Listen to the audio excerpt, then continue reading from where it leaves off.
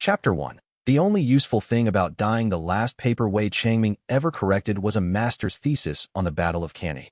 He had been at his desk for 11 hours, red ink bleeding across page 47, when the graduate student's central argument finally broke him completely. The student, a well-meaning young man with excellent hair and a disastrous understanding of Roman military logistics, had spent 20 pages arguing that Hannibal's genius at Cannae was tactical, a matter of the double envelopment, the famous pincer that folded the Roman legions inward until they couldn't lift their arms to fight. This was the conventional reading. This was what every textbook said. And Wei had spent 15 years accumulating the specific kind of exhaustion that comes from watching people be wrong about the same thing in the same way, year after year, with total confidence. He wrote in the margin, in his precise, slightly aggressive script, * the envelopment was the execution. The genius was the 6-month logistics assessment that identified exactly when Rome's supply situation would force them to accept a decisive engagement on disadvantageous ground. Hannibal didn't win at Cannae. He won at the Granary Records office, 6 months earlier. The battle was the receipt. * He had just finished underlining receipt when he died. The cause was mundane, a blood vessel, long stressed, that finally gave out. He was 41. He felt a remarkable pressure behind his left eye, followed by a silence that was not darkness but simply the absence of everything, like a library after closing time. He woke up somewhere else entirely. The first thing Wei Changming noticed was the pain. Not new pain, old pain, worn into the body like a groove, the kind that had been accumulating long enough to feel almost like furniture. His back ached along a diagonal line that suggested repeated impacts at the same angle. His left forearm carried a thin white scar that hadn't healed cleanly. The calluses on his palms were wrong. Not a scholar's calluses, but a laborer's, built from hauling and carrying rather than writing. The second thing he noticed was the smell, dried herbs, unwashed bedding, and something like sulfur from a cultivation fire somewhere below him. He was in a dormitory bunk in what appeared to be a sect compound. Wooden walls, a narrow window with no glass, the sound of disciples training in a courtyard below. He could see them through the window. Young men in gray robes running combat formations, shouting counts in unison, burning through morning chi exercises with the mechanical efficiency of people who had been doing the same thing every day for years. The third thing he noticed was the knowledge. Not the memories of the body he now inhabited. Those came in fragments, slow and incomplete, but the knowledge of what he was looking at. Cultivation. Qi. Martial arts as a literal path to transcendence. He understood it the way he understood languages he'd studied academically. The grammar was clear even if conversation still required effort. He lay still for approximately 4 minutes, running a preliminary assessment. Name: Wei Changming. Same name. Convenient. Age: 18. A 23-year reduction. He chose not to have feelings about this. Status: Outer Disciple, Hollow Drum Sect, Xianxia Prefecture. Chapter 2. How to read an enemy you've never met. Wei Changming spent his first week as a cultivator not cultivating. This was, by the standards of the Hollow Drum Sect's outer disciples, borderline heresy. Morning formation was at the 5th bell. Chi-gathering exercises ran until the 7th. Combat technique drills occupied the late morning, foundation-building meditation the afternoon, and evening sparring the hours before dinner. The schedule had been the same for 60 years. Every outer disciple followed it. The ones who didn't were either expelled within a month or beaten into compliance within 2 weeks. Wei didn't follow the schedule. He walked. The other disciples noticed. They noticed in the way that sect communities always notice deviations from routine. First with curiosity, then with contempt, and finally with the particular species of verbal commentary that groups deploy against people who are doing something they can't explain and therefore find threatening. Spirit-blind Wei is at it again, said a disciple named Peng He, watching Wei pace off the distance between the sect's eastern storage building and its northern wall for the 3rd morning in a row. Peng He was at Vanguard Mine Tier 1 and considered himself, not without some justification, among the stronger outer disciples. He had the broad shoulders and easy confidence of someone who had never needed to be particularly smart because he was always strong enough to not need to be. What are you looking for? Treasure buried in the walls. Wei didn't look up. He was writing in a small notebook, not technique notes, which was what notebooks were for, but numbers, distances, personnel counts, the rotation schedule of the gate guards, observed over 7 mornings. Supply route assessment, he said. We're outer disciples. We don't need to know about supply routes. Historically speaking, Wei said, completing a measurement and writing it down, every army that has ever been defeated primarily by logistics would have preferred not to know about supply routes either. It didn't help them. Peng He looked at him for a moment. decided this was too strange to pursue further, and walked away. Wei went back to his numbers. By the end of the first week, he had a complete map of the Hollow Drum Sect compound in his notebook. Not the decorative map that hung in the Elder Hall, which showed buildings and training grounds, but a functional map. Load-bearing infrastructure, water access points, storage capacity by location, approach and withdrawal vectors, chi formation positions, and their coverage gaps. The 3 most likely positions an attacking force would occupy before an assault, and the 2 positions an attacking force would never think to occupy, but which would be decisive if taken first.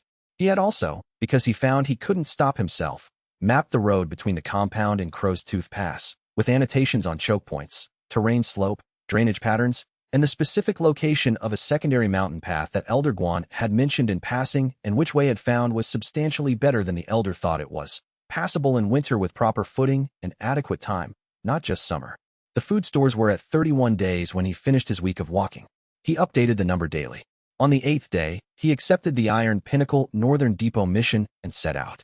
He had studied the available intelligence on Iron Pinnacle Sect during his walking week, which was to say, he had read every mission report filed by Hollow Drum disciples in the past decade that mentioned Iron Pinnacle in any capacity, which Luo Fiyun, a kitchen duty disciple with a remarkable memory, who had filed and catalogued every document in the sect archive simply because he found disorder distressing, had been able to summarize from memory when Wei asked him politely what he knew. Iron Pinnacle was a mid-tier sect with approximately 300 active disciples, cultivation levels ranging from outer disciples at Vanguard Mind to a small number of elders at Division Mind. Their primary strength was a renowned combat technique called the Iron Formation, a synchronized group fighting method that required at least 8 practitioners and was devastating against frontal assaults. Their territory covered the northeastern quarter of Qingshan Prefecture, including 3 mountain passes, 2 river crossings, and 1 significant mining complex. What he needed to know, where the northern depot sat relative to patrol routes, what it stored, how many guards rotated through it, and at what intervals the supply wagons ran. What he actually wanted to know, where their grain came from. The answer to the last question, he suspected, was everything. He reached Iron Pinnacle territory on the 4th day and spent the next 6 in a state of patient, methodical observation.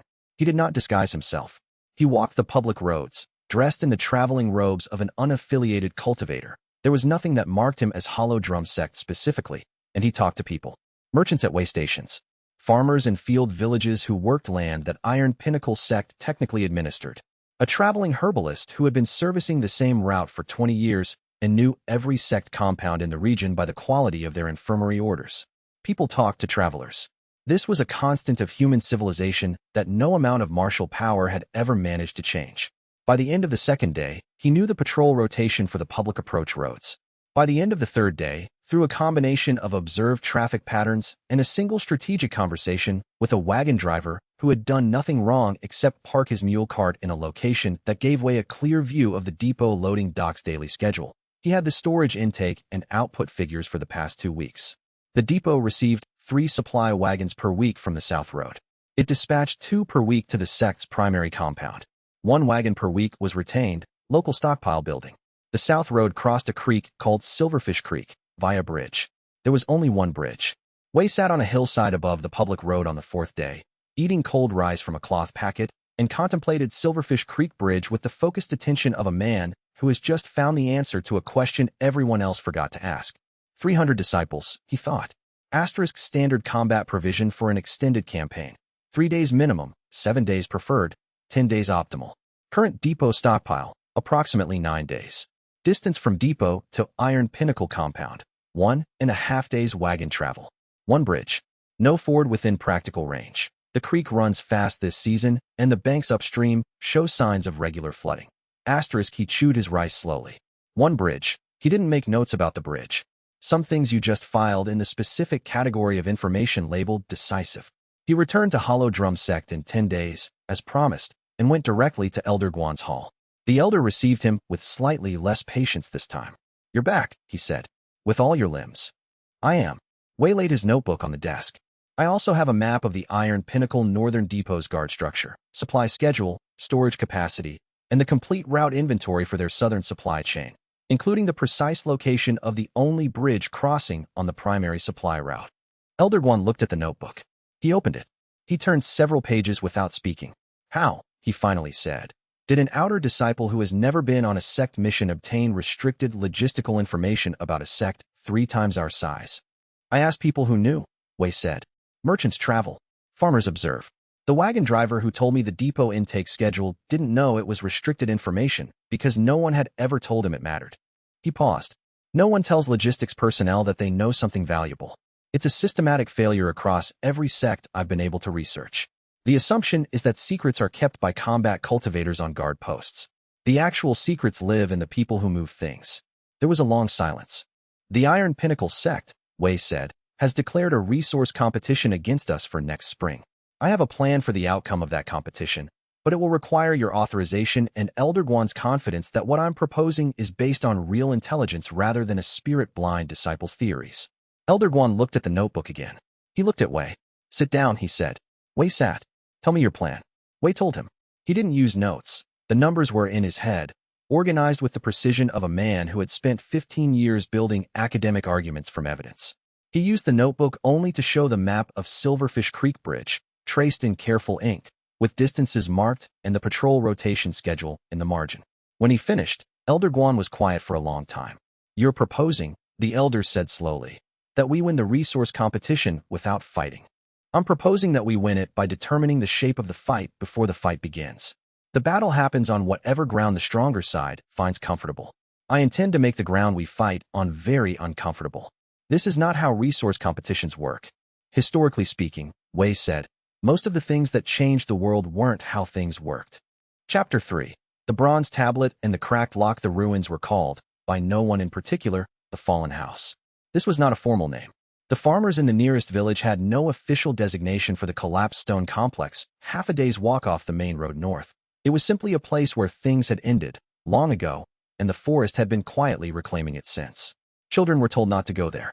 Adults didn't go there because there was nothing worth going for. Wei had gone because his map showed a deviation in the road's original routing. Old roads didn't curve without reason, and the deliberate arc that kept travelers away from this location suggested either significant danger or significant embarrassment. In his experience, both of those things were worth examining. The building had been burned. He could see this the moment he pushed through the undergrowth to the foundation wall. The stone was scorched, unevenly, in the pattern of a fire that had been set from the inside rather than reaching inward from outside. Someone had burned this building intentionally, starting from the library. He knew it was a library because the stone floor of the burned wing, visible through a collapsed section of wall, was patterned with the reading table layout he recognized from his academic life. Long central tables, shelving alcoves along the walls, a sorting area near the entrance. The entrance itself was blocked by collapsed stone, but the foundation's eastern face had settled unevenly and created a gap. He was thin enough and determined enough to work through it. The lower level was intact. The archive room was sealed with formations he had never seen before, not combat formations, not the chi enhancement nodes he'd noticed on the Hollow Drum training grounds, but administrative ones, the kind used for long-term preservation rather than protection.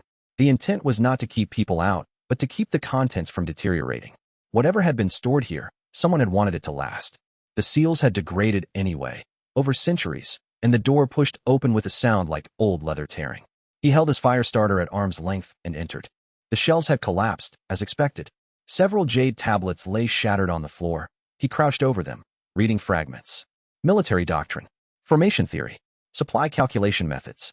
All of it in the archaic dialect he'd studied as an academic specialty, the military theoretical writing of the pre-current era cultivation schools. Someone had been collecting texts on the practical art of war, not the flashy combat techniques that occupied most cultivation literature, but the grinding, patient, unglamorous science of making armies work.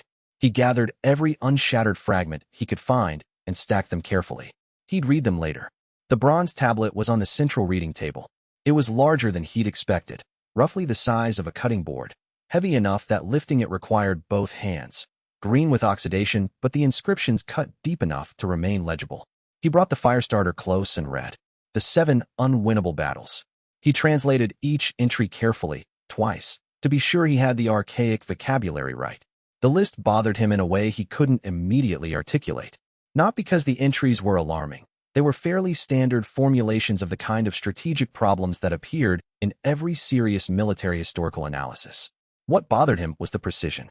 These weren't the vague aphorisms that ancient military texts usually favored. These were specific. The siege where the relief cannot come. Not sieges where relief is difficult. The specific thing. As if whoever had compiled this list had surveyed not the full landscape of military failure, but a very specific catalog of battles that met a particular criterion. He copied the list into his notebook and turned the tablet over. Nothing on the back. He set it down and turned to the document mount beside it. The cultivation jade was small, the size of his thumbnail, dark green, almost black in the low light. He held it up and read the label. Strategic resonance, seed method. Below it, in smaller characters, for the mind that thinks and plans. He was spirit blind. He held the jade between his palms anyway, because the ruins had been a library of the mind that thinks and plans, and the jade had been placed at the center of it. And he was a man who had spent 15 years of his previous life studying exactly this subject. And sometimes the universe was less subtle than it thought it was. He waited. The shift, when it came, was not dramatic. He had expected something dramatic. He'd read enough cultivation fiction in his previous life, between academic papers, to have certain expectations. He had expected chi surging through meridians, or a brilliant light, or at minimum a significant physical sensation. What he felt instead was a door opening. That was the only way he could describe it. Somewhere in his chest, behind and slightly below his sternum, a structure he had not known existed had been waiting in the dark for the key. The jade was the key.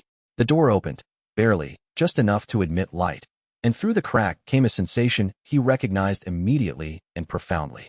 It was the same feeling he'd had at the beginning of every major research project.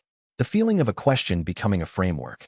The moment when the scattered data points of a problem reorganized themselves into a model that could be tested. He exhaled slowly. His chi had been zero. He didn't know exactly what it was now. The internal sensation of cultivation rank was something he was only beginning to learn to read, but it was not zero. Something was moving in him that hadn't been moving before. He put the bronze tablet in his pack, wrapped in his spare tunic to protect it from impact. He put his notebook on top of it. He picked up the cultivation jade and held it a moment longer, feeling the door in his chest standing open that small, crucial crack. Strategic resonance seed method, the label had said. For the mind that thinks in plans. He had been thinking in plans for as long as he could remember. He hadn't known until now that it was a cultivation technique. The route back south took him through Iron Pinnacle territory, and he used the time well. He spent 2 days observing the supply depot from the public road and a hillside above it, close enough to count the guards and time the rotations, far enough to be invisible. He did not sneak past the patrols. He simply chose observation positions that the patrols were not designed to check, because the patrol routes had been laid out by someone who was thinking about fighters approaching the depot from the road, not a traveler watching the road from 200 meters uphill while eating cold rice. The cultivation jade had opened something in him, and what it had opened was this: a capacity to hold multiple models simultaneously without losing track of any of them. He had always been good at this in his previous life. It was, frankly, what made him a good academic, but now it felt different, larger, like the difference between holding 4 books in your hands and standing in a room full of shelves you could read at a glance. He mapped the depot. He mapped the bridge. He mapped the patrol timing. He mapped the supply wagon schedule, the road drainage patterns, the forward potential of Silverfish Creek at 3 locations within 2 days' travel. By the time he reached Hollow Drum Sect, he could have planned the operation blindfolded. He reported to Elder Guan with his notebook and his conclusions, and the elder received both with the expression of a man being handed a strange weapon and trying to decide if it was safe to point at anything. "Where did you learn to do this?" Elder Guan asked, turning through the notebook's pages. The map of the depot was methodical, labeled, complete in a way that the sect's own scouts had never managed in 3 years of attempts. "I've always thought this way," Wei said, which was true. "I just didn't know what to do with it until recently." The elder closed the notebook. He looked at Wei directly, the long, measuring look of a man who had managed a declining organization for decades and developed, through necessity, a reasonably accurate instinct for which problems were solvable and which weren't. "The resource competition is in the spring," he said. "That's 4 months. Sufficient time," Wei said. "I don't need 4 months. I need 3 weeks. The elder's eyes narrowed slightly. "For what?" "To build a model complete enough to guarantee the outcome." A silence. "You're spirit blind," the elder said finally. "Your cultivation is irrelevant," Wei said pleasantly. "To the part of this that matters. Cultivation is how you fight a battle. I'm concerned with something that happens before the battle. If I do it correctly, the battle is already over when it begins." Elder Guan looked at him for a long moment.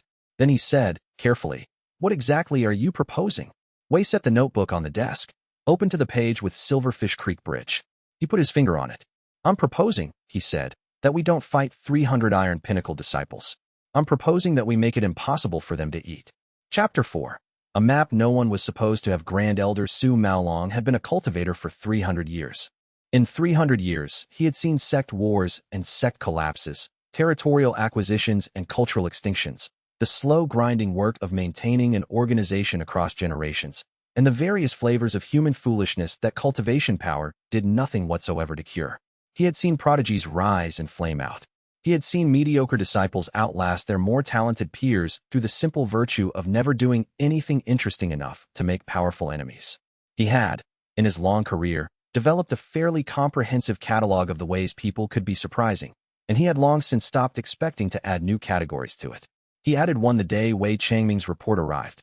The report came through official sect correspondence channels. Hollow Drum Sect's Elder Guan Boping had apparently decided that the proper response to his spirit-blind outer disciple returning with a complete map of Iron Pinnacle's northern supply network was to present it formally rather than quietly pretend it hadn't happened. Su Maolong read the accompanying letter twice, then set it aside and examined the report itself. The map was precise, not the kind of precision that came from a cultivator using enhanced perception to survey territory quickly. He'd seen plenty of those, and they had a particular character, a completeness that was slightly too perfect, missing the texture of human-scale observation. This map had been made by someone who had walked the area and watched the area and talked to people in the area, and the result was messy in exactly the right ways, full of small notations about guard timing, supply wagon schedules, a note about the drainage pattern of the creek bed that a fast-moving survey wouldn't have registered. Someone had spent days making this. An outer disciple. A spirit-blind outer disciple. Su Maolong dispatched a delegation to Hollow Drum Sect immediately.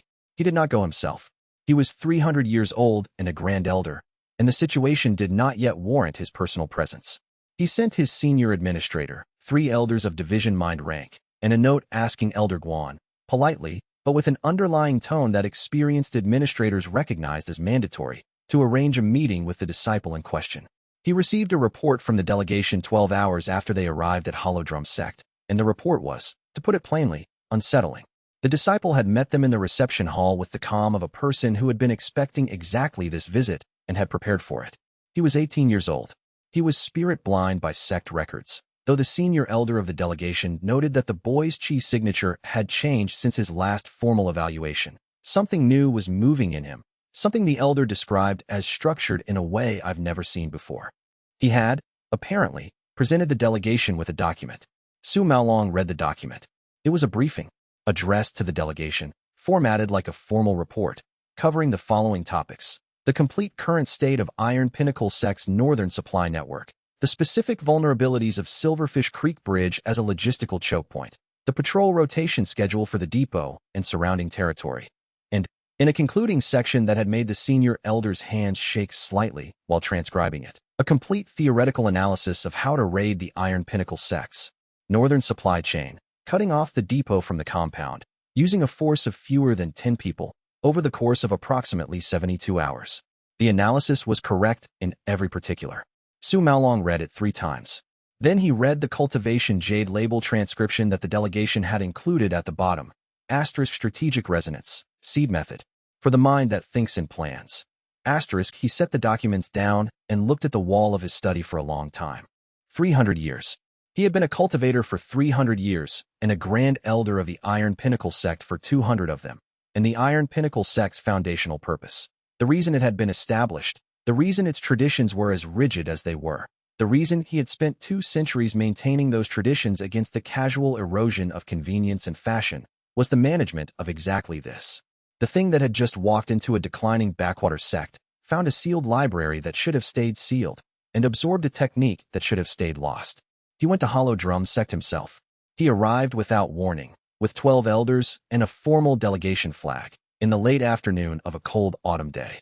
Elder Guan received him in the main hall with the careful composure of a man who understood he was significantly outranked and was doing his best not to show how frightened he was. Su Maolong sat, accepted tea, and asked to see Wei Changming. The boy arrived in under 10 minutes, which meant he had been somewhere in the compound rather than out in the field, or he had seen the delegation flag from a distance and come in from wherever he'd been watching from. Su Maolong couldn't be certain which. Either way, it was a fast response that didn't look like a hurried one. Sit, Su Maolong said. Wei Changming sat. He had the unnerving quality, Su Maolong observed, of taking up exactly the right amount of space. Not small and self-effacing, like most outer disciples in the presence of a grand elder. Not puffed up with the false confidence of someone trying to perform equanimity. Simply present, appropriately still, with the waiting quality of a person who has prepared for this conversation and is comfortable with whatever it produces. Su Maolong opened the briefing document on the table between them. You prepared this, he said. Yes. Based on direct observation. Mostly. Some of it is inference from observable data. I've marked the inferred sections in a different ink. Wei leaned forward slightly and pointed to the margin notations. There were 6 of them. Those 6 items I didn't directly observe. They're extrapolations from the supply wagon schedule, which I did observe, and standard military logistics ratios from historical Iron Pinnacle sect resource competition records, which are public. Su Maolong looked at the 6 items. He reviewed them against his knowledge of the depot's actual specifications. 5 of the 6 were correct. The 4th one is wrong, he said, pointing. I thought it might be, Wei said, without embarrassment. The drainage on the western approach suggests a different surface type than what that estimate assumes. I put it at 60% confidence. Su Maolong looked at him.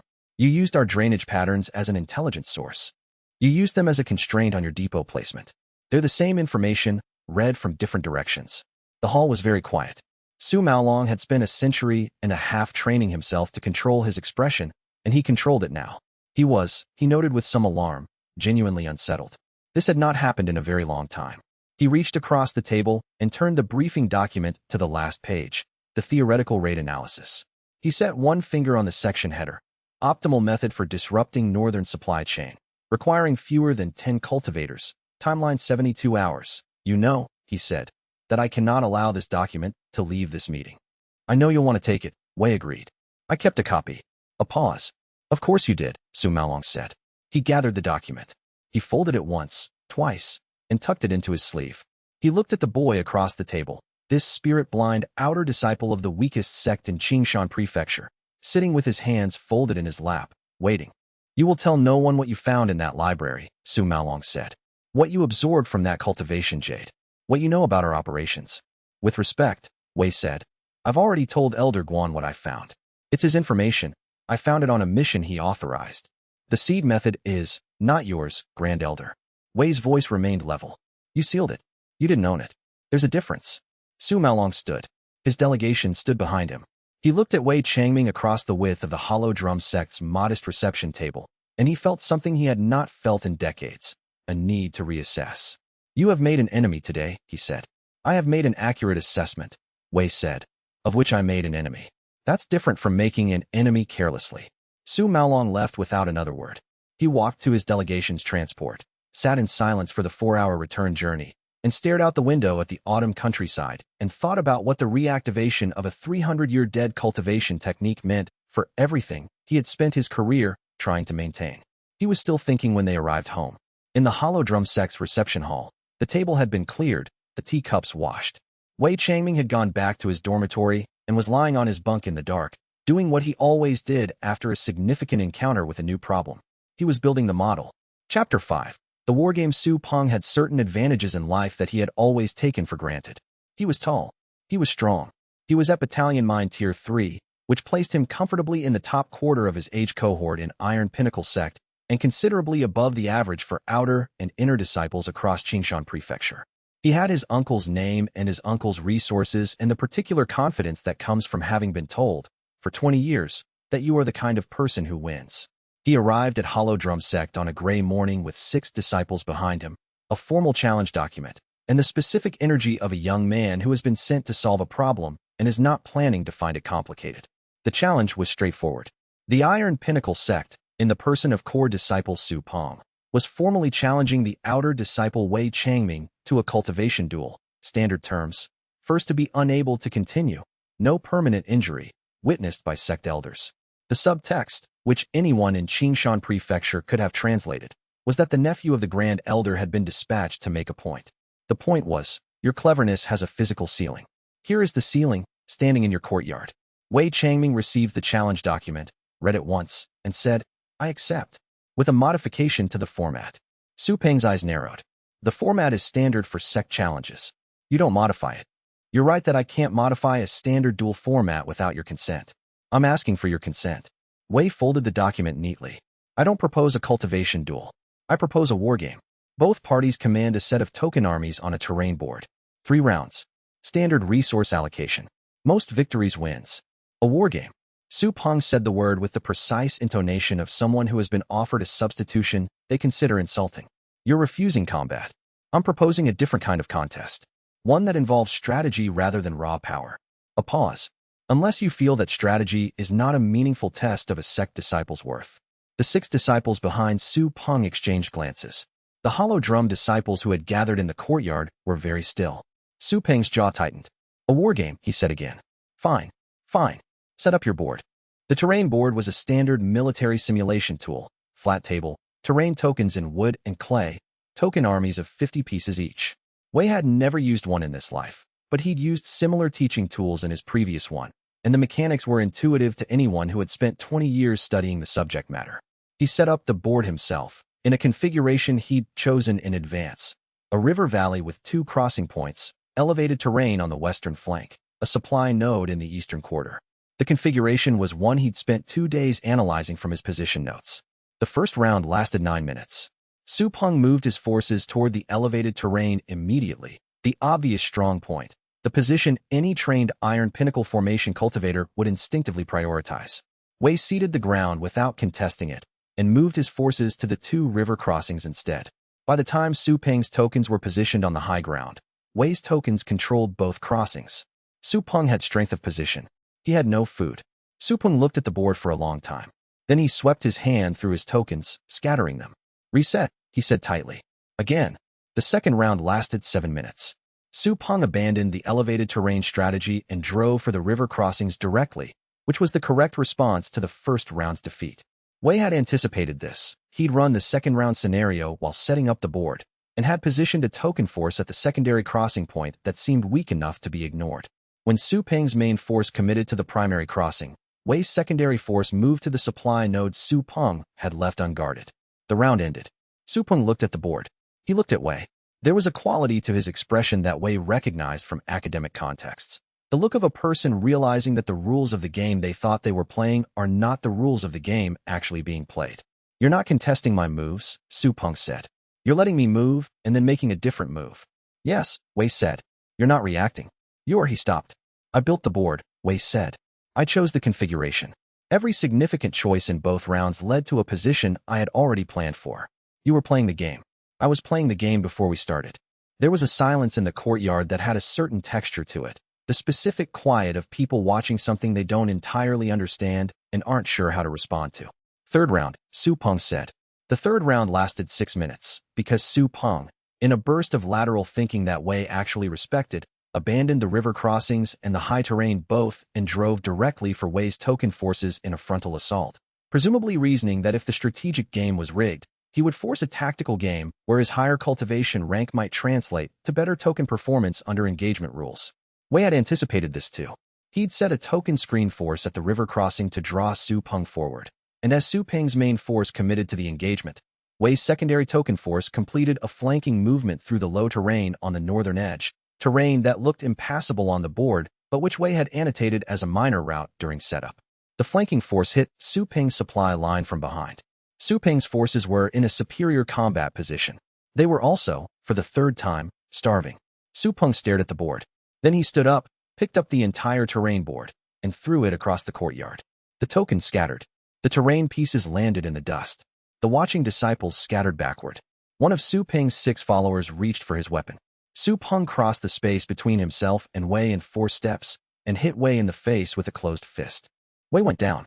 The impact was significant. Su Peng had 3 cultivation tiers on him, and the differential showed clearly.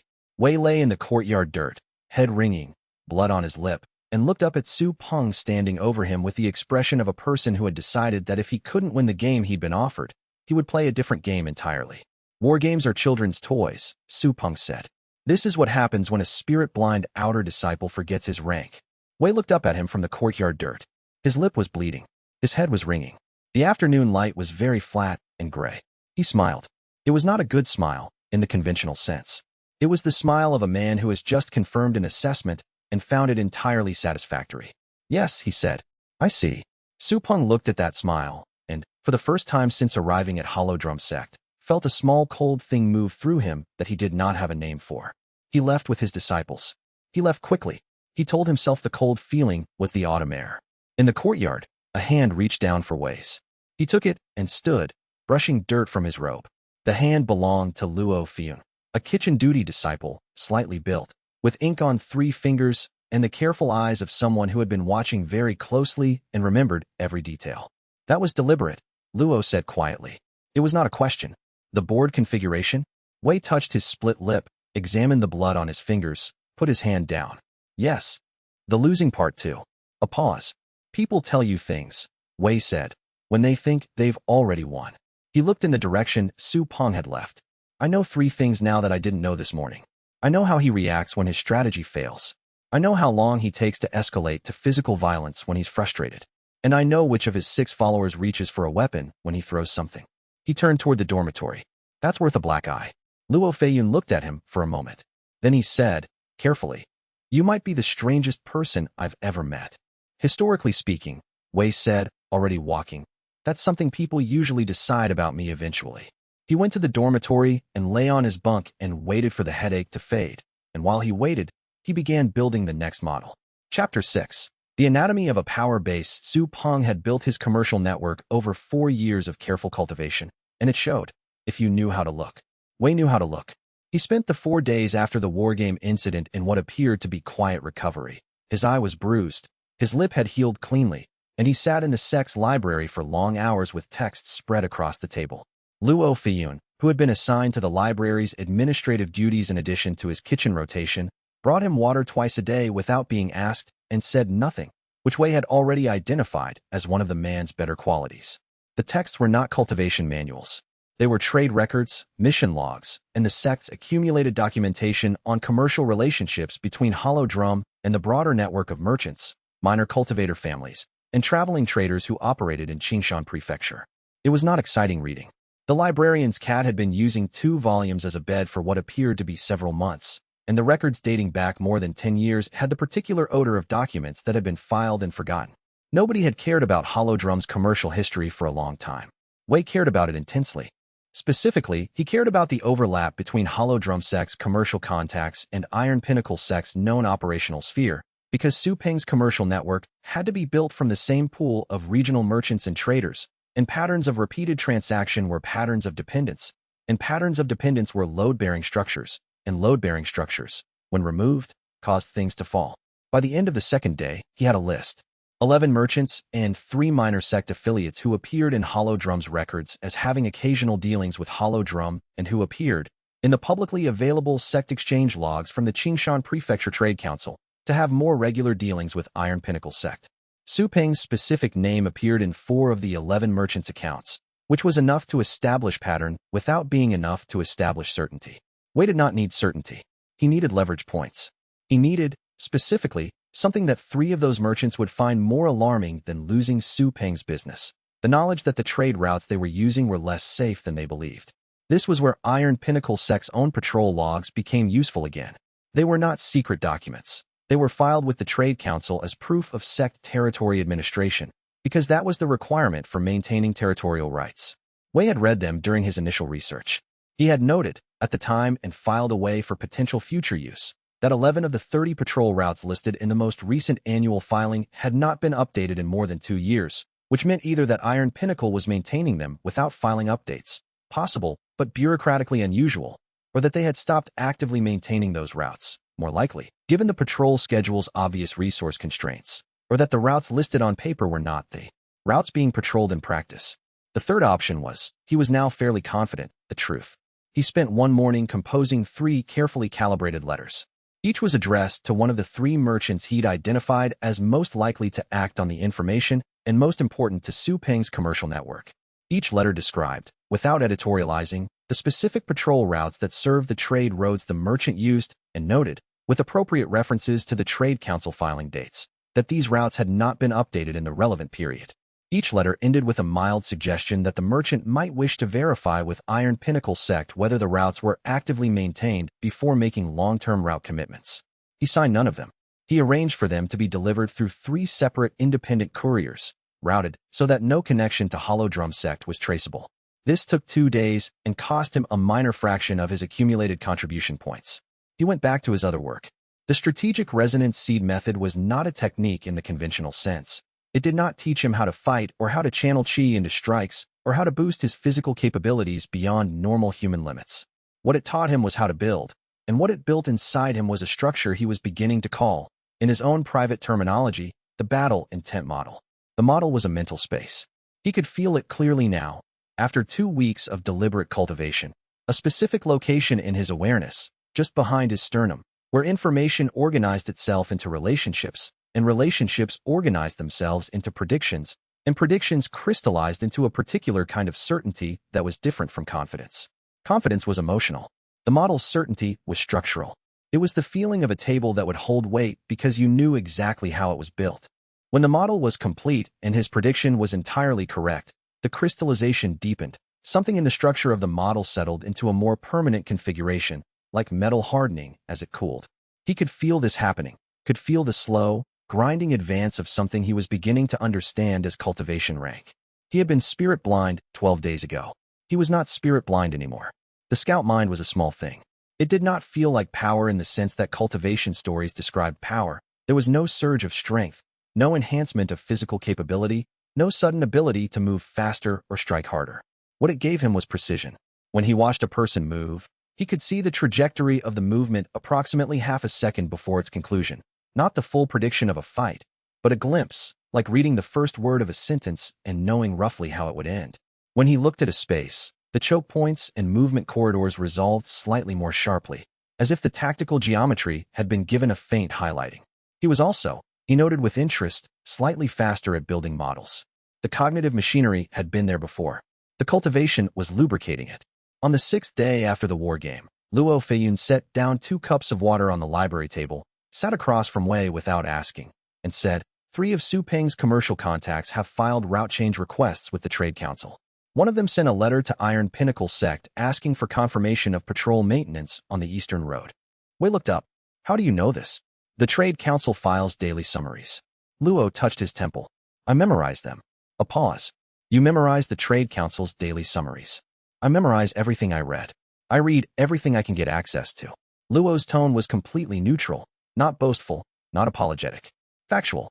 I failed my cultivation exams because my chi handling response time is below sect standard. I read the examiner's evaluation.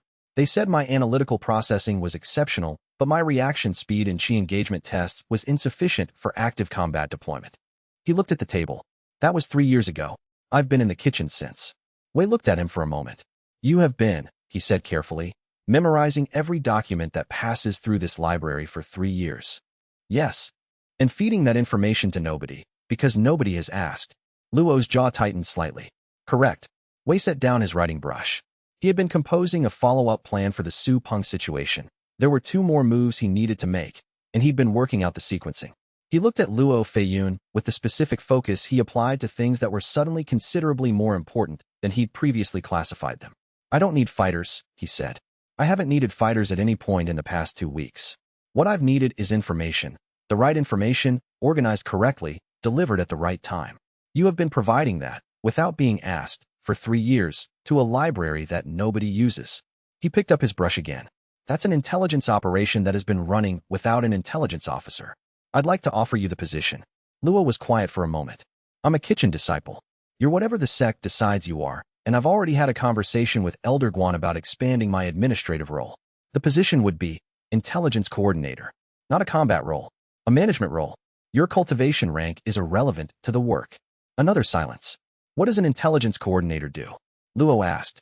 You already do it, Wei said. I'd like you to do it for a purpose. That was the day Luo Feiyun joined what would eventually become something much larger. Neither of them knew this at the time. What Wei knew was that Su Peng had, as of yesterday morning, lost 3 commercial partners who were now routing around his preferred roads. What Luo knew was that the Trade Council's daily summary for that morning showed a 4th partner also filing a route reassessment. The model had been correct. The structure was working.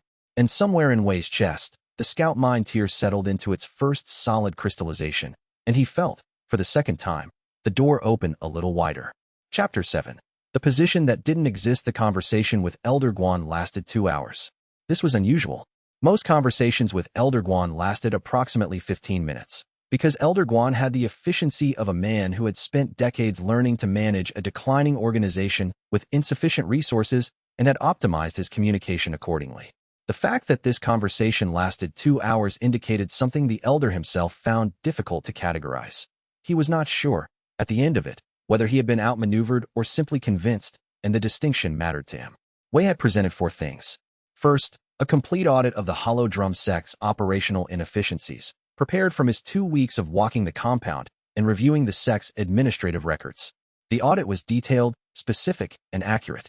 Elder Guan recognized it was accurate because it described problems he had been aware of for years and had been unable to address either from lack of resources or from lack of someone with the combination of analysis capability and willingness to address them. Second, a proposed administrative restructuring that created 3 new functional roles that didn't currently exist: intelligence coordinator, logistics coordinator, and terrain assessment, all of them filled by disciples who were currently assigned to kitchen duty, physical labor, or filing, and who had been identified by Wei as having specific competencies the sect had never systematically used. Third, a proposed resource allocation plan that would reduce the sect's food waste by approximately 40% within 30 days, increase the effective lifespan of the grain stores from 31 days to 45 days without any increase in purchasing, and free up 2 elder hours per week from supply management for cultivation and training. Fourth, an analysis of the resource competition scheduled for next spring, outlining a method by which Hollow Drum Sect could achieve its first win in 7 cycles using a force of fewer than 10 cultivators and no significant expenditure of sect resources. Elder Guan had read all 4 documents before the meeting. He had spent the night before the meeting sitting with the 4th document specifically, reading it 3 times, and he had not slept well. The resource competition plan, he said, when Wei had finished his formal presentation. You're asking me to authorize something that violates the engagement protocols for resource competitions. The protocols specify a formal military engagement. The protocols specify that the losing side must yield the contested territories upon determination of the outcome, Wei said. The determination of outcome is defined as the point when one side formally concedes. The protocols do not specify the method by which that concession is reached. The conventional interpretation is that it requires a military engagement because that's how it has always been done. But how it has always been done is not the same as what the protocol requires. Elder Guan looked at him. Every other sect will view this as a violation of tradition. Yes, they will be angry. I've built that response into the model. In the 4th document, Section 3, I've projected the likely response from the Iron Pinnacle sect and the 3 most likely allied responses, and I've outlined the countermoves for each. We will face pushback. We will not face existential threat from the pushback, provided we execute the follow-through correctly. And if the follow-through fails, then we face the same existential threat we currently face from losing the resource competition and ceding 3 more border territories to a sect that has been systematically reducing our operational space for 7 years. Wei's voice remained level. The conventional approach has a 1 in 7 success rate. This approach has a substantially higher projected success rate. I can show you the probability analysis in detail. A long silence.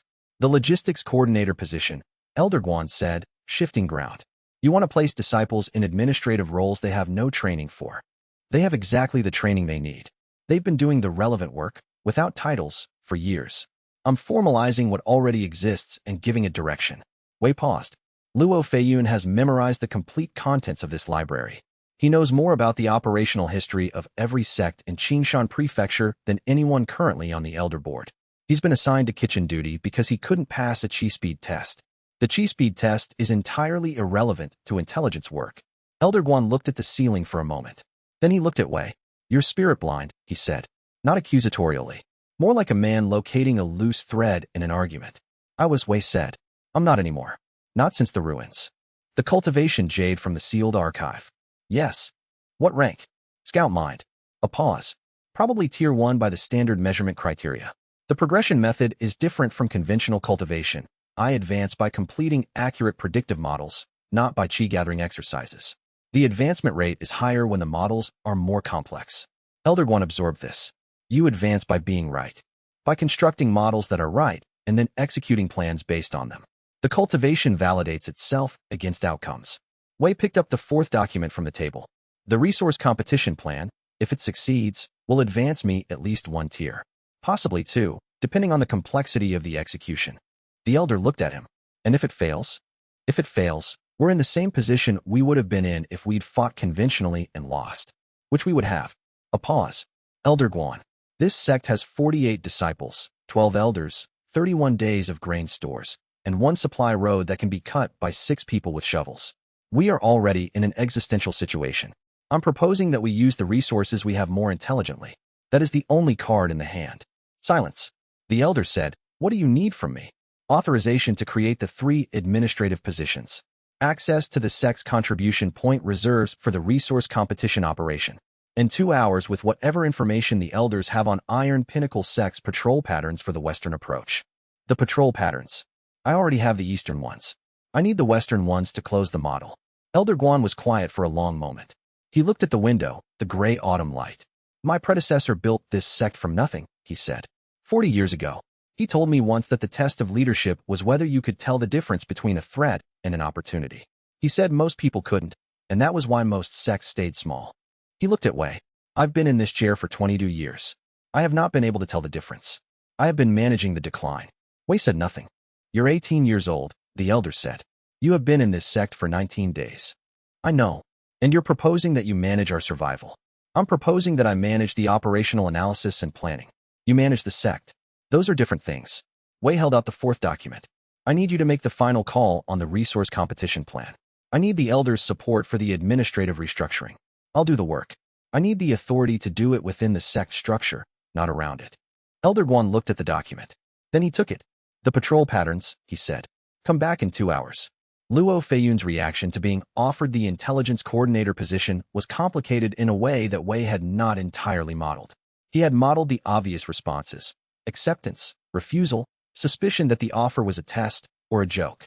He had not modeled the specific quality of silence that lasted about 30 seconds, during which Luo Feiyun's expression ran through a sequence of emotions that Wei's enhanced observational precision noted but couldn't fully parse. What he was seeing, he realized afterward, was the face of a person who had spent 3 years filing information into a void, with no indication that the void had any use for the information, and who had just been told that the void was not, in fact, a void. Yes, Luo said eventually. Obviously yes. Good. Starting tomorrow, your primary role is information management. You report to me. Your assessment criteria are what we know, what we think we know but can't verify, and what we don't know but should. I want daily summaries structured in that format. I've been mentally structuring it that way for 3 years, Luo said. Nobody was asking. I'm asking now. Wei stood. One more thing. You'll have to handle kitchen duty for the next 2 weeks while we find a replacement for your food preparation assignments. I've been doing kitchen duty for 3 years. I know. I'm sorry. Luo looked at him. Are you? A pause. Honestly, Wei said. I'm not as sorry as I would be in other circumstances, because you'll be doing the most important work in this sect, and you know it. But I acknowledge it's inconvenient. Luo Feiyun almost smiled. You're a strange kind of honest. Historically speaking, Wei said, turning to go, the most honest people are the ones who've learned that pretending doesn't model correctly. He went to Elder Guan's hall to collect the Western patrol patterns. Behind him, Iron Pinnacle Sect had just received its 4th commercial partner withdrawal notice. Su Peng was sitting in his rooms, reading 3 letters simultaneously, all from merchants who had been reliable partners for years and were now citing route security concerns for their decision to restructure their trading arrangements. He hadn't yet connected it to the spirit-blind outer disciple from Hollow Drum Sect. He was still at the stage of blaming administrative incompetence in his sect's patrol records department. He would connect it, eventually. Wei had modeled this. When Su Peng connected it, his response would be escalatory. Wei had modeled this too. The model said the escalation would happen in approximately 8 to 12 days. He had 12 days to be ready. Chapter 8. The ground you choose. The Redstone Flats were precisely what the name suggested. A broad expanse of flat ground between 2 ridge lines, reddish rock dusted with thin soil, situated approximately equidistant between the Hollow Drum Sect compound and the Iron Pinnacle Sect's nearest border station. It was traditional resource competition ground. The terrain was agreed upon by both sects in the formal challenge documentation, and it had been the site of every competition between them for the past 60 years. Wei walked it for 6 hours. He was alone, which was not unusual.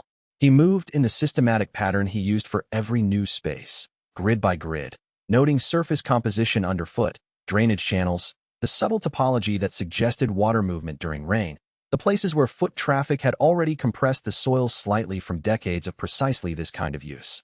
He found the ghost paths, the worn routes that generations of cultivators had taken to and from the traditional engagement positions, predictable as grooves in wood.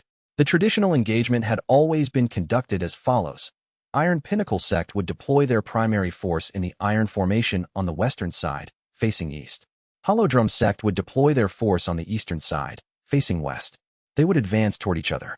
Iron Pinnacle would win, because the Iron Formation required a minimum of 8 practitioners and a maximum of 32, and with 300 disciples, Iron Pinnacle could field 4 complete formations simultaneously, while Hollow Drum's 20 combat-capable cultivators were scattered and uncoordinated. This had happened, with minor variation, 6 times. The variation mattered. Wei had read Luo Feiyun's summary of the combat reports filed after each competition. Not the official reports filed with the Trade Council, but the internal after-action documents that Hollow Drum Sect had filed in its own records, which nobody had read in years, and which contained specific details about the terrain conditions, tactical decisions, and outcomes for each engagement. The pattern was clear. Iron Pinnacle always entered from the North Road.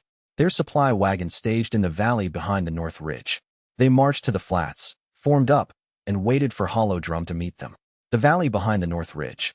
Wei walked to the edge of the Redstone Flats and looked north, toward the ridge. Then he pulled out his notebook and a stick of charcoal and began mapping.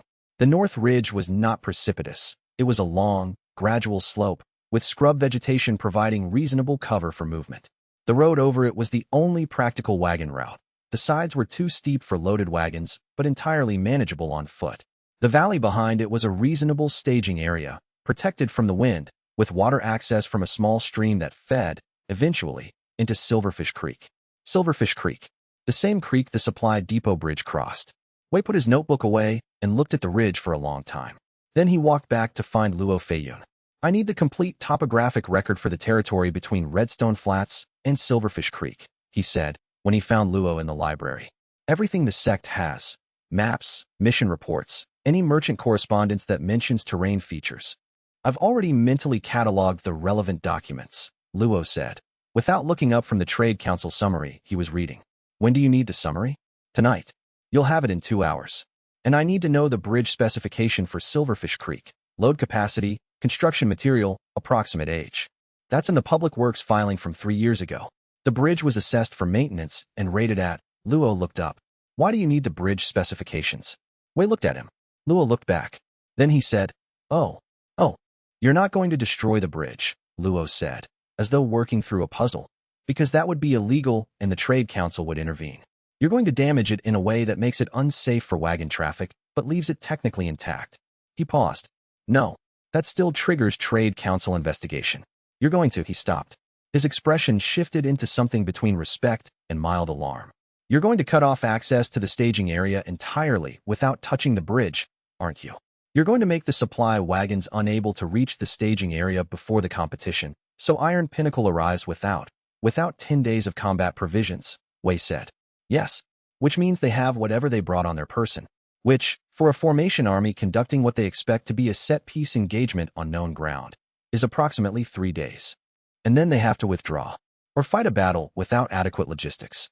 A battle they would win in direct engagement terms, but cannot sustain for more than 72 hours, while our 30 people can be reprovisioned from Crow's Tooth Pass in 1 day. Luo set down his summary. He looked at Wei with the expression Wei was beginning to recognize as his updating assessment face, a very controlled set of minor changes in expression that indicated a significant cognitive shift was occurring. This works, Luo said. The bridge doesn't need to be destroyed. The road does. Not destroyed. Made impassable for wagons. Temporarily. Rain damage is a recognized act of heaven under the Trade Council statutes. It requires no investigation. But it won't rain for another. Luo stopped. You're going to make it rain. I'm going to make it appear that it rained particularly hard in one specific location. Wei picked up the stick of charcoal and began sketching on a blank page. The creek runs fast enough that a controlled diversion, 3 hours of work, for people, upstream from the road, would produce flooding across the road sufficient to wash out the surface. It would look like a weather event. The flooding would recede within 24 hours. The road surface would remain unusable for wagons for approximately 4 to 7 days, depending on how much surface preparation we do. Luo was quiet for a moment. You planned this before you walked the Redstone Flats today, didn't you? I planned the strategic approach. I needed to confirm the terrain variables before committing to the execution method. When did you plan the strategic approach? The day I read Silverfish Creek Bridge in the patrol log summary. Wei drew the creek line on the page. The bridge was the critical dependency. Once I knew about the bridge, the rest was infrastructure analysis. Luo looked at the sketch. 3 weeks, he said. We have 3 weeks before the competition. Sufficient time. Wei put the charcoal down. I need 2 more things from you. First, the current squad assignments for every combat-capable disciple in this sect, ranked by reliability under uncertainty rather than cultivation rank. Second, the daily patrol schedule for Iron Pinnacle's North Border Station. Luo Feiyun pulled a sheet from the pile beside him. I had already prepared both of those, he said. They're on the second sheet. Wei looked at him. You had this prepared. I didn't know what you needed them for. I prepared them because they seemed like the kind of information that would be relevant to whatever you were planning. Luo met his eyes. Is that a problem? Wei looked at the sheet. He looked at Luo. No, he said. That's not a problem at all. Chapter 9. The elders questioned Elder Guan read the plan twice, set it down, and said, Is honor worth 6 more border territories? It was not an endorsement. Wei recognized it as the specific phrasing of a question someone asks when they have already reached an answer they're not comfortable with, and are hoping the other person will provide a more comfortable version. He did not provide a more comfortable version. No, he said. It isn't. But I want to be transparent about what we're doing here, because you deserve to make this decision with accurate information. He leaned forward slightly. The conventional approach to this resource competition is honorable by sect tradition and has a 1 in 7 success rate. The plan I'm proposing is technically within the competition rules, probably within the ethical territory of the ancient traditions if we interpret generously, and has a projected success rate significantly above 50%. The plan will also make Iron Pinnacle sect angry, will likely result in a formal complaint to the Trade Council, and will establish that Hollow Drum Sect is willing to interpret competition rules creatively. That last point, Elder Guan said. That worries me. It should. It's also the point that protects us going forward. Once Iron Pinnacle sect, and every other sect in the prefecture, knows that Hollow Drum will not fight a conventional battle on conventional terms, they have to do more planning for every future conflict with us. That increases their operational cost. Wei picked up the plan document. The conventional sect warfare doctrine is built on the assumption that all sects will fight roughly the same way. We are removing ourselves from that assumption. That's a strategic advantage that persists beyond this competition. The elder looked at him. You're 18 years old. I'm aware. You've been here less than a month. Also aware. And you're telling me that you want to fundamentally change how this sect is perceived by every other sect in Qingshan Prefecture, based on a plan that involves 3 people and a controlled water diversion, and that this is in our long-term strategic interest. Yes. Wei set the document down. Elder Guan. With respect, the long-term strategic interest of this sect, if we continue on the current trajectory, is dissolution within 5 years. The border territory will lose if we fight, and lose this competition will cut our supply catchment area below the viable minimum. We don't have a current path that ends with this sect still existing in a decade. This plan is risky. It is less risky than the alternative. The elder was quiet for a long moment. Outside the hall, the evening formation was running. Wei could hear the count, the same count that had been echoing across this compound every morning and every evening for decades. Disciples learning to move in the patterns the sect had always used, cultivating in the ways the sect had always cultivated, fighting the way the sect had always fought. The results were on the mission board. 3 years of unclaimed high-contribution assignments. 7 losses in 7 resource competitions. The operation, the elder said finally. Who do you need? 3 people for the water diversion. I'll do it personally. The team needs to be reliable in darkness, comfortable with physical labor, and not prone to panic if something goes wrong. I don't need them to be strong cultivators. A pause. One of them is Yu Dao. The mute. The elder looked up. She's not spirit blind. She's at Vanguard Mine Tier 1, which is above my current level. She's also the best precision cultivator in the sect. Her technique control is exceptional even though her combat scores are low, because the scoring criteria emphasize aggressive combat techniques that don't match her capability profile. Wei had spent 3 days reviewing every disciple's cultivation examination records. She's been assigned to patrol duty because she's female and mute, and the elders assumed she was unsuitable for significant missions. I want her for this because she can cover 500 meters of uneven terrain in darkness without making noise. She takes direction via hand signals, and she doesn't ask questions she doesn't need the answers to. A silence. The archer core would be her strength, the elder said slowly. Yes, I've been working on a signal system. Wei produced a sheet from his sleeve, a grid of hand signals with meanings. 27 signals. She learned them in one afternoon. The elder took the sheet. He looked at it for a moment. You've already recruited her, he said. I explained the mission parameters and asked if she was interested. That's different from recruiting. A pause. She was interested immediately. She'd been on patrol duty for 2 years. Elder Guan set the signal sheet down. He looked at the mission plan again. The water diversion, the timing, the approach to the redstone flats, the retreat vector, the scenario-by-scenario projections for Iron Pinnacle's response. Iron Pinnacle will know it was us, he said. Yes. Eventually. The Trade Council investigation will conclude that there's no evidence of deliberate interference. The flooding will be consistent with a weather event. Iron Pinnacle will know it was us. They will be unable to prove it. Wei met the elder's eyes. This is intended. I want them to know it was us. I want Grand Elder Su Maolong to understand that this is how we will compete. The uncertainty about what we'll do next is the strategic value. The elder was quiet for a long time. My predecessor, he said finally, won this sect's last resource competition 31 years ago. He was 30 years into the elder position. He used conventional tactics and happened to have a particularly strong graduating cohort that year. He looked at his hands. 31 years. 7 consecutive losses. I've been managing this sect for 22 years, and I have never found a path to that win. He looked at Wei. You're telling me you found it in 20 days. Wei was careful. I'm telling you I found an approach that the model says has better than even odds. The model could be wrong. I'm not claiming certainty. But you're confident. A pause. Historically speaking, Wei said, the most decisive battles were the ones where one side had already completed the information assessment and built a model before the other side knew there was a war. We have the information. We built the model. They don't know there's a different kind of war happening. He looked at the plan document one more time. Yes, I'm confident. The elder picked up his brush and signed the authorization. Chapter 10, Silverfish Creek. 2 nights before the night was cold and clear, which was useful and slightly annoying. Clear nights meant better visibility for any Iron Pinnacle border patrol, which Luo Feiyun's most recent intelligence placed on a 6-hour rotation along the northern road. Wei had timed the operation for the gap between the 3rd and 4th rotation, which gave them a 4-hour window. They did not need 4 hours. The plan called for 2.5. Yu Dao moved through the scrub vegetation on the hillside with a quality of motion that Wei found genuinely impressive. Not the cultivator's enhanced speed he'd seen during training drills, but something quieter, more efficient, a complete economy of movement that left no unnecessary trace. She was 17 years old and had been assigned to patrol duty for 2 years, and had probably spent both years practicing this specific kind of movement against the possibility that someone would eventually give her something useful to do with it. He had given her 12 signals for this operation. Asterisk hold. Advance. Retreat. Obstacle ahead. Clear. Begin work. Stop work. Time check. Emergency withdrawal. Regroup at secondary point. Contact imminent. All clear. Asterisk she had added 3 of her own during their single practice session. Asterisk I see something you don't. Your noise level is too high. Are you certain about this? Asterisk he had appreciated the last one. Luo Feiyun was the 3rd member of the team. Not a field operative by temperament or training, but he was the only person who had memorized the complete watercourse map of the region and could navigate to the diversion point in darkness with complete confidence.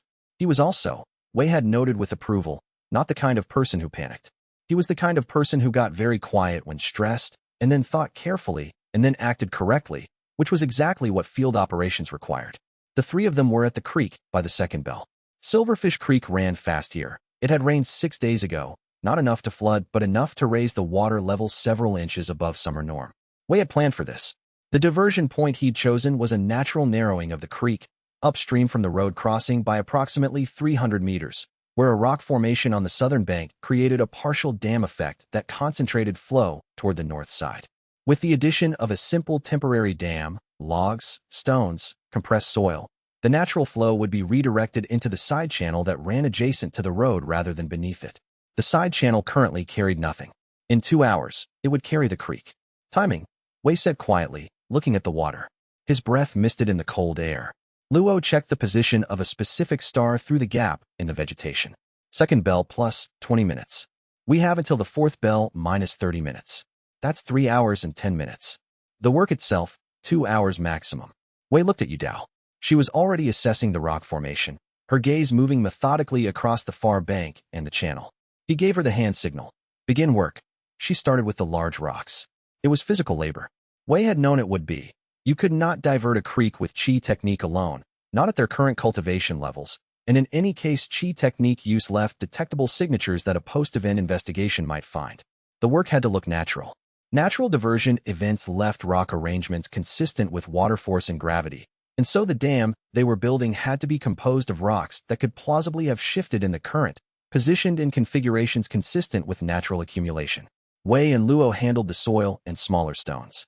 Yu Dao moved the large rocks with a cultivator's steady strength, positioning each one with precision, communicating entirely through the hand signals and occasional modifications to his original plan that she indicated by pointing to specific features and making the "Are you certain about this?" signal, which he was already learning to treat as valuable input rather than challenge.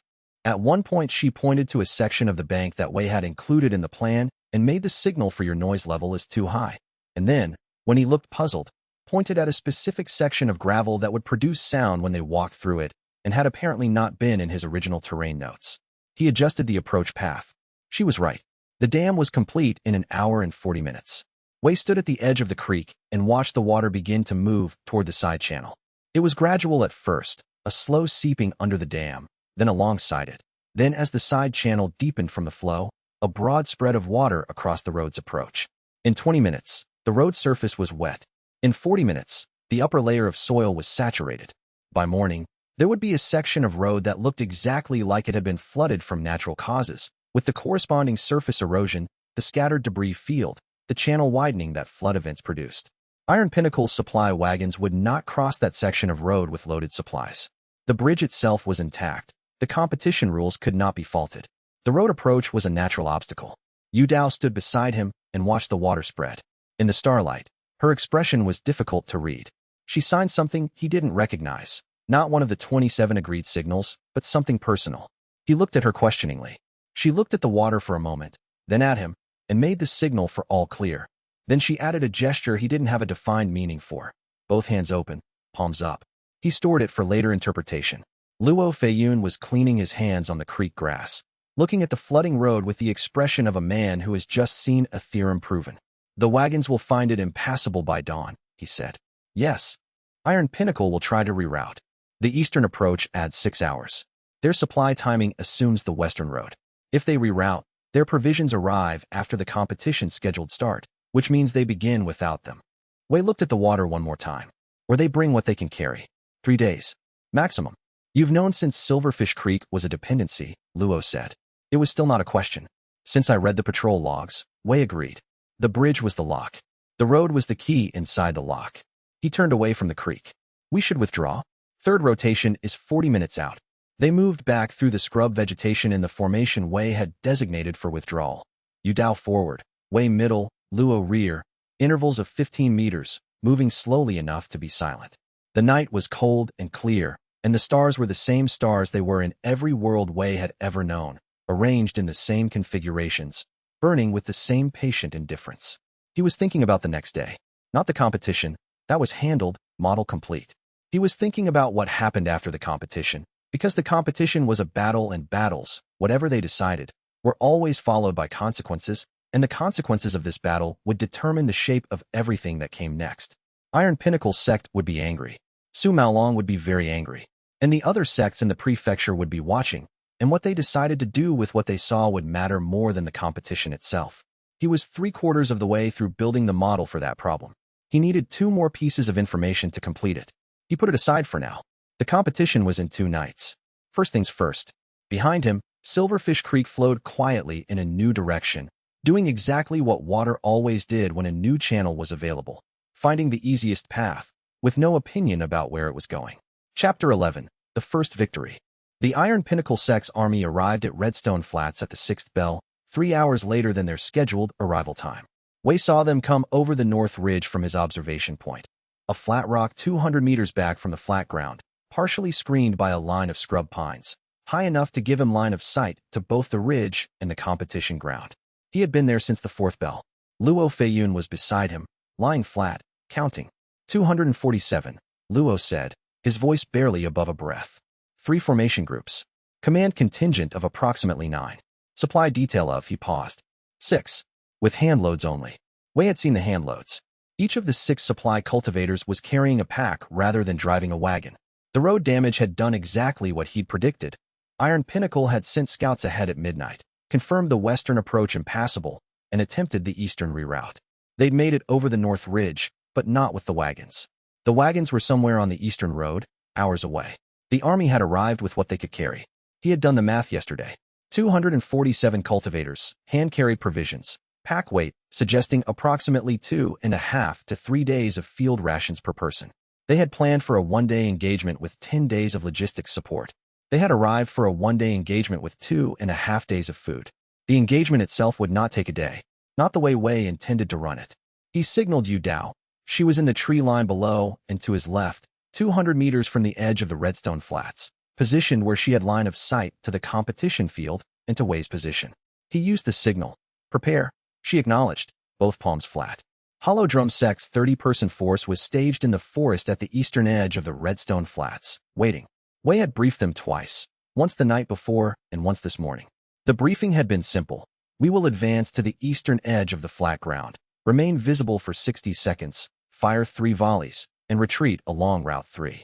Route 3 was marked with white cloth strips tied to trees at eye level, invisible from the competition ground, but obvious to anyone who had been shown where to look. The retreat was not the important part. The retreat was the invitation. The important part was what Iron Pinnacle found when they stopped running. He watched the Iron Pinnacle force form up on the flat ground. 3 formations of 80, 1 command group of 9, 1 supply detail of 6. The Iron Formation was a specific tactical structure. 8 cultivators minimum, moving in a wedge, the lead cultivator anchoring the formation's chi flow while the others amplified it. In formation, each cultivator's effective power was roughly double their individual level. 80 per formation, 3 formations, meant that Iron Pinnacle's effective combat power was, on paper, approximately 6 times Hollow Drum's entire roster.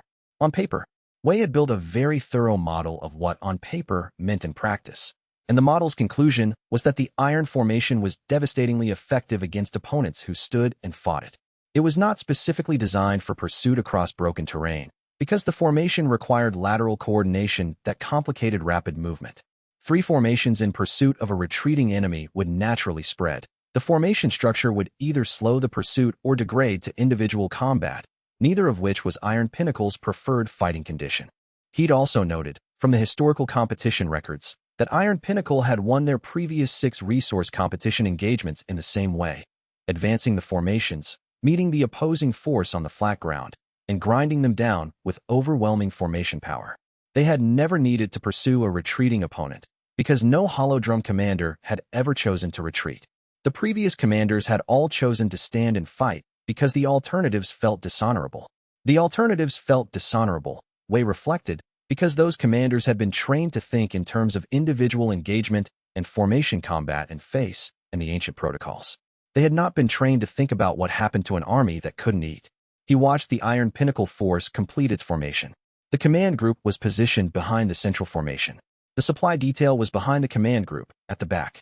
He waited until they had fully settled, until the formation cultivators were in position, until the command group had deployed its observation protocols, until the moment when a force that has been marching since dawn and arrived 3 hours late to a scheduled engagement settles into the quiet, prepared stillness of men who are finally where they expected to be and are waiting for the thing they came for.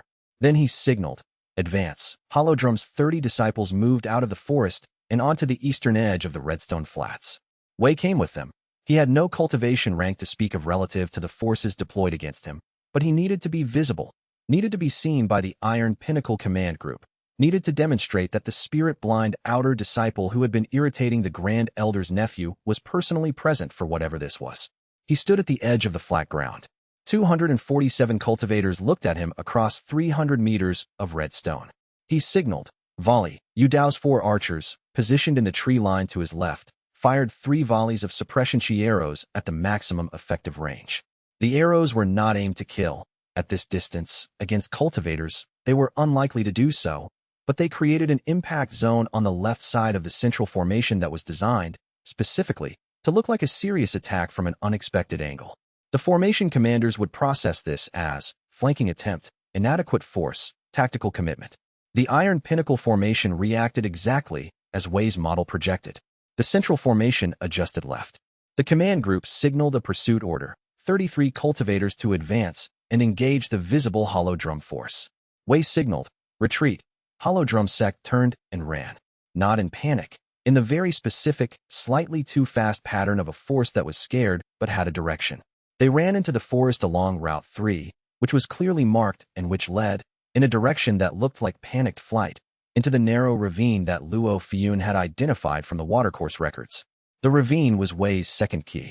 The ravine ran east-northeast from the Redstone Flats, roughly a kilometer long, with walls steep enough to prevent wide-front pursuit and narrow enough to string out a pursuing force into a single-file column. It ended at a section of terrain that opened abruptly into 3 possible directions, all of which looked like escape routes and none of which was. The forest around the exit point was dense enough that a retreating force would need several minutes to locate their direction. A pursuing force already in the ravine would pile up at the exit. Wei was not in the ravine. He was back on his observation rock by the time the pursuit force entered the tree line. He watched. The pursuit force, 33 cultivators, high vanguard mind and low company mind, some of Iron Pinnacle's better individual fighters, entered the ravine in good order. They were fast. He had estimated correctly that they would be faster than his disciples in sustained pursuit. They were faster, and they had the anger of a force that had been provoked and wanted to end the provocation quickly. 12 minutes later, the first confused signals began appearing at the ravine exit. The pursuit force had reached the 3-direction junction and was processing the terrain.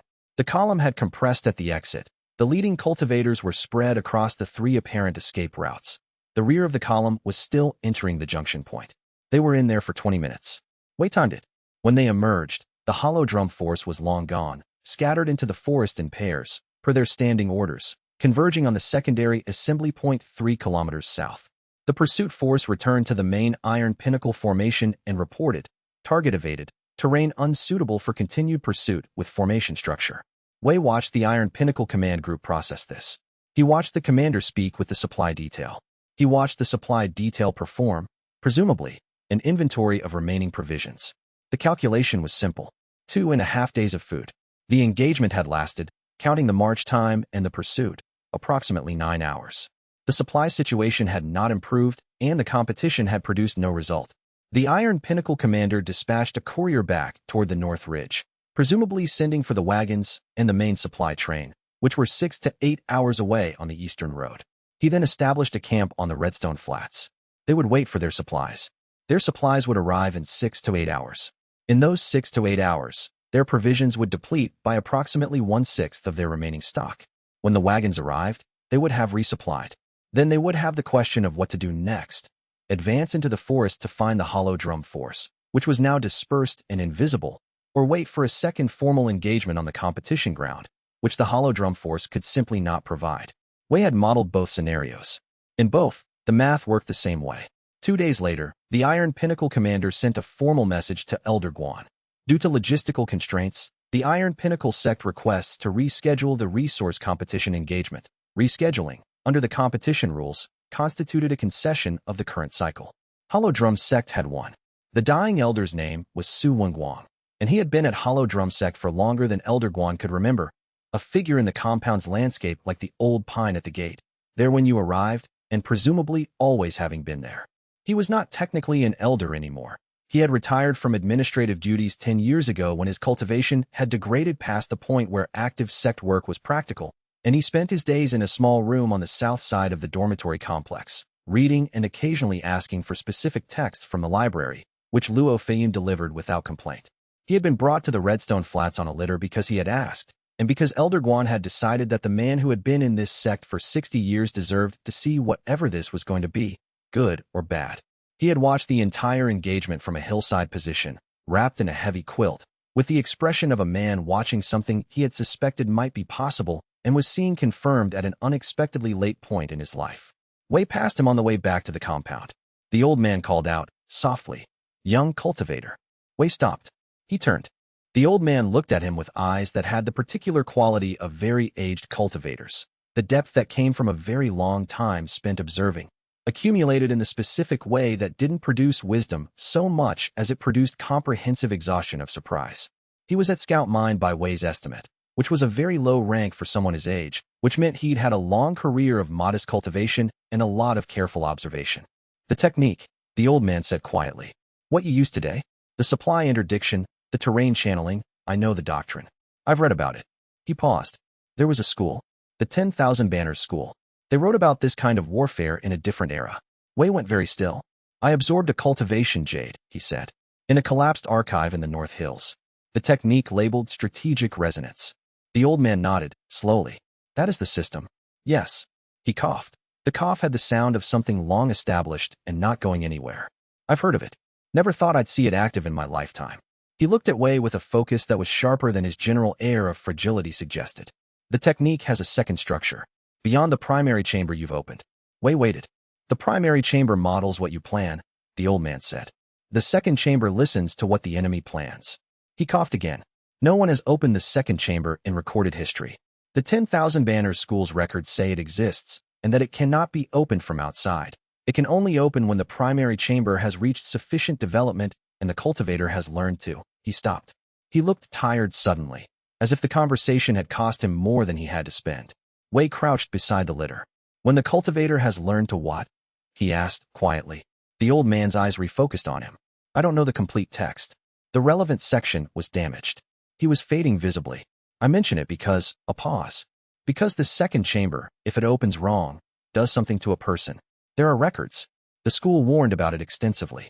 He looked at Wei directly. Be careful what you listen for, young cultivator. The strategic mind is very good at hearing plans. The second chamber hears something harder to unhear. He said nothing more after that. He drifted into sleep, or something close to it. Wei stood, looked at the old man for a moment, and filed the information. He did not understand it.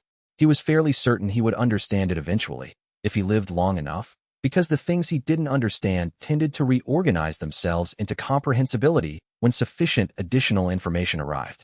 He tucked the information carefully in the back of his mind and went to help manage the victory's aftermath. The Scout Mine Tier 2 crystallization came that evening, while he was writing the post-operation assessment.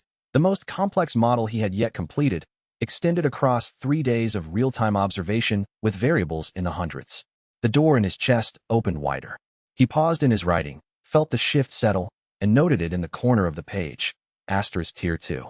Achieved by extended multivariable model with confirmed outcomes across full operational duration. Asterisk. Then he went back to the assessment. Chapter 12. The weight of a reputation. The news traveled faster than Wei had expected. He had modeled for a 2-week propagation timeline. The competition result would go to the Trade Council, would be logged in the public records, and would filter through the various networks of sect disciples, merchants, and travelers who gossiped about such things. 2 weeks felt conservative but reasonable. It was 3 days. Within 3 days, Luo Feiyun's daily Trade Council summary was reporting unusual volumes of messenger traffic between the major sect compounds. Within 4 days, a minor sect called the Greenwater Sect had sent a letter to Hollow Drum politely inquiring about the terms of the new commercial arrangement they had apparently heard about, which referred to a negotiation that did not yet exist, indicating that someone had told them about Wei's strategy of trading Hollow Drum's neutrality for commercial benefits before Wei had gotten around to formalizing that offer. This was mildly annoying. He had planned to make that offer on his own schedule. He recalculated. The faster propagation of the reputation meant the faster propagation of the backlash, which he had been expecting but had hoped to have more time to prepare for. He was still building the political fracture model, the one designed to preemptively collapse any coalition Su Maolong assembled, and it wasn't finished. He worked faster. Shen Meihua arrived on the 4th day. She came from the South Road, which meant she had come from the provincial direction, not the local one. She arrived with a small commercial escort, 2 cultivators in the neutral robes of a merchant house, and presented herself at the gate with a letter of introduction that described her as the daughter of the Shun Merchant Consortium, the largest commercial operation in the southeastern province, and expressed interest in discussing trade arrangements with the Hollow Drum Sect's new administrative coordination. Wei, who had been informed of her arrival by the gate watch and had been given a description of her cultivator's robes, had 3 minutes to process the information before she was escorted to the reception hall. She was 20, approximately. Vanguard mind cultivation. She kept it suppressed, which was a deliberate choice that immediately told him something about her training. She had the posture of someone who had been taught that the person with the most apparent authority in a room was not necessarily the most important one. She sat in the chair Wei indicated, accepted tea, and began her commercial presentation with the competence of someone who had done this many times. Wei listened for 4 minutes. Then he said, pleasantly, "Who do you work for?" A pause. Very slight. Controlled. "The Shin Merchant Consortium," she said. "My father, Shun Buqiang, is the—" Yes, I read the introduction letter. I also read the commercial reports for this region for the past 6 years, and the Shun Consortium doesn't typically send the owner's daughter to preliminary trade meetings with minor sections. That's first visit work, which means you're not here to make a deal. You're here to make an assessment. Wei picked up his tea. The assessment is for someone other than your father, which doesn't mean your father isn't involved. Only that the primary question being answered today isn't commercial. She looked at him across the table.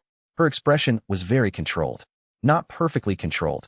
He could see the recalibration happening, the shift from scripted approach to unscripted response. You're correct, she said, after a moment. Who sent you? I prefer not to answer that directly. If you're willing to accept it, I'll tell you what I was sent to find out, and you can decide how to use the information. Wei considered this. It was a reasonable offer, more transparent than most people in her position would have been. Go ahead. I was sent to determine whether the Hollow Drum Sect's recent competition result reflects a genuine strategic capability or a one-time fortunate circumstance. Specifically, whether you, Wei Changming, represent a durable threat to the regional status quo, or whether you were creative once and will not be again. She set her tea down. The person who sent me wants to know which investment is worth making, in you or against you. Wei nodded.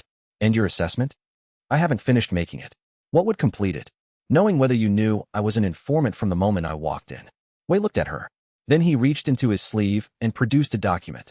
A brief, one-page assessment he had written the night before, after receiving the gate watch's description. He set it on the table and slid it toward her. She picked it up and read it. It was an analysis of the most likely candidates who might send an intelligence gatherer to assess him, ranked by their available resources and strategic interest in the Hollow Drum Sect's new status.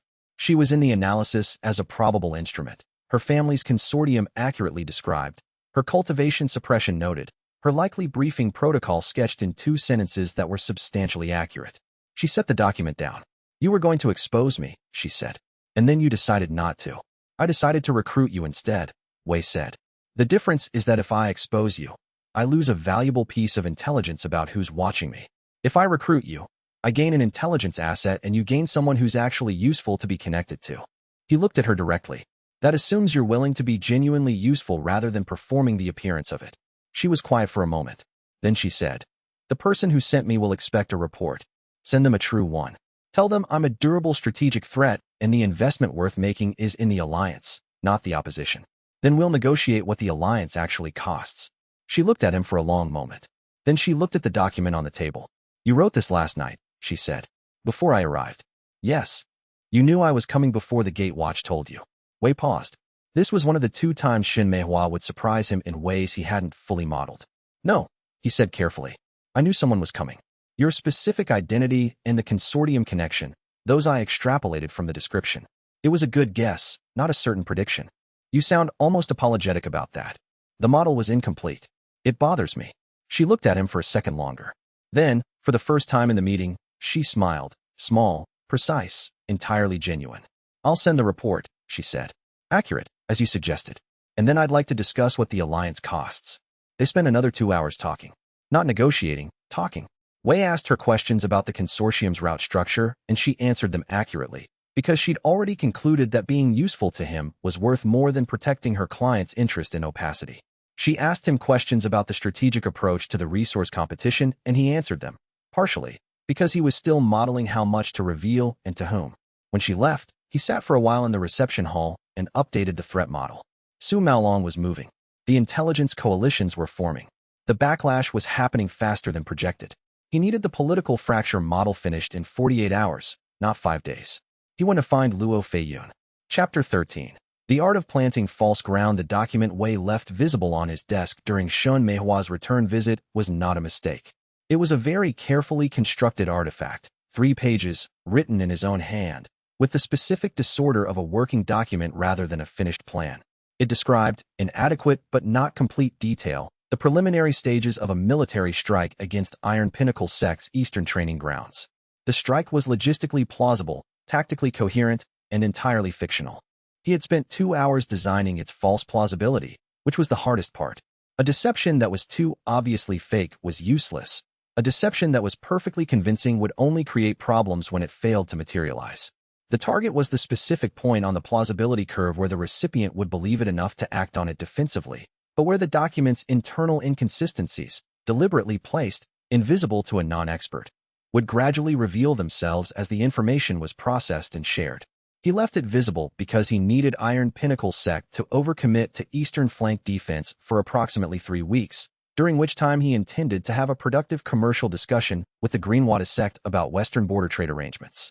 Xin Meihua's second visit was 2 weeks after the first, and she arrived now as what she actually was, a commercial negotiator who was also an intelligence conduit and who had, based on her body language and the questions she led with, decided that the useful side of this arrangement was worth being genuinely useful on. The document was on the corner of his desk, where someone glancing at the open door would see it while passing in the hallway. He did not gesture toward it. He did not draw attention to it. He simply conducted the commercial negotiation, which was real, and which produced a genuine supply pricing arrangement worth considerable resources to Hollow Drum Sect, while maintaining the desk's established disorder. She glanced at it twice. Not obviously. He noticed because he was watching for exactly that. When she left, she would copy what she had seen and send the copy to whoever was receiving her reports, and eventually the information would reach Iron Pinnacle Sect through whatever chain of intermediaries existed between her client and Su Malong's intelligence apparatus. What would also reach Iron Pinnacle was the secondary effect of the document's Eastern Strike framing, the specific trade route adjustments that would naturally be made by merchants who had heard rumors of potential conflict in the Eastern Corridor, adjustments that would create real logistical constraints on Iron Pinnacle's Eastern operations without any action on Wei's part. Xin Meihua was a secondary effect vector. Her client was a tertiary one. The entire chain was a mechanical sequence, and Wei's hand was only in the first link. He also noticed, 2 days after her visit, that his cultivation had advanced. The Vanguard mind crystallization came not from the combat model refinements he'd been working on, but from the political deception model, a fundamentally different type of strategic framework, operating in social dynamics rather than physical terrain, and the differentiation between the two model types apparently required a new structural development in the cultivation. He felt it settle with a clarity that was different from the scout mind advancement, broader, more dimensional. When he looked at a person now, he didn't just see movement trajectories. He saw something he could only describe as influence vectors, the social and political lines of force that connected people to each other and determined how information would travel between them. He noted the advancement in his log, Vanguard mind. Model differentiation between terrain-based tactical analysis and social influence network analysis triggered new cultivation structure. Advancement pathway appears to be new category of model type, not merely increased model complexity. Then he wrote, below it, hypothesis. There may be as many tier advancement categories as there are categories of strategic problem. Combat, supply, politics, information, economics. Each new domain opens something new. He stared at this for a while. Then he put the log away and went to review the latest Trade Council summary with Luo Feiyun. The summary contained 3 items of significance. First, Greenwater Sect had filed a commercial arrangement registration with the Trade Council, formally establishing a preferential trade relationship with Hollow Drum Sect. This was the arrangement he'd just finalized with Xin Meihua. The Trade Council registration made it public, which meant Iron Pinnacle now knew Hollow Drum had a new commercial ally. Second, the Iron Pinnacle Sect had filed a formal censure of Hollow Drum Sect with the Qingshan Prefecture Sect Council, describing the resource competition outcome as a violation of traditional engagement protocols and requesting a formal review. Third, 3 other sects had filed responses to the censure. 2 supported it. 1 opposed it, citing the competition rules' lack of specific engagement requirements. The one that opposed it was the Greenwater Sect, which had, apparently, already been briefed on the commercial arrangement and was taking the alliance seriously. The coalition is forming, Luo said, earlier than projected, by about 9 days. Wei looked at the summary. The censure will go to formal review within a week. The review panel will have 5 members. I need to know everything about all 5 likely review panelists, specifically their commercial relationships with Iron Pinnacle Sect, their historical positions on cultivation law interpretation, and any disputes they've had with other member sects in the past 3 years. I have the commercial relationships and the historical positions already, Luo said. I need 2 days for the dispute records. Some of them are filed in the Southern Archive branch, and I've only read the summary. 2 days is fine. Wei looked at the window. Who reaches out to us next? Based on messenger traffic patterns, Luo consulted his notes. A mid-tier sect north of Iron Pinnacle territory. They've been in a resource dispute with Iron Pinnacle for about 6 months over mining rights. The dispute has been escalating. They want to know if we're a genuine threat to Iron Pinnacle or a distraction. Probably. Tell them we're not a distraction. Wei picked up his brush. And then let me think about the mining rights dispute. There may be something useful in the structure of it. He bent over his work. The Vanguard mind opened its second tier that evening, the political modeling depth deepening as he constructed, for the first time, a genuinely multi-party influence network covering the entire prefecture. The cultivation advancement felt like climbing to a higher floor. The same room, but wider. Chapter 14. The informant who chose a side Shinmeihua came back a third time. This time she came without the merchant escort. She came in the late evening, on a horse, and she came with information rather than a negotiating agenda. Wei received her in the small administrative room he'd converted into his working space. The reception hall was for formal meetings, and this was, he had calculated correctly, not a formal meeting. She sat in the second chair, accepted water, and said without preamble, "You left that document on your desk deliberately." On the second visit, Wei looked up from the map he was annotating. "Yes.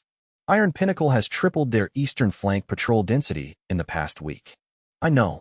You used me," she said. The word was not accusatory. It was the word of someone completing a factual assessment. He looked at her carefully.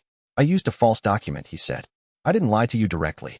I put information where I knew you would see it and left the question of whether to transmit it to your own judgment. You made a choice. A choice based on incomplete information." "Yes." He set his brush down. "I didn't tell you the document was false. That's a form of manipulation. I'm acknowledging it directly because you've come here to discuss it, and because I want to establish what our actual working relationship is, rather than what a convenient version of it looks like." She was quiet for a moment. "You were expecting this conversation. I modeled it as likely. You're too analytically capable to not eventually identify the inconsistencies in the document. When you did, you'd come here rather than cut the connection, because the connection is commercially valuable to you, and because," he paused, looking for the accurate phrasing, "because you prefer to understand things rather than walk away from them." She looked at him. "You think you know how I think. I have a preliminary model. It's incomplete." He met her eyes. "Which is relevant, because my models of people who have surprised me are more accurate than my models of people who haven't. Have I surprised you?" "Once." He paused. "You came here instead of filing a report and cutting the connection. I projected a 40% chance of that outcome. The other outcomes would have been more convenient for you commercially, which is why I called it 40% and not 70. It's not convenient for me commercially to work with someone who uses me as an instrument without my knowledge. No, but it's also not convenient for you commercially to abandon a working relationship with someone who is going to be a significant regional power in the next 2 years. He picked up the map and turned it toward her. "I want to show you something." It was the political fracture model, not the full version, which was still in progress, but the structural overview, the intersect relationship network, with dependency chains, commercial linkages, and the 4 key nodes he'd identified as the load-bearing relationships in the prefectural power structure. She looked at it for a long time. "This is Qingshan Prefecture," she said. "The relevant part of it. The 4 nodes are the relationships that, if disrupted, would significantly change the power balance. Iron Pinnacle controls 2 of the 4 directly. The Greenwater sect controls 1. The 4th is controlled by no one, and is effectively up for whoever moves first." She studied the map. "Where are we on this?" "We." He noted the pronoun. "Right now, Hollow Drum Sect is here." He pointed to a position at the periphery. "In 2 years, with the commercial relationship structure I'm building, we're here." He pointed to the 4th node. "The position that controls the 4th node has leverage over everyone else without being in direct conflict with anyone." She looked at the position. She looked at the map. "The commercial arrangement I negotiated with you," she said slowly, "puts my family's consortium in a position where we're a dependency of the 4th node." "Yes. You were building that position from the moment you agreed to the first meeting." "I was building it from the moment I read the Greenwater sect's petition letter," Wei said. "The meeting was a node in the construction, not the start of it." She looked at him for a long time. Then she said, "What do you actually need from me? Not the false document information channel. Not the commercial arrangement, which is real and functional, and I'm keeping regardless. What is it that you actually need from this?" She gestured between them. "Weekly reports," he said. "Commodity price movements, route availability changes, any unusual purchasing patterns from the major sect compounds. The kind of information that looks like commercial data and is actually a real-time map of every sect's economic state." He looked at her.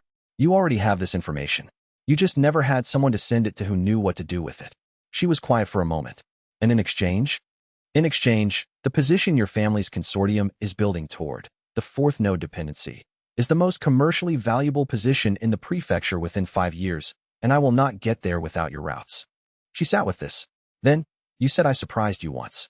What was the second time?" He He looked at her. There wasn't a second time yet. She stood, picked up her cup of water, drank the rest of it, and set it down. Then I suppose I'll have to try. She left. Wei watched her go, updated his model, and noted in the log, *Xinmeihua, upgraded from intelligence conduit to active partner. Model accuracy approximately 65%. Sufficient uncertainty to be interesting.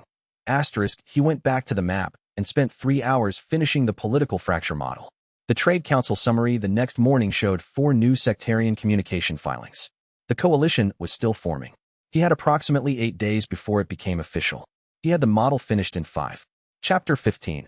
11 Messages. The Righteous Order Compact was formed on a Tuesday. Wei knew it was coming because Luo Feiyun's observation of the messenger traffic patterns had identified the formation timeline, with approximately 2 days of accuracy. The final courier runs, the registration filing, the notification letters dispatched to trade partners, all of it following the logistical sequence of coalition formation that Wei had studied from the prefectural historical records. 5 sects, anchored by Iron Pinnacle, and including 2 of the 3 most commercially connected mid-tier sects in the prefecture, formally united in a body whose stated purpose was to address the systemic disruption of traditional engagement protocols in Xingshan Prefecture. The compact's first action was a letter to Hollow Drum Sect.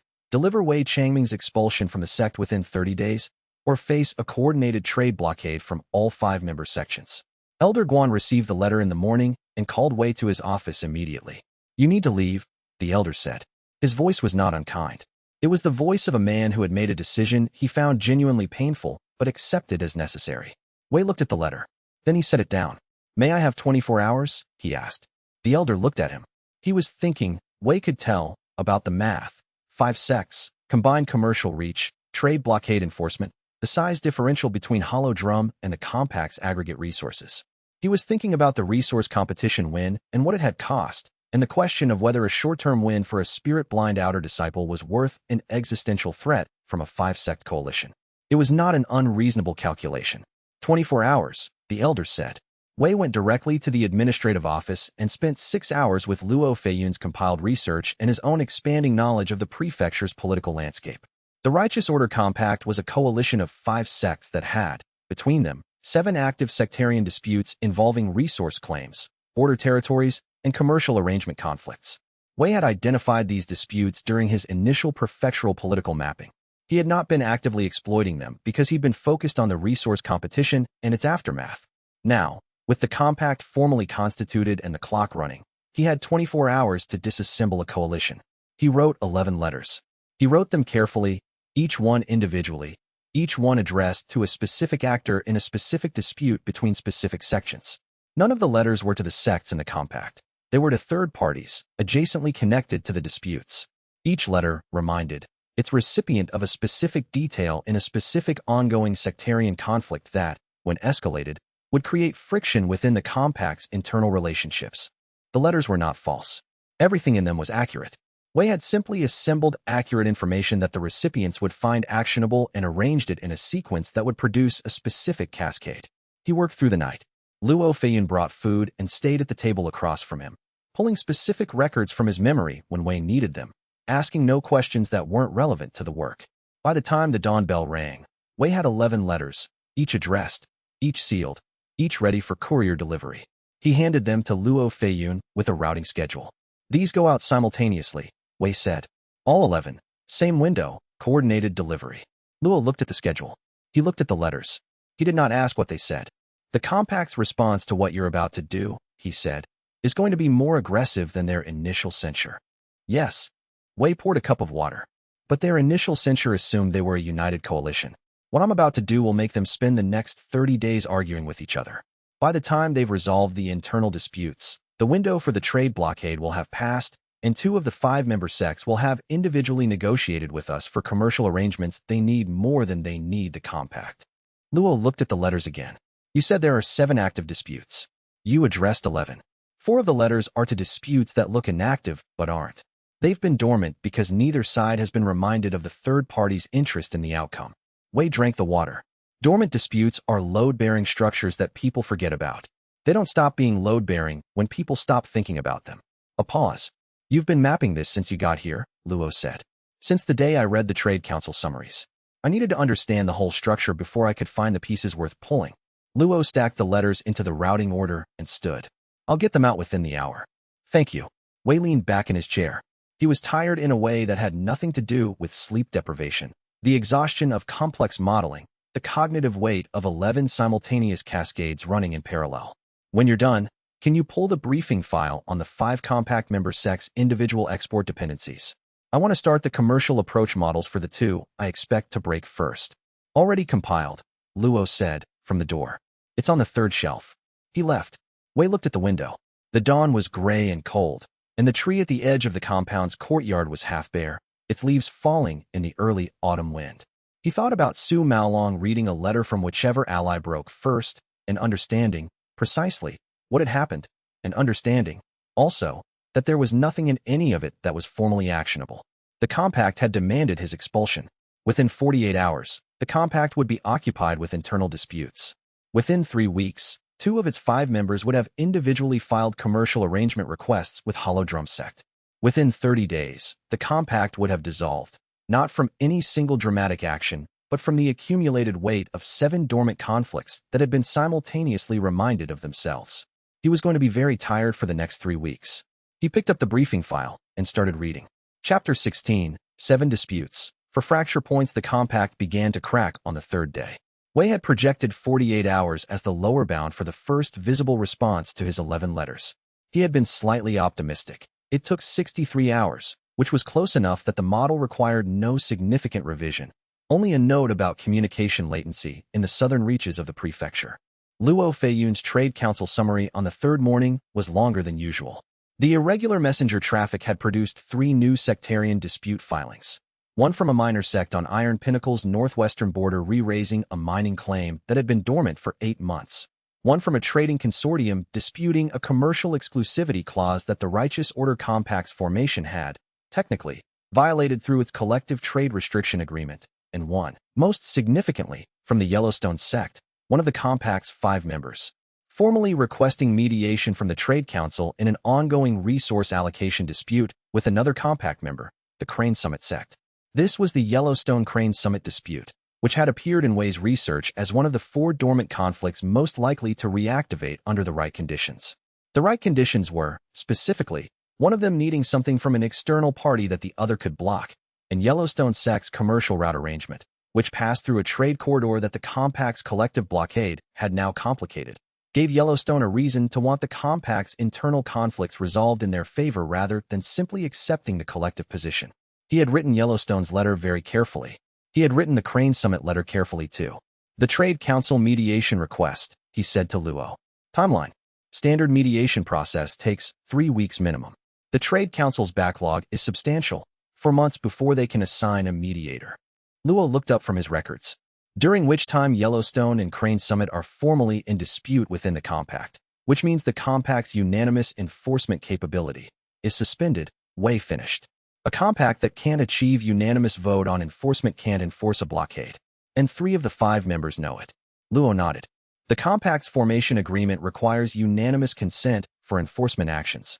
Wei had found this provision in the compact's filing documents, which were public record as required by Trade Council registration rules. It was a standard provision. Unanimous consent requirements were designed to prevent any single dominant member from using the compact as a personal enforcement tool. It was also, in this specific case, the load-bearing structure he'd needed to identify. The compact had 5 members. 1 pair were in formal dispute. 2 votes were absent from any unanimous consent action. The compact was functionally neutralized for the duration of the Yellowstone Crane Summit mediation period. The other 3 members, he said. How long before they figure out what happened? The members who are still aligned? Luo considered. Iron Pinnacle's leadership is sophisticated. Su Maolong will probably understand the mechanism within 2 days. The other 2. He paused, reviewing his mental catalog. 1 week. Maybe 10 days. They're operationally competent, but their political analysis isn't fast enough. Wei picked up his brush. When Su Maolong understands the mechanism, his first move will be to try to resolve the Yellowstone Crane Summit dispute quickly. I need to know if there's anything in that dispute specifics that makes quick resolution impractical. The resource allocation in question is a seasonal water rights claim, Luo said, from memory. Water rights adjustments in this prefecture require a field survey by a registered geomancer before any formal agreement can be reached. The only trade council registered geomancers in this region are, he paused, booked for 7 months. Wei looked at him. All of them, Luo confirmed. There are 3 registered geomancers within practical range. I checked their booking status last week on general principles. They are booked continuously for 7 months. Who booked them? A pause. A commercial development consortium affiliated with the Shun Merchant Group. Wei thought about this. Shen Meihua booked them. Before she came here the first time, Luo said carefully. The booking dates are 6 weeks ago. Wei was quiet for a moment. Then he said, she was already working on this problem before she visited us. It appears so. He put his brush down and looked at the ceiling. Shen Meihua had come to Hollow Drum Sect as an intelligence gatherer for someone who wanted to assess him. She had also, 6 weeks before arriving, booked 3 geomancers in a pattern that would constrain dispute resolution options in a regional political dispute that hadn't yet emerged. Either she had independently identified the same fracture points he had, which was possible, she was clearly capable, or someone else had begun moving before he had, and their movement had created the conditions he was now exploiting. He added a new section to his threat and ally model and labeled it Unknown Actor, Advanced Positioning, Commercial Tools, Regional Political Awareness. He would need to understand this eventually. For now, the effect was positive. The Geomancer bottleneck extended the neutralization period. When the compact members come to us for commercial arrangements, he said, the 2 most likely to break first are Yellowstone Sect and the Northern Tide Sect. Luo said immediately. Yellowstone for the route access reasons. Northern Tide because they have an outstanding dispute with Iron Pinnacle that predates the compact by 3 years, and they joined primarily out of economic pressure rather than genuine alignment. Prepare briefing packages for both. Commercial arrangement, terms ready to sign. I want them to be able to complete the arrangement in a single meeting, no delays for drafting. Wei picked up the brush again. And prepare a summary of the Vanguard Mine Tier 2 model differentiation notes I logged last week. I want to start thinking about what the company mine model category will be. You're planning your own cultivation advancement. I'm modeling what strategic problem categories I haven't yet engaged with, because those are the ones that will trigger the next tier. The political modeling open Vanguard Mind. Company mind will require something at a higher level of organizational complexity. He wrote a figure on his practice sheet. Probably the full sect relocation problem. If we ever have to move the sect. Luo looked at him. Are we going to have to move the sect? Probably not this year, Wei said. But the model suggests it as a non-trivial probability within the next 18 months, and I'd prefer to have the cognitive framework for it completed before it becomes urgent. He went back to his work. The Righteous Order Compact filed a dissolution notice with the Trade Council 14 days after its formation. Grand Elder Su Maolong read the notice in his study and said nothing for a very long time. Then he called his private aide and said, find out everything you can about the woman named Shen Meihua. He paused. And compile everything we have on the strategic resonance technique. Another pause. Then wait. Let him make a mistake. He always explains too much. Chapter 17. The Hollow Drum Full. The 43 new disciples arrived over a period of 12 days. Not in a group. In 1s and 2s and occasional 3s, from different directions, by different roads. Each of them carrying the same basic story. They had been dismissed from their sects for cultivation failure. Most of them classified as insufficient combat spirit, or below threshold chi engagement speed, and they had heard, through the specific and moderately reliable rumor network that connected failed cultivators across the prefecture, that the Hollow Drum Sect was taking applications.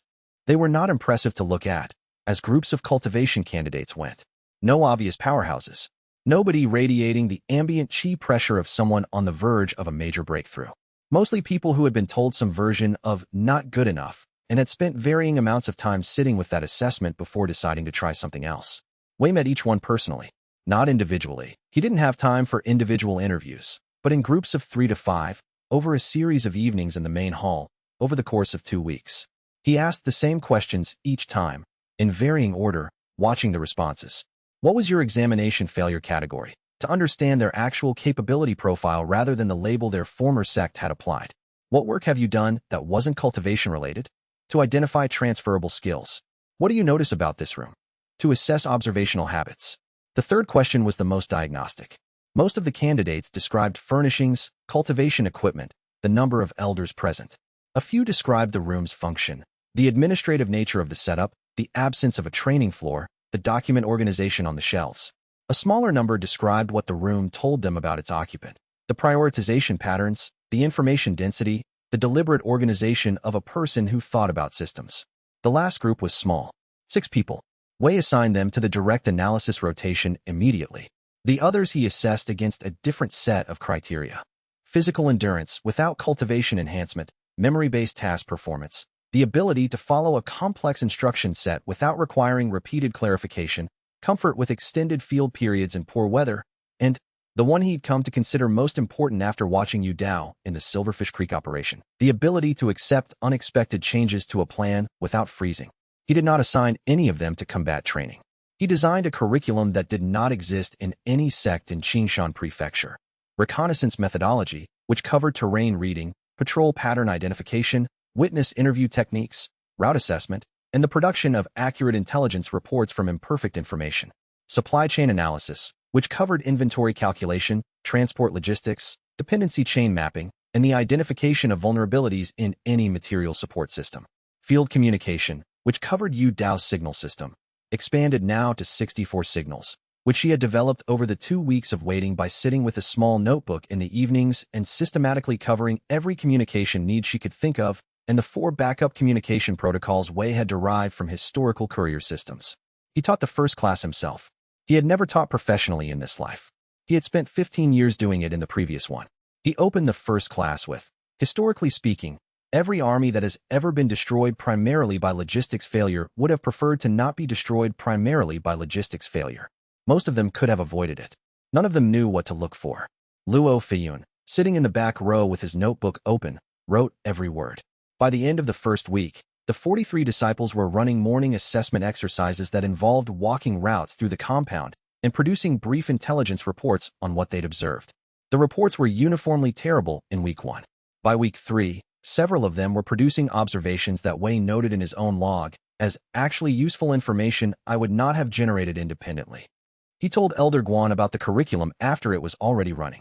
Elder Guan received this information with the expression of a man who had, by this point, decided that receiving information from Wei Changming after the relevant action was already underway was simply the rhythm of his life now. Are any of them going to be capable of combat operations? The elder asked. Eventually, some of them.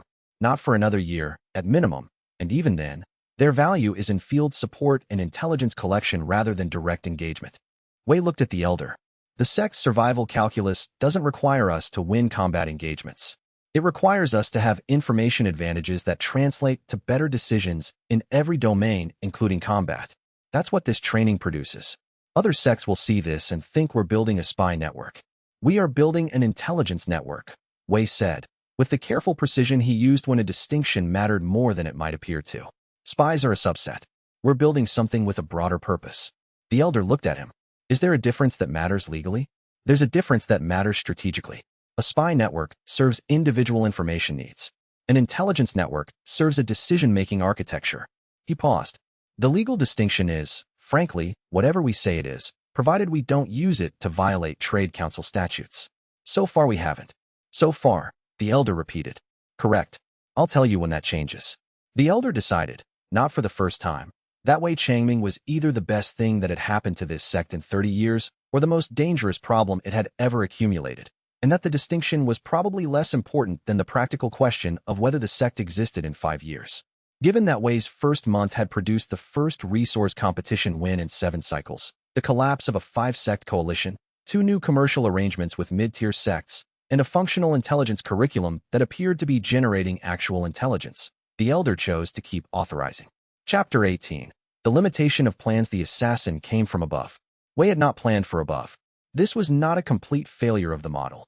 He had planned for approaches from 3 directions, had established coverage positions at the 2 most likely ambush points on the back mountain path, and had given Yu Dao standing orders to trail him at an interval of 200 meters whenever he was outside the compound perimeter, specifically because he had identified his personal security as the most significant operational vulnerability in the sect's strategic position. What he had not planned for was a cultivator descending vertically from a height of 40 meters, using a chi jump technique he had not previously cataloged, who was already inside his 200-meter buffer before he heard the displacement of air. The first blow hit his left shoulder from behind and above, and it hit with division mind force, which was 4 full ranks above his current level. He was on the ground before he understood he'd been struck. The second blow was aimed at his spine. He twisted instinctively, because his body's 18 years of minor combat experience had better reflexes than he did, and it caught him across the upper back instead, which was painful but not disabling. He tried to build a model. The model failed. This was strategic resonance's fundamental failure condition, surprise. An unprepared engagement produced no predictive depth.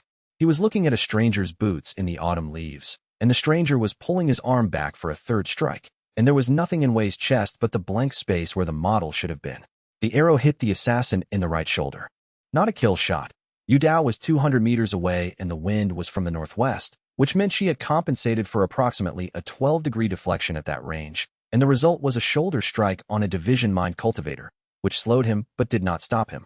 The assassin registered the arrow, registered the source direction, and made the reasonable calculation that a single distant archer was a manageable problem compared to fleeing the scene with an incomplete job. He did not make the calculation that Yu Dao's team was 3 archers and that the second and third shots were already incoming. The second arrow struck the back of the knee. The third arrow, when the assassin staggered and turned toward the archer position, struck him in the face. Division mind cultivators did not die easily. The face shot was not fatal. It was, however, enough to convince anyone that retreat was the intelligent choice, and the assassin did the vertical chi jump technique in reverse and was gone before Wei had fully gotten to his feet. He stood in the autumn leaves, bleeding from 3 locations, ribs probably cracked, and took stock. He was alive because he had given Yu Dao standing orders that he had constructed based on the model he had built before the attack. The model had been correct enough to position the counter. The model had also been wrong enough to leave him on the ground. He filed this under a category he had not previously needed, failure mode, unexpected attack vector outside model parameters. He also filed, in the same category, the solution to this failure mode is not a better model. The solution is accepting that some attack vectors cannot be predicted and building response mechanisms that operate without prediction. This was uncomfortable. It required accepting that strategic resonance cultivation had a hard limit that was not about complexity of model, but about information availability. He could not model what he had no basis to model. He could only preposition responses to things he could classify in advance. He walked back to the compound. Slowly, because the ribs. He sent a message to Yu Dao. Assessment correct. Continue standing trail protocol. Thank you. Her acknowledgement came back in 2 signals. All clear, and the personal gesture she used that he hadn't decoded yet. He thought about it as he walked. Both hands open, palms up. He thought it might mean, what did you expect? He went to the infirmary. He did not feel fear. Lying on the infirmary table, while Elder Guan's cultivation healer worked on the ribs and the shoulder. He felt, specifically, contempt directed at himself. The particular kind that arose when he had identified a failure mode he should have anticipated and had not. He had known that the assassin risk was real. He had modeled for it. He had just modeled for the wrong assassin. The healer finished her work and told him to rest for 3 days. He rested for 12 hours. Then he went to his planning room and spent 4 days in bed building a personal security model of a comprehensiveness he had never previously attempted. The model covered 37 attack vectors, including 7 he classified as low probability but catastrophic. It included 4 vectors he had not previously considered, which he identified by reading historical assassination records from the Trade Council's archived sectarian conflict reports, an underused source that Luo Feiyun had been quietly flagging for 6 months. When he finished the model, he implemented the relevant portions immediately, and he noted in the cultivation log, Company Mind Tier 2. The personal security model combined with the sect relocation contingency planning produced the next crystallization. The model category appears to be organizational continuity under direct threat, *. He also noted, Old Iron Shin arrived while I was recovering.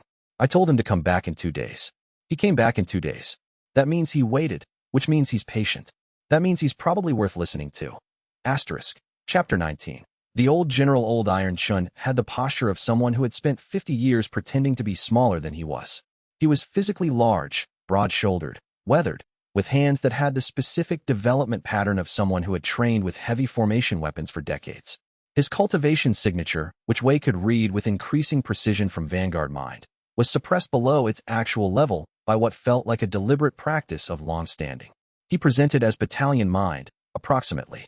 The suppression pattern suggested considerably higher. He had arrived at the Hollow Drum Sect gate 4 days ago claiming to be a retired general cultivator who had heard about the sect's unusual tactical approach and wanted to discuss military doctrine. The gate watch had reported to Luo Feiyun, who had reported to Wei, who was in bed with cracked ribs, and had said, tell him to come back in 2 days. Old Iron Shin had come back in 2 days, exactly. Wei received him now in the planning room. Not the formal reception hall, but the working space, because he had decided that the appropriate frame for this meeting was, "What do you actually know? Not what are you here for?" Old Iron Chin sat in the second chair, looked at the walls covered in route maps and political network diagrams and cultivation advancement logs, and said nothing for about 30 seconds. "You have a good intelligence operation," the old man said, finally. "I have a functional one," Wei said. "It's been running for 2 months. The resource competition approach." Chen looked at the map of redstone flats on the wall. That was a supply interdiction model. The Silverfish Creek route dependency, very clean identification. "Who trained you in logistics analysis?" "Previous life experience," Wei said, which was technically true. Chen looked at him. Spirit Blind Cultivator picks up a rare technique from an abandoned archive, wins a resource competition against a sect 10 times his size, collapses a 5-sect coalition using dormant sectarian disputes, and says his training is previous life experience. He looked at the map of the political fracture model. "That's a full prefectural political network." "Yes. You built that in 2 months. Chen was quiet for a moment. Then he said, "I was army mind." Wei had estimated battalion mind suppressed. The correction landed. "For 30 years, Chen continued.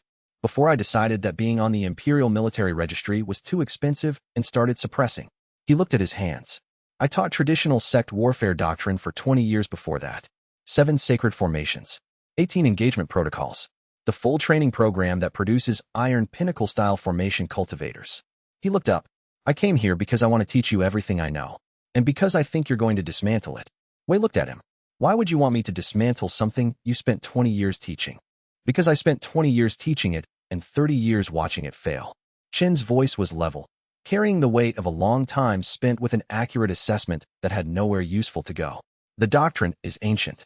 It was designed for a world where cultivation ranks were more evenly distributed and formation discipline was the great equalizer. That world doesn't exist anymore. The strong sects have gotten too strong. The weak sects follow the doctrine because it's tradition and because questioning it is culturally impossible." He looked at the map of redstone flats. "And then someone wins a resource competition by making the strong sect hungry, and 20 sects in the prefecture start to wonder if the doctrine has been protecting them or constraining them." Wei was quiet for a moment. "You're not worried about what I'm doing," he said slowly. "You're worried about what happens if everyone starts doing what I'm doing without understanding why it works." Chen looked at him with something that Wei classified as respect. He had not expected to feel this quickly. "Yes," the old man said. "Exactly that. What do you need from me in exchange for the doctrine knowledge?" "Nothing." Chen stood, looked at the maps on the walls. "I'm old. I have things I know and know where to put them. You have somewhere to put them." He looked at Wei. "I'll stay here, if that's agreeable. I'll teach you everything about how the traditional system works. You figure out how to use that understanding. I'll stay out of the strategy." Wei looked at him for a long time.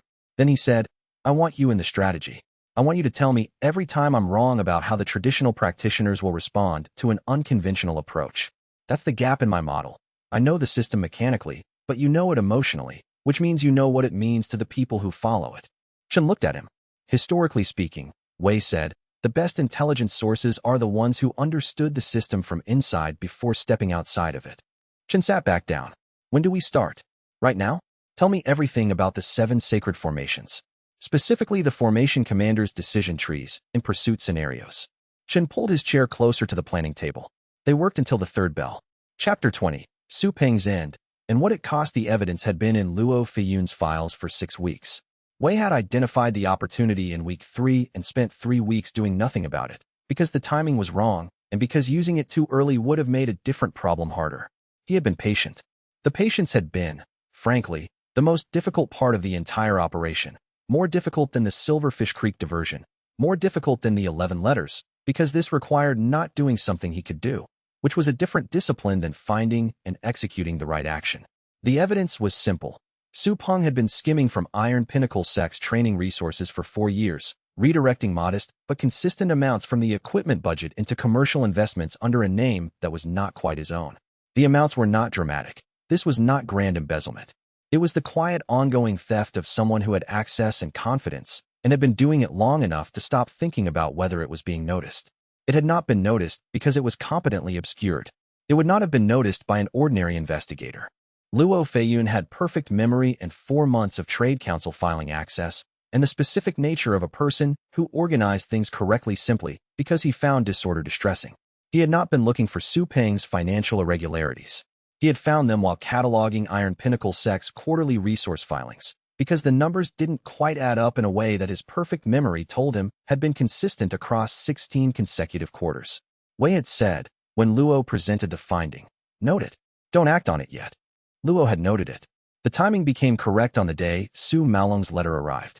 Not the formal censure that had come earlier and been handled with the coalition fracture. This was a personal letter addressed to Wei directly, hand-delivered by a private courier with no sect insignia. It read, "You have made an enemy of something you do not yet understand. The Iron Pinnacle Sect is not a sect. It is a tradition." Wei read it 3 times. Then he set it down. He thought about what Su Maolong had told him at the tribunal hearing in the week before this, when the old Grand Elder had said, quietly, as he was leaving, "Clarity today does not guarantee clarity tomorrow." He had filed it then as a threat. He was now not certain it had been a threat. He was not certain of very much about Su Maolong. The model was incomplete. He wrote, at the top of a new planning sheet, "Operational objective, understand the tradition." Then he went to Luo Feiyun and said, "Now." Luo Feiyun, who had been waiting with the patience of a person who understood that the correct moment existed and had been preparing for it for 6 weeks, began to move the evidence. The method was clean. The irregularities were presented not to Iron Pinnacle Sect's Elder Board directly, but to 3 of the sect's commercial partners, who had their own auditing relationships with Iron Pinnacle and who, upon receiving the relevant filing discrepancies through Shun Meihua's network, raised the question with the sect's internal accounting administration as a matter of normal financial review. The review was triggered by 3 independent parties, none of whom were Hollow Drum Sect, none of whom had any traceable connection to Wei Changming, all of whom had entirely legitimate financial reasons to want accurate accounting. The internal accounting review found what Luo Feiyun had already found. Su Peng was arrested by his own sect's enforcement cultivators 7 days after the first audit inquiry was filed. Wei heard about it from Shun Meihua, who sent a brief note. Target removed from board. The arrest is creating internal succession disputes. Do you need to know more? He wrote back. Not yet. Thank you. He sat in the planning room and held Su Maolong's letter. The old Grand Elder would know what had happened.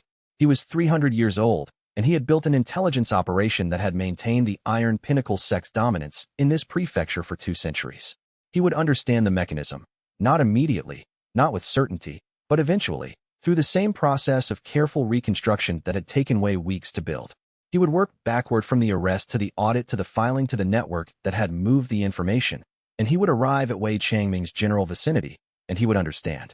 He would also understand that Wei had not acted until the letter arrived, that the letter, and what it contained, had been the signal. This was the thing Wei had not planned to do, but had done anyway. He had waited until after the tribunal, after the formal conflict was resolved, until Su Maolong had personally sent him a message, before moving against Su Peng. Not because the timing required it technically, because Su Maolong's letter had asked a question, "You don't understand what I am," and Wei's answer, whether the old Grand Elder read it as such or not, was, "You are correct, and I am beginning to find out." Su Peng was gone. He had been a problem, and now he was resolved, and the resolution had cost nothing in terms of sect resources or diplomatic capital or cultivation power. It had cost something else. Wei was not fully able to articulate what. He wrote at the bottom of Su Maolong's letter, in his own hand, *received. Understood.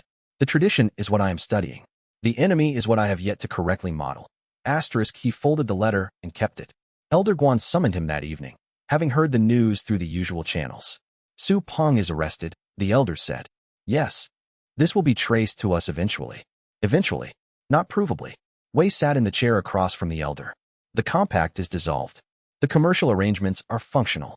Su Peng is neutralized. We have a working intelligence curriculum and 43 new disciples in training. He paused.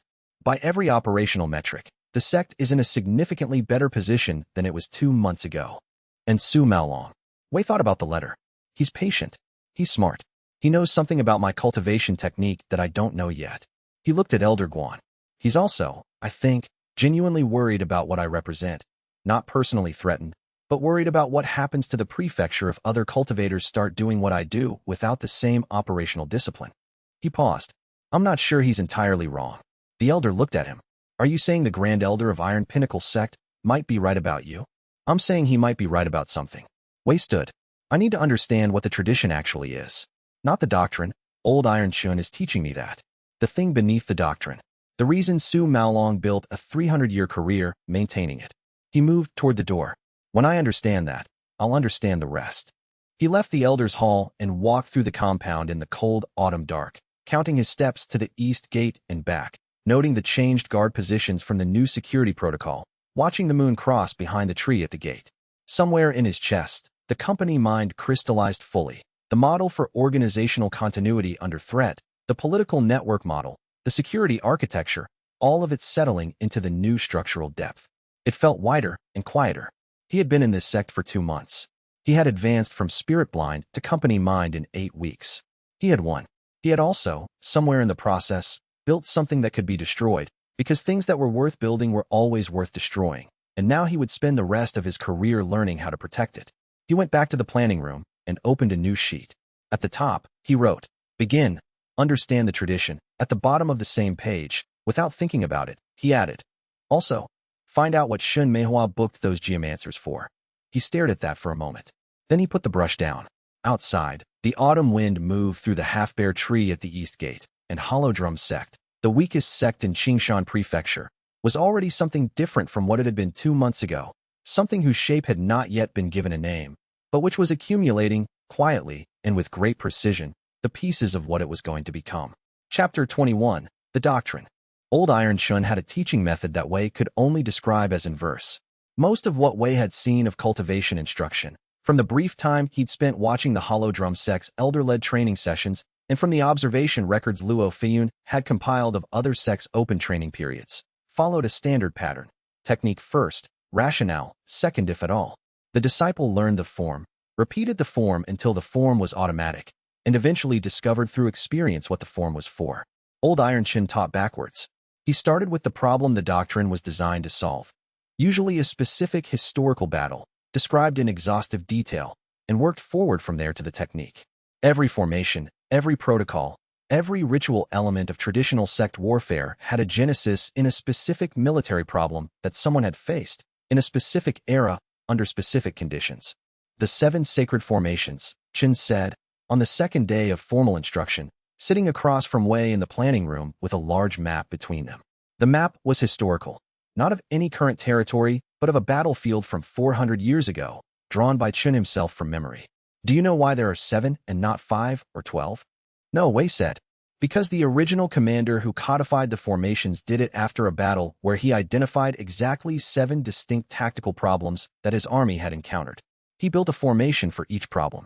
Later practitioners added ritual significance to the number 7, but the original intent was purely functional. Chen pointed to the map. Third formation, the wide gate, designed for this specific terrain, a valley with 2 approach roads equidistant from a central position. The formation assumes 2 simultaneous attack vectors from predictable angles.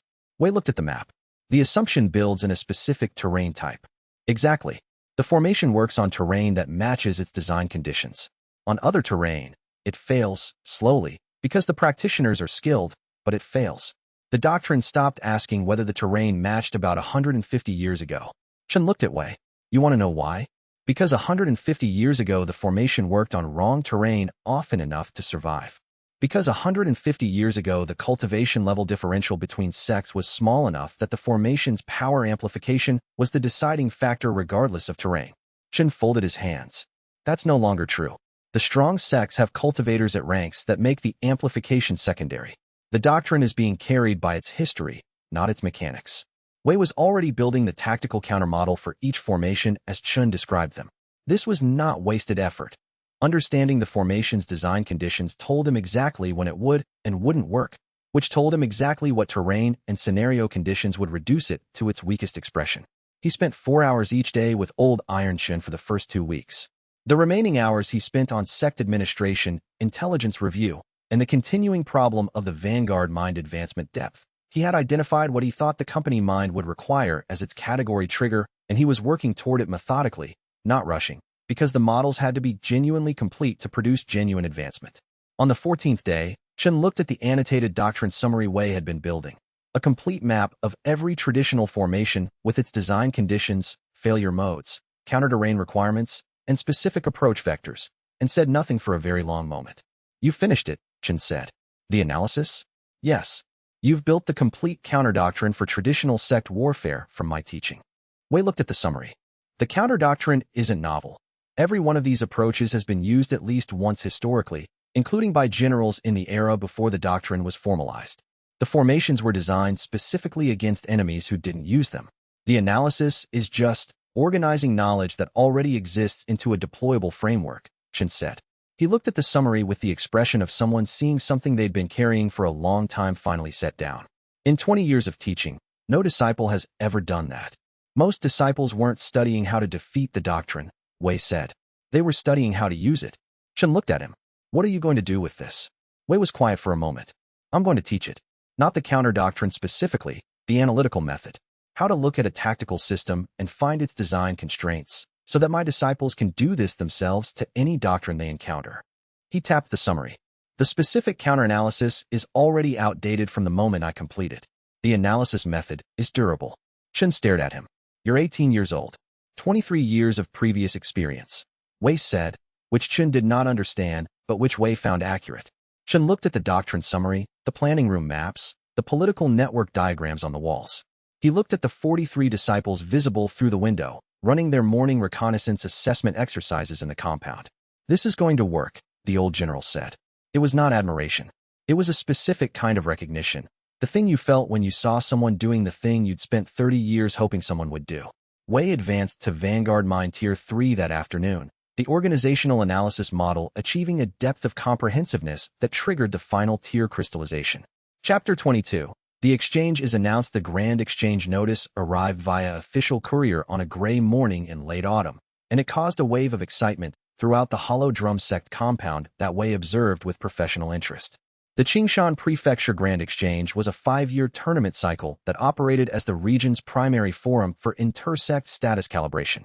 Individual combat brackets, team tactics demonstrations, and the Grand Maneuver, a large-scale war exercise that was, nominally, the most prestigious of the 3 events, though the last team to win it using genuinely unconventional tactics had done so approximately 60 years ago. The results of the exchange established sect rankings that influenced commercial negotiations, territory dispute resolutions, and resource allocation from the prefecture's common cultivation fund for the next 5 cycles. Hollow Drum Sect had, in the most recent 5-year ranking, finished 14th of 17. The 2 sects below them were both effectively defunct. Wei looked at the registration notice. He looked at the competition categories. He looked at his sect's current competitive profile. He registered for all 3 categories. This produced exactly the reaction he'd expected among the elders and senior disciples. A combination of confusion, concern, and the specific resigned quality of people who had been watching Wei Changming produce surprising results for 3 months and had gradually moved from active resistance to watchful uncertainty. The individual combat bracket, Elder Guan said, when Wei came to collect the registration authorization. You're entering Yu Dao. Yes. She's at Vanguard Mine Tier 1. Yes. Her best case opponent in the first round will be Company Mine Tier 2. I've already modeled the bracket structure based on the registration pool from the previous exchange. The seeding formula has a consistent bias toward rank over record, which means Yu Dao will almost certainly face a high-rank opponent in the first round. The elder looked at him. You're planning to win. I'm planning to perform at a level that significantly revises the sect's prefectural ranking. Wei set the registration form on the desk. Individual combat results contribute to ranking. Team tactics contribute. Grand Maneuver contributes more than either. If we place credibly in the individual brackets and win the Grand Maneuver, we finish in the top 5. Top 5 sects have substantially different commercial negotiating positions. You're planning to win the Grand Maneuver. Wei thought about this. I'm planning to finish the Grand Maneuver in first place by a legitimate interpretation of the competition rules. Whether that constitutes winning depends on how one defines winning. A pause. The last time that distinction mattered, Elder Guan said slowly, was when we won a resource competition by flooding a road. Yes, Wei said. The distinction is consistent. He collected the authorization. Luo Feiyun had already begun the intelligence compilation Wei had asked for 2 weeks earlier. The full roster assessment of every sect likely to send competitors to the exchange. The compilation was comprehensive: cultivation ranks, known techniques, tournament performance history across the past 3 cycles, and, critically, the psychological profiles Luo had assembled from his systematic review of post-match reports filed with the exchange administration. The psychological profiles were the most valuable part. Tournament performance records told you how people fought. The post-match reports, specifically the reports filed by eliminated competitors, who were more candid about their own mistakes than the winners, told you how people thought. Wei spent 3 days reading every report Luo had compiled. By the end of the third day, he had 23 specific individual matchup models, ranked by probability of hollow drum competitor advancement. He had a complete analysis of the grand maneuver's traditional outcome pattern, including the specific coordination mechanism between the 3 dominant sects that produced the predictable, correct result, and the specific assumption that mechanism relied on that he intended to invalidate. He called his core competitors together, Yu Dao, Luo Feiyun, and the 3 best-performing disciples from the reconnaissance training cohort. He spent 3 days briefing them, not on their opponent analyses, but on the analytical method he'd used to produce those analyses, so that they could update their own assessments in real time during the competition. Yu Dao listened to the entire briefing with the complete attention she brought to everything and made 4 additions to her personal matchup model that Wei incorporated immediately, because 2 of them were correct in ways he hadn't modeled. Luo Feiyun produced a supplementary document during the briefing, an extension of Wei's analysis covering 3 competitor profiles Wei hadn't included, which was accurate across all 3 subjects. Wei noted this. He noted that his team was beginning to produce intelligence outputs that he hadn't generated himself, which meant the analytical capacity was becoming distributed rather than centralized, which meant the operation was becoming more robust. He advanced to Company Mind Tier 1 fully during the 2nd day of the briefing, as the model for organizational intelligence operations at the multi-competitor management scale crystallized. The advancement felt like the previous ones, a widening, a new structural tier, but this one had a specific quality he hadn't felt before. It felt like he could hold more people's patterns simultaneously. Not just terrain and logistics, the specific cognitive signatures of the people he worked with, the ways they processed information and made decisions. He filed this in the cultivation log, *company mind. New capability. Organizational pattern recognition, tracking how multiple individuals within a unit think and interact, as a predictable system rather than a collection of individuals. Then he went back to the briefing. Chapter 23. The intelligence compilation Xianxia's report arrived 6 days before the exchange, and it was the most comprehensive intelligence document Wei had received from a single source since he'd arrived in this world. She had been gathering it for 2 months, apparently, because she had anticipated the exchange's relevance to Hollow Drum Sect's competitive position and had structured her commercial route contacts as a secondary intelligence network well before he'd asked for anything.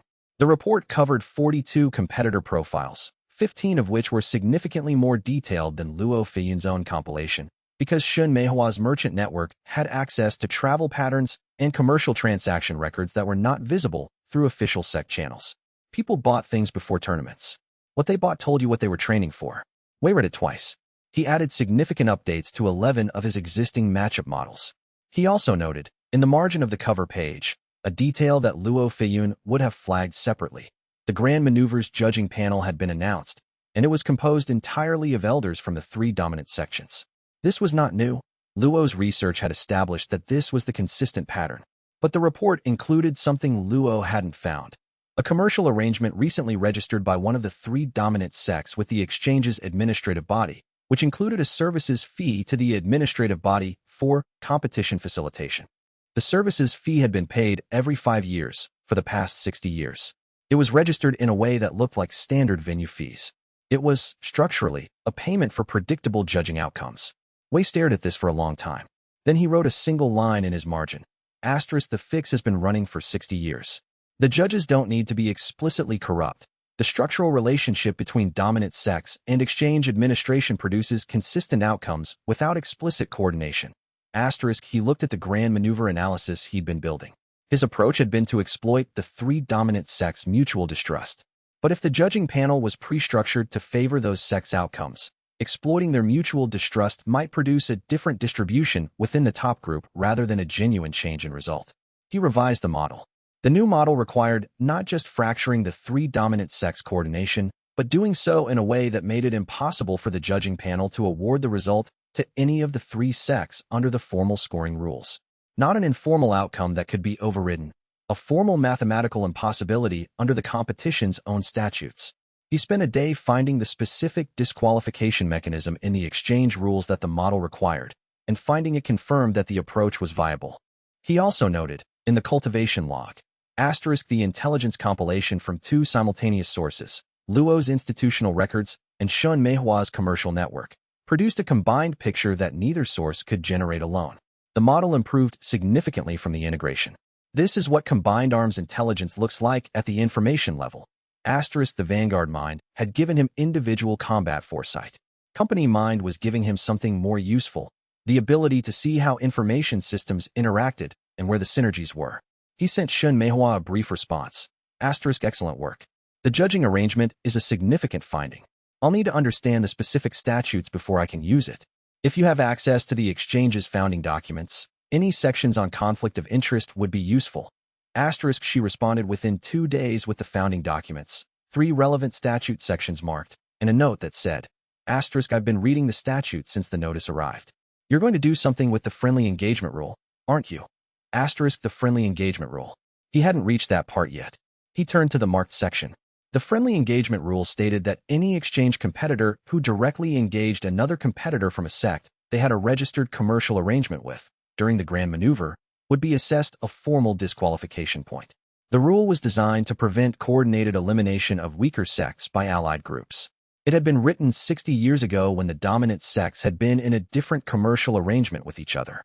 Since then, the 3 dominant sects had each filed commercial arrangements with each other, meaning that any direct engagement between 2 of the 3 dominant sects during the grand maneuver would trigger the rule. Wei read this 3 times. Then he looked at his pre-planted false intelligence approach, the deception he'd been building over the past 2 weeks, feeding each dominant sect the information that the other 2 were planning to betray their traditional alliance in the grand maneuver's final phase. If the deception worked and the dominant sects engaged each other, they would each accumulate disqualification points that the judging panel, under the statute, could not simply ignore. The judging panel's structural bias toward the dominant sects would be immaterial if the dominant sects disqualified themselves. He updated the model. The probability of first-place finish improved significantly. He wrote at the bottom of the analysis, asterisk this is why intelligence integration matters. The friendly engagement rule was in the public record. I would have found it. But finding it 2 weeks before the exchange rather than 2 days before the exchange is the difference between having time to use it and having time to look at it. Asterisk he sent Shin Meihua a second note. Asterisk yes. I was going to use it. You found it first. Asterisk. Chapter 24. The individual brackets Yu Dao's first opponent was a Division Mind Tier 2 cultivator from the Three Stone sect named Feng Haoren, who had placed 3rd in the individual combat bracket in the previous exchange, and whose 3 previous victories in that exchange had all been decided by the same opening technique. A forward compressed chi strike delivered as the first move of engagement, designed to stagger the opponent before they had fully committed to their opening form. Wei knew this from Luo Feiyun's post-match report compilation. He had shared it with Yu Dao 3 days before the exchange along with a specific counterposition, which required Yu Dao to identify the technique's preparation phase, a very slight right shoulder loading that the previous exchange's post-match reports had mentioned in 3 separate descriptions, and sidestep left rather than defending forward. He had also, because Yu Dao's precision was extraordinary but her communication with observers during a match was limited by her silence, developed a hand signal extension for real-time coaching. 19 additional signals designed for the specific context of a live combat match, where he would be watching from the observation platform and she would be watching the opponent. She had learned all 19 in a single evening. The match began. Wei was on the observation platform above the competition field, in the 3rd row, with a clear line of sight to both Yu Dao and the position of Feng Haoren's right shoulder. Feng Haoren did the shoulder loading at the start of the engagement. The motion was, exactly as 3 witnesses had described it, a very slight compression, barely visible at normal attention. Visible to someone looking for it. Wei signaled, asterisk now. Left, asterisk Yu Dao moved left. The chi strike passed her right side, and she was inside his extension before he had recovered from the commitment. The 3 precision shots to the nerve clusters, the ones Wei had identified from anatomy texts available in the exchange library, which he had spent 2 hours reading the day they arrived, landed in a sequence that took approximately 4 seconds. Feng Haoren sat down heavily. The judge called the match. The crowd was quiet in the specific way crowds went quiet when they had watched something they didn't entirely understand. The standard reaction to a cultivation victory was a particular kind of recognition. You saw the chi discharge, the technique activation, the power differential expressing itself. What they had seen was different. It had not looked like power. It had looked like someone already knowing where they needed to be before they needed to be there. Luo Feiyun's match was 3 brackets over. Wei watched it on the peripheral edge of his attention while maintaining focus on Yu Dao's. Luo Feiyun's opponent was a cultivator from a mid-tier sect whose specialization was the use of cultivation pressure, the ambient chi force that sufficiently ranked cultivators could project to create a physical sensation in lower-ranked opponents, essentially an invisible weight that disrupted concentration and technique. Effective against most opponents at Yu Dao and Luo Feiyun's level. Luo Feiyun had spent the morning of the match warm-up period sitting very still near the opponent's training area, listening. He had not needed to tell Wei what he was doing. Wei had recognized the behavior immediately and positioned himself where he could observe both. What Luo was doing. Memorizing every word the opponent spoke in warm-up, every instruction given to training partners, every repeated technical term. Building a vocabulary of the opponent's thinking in real time. The opponent had to tell. He used the word steady, an internal coaching word, apparently, approximately 2 seconds before he engaged the pressure technique. Luo had heard it used 7 times in warm-up, correlated with 7 pressure application moments. In the match, Luo Feiyun waited for steady. When it came, he moved out of the opponent's optimal range. The pressure technique required a specific distance band to be effective. The match lasted 11 minutes.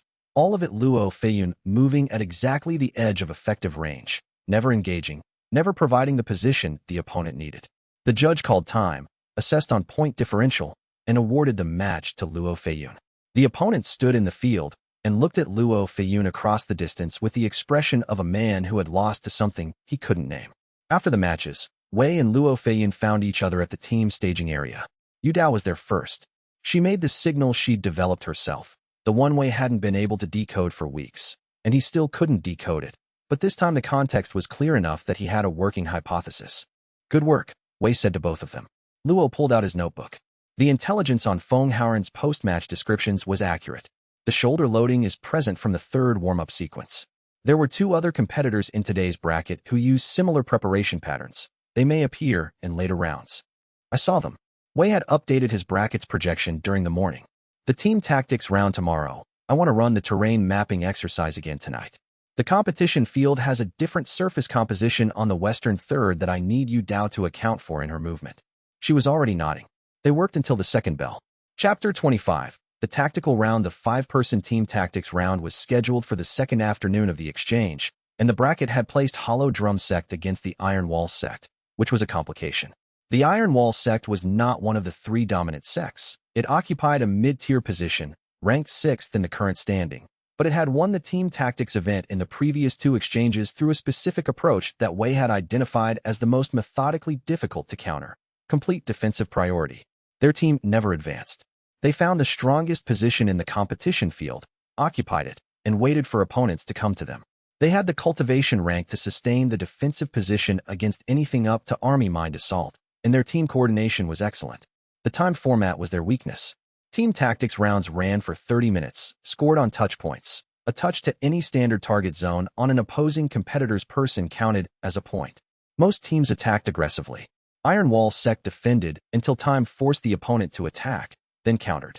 Wei had thought about this for 2 days. The straightforward solution, attack the position with multiple vectors simultaneously, required cultivation capability he didn't have. He needed a different kind of attack. He needed to attack the defensive positions assumption. The Iron Wall Sect's defensive doctrine assumed that the opponent would come to them, because the scoring format made aggressive attacking the rational choice. If the opponent did not attack, the defender had no points to score. If the defender had no points to score with 5 minutes left, and both teams at 0, the defender had to advance. And an advancing Iron Wall team was not an Iron Wall team at all. It was a mid-tier sect without a position advantage. He briefed his team the night before. We will not attack for the first 25 minutes. We will spend 25 minutes mapping the competition field and identifying the specific point where Iron Wall's formation will overextend if we give them a credible attack angle to respond to. He looked around the table. At 25 minutes, with 5 minutes left, if the score is 0-0, the judges may award points based on positional assessment. I've read the scoring statute. There's no provision for positional points. 0-0 at time is determined by secondary criteria. He tapped the scoring document. Secondary criteria, terrain control at match end. The team controlling the majority of the field at time is awarded the tiebreaker. He watched them understand it. We don't attack, said the first-year disciple, one of Luo Feiyun's analytical cohort, assigned to the team tactics bracket because of her terrain reading ability rather than her combat rank. We map. We map, Wei confirmed. I need 3 specific things from the first 25 minutes. the exact position where Iron Wall's left flank coordinator stands relative to the western boundary, the position of the formation anchor point, and the location of any terrain feature on the eastern third that their scouting team hasn't checked. If there's one they haven't checked, we hold it at 25 minutes. He looked at you, Dao. You're the formation breaker. If we need to score a touch to force a response in the last 5 minutes, I need to know you can get through the left flank in a 2-second window. He gave her a hand signal she hadn't seen before, one he designed specifically for this scenario. Asterisk, the gap is there. Go. Asterisk, she looked at it, looked at him, and made the understood signal. The match began. For the first 15 minutes, Hollow Drum's 5-person team moved around the periphery of the competition field in a methodical pattern that looked, to the watching crowd, like absolute confusion. The Iron Wall team held their position, watched, and waited. The junior disciple, her name was Pei Lingling, and she had the terrain instinct of someone who had spent years mapping geological surveys for her family's mining operation before being tested for cultivation ability and failing their entry exam on chi speed, found the unchecked terrain feature at the 16-minute mark. She signaled Wei with the team communication protocol. Wei confirmed. At 25 minutes, Hollow Drum's team held the unchecked terrain feature, had maintained continuous movement across the eastern and northern thirds of the field, and had scored 0 points. Iron Wall had scored 0 points. The Iron Wall captain looked at the clock, looked at the field, and made the command decision that the scoring format required. Advance to score before time ran out. Iron Wall left their position. At 28 minutes, with 2 minutes remaining, Wei gave Yu Dao the signal. Asterisk, the gap is there. Go.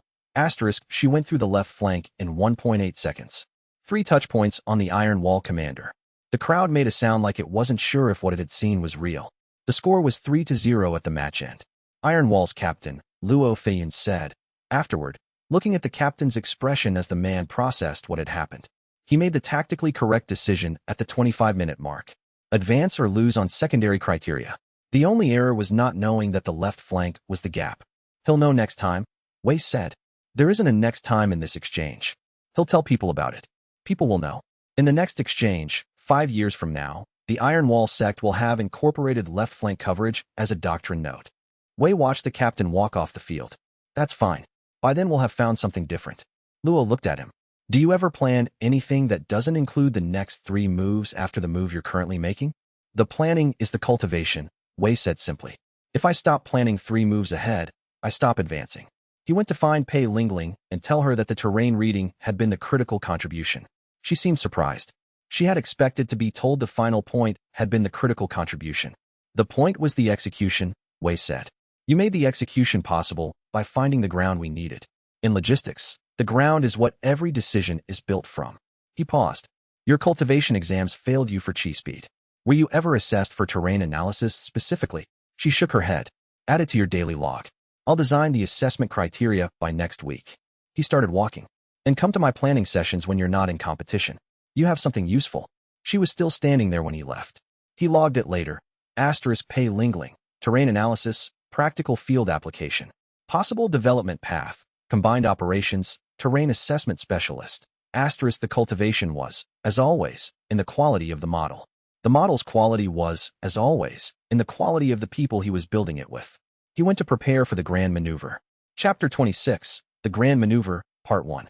The Grand Maneuver had a field the size of a small battle, 2 square li of varied terrain, including a ridge line, 2 water features, a central elevated position called the summit that was worth 20 points if held at the end, and 8 secondary objectives distributed across the field that were worth 5 points each. The format was an 8-hour engagement window. The team with the most points at the close of the window won. 17 sects had registered teams. Most had between 10 and 30 competitors. Hollow Drum's registered team was 12 people, which was the maximum they could staff credibly from their current cultivator pool. The 3 dominant sects, Iron Pinnacle, the Jade Peak Association, and the South River combined, had registered their maximum teams of 30 each. Their combined point total in the previous 2 exchanges had been, respectively, 1st, 2nd, and 3rd place. The remaining 14 sects had competed for 4th through 17th. Wei spent the morning before the Grand Maneuver doing 3 things. The first was completing the final false intelligence deliveries. He had been feeding misinformation to each of the 3 dominant sects for 2 weeks, using independent channels Luo Feiyun had identified. Specifically, channels that were used regularly enough to be trusted but loose enough to carry information that each sect's intelligence operation would assess as confirmed but imprecise. The misinformation was, the other two dominant sects were planning to use the Grand Maneuver's final phase chaos to eliminate the third dominant sect's competitors, breaking the traditional three-way coordination that had produced the reliable top three outcome for 60 years. Each sect received a version suggesting the other two had agreed to target them specifically. The misinformation was designed to be unverifiable, close enough to plausible that the sect's intelligence operations would not rule it out, arrive through independent enough channels that the recipients would not immediately trace it to a single source. The second thing was confirming Hollow Drum's grand maneuver strategy with the team. The strategy was simple in concept and demanded a specific psychological disposition to execute correctly. Do not compete for the objectives. Let the 17 sects spend the 8 hours fighting over the summit and the 8 secondary points while Hollow Drum's team mapped the field, identified terrain features no one else was using, and positioned for the final phase terrain control assessment. The friendly engagement rule would handle the rest if the misinformation worked. We will be in a corner for most of this, Wei said to the 12-person team, including Yu Dao, Luo Feiyun, Pei Lingling, and Brother. He stopped himself, noting the memory. A geomancer named Liang Zhifang whom he had registered as a team member after meeting him in the tournament's common area 2 days ago, and discovering that the man's terrain reading ability was precisely what the grand maneuver strategy required. Our job is to be invisible, to document what's happening in the field, and to move when I signal. Liang Zhifang, who had introduced himself as Brother Compass, because that was what his fellow geomancers called him, apparently, and who had attached himself to Wei's team, with the specific energy of someone who had finally found a use for a skill set that had never previously fit any available framework, raised his hand. How long are we going to be in the corner? 7 hours and 40 minutes, Wei said. Liang lowered his hand. The last 20 minutes, Wei said, will require precision movement across the portions of the field that no other team has bothered to control, because every other team will be fighting over the summit and the 8 secondary objectives. During those 20 minutes, we will establish terrain control across the majority of the remaining field, which will give us the tiebreaker advantage if the points are close at the close of the window. Yu Dao made a signal. Wei translated. What happens if the points aren't close? If the 3 dominant sects perform as projected and disqualify themselves through friendly engagement violations, the points will be very close at the top, Wei said. The objective-holding teams will be the remaining 14 sects, none of whom can hold the summit or all 8 objectives simultaneously with their available team sizes. The scoring will distribute broadly. At close of window, the terrain control tiebreaker will likely determine places 1 through 4. Luo Feiyun. And if the misinformation fails and the 3 dominant sects maintain their traditional coordination, then we finish well below first place, but above our previous ranking, because the terrain control strategy accumulates points passively during the final phase regardless of what the dominant sects do. Wei looked around the table. The base case is an improvement. The optimal case requires the misinformation to work. I've rated the misinformation probability at approximately 70%. He did not tell them that approximately 70% was itself an estimate with significant uncertainty, because the 3 dominant sects' intelligence apparatus quality was the key variable and his model of that quality was incomplete. He had told Luo this privately. Luo had said, the model is 70% confident and you're proceeding. Wei. The alternative is not proceeding, which has a 0% success probability. Luo had not argued. The third thing Wei did that morning was watch a young man named Ding Ruyang watch him from the judge's platform. Ding Ruyang was clearly there in an official capacity. He wore a court administrative badge, the kind that indicated kingdom-level institutional affiliation rather than sectarian. He was approximately 25, well-dressed, with the specific quality of alertness that Wei associated with people who had been trained to observe rather than perform. He had been watching Wei's team's morning activities from the platform since the 5th bell.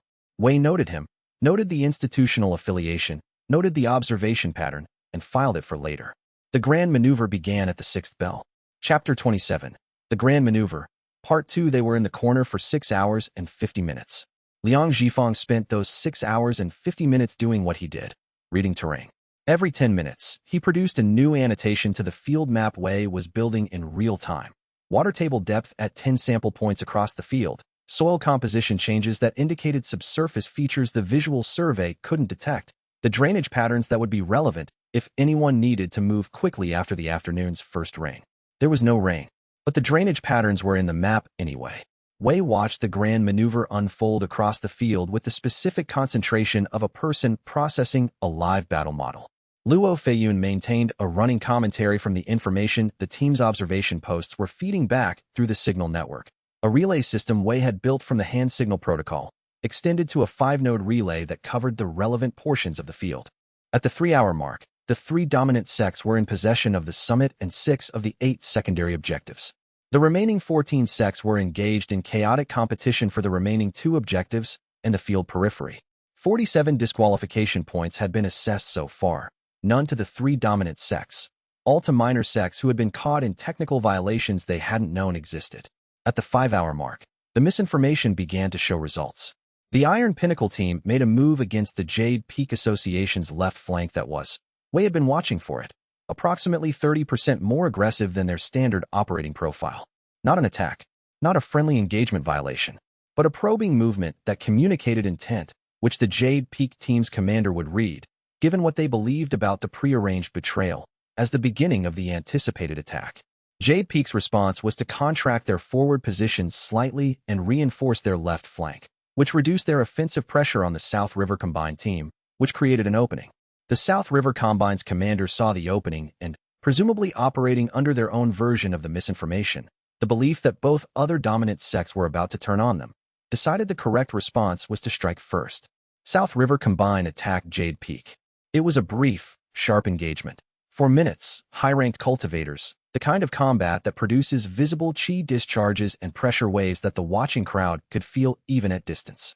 At the end of 4 minutes, Jade Peak had lost 3 cultivators to disqualification, opponents from a registered commercial arrangement partner, the friendly engagement rule, and South River Combine had accumulated 9 disqualification points. Iron Pinnacle's commander, watching this, apparently concluded that the mutual destruction of 2 of the 3 dominant sects was an opportunity rather than a warning. His team moved to take the summit from Jade Peak, while Jade Peak was managing the South River attack. Jade Peak responded. The 3 dominant sects were fighting each other by the 6th hour. Ding Ruiyang, watching from the judge's platform, turned from the 3-way engagement to find Wei Changming. He scanned the field. He looked at the eastern corner, where Hollow Drum's 12-person team had been maintaining their modest position. Their eyes met. Ding Ruiyang looked at the dominant sects fighting each other. He looked at Wei.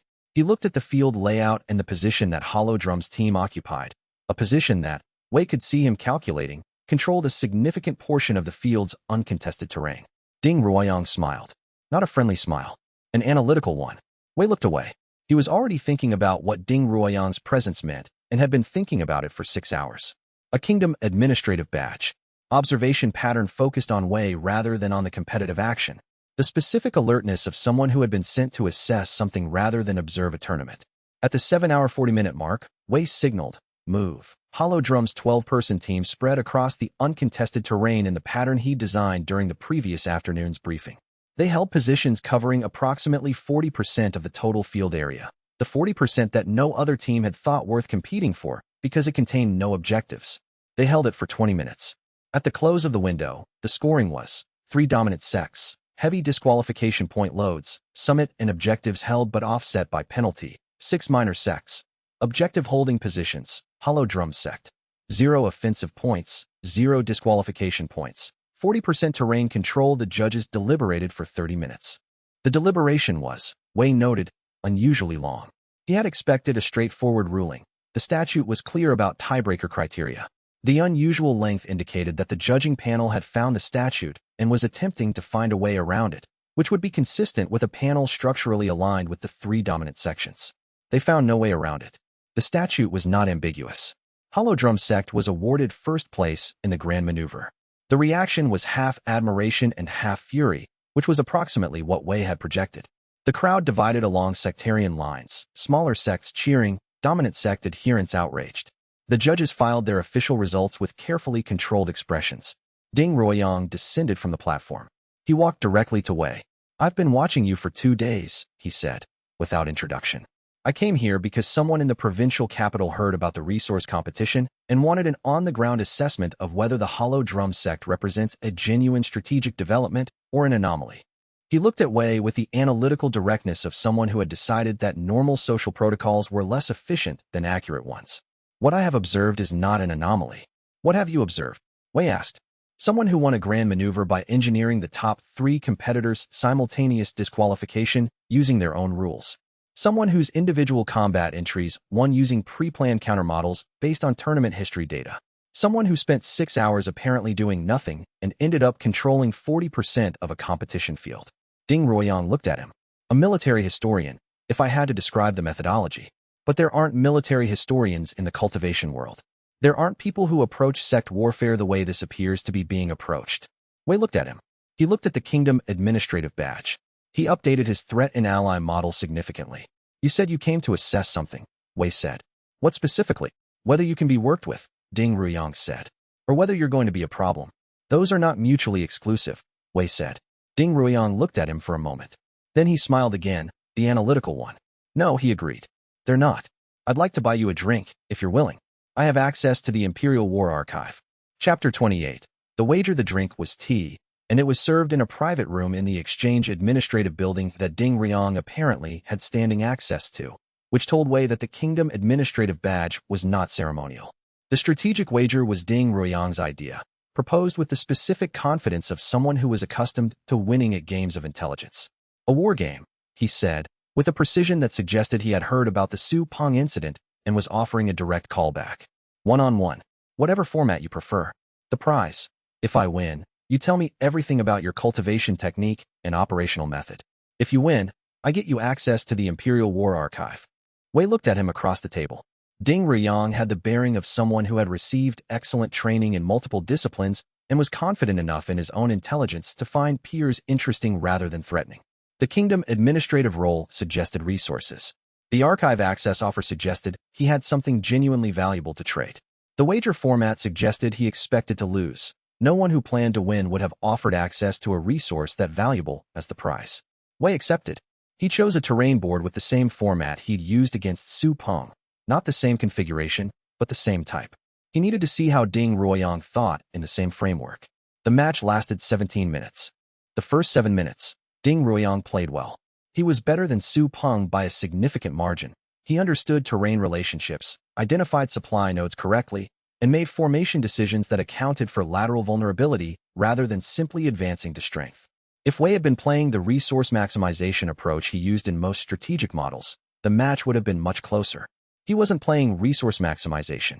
He was playing information revelation. Every move he made was designed to require Ding Ruoyang to reveal his next 3 moves in his response, which revealed his mental model of the game, which revealed his strategic framework. By the 10th minute, Wei had a complete profile of Ding Ruoyang's strategic thinking. Utilitarian, hierarchically structured, strong at identifying optimal moves in defined systems, weaker at operating outside the system's assumptions. Trained. Not trained in the same thing Wei was trained in. At the 17th minute, Wei won by collapsing Ding Ruoyang's supply node from a direction the analytical model had not included as a threat vector. Ding Ruoyang looked at the board for a long moment. You were profiling me, he said. Yes. You won the match in minute 2. You spent 15 minutes studying how I think. The win was available at minute 2, Wei agreed. The profile required 15 minutes. Ding Ruoyang looked at him with a new quality of attention.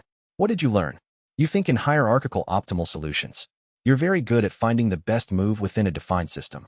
You're less comfortable when the system's boundaries are unclear. Wei picked up his tea. It's an excellent framework for the kind of work a kingdom administrative official does. It's not the best framework for the kind of problem I tend to generate. Ding Ruoyang was quiet for a moment. Then, the archive access. I'll arrange it tomorrow. I have one condition, which is the woman in your team, xianxia. She comes too. Wei noted the flicker in Ding Ruoyang's eyes when he'd said her name. Recognition, something older than professional. Why? Her family's consortium is a complication I'd rather have on my side than at arm's length, Ding Ruoyang said. He paused. And I'd like her to be somewhere I can observe her. Wei noted this carefully. There was something in the history between them, or their families. He added it to the model. She comes, Wei agreed. One additional condition. Luo Feiyun as well. Ding Ruoyang's eyes moved. The intelligence archivist. You've been thorough, Wei said. I've been doing my job. Ding Ruoyang set down his cup. Luo Feiyun is welcome. He left shortly after. Wei sat in the empty room for a while. Then he wrote in the margin of the next day's planning sheet. Asterisk Ding Ruoyang, Kingdom Administrative Intelligence, good analytical capability, hierarchical framework limitation, older history with xianxia family. Possible asset. Possible complication. Insufficient information for classification. Maintain engagement. Asterisk, he underlined the last two words. Chapter 29. What the archive contains. The Imperial War Archive was beneath the provincial capital's administrative complex, in a section that was technically accessible to registered scholars and kingdom-authorized personnel, and was, in practice, accessed by approximately 8 people per year. Wei Changming and Luo Feiyun spent 3 days there. Wei found what he had been looking for. The archive's military doctrine section contained texts he had known existed. The broader collection of the 10,000 Banners School strategic writings, not just the fragments he'd found in the ruins, but the fuller collection that the school had deposited here before their destruction. 300 years old, carefully preserved, substantially complete. He spent the first day reading the strategic doctrine sections. Most of what he found confirmed his own developing methodology with minor variations. The school had arrived at many of the same conclusions about terrain dependency, logistics priority, and combined arms information integration that he had been reconstructing from first principles. The second day, he found the cultivation technique records. The strategic resonance cultivation technique's original form was documented across 7 jade tablets, each containing a different component of the complete system. What he had absorbed in the ruins was the seed method, the first component, designed to initiate the cultivation process. The remaining 6 components detailed the advancement pathway from scout mind through the higher ranks he hadn't yet reached, with specific descriptions of what each rank's capability expansion provided. He read it all. He read it carefully. He read the section on the second chamber with particular attention. The record said, asterisk, the second chamber activates when the first chamber has developed sufficient depth to sustain simultaneous modeling at the 2-tier scale. Its function is to receive rather than project. Where the first chamber builds models of your own strategic intent, the second chamber reads the strategic intent signatures of others. In its initial activation, it reads only individuals. In its developed form, it reads collective strategic pressure, the aggregate intent of armies, factions, organizations.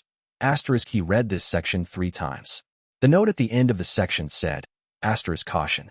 The second chamber cannot be selectively activated. Once opened, it receives continuously. The first cultivators of the school reported that the second chamber required significant internal technique development to operate without consuming the practitioner's attentional capacity. Insufficient development before opening produces the condition described in case records 4 through 7. Asterisk, he asked Luo Feiyun to retrieve case records 4 through 7.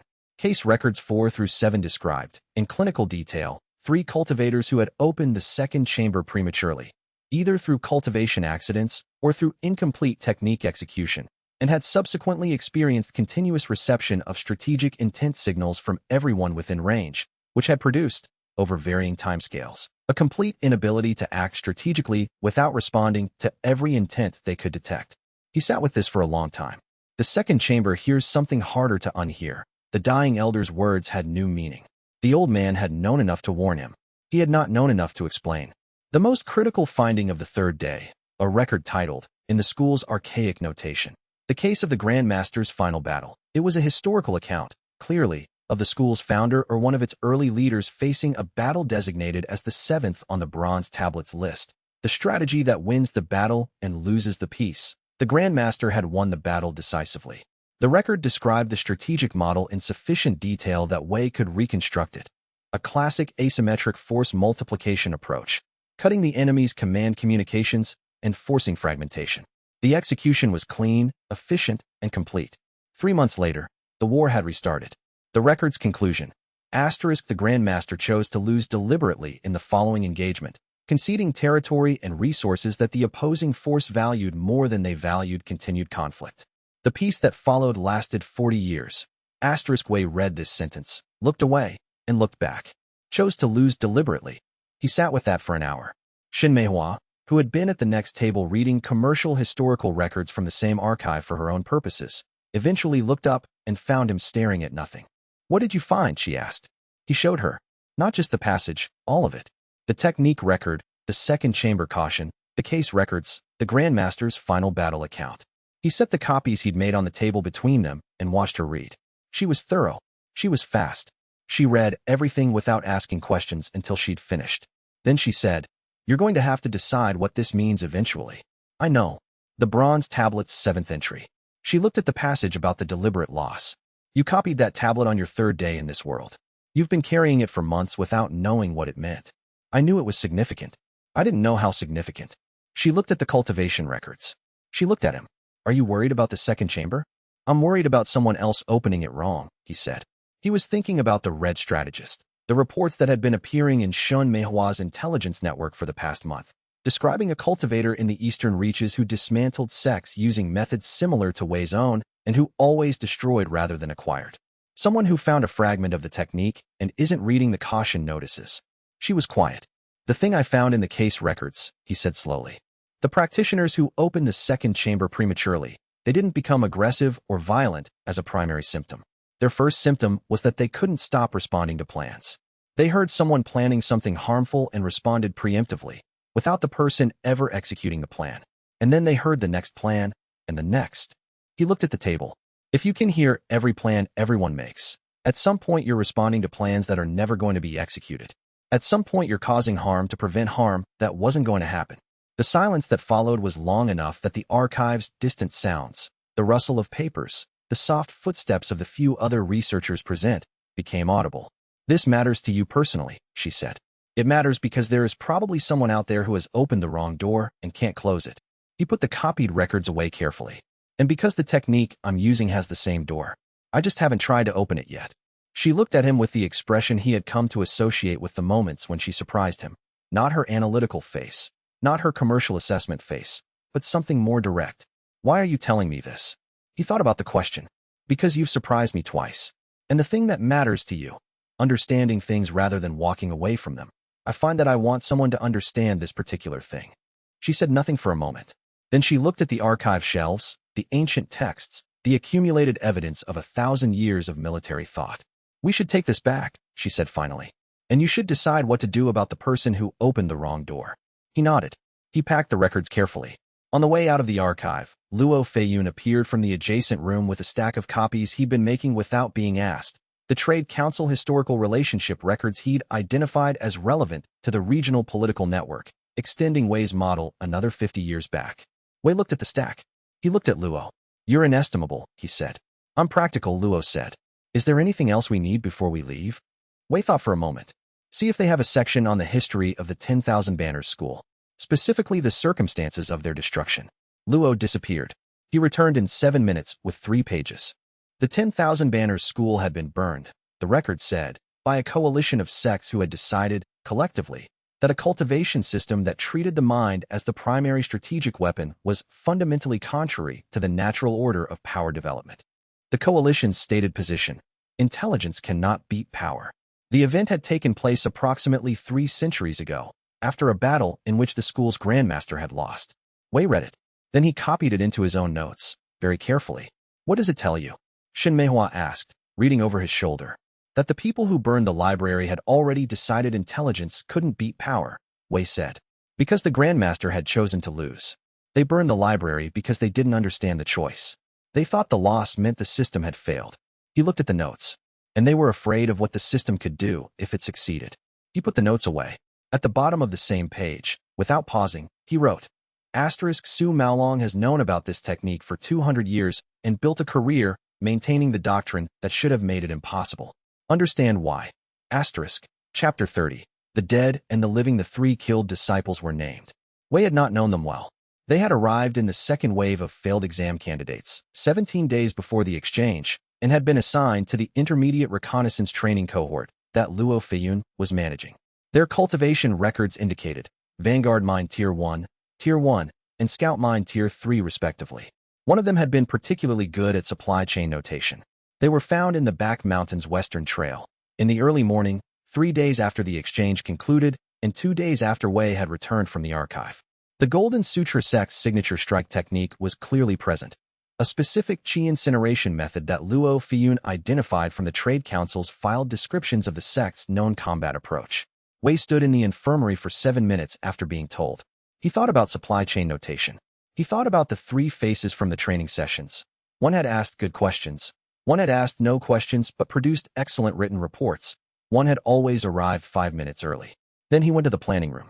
Golden Sutra sect, he said to Luo Feiyun. They're an assassination for hire organization. Their client list is protected under sect commerce law. What do we know about their current active contracts? The contracts are protected, Luo said. Their reputation is public. They've been hired by 5 different sects in the past 2 years for targeted elimination services. Of those 5, I can rule out 3 as unlikely clients for an action against us based on their commercial positions and the fact that none of them have obvious grievance that would justify the cost. The remaining 2. Iron Pinnacle Sect is the obvious candidate. The timing post-exchange, the motivation from the grand maneuver result. Luo's voice was careful and precise, not because he was hiding emotion, but because precision was how he processed it. The second candidate is more interesting. There's an internal reform faction within Iron Pinnacle that has been in conflict with Su Maolong for approximately 3 years. Their position is that Su Maolong's approach to managing threats has been too conservative, that decisive external actions would have prevented the current situation. An assassination attempt on us would embarrass Su Maolong if it failed, because it would indicate that he'd lost control of his sect's internal security protocols. Wei processed this. Someone within Iron Pinnacle hired the Golden Sutra sect, he said slowly, specifically to make Su Maolong look incapable of managing the threat we represent. It's a theory, Luo said. I can't prove it. But it means some of our enemies are already fighting each other using us as the weapon. Wei sat down. He thought about the 3 disciples. He thought about the supply chain notation. I want security protocol upgrades for every disciple in the training cohort. Personal trail coverage. The protocol Yu Dao uses for me. Adapt it for group application. Every disciple with direct access to intelligence work gets the protocol. That's 46 people. Yes. He looked at Luo. And I want the evacuation model. The full version. Luo was quiet for a moment. You want to move the sect? I want the plan ready. I don't want to use it until necessary. Wei looked at the planning room walls. The compound is a fixed target. Fixed targets are vulnerable to intelligence and attrition. We need to not be a fixed target. He spent 3 days constructing the evacuation and distribution plan. A fundamentally different type of model than anything he'd previously built. Not a battle plan. A structural plan. The transformation of a fixed institution into a distributed network, with 3 nodes connected by hidden paths, with a false occupied decoy, with communication protocols that didn't require physical presence. The model advanced his cultivation again. Company Mind Tier 2, as the organizational architecture model achieved a depth and completeness that satisfied the tier requirement. He noted it briefly and went back to the plan. You're planning to disappear, Old Iron Chin said, when Wei showed him the structure. I'm planning to be everywhere instead of somewhere, Wei said. The difference matters. The difference is that you become very hard to find. Yes, which is the goal at this point. Chen looked at the evacuation plan for a long time. This isn't the kind of thing traditional sects do. No. You know what it means if you do this? You're not a sect anymore. You're something else. Wei looked at the plan. I know. He paused. I don't have a name for what we're becoming yet. I don't need one right now. You'll need one eventually. Historically speaking, Wei said, things get named after they prove they work. I'll worry about the name then. He told Elder Guan the next morning. He had prepared for the conversation carefully, as he prepared for all significant conversations, but there was no model that made the conversation easy. The Elder received the plan, read it, and said, the sect is people, not buildings. Wei looked at him. You said that, the Elder said. When you proposed the evacuation concept the first time, months ago, I thought it was a tactical comment. It wasn't. No, Wei said. It wasn't. The Elder set the plan down. He looked out the window at the compound he had managed for 22 years, the training courts, the Elder Hall, the storage buildings, the tree at the east gate. Begin preparation, he said. Don't execute unless necessary. Yes, Wei said. He left Elder Guan with his window and went to begin. Chapter 31. The distributed sect. They moved on a rainy morning, which Wei had chosen deliberately because rain reduced visibility and dampened chi signature detection range, and generally created the specific kind of environmental noise that made observing a migration difficult. The 46 training disciples and 12 elders left the compound in 4 groups, each taking a different route, each arriving at a different one of the 3 outpost locations over a period of 12 hours. The compound itself was left occupied by a skeleton crew of 6, the disciples assigned to maintain the illusion formations and the physical security that made the compound look inhabited. The illusion formations were Liang Zhifeng's contribution. He had, in the 3 weeks since joining the team, developed a practical application of his terrain reading ability that Wei had not predicted. He could read formation patterns in ground and stone as readily as he read physical terrain features, which meant he could interface with sect formation systems in ways the formation cultivators couldn't. The illusion compound, a chi projection array that mimicked the ambient life signatures of an inhabited space, was his design. Wei had told him, "You solve problems I haven't modeled. Liang, I solve problems that terrain makes obvious. I just describe what the ground says. That's what I do with strategy. Liang had considered this for a moment. I suppose we're both translators. He had made the notation brother compass in Wei's internal vocabulary because the designation fit. A person who reads the world and reports what it means, which was what every good intelligence source did. The 3 outpost locations were Wei's choices, made 6 weeks ago when he had first modeled the evacuation scenario. Each was defensible from multiple approach vectors, connected to the others by paths Liang had mapped that were below the standard patrol coverage for the territory and positioned relative to the local terrain in a way that gave early warning of approach from any direction.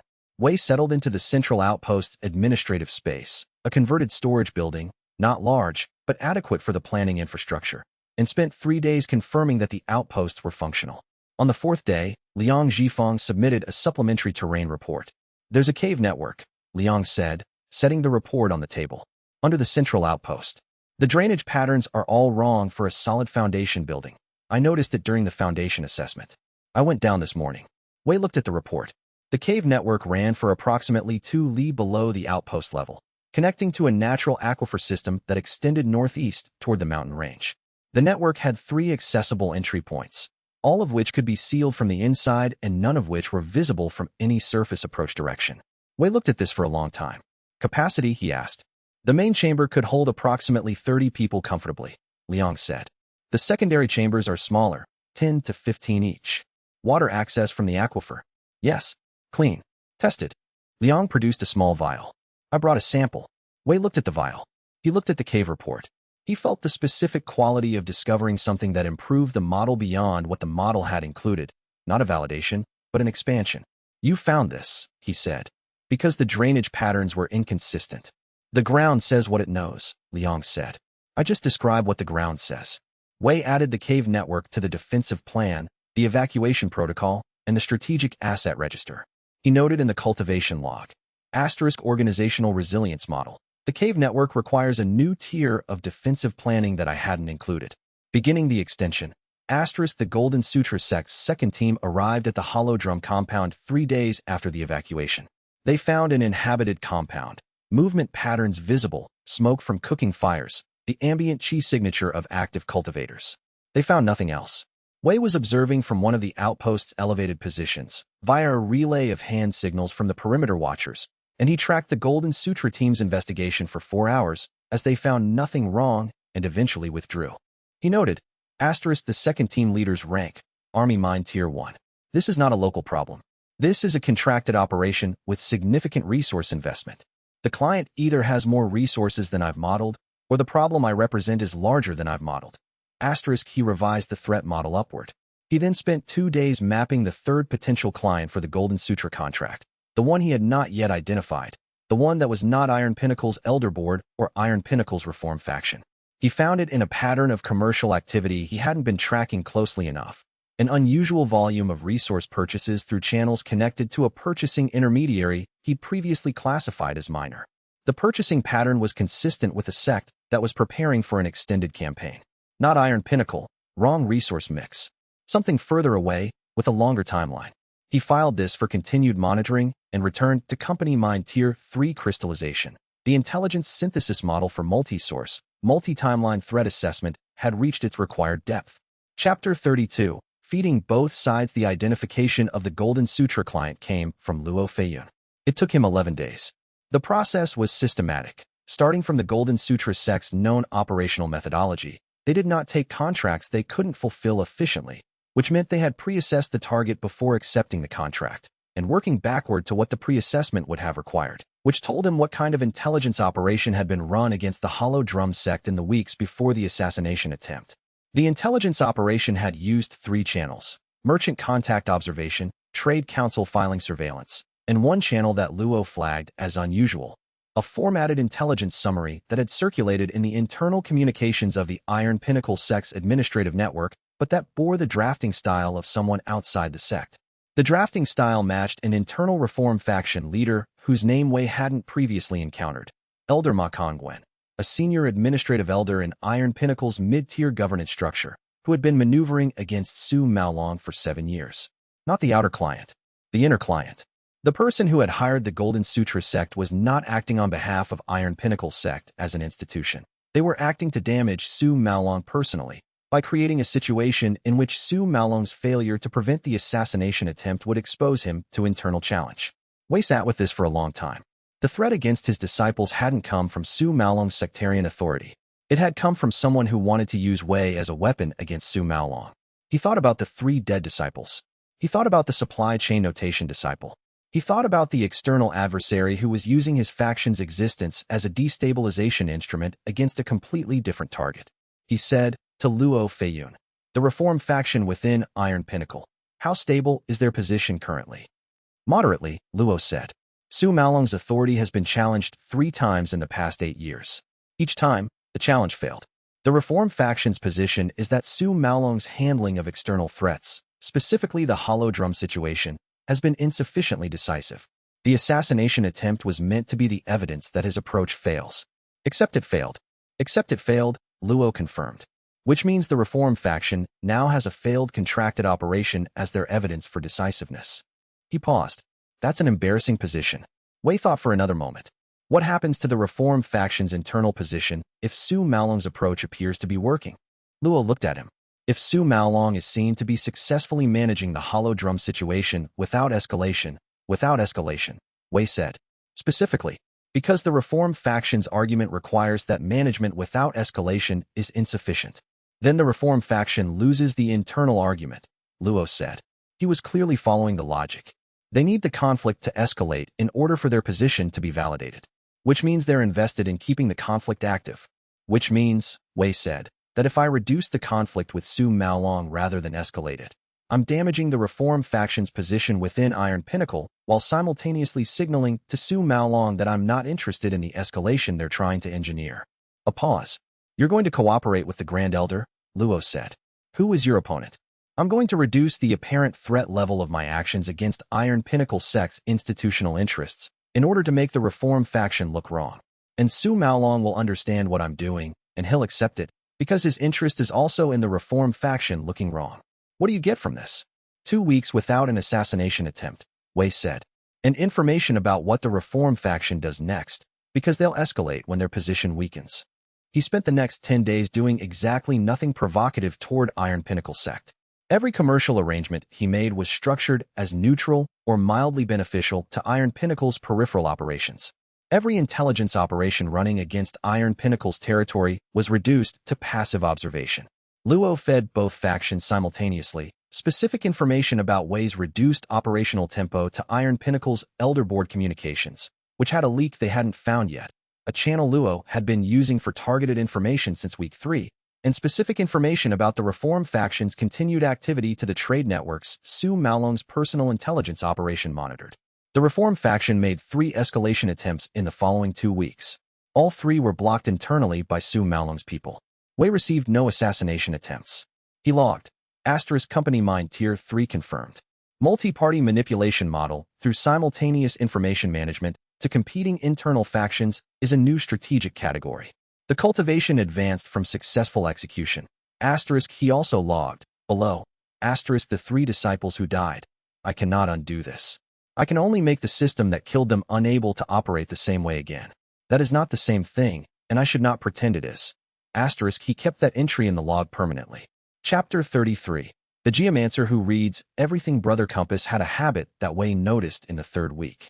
When he walked into a room, before sitting down, before acknowledging anyone, his eyes moved across the space in a very specific pattern. Floor, walls, ceiling, then back to floor, with a slight pause at the transitions between surface types. It took approximately 3 seconds. He did it every time. Wei asked him about it. Drainage and load, Liang said, settling into a chair in the planning room. The transition points between surface types tell you the most about a structure's history, where it's been repaired, where it's settling, where the water goes in heavy rain. In 3 seconds I know whether I should trust this room to hold my weight, and whether it has a history of flooding. That's the terrain reading technique. That's just noticing what's there. He looked mildly surprised that this required explanation. Every space has a record. You just have to know how to read it. Wei considered this. The cave network you found under the central outpost. The drainage patterns were inconsistent with a solid foundation. Once I saw the inconsistency, the question was what caused it. You find what others don't look for. I find what the ground is already saying. Liang looked at the planning room walls. I've been working with your outpost layout notes. You've chosen good positions. The approach coverage is excellent. The visual lines are appropriate.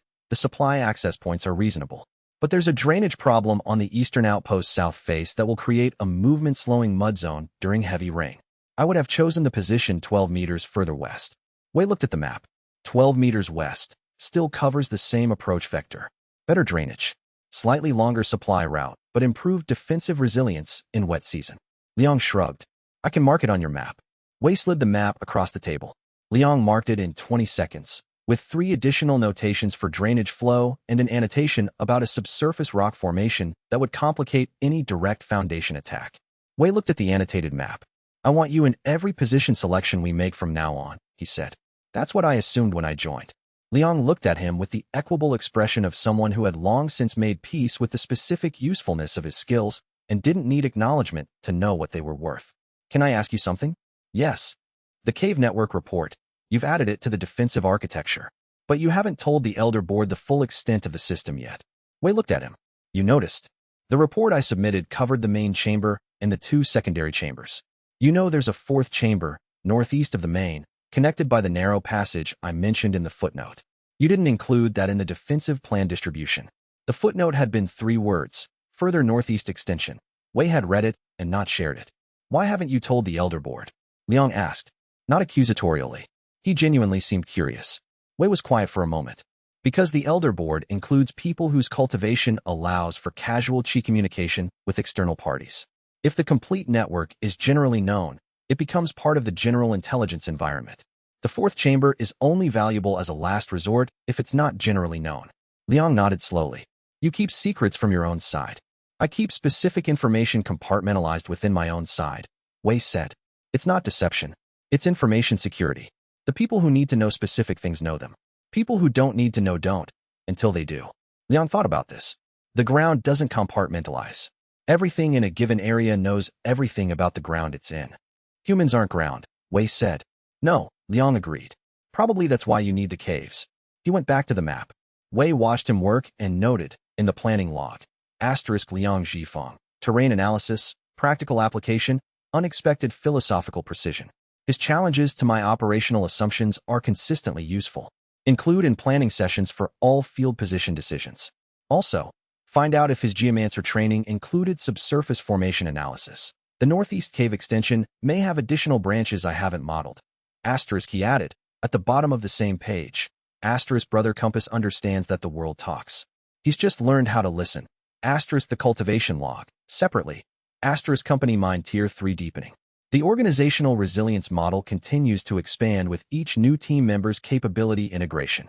Advancement rate is correlated with team capability growth, not only personal model complexity.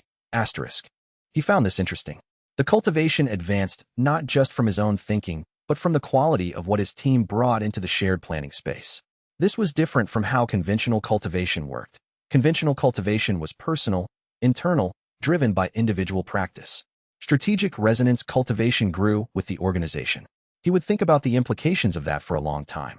Chapter 34. The heretics brief. The Tribunal of Sects notification arrived 11 days after the evacuation, delivered by official Trade Council courier to the decoy compound's receiving address. It was signed by Grand Elder Su Maolong. The notification was formally structured.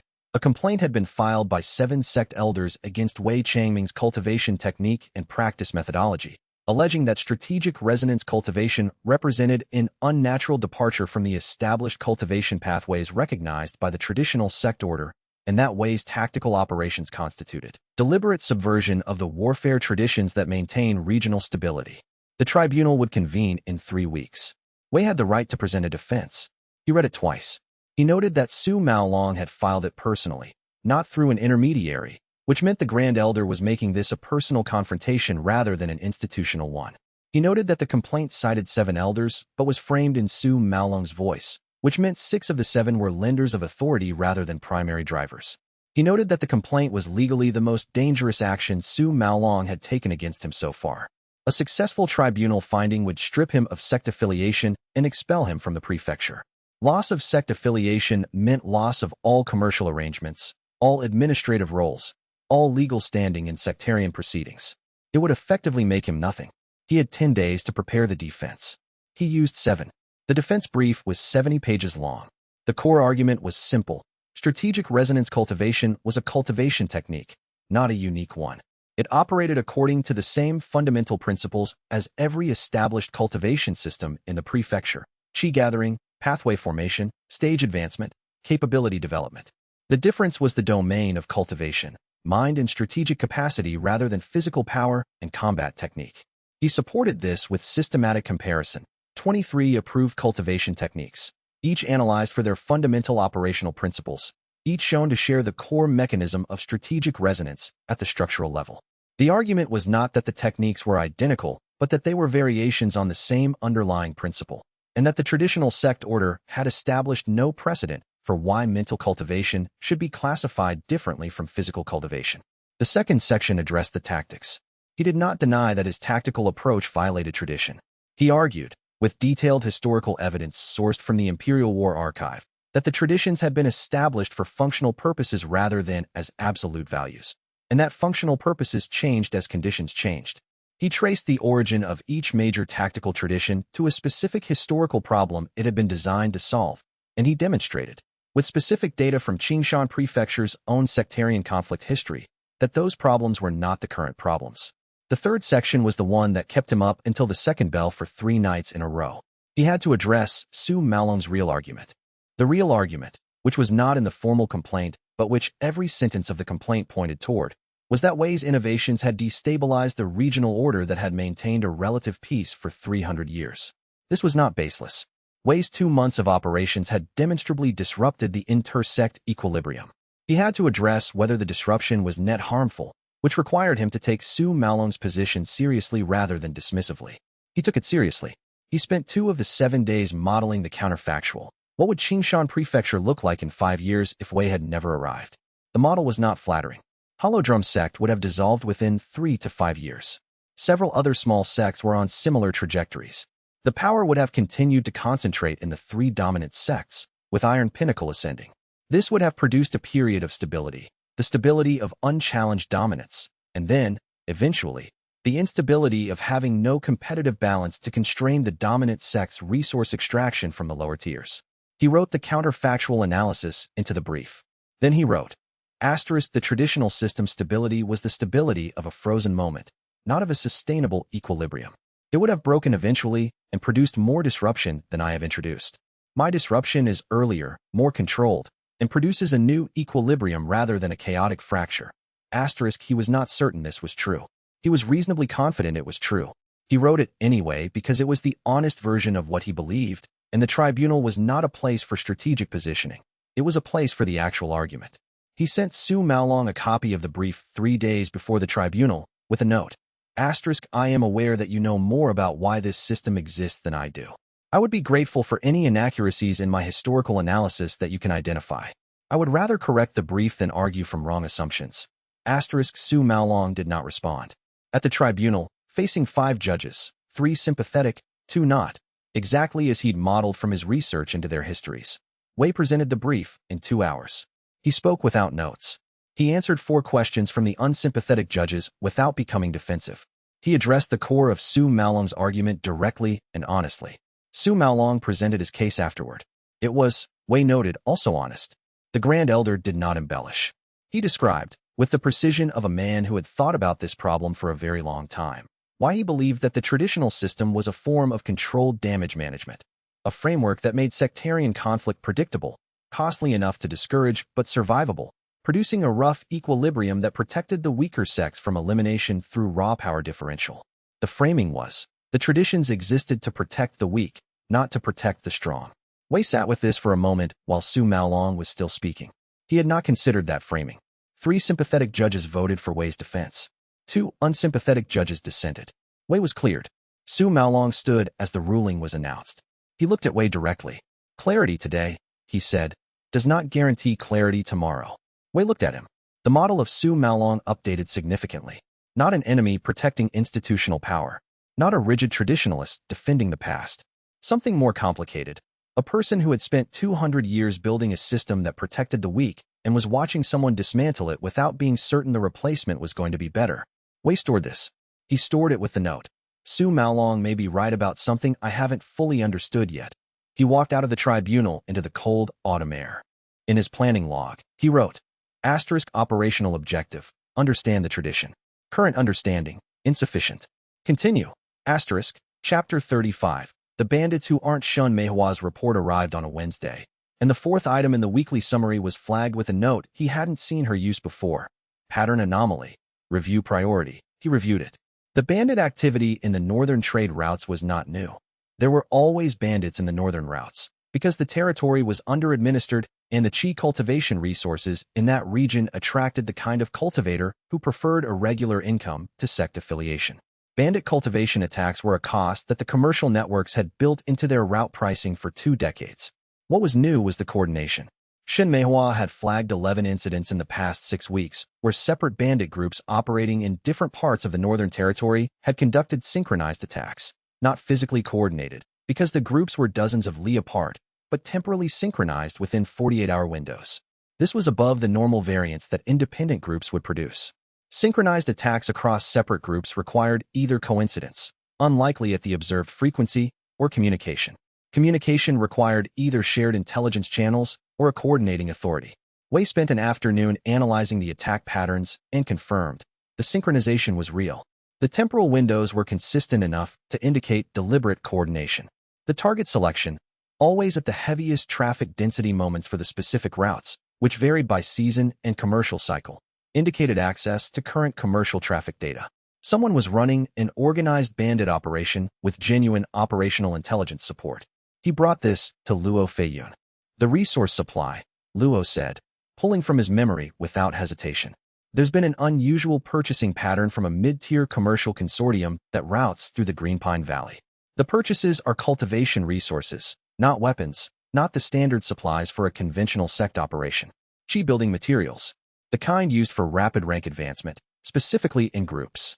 Group cultivation materials for an organization that isn't filing as a sect. Correct. And the purchase volumes are consistent with supporting approximately 200 cultivators at a sustained advancement pace. Wei looked at the bandit attack map. 200 cultivators, organized, coordinated, receiving current commercial intelligence. This was not a bandit operation. This was an army being assembled outside the sect system. The question was who was building it. He spent 3 days tracing the commercial intermediary chain backward, using the same methodology he'd used against Su Peng's network. Shin Meihua's routes provided the upstream information. Luo Feiyun's archive cross-referencing provided the institutional context. The supply chain led to a decommissioned Imperial military depot. He looked at this for a long moment. An Imperial depot. Decommissioned, officially, which meant it appeared in no current administrative records as an active facility, but active enough to be shipping cultivation resources to a coordinated off-books force. He looked at the seal marking on the purchase records. The seal was an old Imperial stamp, a regiment designation that he had not seen in any current registries, but which Luo Feiyun, upon being shown it, placed immediately. A special operations unit that had been officially disbanded 20 years ago. Disbanded, Wei said. That's what the public record says. But the stamp is being used. Yes. Wei looked at the purchases. He looked at the attack patterns. He looked at the depot location. The decommissioned depot, he said slowly. Find out who has administrative authority over decommissioned Imperial military facilities. It took Luo Feiyun 40 minutes. The administrative authority chain for decommissioned facilities in this region ran through the provincial administration to the kingdom's military council, with final authority assigned to the Imperial Prince Consort's office. The Imperial Prince Consort was Ding Zhanhai. Wei wrote the name down. He drew a line between Ding Zhanhai and Ding Ruoyang's name. He drew a second line between the decommissioned depot and the coordinated bandit force. He drew a third line between the cultivation resources and the group advancement profile. He looked at the diagram. Prince Consort Ding Zhanhai was building an off-books military force from criminal cultivators, using decommissioned Imperial facilities as logistics infrastructure, and deploying that force in a pattern designed to look like random bandit activity. Wei sat with this for a very long time. Ding Ruoyang had offered him archive access, had invited him to consider a professional relationship, had watched him with the analytical attention of someone assessing a potential asset. And behind that assessment, a 20-year operation was already running. He wrote, at the top of a new planning page, *operational objective. Understand what Ding Zhanhai is building and why. Assess threat level. Do not act until I have a complete model. Asterisk he drew a line under this and added. Asterisk Shen Meihua's family consortium routes pass through the same northern territory. She may already know more than she's told me. Ask her. Directly. Asterisk Chapter 36. The shape of things unseen. The direct question to Shen Meihua was, what do you know about the bandit coordination pattern in the northern routes that you haven't told me? He asked it in the planning room, without preamble, because he had decided that the appropriate level of directness for this question was complete. He was asking because he respected her intelligence enough to assume she had information she hadn't volunteered, and he respected their working relationship enough to ask for it honestly rather than trying to find it through a side channel. She was quiet for a moment. I've known for 4 weeks, she said. I was trying to determine the upstream source before I brought it to you. The Imperial Depot connection. She looked at him. You already found it. 3 days ago. He looked at her. The Geomancer Depot seal. She exhaled slowly. Yes. And the Ding family connection, Ruoyang's father. She sat down. My family has had commercial conflicts with the Ding Consortium for 15 years. The routes we operate in the Northern Territory overlap with infrastructure that the Ding family has been quietly acquiring through intermediaries. I didn't connect the acquisition pattern to the bandit activity until I saw the temporal synchronization data. Wei thought about the Geomancers she'd booked 6 weeks ago. The Geomancer bookings, he said, were for a survey of the Northern Territory dispute territory, she said. I was building a commercial rights case before any of this became relevant to sect operations. It's coincidence that the territory overlaps. She met his eyes. Some things are just about business.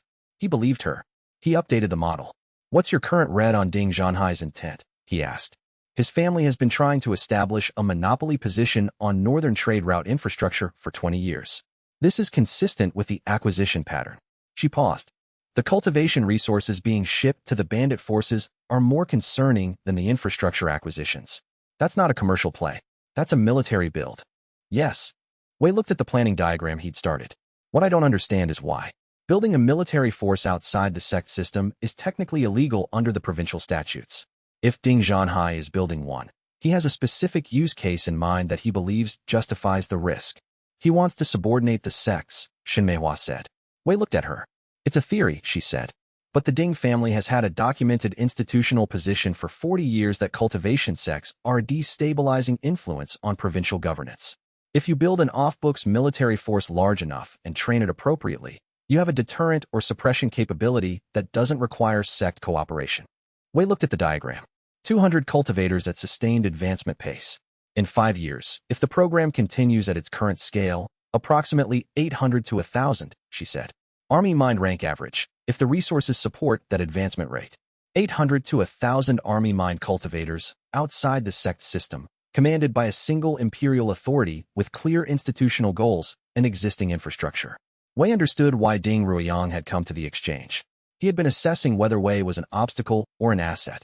And the reason the assessment mattered was that a strategic resonance cultivator who had spent 4 months demonstrating that institutional disruption was achievable through intelligence operations would be either extremely useful to an organization trying to disrupt institutions or extremely dangerous to that organization's plans.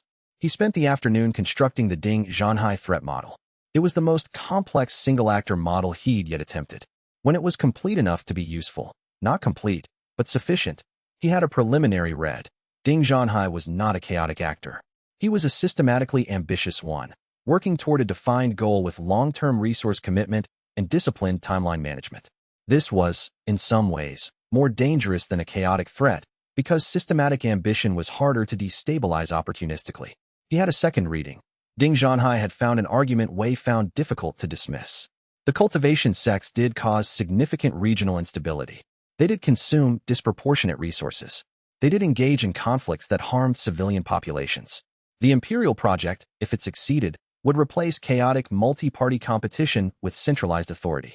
Whether centralized authority was better was a question he did not yet have a model for. He added it to the long-term analysis queue.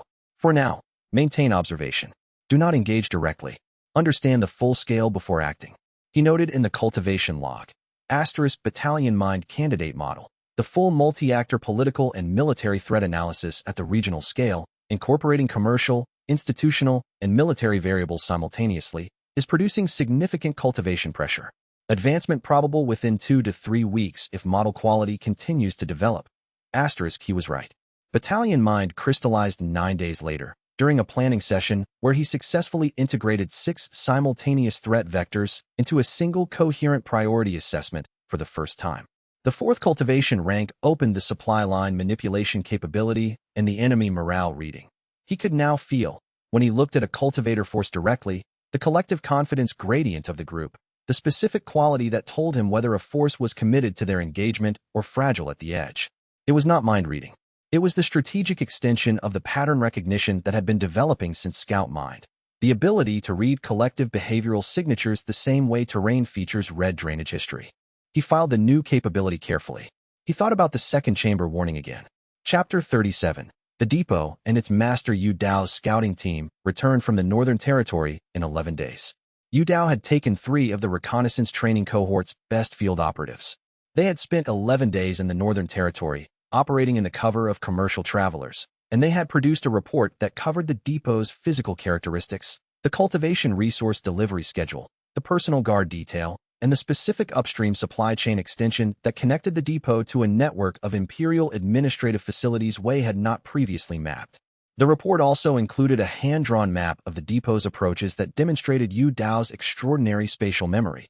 She had walked the perimeter twice and reproduced it from memory with an accuracy that Liang Zhifeng, reviewing it, estimated at within 3 meters across the entire perimeter. The critical finding was in the final page. The regiment seal used on the cultivation resource packaging was authentic. It matched archival records of the Special Operations Unit stamp exactly, down to the casting imperfections that would have been reproduced in every legitimate stamp from the original mold. This was not a forgery. This was a unit that had been officially disbanded but had never actually stopped operating. The regiment was not disbanded, Wei said, reading this. The public record says disbanded, Luo confirmed.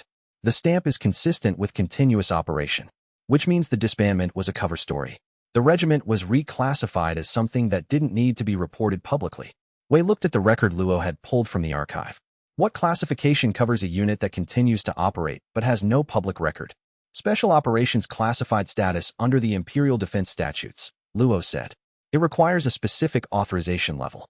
The Prince Consort's office has that level. Wei sat with this.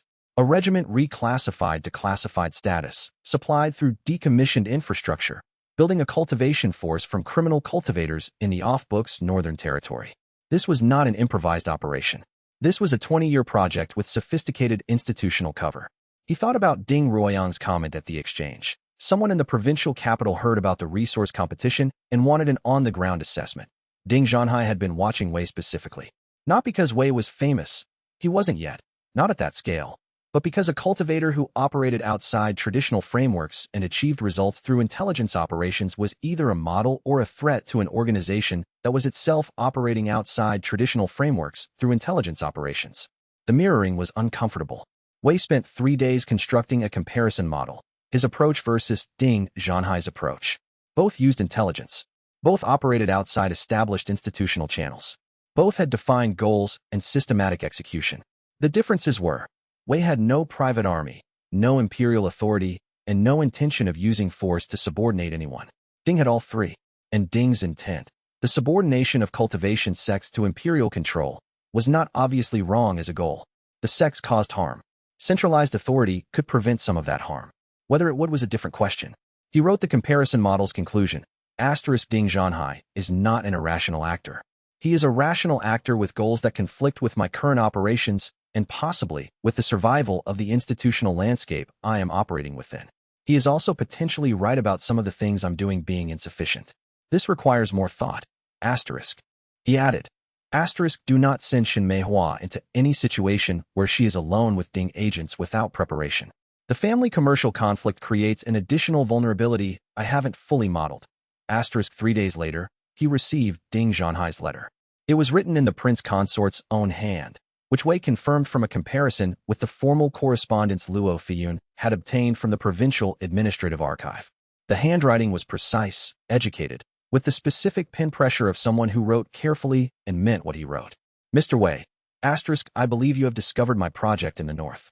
I anticipated this. The intelligence operation in your sect's territory that preceded the Golden Sutra sect contract was not mine, but the commercial pattern it produced should have been visible to someone with your analytical capability within 2 months of your first intelligence compilation.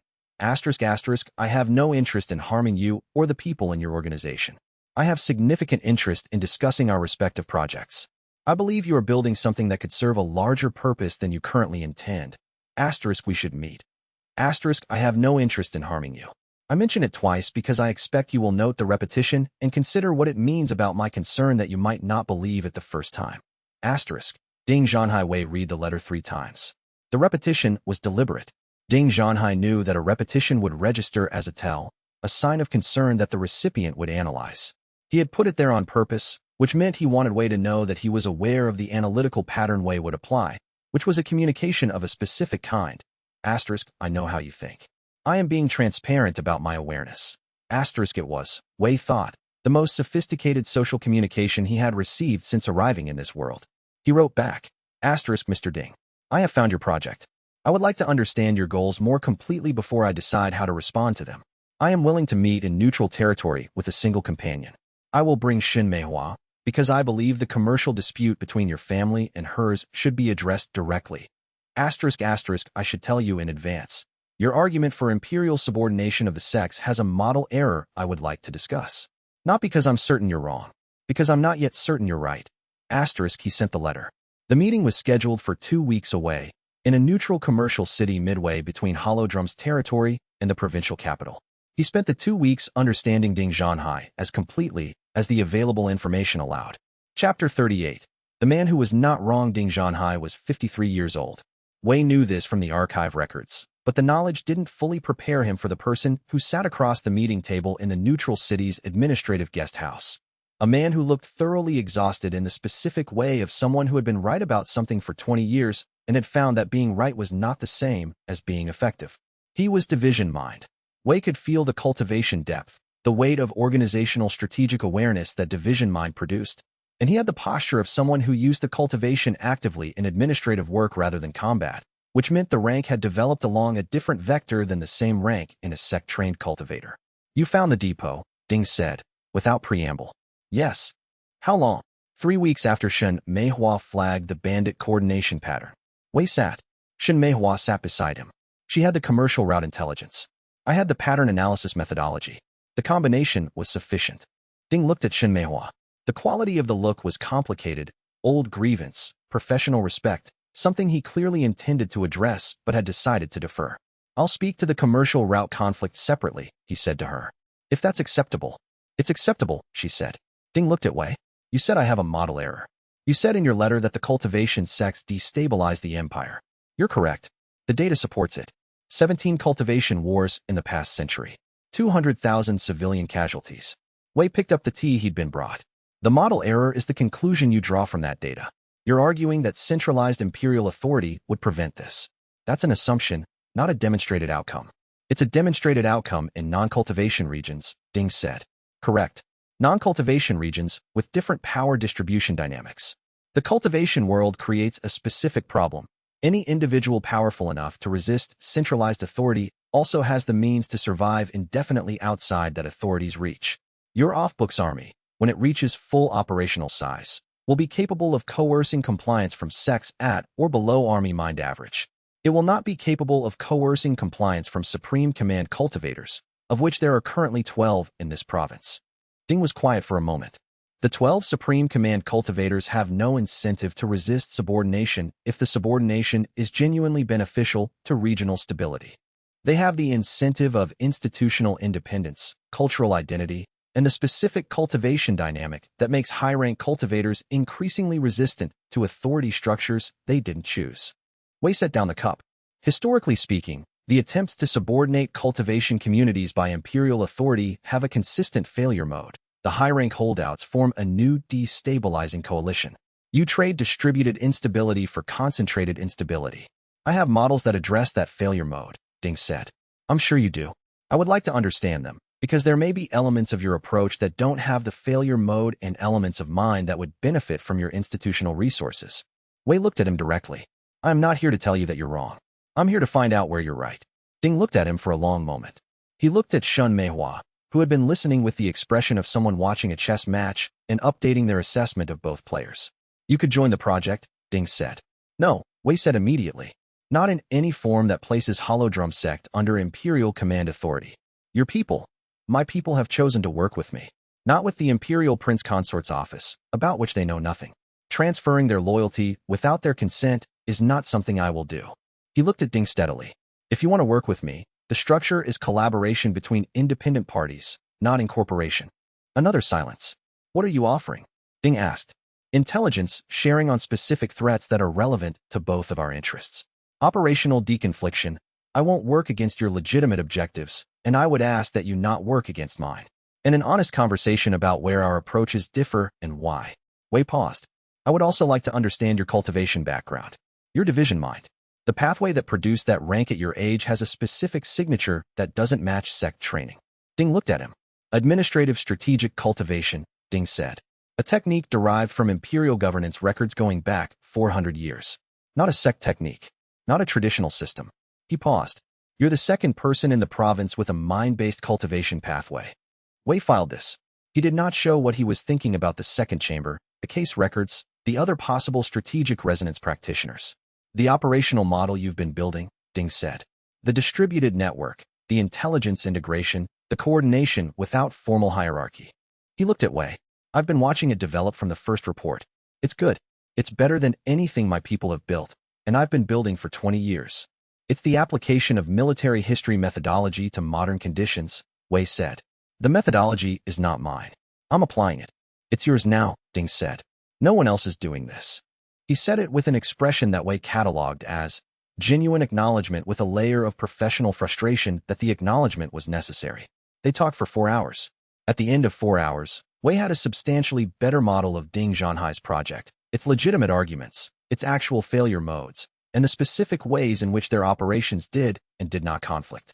He had also, he noted with some discomfort, found himself agreeing with approximately 40% of Ding's analysis of the cultivation sect problem. He had not agreed with the proposed solution. He returned to the guest house's common room to find Shen Meihua waiting. She had met with Ding's representative on the commercial route dispute while he'd been with Ding directly. The dispute, she said. He's willing to reroute 2 of the contested corridors in exchange for access rights on the Northern Plateau approach. It's reasonable. Good. Wei looked at her. He's not what I expected. He never is, she said. She had the tone of someone who had been thinking about this for longer than the meeting. He's right about the sects, Wei. They cause harm. Not theoretical harm. I know. He looked at the window. That's the problem with his model. He's right about the diagnosis, and he might be wrong about the treatment. What's the treatment you'd propose? He was quiet for a moment. I don't know yet. I need more information. He looked at her. Are you all right? The commercial dispute. It's business, she said. Old business. It'll be fine. He believed her. He also noted that the way she said old business had a quality that told him the history was more complicated than the commercial dispute. He added it to the model for later. He went back to the guest house and spent the evening doing what he had been doing consistently since arriving in this world, writing. Not plans. Not assessments. A letter to himself that he dated and filed without sending anywhere, describing what he thought he understood about the situation, the people involved, and the decisions that were probably coming. The letter was, in a sense, his version of the battle intent model, but applied to his own future thinking rather than an enemy's actions. He had learned to do this from the archive records. The school's grandmaster had kept journals like this. The journals were in the archive. They were the most honest documents he'd found. He wrote, Ding Zhanhai believes he is solving a problem that I am making worse. He may be partially right about that. He is definitely right that the current sect system causes harm. I do not know if what I am building is better than what he is building. I know that mine involves fewer people taking orders they didn't choose. He paused. Then, the thing I cannot resolve yet is whether that matters, if the outcome is the same. He left it unresolved. He put the letter in the sealed file with the others. He went asleep. Chapter 39. The offer declined. The meeting with Ding Zhanhai's senior aide happened 3 days after the principal meeting, at a secondary location in the same neutral city. A tea house that Wei had selected rather than accepted from Ding's people, which was a small but intentional statement about negotiation terms. The aide was a woman named Su Qingyuan who had the specific kind of professional composure that indicated both genuine competence and long experience with the gap between what she was authorized to say and what she actually thought. She delivered Ding Zhanhai's formal proposition with the precision of a person who had memorized it word for word. The proposition was, Wei Changming would provide strategic consultation to the Imperial Project, specifically in the areas of intelligence integration and non-traditional tactical operations. Hollow Drum Sect would receive imperial administrative protection, resources equivalent to a division mine sect's annual allocation, and recognition within the imperial military framework.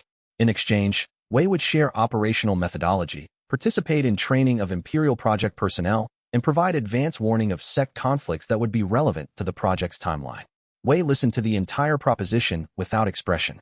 He asked 3 clarifying questions. First, what level of operational independence would Hollow Drum retain? The aide's answer was careful and not quite specific enough. Second, what happens to Hollow Drum's commercial arrangements under the Imperial Administrative Protection Framework? The answer was more specific and more concerning. The protection framework included an exclusivity clause that would require Hollow Drum's commercial relationships to route through Imperial administrative channels. Third, if Hollow Drum's assessment of a situation differed from the Imperial Project's assessment, whose conclusion governs? The aide paused before answering. Then, in cases of genuine disagreement, the Imperial Project's framework takes precedence as the senior institutional party. Wei nodded once. He thanked the aide for the proposition. He said he would need to consider it. He considered it for approximately 4 minutes, using the walk from the tea house to the guest house. The proposition was a sophisticated version of subordination. The resources were real, the protection was real, and the operational structure was explicitly hierarchical. The independence it offered was independence within a structure he would not have chosen and whose priorities were not his. The exclusivity clause for commercial relationships was the load-bearing piece. It would transfer Shun Meihua's network from being Hollow Drum's primary intelligence infrastructure to being an imperial administrative dependency. He wrote his decline that afternoon. He wrote it in professional language that acknowledged the value of Ding Zhanhai's project without endorsing its framework and proposed an alternative, a genuine intelligence-sharing arrangement with no exclusivity, no hierarchy, and no obligation to support operations he hadn't independently assessed. He added, at the end, your model for cultivation sect subordination has a genuine error I have not been able to identify a solution for. The cultivation community will not accept forced subordination from a force of 800 army mine cultivators when the strongest individual practitioners in the province can simply leave the territory. You are building something that will work on the compliant and fail on the resistant. The resistant are the problem. I can tell you this because I think you're smart enough to know it already, and because I'd rather have this conversation than wait for the failure. He sent the letter. He received an acknowledgement 3 days later, brief and professional. The acknowledgement's final line was, the error you identified is one I've spent 7 years trying to solve. I'm interested in hearing your thinking on it, if you're ever willing to offer it. Wei looked at this line for a long time. He wrote back, I don't have the solution yet, but I'm building toward it from a different direction. I'll tell you what I find. He put the correspondence in his sealed file and went to prepare for the return to Hollow Drum territory. Chapter 40. The preposition answer Shin Meihua was waiting at the guest house entrance. You turned him down, she said. Yes. The resources would have solved 3 immediate operational problems. They would have created 7 medium-term ones. He started walking. Are you unhappy with the decision? She fell into step beside him. No, I'm observing. She was quiet for a moment. He arrested me because of the commercial dispute, eventually. After we got back, Wei stopped walking. Yesterday, she said, 2 imperial agents came to the guest house. I was being held as a material witness in a commercial fraud investigation that I expect will be dismissed within 6 hours because the case has no actual foundation. She looked at him with the expression of someone who had processed something alarming and arrived, by disciplined assessment, at a calm read of its implications. This was either a message, his frustration at the declined proposal, or a probe to see how you'd respond to a threat against someone in your circle. Wei looked at her. He felt something that was not quite anger and not quite calculation, but had elements of both. He had modeled the possibility of a retaliation response to the decline. He had not modeled the specific form. You're correct that it will be dismissed, he said. I've already prepositioned evidence that the fraud description matches a third party rather than you. Luo Feiyun set up the documentation 6 weeks ago as a standard contingency for exactly this scenario. She blinked. You prepared for this. I prepared for a legal disruption attempt against someone in my circle. I didn't know the specific form or target. He paused. I'm sorry it was you. She looked at him for a moment with the expression he had come to associate with the moments when she surprised him. You said sorry. Yes. Do you usually say sorry when something in the contingency plan happens to a person? He thought about this. I say sorry when the contingency plan covering for the thing that happened to a person was more important to me than preventing the thing from happening to the person in the first place. He looked at her. I should have assessed this risk more carefully before declining so directly. She was quiet for a moment. Then she said, "Go get me out of custody." He went. The process took 6 hours, 3 phone communications with Trade Council administrative officials, 1 formal filing of the prepositioned third-party evidence documentation, 1 appeal to the neutral city's administrative court that the material witness classification was without basis given the evidence discrepancy. At hour 6, Xin Meihua walked free. She stood at the court entrance in the late afternoon light and said to Wei, "You planned this before you even went to the meeting, didn't you?" "I planned for the range of responses before we left for the archive the first time." He looked at her. "The specific implementation was a week before this meeting. Does anyone ever get to surprise you?" He thought about it. "Yes, you twice." He paused. "I'd like to understand how." She looked at him for a second longer. Then she said something that he stored as one of the most accurate assessments anyone had ever made of him. "I think the first time was when I came back after the false document instead of cutting contact. And the second time was when I told you about Ding Zhanhai before you found the connection yourself. Both times you made a choice when the self-interested choice pointed in a different direction," he said. "Yes," she said. "I don't fully model for that. Maybe you should." He looked at her. He said, "Yes, maybe I should." He advanced to Battalion Mine Tier 2 that evening. From the cognitive weight of integrating multiple simultaneous threat vectors with genuine uncertainty about the human elements, the part of the model that kept surprising him. It was a different kind of advancement than the previous ones. Not the clean crystallization of a completed model, but the broader, more uncertain settling of a model that he had accepted was going to always be incomplete in specific ways. He filed this in the cultivation log with the note. *, the model of people who act outside self-interest is the one I have least accuracy on. It is also the one that determines the most important outcomes. Study this. * he received, that evening, an unsigned message that Luo Feiyun identified by the routing channel as coming from a source outside Qingshan Prefecture. * The Scarlet Compass has been sighted in the eastern reaches.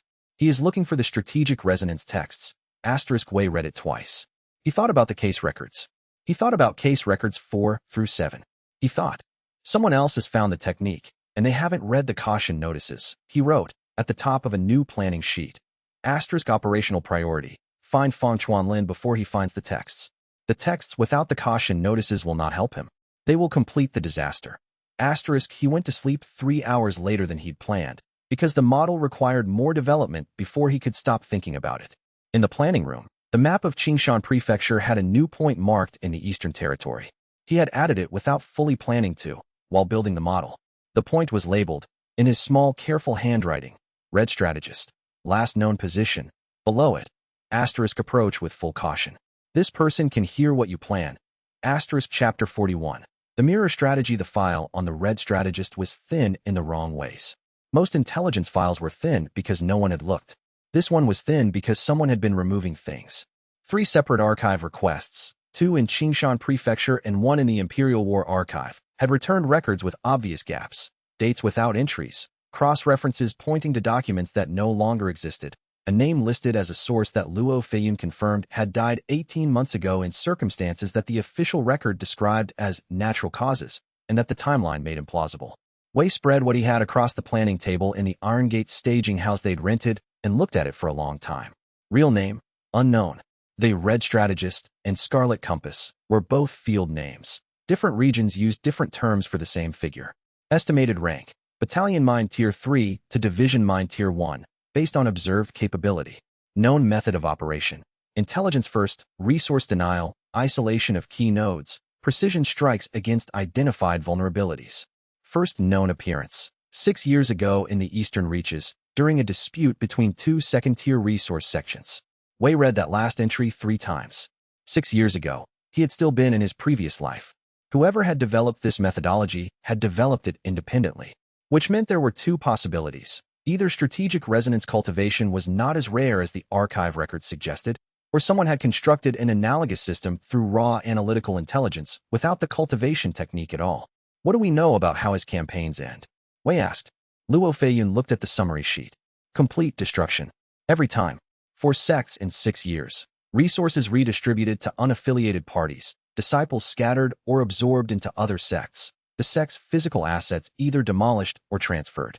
No sect he's engaged has survived intact. That's the key difference, Wei said.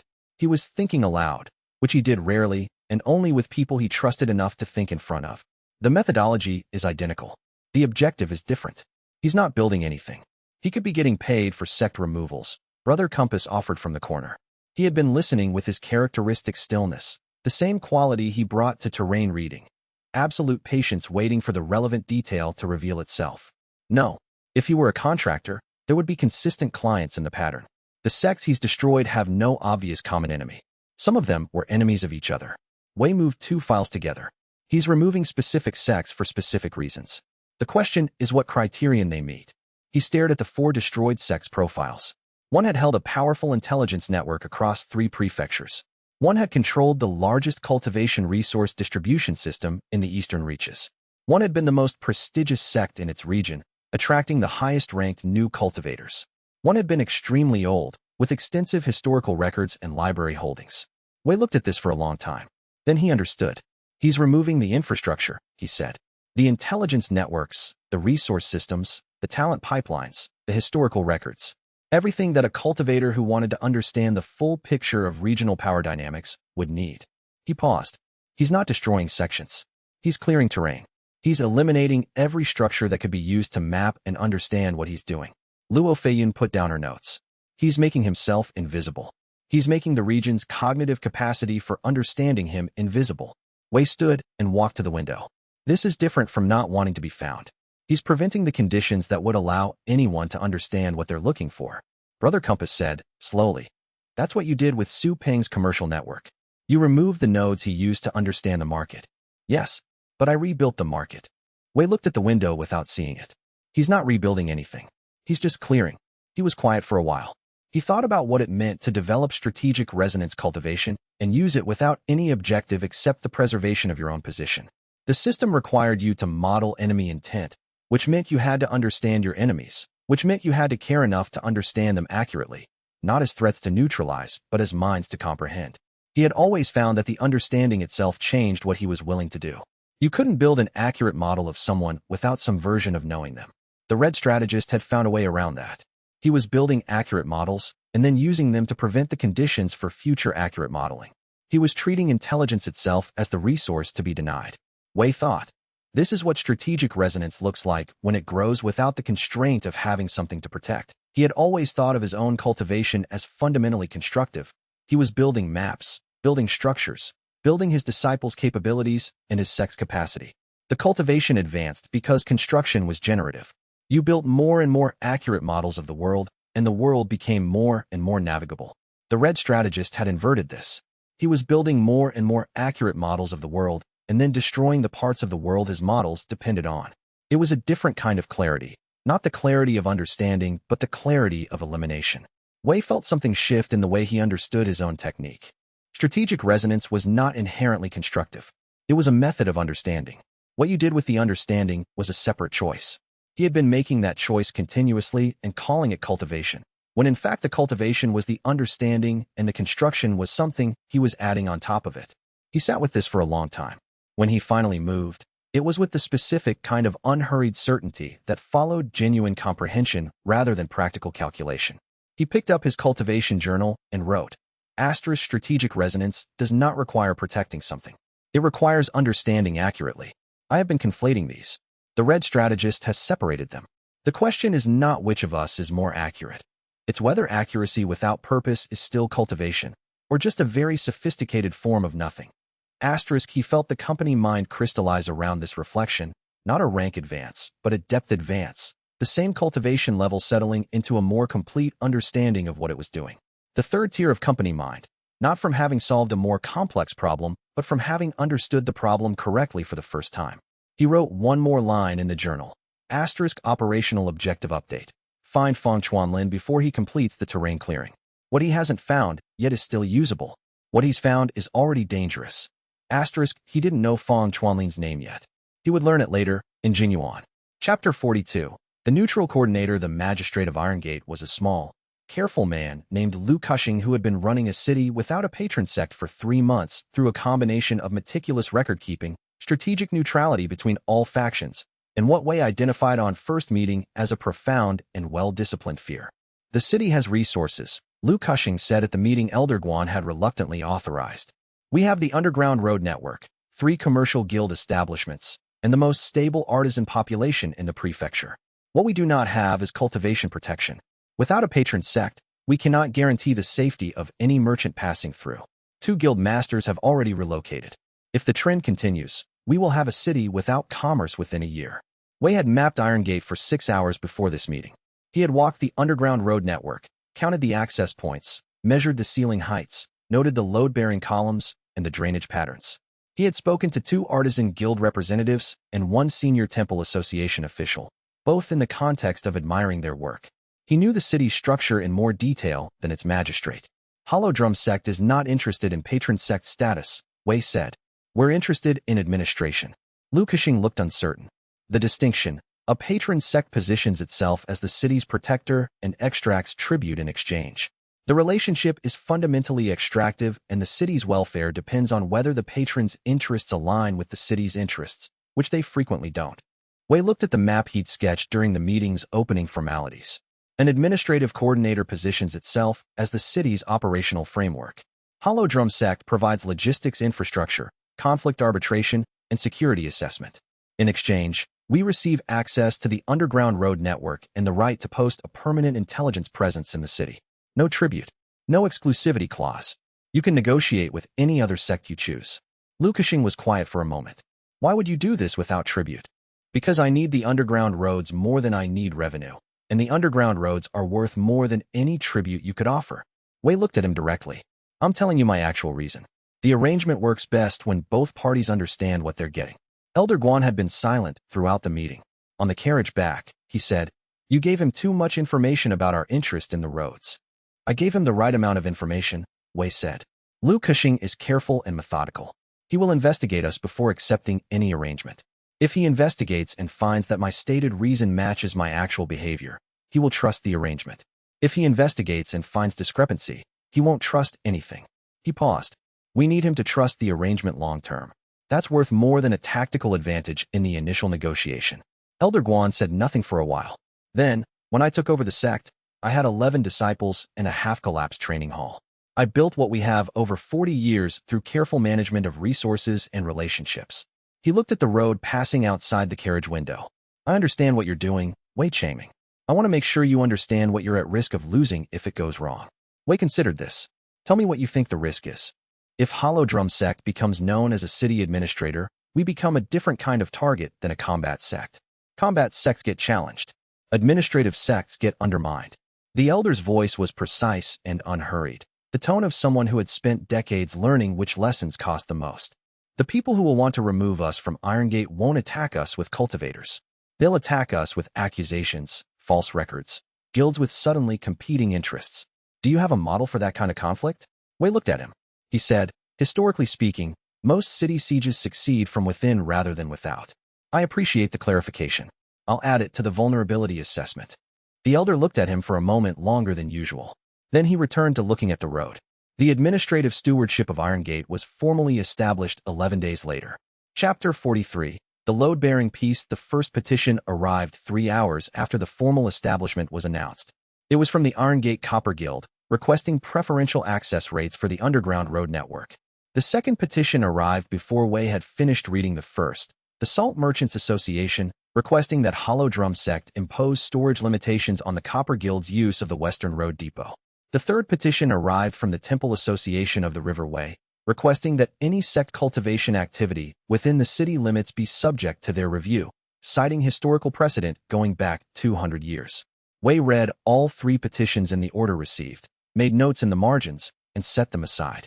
He spent the first 3 days conducting what he labeled in his notes as a political terrain assessment, the same process he used when entering any new operational environment, mapped onto civic structures rather than military ones. He attended one meeting of each major guild, spoke primarily to listen, and counted who deferred to whom, who got interrupted and by whom, and which topics produced the specific kind of careful silence that indicated shared knowledge that nobody wanted to name. By the end of the 3rd day, he had identified the Papermakers Guild. They're a 3rd-tier commercial association, Luo Feiyun said, looking at his notes. Paper and document production. They're not the largest or the wealthiest. They produce all official documentation for every other guild and association in the city, Wei said. Every contract, every petition, every record of who owns what and what agreements have been made. They control the administrative record of civic legitimacy. He drew a diagram in his notes, a network map with the Papermakers Guild at the center. If the Papermakers Guild endorses a document, it's official. If they dispute a document, it's contested. Every other power structure in this city depends on their authentication. They are the load-bearing column. And they haven't sent a petition, Luo Feiyun noted. Because they don't need to. Everyone else needs them. They're observing us. Wei folded the diagram. We need to make them our first alliance. He visited the Papermakers Guild himself, without notice, in the middle of their working day. The guild master was a woman named Pei Huxin who looked at him with the specific expression of someone who knew exactly what he was doing there and had decided to be politely curious about the approach. The administrative arrangement worries some guilds, Pei Huxin said. I know. The salt merchants are concerned about the Copper Guild. The Copper Guild is concerned about routing fees, and the Temple Association is concerned about cultivation authority. Wei accepted the tea she offered. I'm not here to resolve those concerns.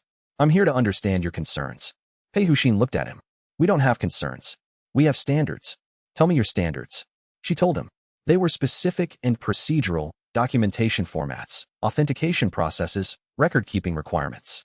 She described them with the pride of someone whose work was genuinely important and who had spent years watching people treat it as a formality. Wei listened to all of it. He asked 3 clarifying questions. He said, I would like Hollow Drum Sect's administrative presence to follow your standards exactly, and I would like to compensate the Papermakers Guild for the authentication services this will require. Pei Huxin looked at him with the expression that precedes genuine trust. Not convinced yet, but considering. You treat politics like a siege, she said. It was not quite an accusation. Wei looked at her. Historically speaking, every city is a siege in slow motion. The question is who's holding the walls. He paused. I'd like you to help me hold them. Old Iron Chun, who had followed him to the meeting despite not being invited, said on the way back. She'll talk to the other guilds tonight. Yes, Wei said. She'll tell them you're careful and you asked good questions. Yes. Is that enough? Wei thought about it. For the first month. After that, it's track record. He paused. I need 3 months of consistent behavior before any of them will stop watching for the extraction move. Political trust is slower than tactical trust. Old Ironchin said nothing. Then, you're a better general for having to explain things to people who aren't soldiers. Wei looked at him. He said, I'm aware of that. It's inconvenient. Chapter 44. The 60-year award. The announcement arrived via official courier, which Luo Feiyun intercepted, read, and was holding when Wei came in from the underground road inspection, and bore the double seal of the Heaven Thunder House and the Jade Serpent clan, which meant it had kingdom-level authority behind it regardless of what it actually said. It said, Kingdom Talent Selection. Jingyuan Provincial Capital. Open to all cultivation sect representatives and unaffiliated cultivators of Vanguard Mind rank or above. 3 competition categories: Martial Prowess, Sect Achievement Display, and Strategic Virtue Examination. Top finishers across all categories received resource allocation and formal kingdom recognition. The selection was held every 5 years, and this year's edition marked the 60th anniversary of the institution. Wei read the entire document once, and then read the Strategic Virtue Examination section 4 times. The Strategic Virtue Examination had been established at the selection's founding as a test of military theory, historical understanding, and tactical reasoning. It was awarded to any competitor whose answers demonstrated genuine strategic insight beyond the standard examination rubric. In 60 years, it had been awarded 5 times. The most recent award was 40 years ago. The examination committee's standard for the award was printed in formal script at the bottom of the description. The award is given when an examinee demonstrates not merely familiarity with historical precedent, but the capacity to synthesize new strategic principle from existing knowledge, to see what the historical record implies about situations the record does not yet describe. Wei read that standard and felt, with complete clarity, that it was describing him. He had spent a lifetime, 2 lifetimes, doing exactly that. His previous life had been spent arguing that the historical record implied conclusions about modern military organization that his colleagues refused to acknowledge. He had died in the middle of the argument. He had spent the current life applying the same capacity to a cultivation world that operated on unquestioned ancient traditions. He was fairly certain he was the only person currently alive who could pass the examination. You're going to enter, Elder Guan said. It was not a question. All 3 categories, Wei said. The elder looked at him. Hollow Drum Sect has 1 division mind cultivator, Old Iron Chun, and our best combat disciples top out at Battalion Mind Tier 2. The martial prowess bracket will have Heaven Thunder House disciples at Army Mind rank. We will not place. We don't need to place in martial prowess. We need to not embarrass ourselves. Wei set down the announcement. The sect achievement display allows documented evidence of strategic operations. We have 4 years of supply interdictions, 1 grand exchange win, and the Iron Gate administrative arrangement. That's a competitive display. He paused. And I will win the strategic virtue examination. You cannot know that before taking it. The standard says, capacity to synthesize new principle from existing knowledge. Wei looked at the elder. I wrote the outline for this province's standard cultivation doctrine while I was still a scout mind outer disciple. I spent my previous life studying military history from a civilization that had 2,500 years of warfare to document. The examiners have never seen a competitor who knew what I know. He paused. I'm not being arrogant. I'm doing a genuine capability assessment. Elder One looked at him for a long moment. Then, the Heaven Thunder House will attempt to discredit any award you receive. I'm counting on it, Wei said. The elder looked at him for another long moment. Then he said, with the resignation of someone who had been watching Wei work for long enough to know that the unexpected outcomes were usually intentional. We leave in 10 days. Tell me what you need. What Wei needed, primarily, was 3 weeks of every evening studying the examination records from the last 60 years, a complete account of the Heaven Thunder House, and Jade Serpent Clan's political rivalry, and Shun Meihua's intelligence on which current kingdom-level cultivators had strategic examination backgrounds. He got all 3. The preparation was thorough, disciplined, and unhurried. He was not preparing to defeat the examination. He had been preparing for this examination his entire previous life without knowing it existed. He was preparing to be ready for what came after it. Chapter 45, The Route with 3 Answers. The attack came on the 2nd day of travel, in the stretch of upland road between Pebble Crossing and the first Jinyuanwei station, at the hour before dawn when attention was at its lowest and road traffic was minimal. Wei had been expecting it. Not this specific form. He didn't know the force size or the attack vector before it happened. But he had known, since planting the 3 false route variations, that whoever had leaked his departure information would pass one of the 3 versions to the Red Strategist's network. The attack would come on the route the false information named, which meant it would reveal which channel the leak ran through. He had chosen to travel on Route B regardless of which version was leaked. Route B was the most defensible of the 3 options, and the one where a preset contingency plan would be easiest to execute. He had given Yu Dao and Brother Compass their assignments 4 days before departure. The attackers came from the upland slope on the left, 3 cultivators, battalion mind rank, moving in coordinated fashion with the specific kind of silent precision that indicated both genuine tactical training and specific knowledge of Wei's party's position. They had his position. They had his route. They had moved to cut off the road ahead and behind simultaneously. Yu Dao was already above them. She had departed the previous evening as a solo traveler on a forestry permit, taken the ridge path parallel to Route B, and spent the night in the rockfall shelter they'd identified during the terrain assessment. When the 3 attackers moved into position on the slope, she was already higher than any of them and had been for 4 hours. The first arrow took the highest positioned attacker in the shoulder, deliberate incapacitation rather than kill. The second arrow cut the communication line between the front and rear cutoff positions, both of which were watching ahead and hadn't identified the shooter's position. The third arrow planted in the road 6 feet in front of Wei's position, which was the prearranged signal for. Rear position is mobile, front position is isolated. I have 2 clear shots remaining. Wei translated this instantly and called the contingency. Brother Compass had been walking 50 paces ahead of the main group, performing his characteristic terrain reading habit. He had identified the front cutoff position 4 minutes before the attack began. He had noticed the specific kind of stillness in the undergrowth that indicated someone trying not to breathe loudly. He had continued walking without changing pace. He had positioned himself 9 paces from the ambush point when Yu Dao's first arrow sounded. He moved into the ambush position before the attacker there recovered from the sound distraction. The resulting engagement was brief. The third attacker, the rear cutoff, broke contact when the front and high positions both failed within 60 seconds. Standard training response. Failed ambush. 1 casualty confirmed. Unknown shooter position. Abort. Wei watched him go. He did not pursue. He knelt beside the shoulder-shot attacker, who was conscious, in pain, and looking at him with the expression of someone reassessing a situation, and said, "You routed through the Iron Gate Way Station system. That's how you knew my route." The attacker said nothing. The Iron Gate Way Station system processes courier traffic through the Papermakers Guild authentication structure, Wei said, which means the information came from either a courier intercept or an internal source in the guild. He stood. I'm not asking you to confirm this. I'm telling you so you can tell whoever sent you that I know the channel. He stepped back. I'm not going to hold you, he said. You'll go back and report, and whoever you report to will know I let you go, which will tell them something about what I want them to think my next move is. Figure out which version of that is true, and let me know if you ever want a different employer. He walked back to the group. Luo Feiyun was already making notes. The Wei station system, she said. Which means the leak is in the courier infrastructure, not in our internal network, Wei said. That's useful. The Papermakers Guild has new administrative partners. Us. And the Wei station system processes everything that comes through. He paused. Pei Huxin will be unhappy when I tell her. Are you going to tell her? He considered. Yes. She deserves to know the system she manages has been compromised, and she'll be more motivated to fix it herself than to let us fix it for her, which is better long-term. He looked at where Yu Dao was descending the ridge path with her characteristic efficiency. It also means the Red Strategist has had access to regional courier traffic for some time. I need to assess how much of our operational communication is exposed. Yu Dao arrived at road level, checked that he was uninjured, and said nothing. She rarely said anything after operational successes.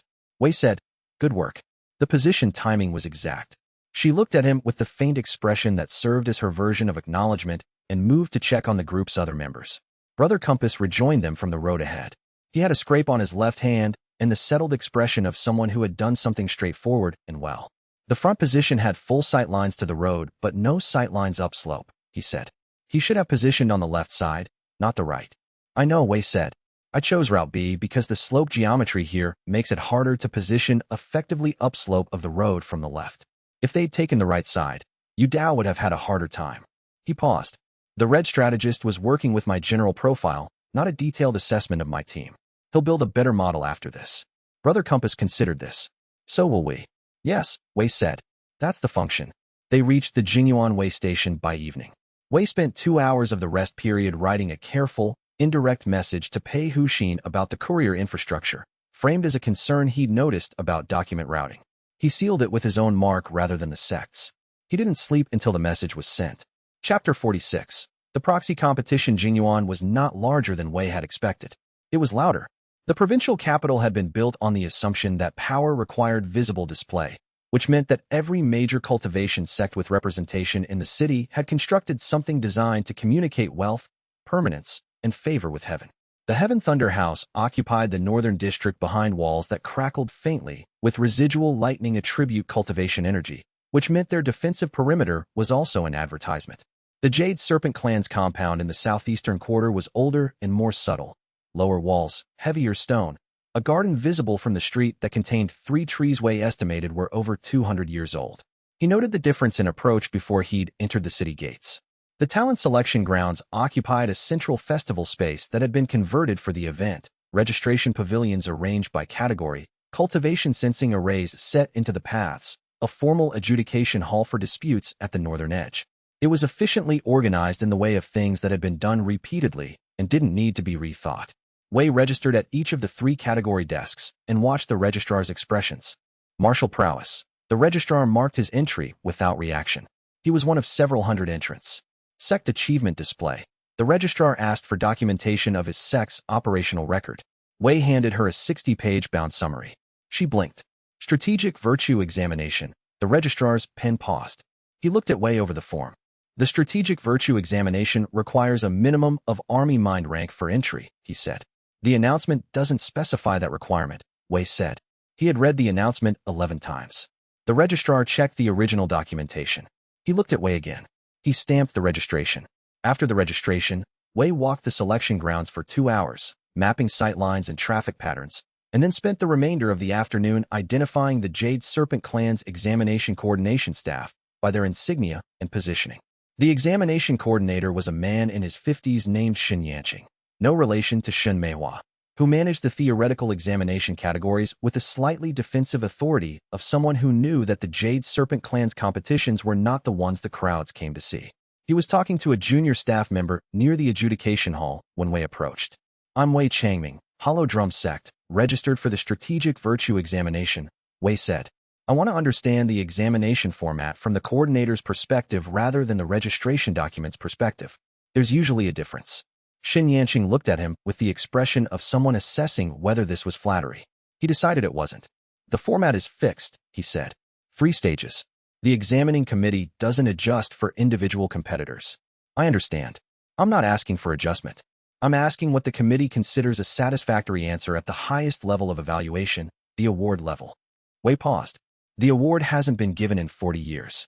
I'd like to understand what that means about the committee's expectations. Xianxia studied him for a moment. Then he said, "Walk with me." They walked. Xianxia explained the committee's evaluation standards with the precision of someone who had been defending them for years against people who dismissed theoretical examination as inferior to martial display. He described the award criterion, synthesis of new principle from existing knowledge, with a mixture of pride and frustration. The difficulty, Xianxia said, is that most competitors who reach the 3rd stage have read the same sources. They can recombine the existing record very intelligently. What they can't do is identify what the existing record implies about situations it doesn't address. What's the last question that tested that? Wei asked. Xianxia told him. It was 40 years old, and the question that had produced the last awarded answer. Wei thought about it for a moment and then described 3 ways the answer could have been extended, situations the original answer implied that the answering examinee hadn't addressed. Xianxia stopped walking. He looked at Wei for a moment. Then he said, carefully, "You registered for the martial prowess category as well." "Yes. You're going to lose every match in the 1st round." "Probably," Wei said. "But I'll map the finalists' cultivation signatures during the preliminary matches, which is worth a loss." Xianxia looked at him for a moment longer. Then something in his expression settled into what Wei recognized as the decision to stop assessing and start working with what was in front of him. "I'll make sure the committee receives your registration documentation before the examination," he said. "The written theory stage opens in 2 days." Wei thanked him and walked away. Luo Feiyun, who had followed the conversation from a respectful distance, fell into step beside him. "He'll tell the Jade Serpent clan leadership tonight." "Yes. He'll tell them there's a Hollow Drum Sect competitor who might actually win the award." Wei checked his notes. "Which is fine. I want them invested in the outcome before the Heaven Thunder House response. You're planning for their response before you've won. If I win the way I intend to win, the Heaven Thunder House response is more predictable than the examination itself." He paused. The examination is the easy part. Chapter 47. The 40-minute theory. The written theory stage took place in a formal examination hall with individual writing stations and a 3-hour sand timer mounted above the door that the examination proctors rotated with ceremonial deliberateness at the opening of the session. There were 11 entrants for the strategic virtue examination. Wei assessed them during the initial formalities. 3 were from large sect delegations and had the confident bearing of people who knew they were representing institutional prestige. 4 were unaffiliated cultivators at army mind rank or above who had the independent competitiveness of people used to succeeding without institutional support. 2 were older, scholarly-looking men who might have actual historical knowledge, and 1 was a teenager from a minor sect who had clearly registered on a dare. The questions were distributed face down on the writing stations. Wei turned his over, read all 7 questions in sequence without writing anything, read them again more slowly, and began writing. The questions were good. They drew from 4 distinct historical military traditions and required accurate knowledge of each, and 2 of them had false premises embedded in the framing that would produce incorrect answers if taken at face value. The examiners were testing whether competitors would notice the false premise and address it, or simply answer the incorrect question competently. He addressed the false premises explicitly in both cases, explained why the framing was incorrect, and answered the question the examiner should have been asking. He spent approximately 8 minutes on each of the 5 accurately framed questions and 11 minutes on each of the 2 false premise questions. He was done in 40 minutes. He spent 3 minutes reviewing his work. He added 2 sentences to the question addressing the relationship between supply line disruption and siege duration, which he had underspecified. He put down his brush. The nearest proctor looked at him. The 3-hour timer had not yet reached 1/4. Wei sat quietly while the other 10 examinees continued writing. He looked at the examination hall's architecture. It was old, older than the talent selection itself, which meant it had been built for a different purpose and converted. The ceiling beams showed the original structure. He noted the weight distribution. At the 1-hour mark, 3 examinees stopped writing and submitted. At 2 hours, 4 more submitted. The 2 scholarly-looking older men wrote until the final bell. The tactical simulation stage took place in the afternoon on an examination floor set up with terrain tiles representing a battlefield. The 5 scenarios were presented in sequence, each one more complex than the last. Wei understood the format immediately. The simulation was designed to test whether competitors could identify the decisive constraint in each scenario, and the decisive constraint was never the most obvious one. He solved all 5 in 12 minutes and 40 seconds, which he spent standing rather than sitting because the standing position let him see the full tile layout and note the relationships between terrain features. The examiners watched him with expressions ranging from professional evaluation to something closer to consternation. The command problem was the third stage, a live scenario in the selection courtyard, with 40 actors in soldier costumes and a terrain model representing a mountain pass. The scenario was a defense problem. Hold the pass against 3 times your number for 6 hours until reinforcement arrives. The actors played Wei's forces and responded to his orders. The examining committee watched from a raised observation platform. Wei studied the terrain model for 4 minutes without issuing any orders. The terrain model showed a pass with defensible positions on both flanks, a central road that would channel attackers into a killing ground, and a ridge line that was accurately represented in the model's scale. But the ridge line above the southern flank of the pass had a marking that most competitors would interpret as a cliff boundary. Wei looked at it more closely. The marking indicated a water source, a natural reservoir, seasonal, but currently full given the time of year. The pass defense was not actually a defense problem. It was a terrain modification problem. The water above the southern flank, released at the right moment, would flow down the slope and create a temporary obstacle across the primary attack axis.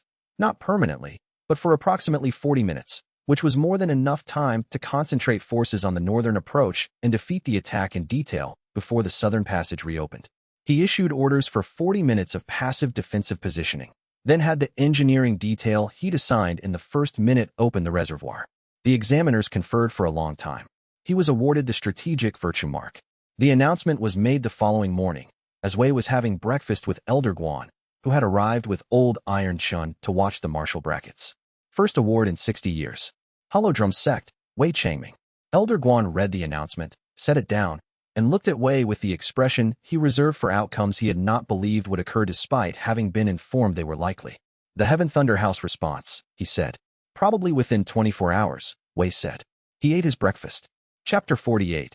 Using the noise the Heaven Thunder House filed their formal challenge in 19 hours.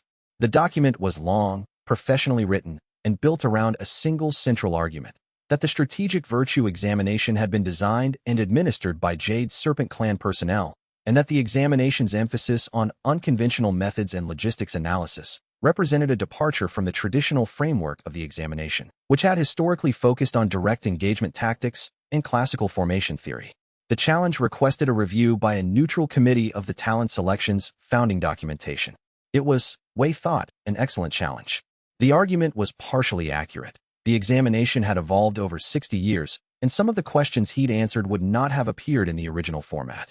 If the Heaven Thunder House got their neutral review, they had a genuine case. The Jade Serpent Clan's response was filed 12 hours later.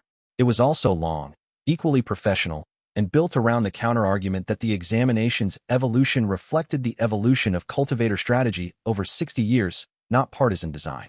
The two documents were entered into the administrative court's review queue, and the court clerk announced that a decision would be expected within 40 days. For approximately 40 days, both great houses would be focused on the administrative dispute rather than on Hollow Drum Sect's activities in Jingyuan. Wei used the time. The first secondary objective was the Kingdom Travel Seal.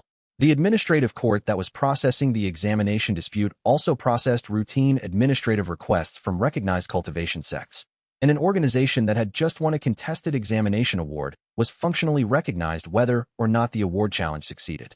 He filed for Hollow Drum Sect's cross-provincial travel authorization on the second day of the dispute, through a clerk's office in the administrative wing that neither the Heaven Thunder House nor the Jade Serpent Clan monitored because it processed only routine requests. The seal was issued in 6 days. The second objective was recruitment. The Heaven Thunder House, engaged in an internal argument about who had authorized the challenge and whether it had been strategically sound, was experiencing faction instability in its Jingyuan delegation. Luo Feiyun identified 2 disciples who were on the losing side of the internal dispute, both competent, both unhappy, both with skills that complemented Hollow Drum's current gaps. Wei had 2 separate conversations, both in tea houses, both with complete transparency about his recruitment objective and what Hollow Drum Sect could and couldn't offer. Both accepted. The third objective had begun before he arrived in Jingyuan. He had planted the 3 false route variations before leaving Iron Gate, different channels, different specific details, different timing. The attack on Route B had confirmed the Wei Station courier infrastructure as the leak vector. But the attack's operational specifics, the force size, the timing, the formation, also told him something about who had received the information and how quickly they'd acted on it. Cross-referencing the timing with the list of people who had access to Shun Meihua's network revealed one match. A junior courier coordinator named Wen Batian, who processed commercial dispatch requests. Not a plant, not a cultivator. Simply a person who had been approached by someone with money and had seen no reason to refuse. Luo Feiyun handled the removal with quiet efficiency. When Batian was relocated to a commercial position in a city 3 prefectures away, without being harmed and without knowing exactly what had been discovered, the channel was closed. Shin Meihua received a note explaining what had been found and how. Her response, 3 days later, *, I would have handled it differently. But your Wei leaves fewer problems. * Wei filed this as a positive assessment and moved to the next task. By the time the Heaven Thunder House and Jade Serpent Clan's administrative dispute entered its 3rd week, Wei had completed all 3 secondary objectives and mapped the full political landscape of Jingyuan's cultivation world to his satisfaction. He prepared to return to Iron Gate. On the last evening before departure, he attended the talent selection's closing ceremony as an official award recipient, standing on the platform while the Jade Serpent Clan's representative described the strategic virtue Mark's history and significance. The Heaven Thunder House's delegation occupied a block of seats near the back of the audience and watched with the expressions of people restraining comment. He returned to his quarters and packed. Old Iron Chun was sitting in the room's only chair. The 2 new disciples, he said. Yes. Are you going to tell me what you actually intend to teach them? Wei considered. The same thing I intend to teach everyone. How to understand a situation before acting on it. He set his travel pack by the door. They're both battalion mind rank. Their cultivation method is orthodox Heaven Thunder House doctrine, excellent for individual combat, limited for coordinated operations. The gap is interesting. Old Ironchan looked at him. You collect people with specific gaps. I collect people with specific capabilities and interesting gaps, Wei said. The gaps are where the teaching happens. They left for Iron Gate in the morning. Chapter 49. The statistics problem. Ding Zhanhai appeared on the 3rd day of the selection's closing events, in the capacity of an Imperial Administrative Observer, a designation that gave him the right to attend all public events and request private meetings with any sect representative, and that almost everyone present was carefully pretending to treat as routine. Wei had known he was in the city since the morning of his arrival. Luo Feiyun's commercial network flagged the courier traffic patterns. He had made no adjustment to his schedule. The private meeting request came via formal courier on the evening after the ceremony. Wei accepted it. The meeting was held in a tea house that Ding Zhanhai had selected, which told Wei something about his preference for controlled environments.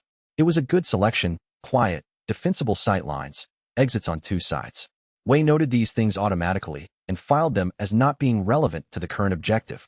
Ding Zhanhai was exactly as Wei had constructed the model of him.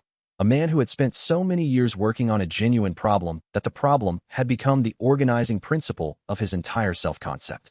He was exhausted in the specific way of people who had been right about something important for a long time without being believed. His cultivation rank, army mind, Wei assessed from the pressure signature, was far beyond what his apparent age should have permitted, which meant either extraordinary natural talent or circumstances that had driven him very hard. I attended your examination, Ding Zhanhai said, without preamble. All 3 stages.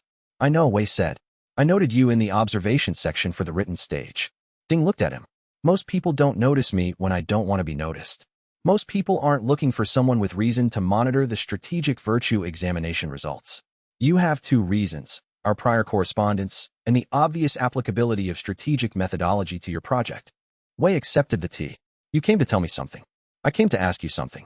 Ding Zhanhai set down his tea and looked at Wei with the directness of someone who had stopped bothering with approaches. Your tactics are excellent. You cut supply lines, manipulate information flows, exploit structural dependencies.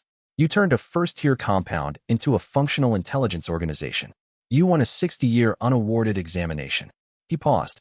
And I want to ask you, your tactics served what cause exactly? Wei looked at him. Don't misread the question, Ding said. I'm not disparaging Hollow Drum Sect. I'm asking you to state the objective your work has served. He produced a small document from his inner robe and placed it on the table. 17 cultivation wars in this province in the past century. Not border conflicts. Wars between organized cultivation forces within settled territory. 200,000 civilian deaths. The majority non-cultivators who happened to occupy land near cultivation sect competition zones. This is the verified count from the Imperial Civil Registry. The actual number is higher. Wei looked at the document. It was exactly what Ding described. Precise, documented, sourced. Your tactical excellence, Ding said, has protected Hollow Drum Sect. It has won resource competitions. It has secured administrative control of one city. He was not angry. He was presenting an argument. Against the backdrop of the numbers on that page, what does any of that represent? Wei thought about this for a long time. He thought about the bridge at Silverfish Creek, which had stopped an invasion without a single death. He thought about the Righteous Order Compact, which had fractured a coalition that could have destroyed Hollow Drum, but whose alternative, an entrenched regional power structure, would have had its own costs. He thought about Iron Gate, where the administrative arrangement had stabilized two guild conflicts and prevented what Lu Cushing had described as the likely collapse of the city's commercial infrastructure. All of it was local. All of it was, in the framework Ding was using, tactical. I don't have a ready answer, Wei said. Ding looked at him. He said nothing. The question is genuine, and I'm not going to give you a reflexive one. Wei looked at the document on the table. You're right that tactics served in isolation don't resolve the structural problem.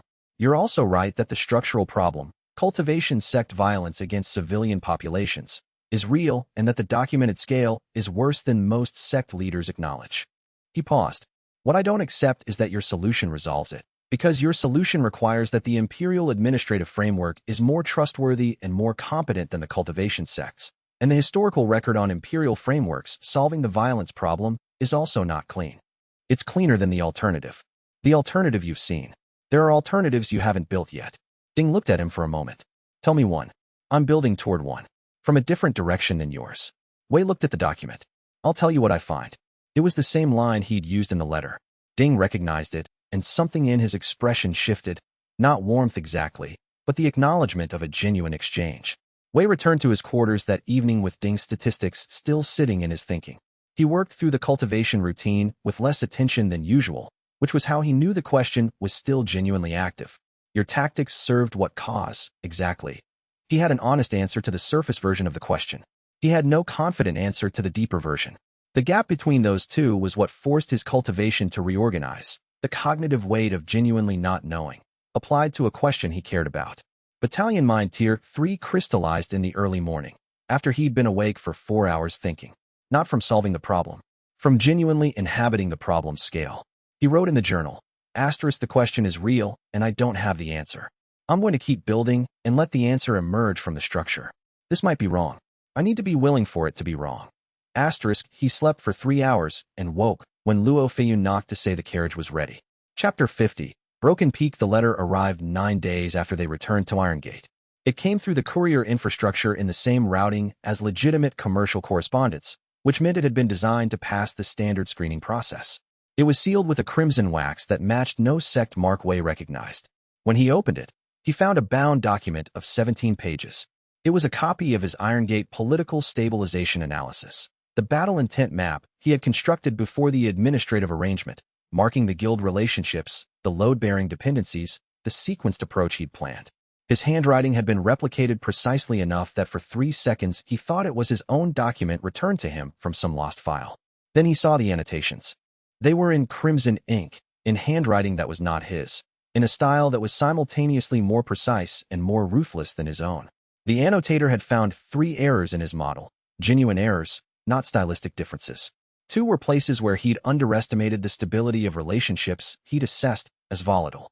1 was a place where he'd overestimated the independence of the Papermakers Guild's decision-making from a temple association he'd classified as secondary. The 3rd error was the most interesting because Wei had actually noticed it himself and corrected for it during implementation, which the annotator couldn't have known. The annotator had caught it independently from the document alone. Attached to the document, a single page. The errors in the above are not the important ones. The important error is 3 layers deeper. You have built something stable in Iron Gate, but it will not survive your absence because you have not built anyone who can hold the load-bearing piece in your place. This is the error I made in every city I stabilized. I stopped stabilizing cities when I understood this. Come to Broken Peak. Alone. I am not your enemy. A direction marker is included in the binding spine. Wei removed the spine's lining. There was a folded paper with a map. He spent 3 days thinking about it. He didn't tell Elder Guan. He didn't tell Luo Feiyun.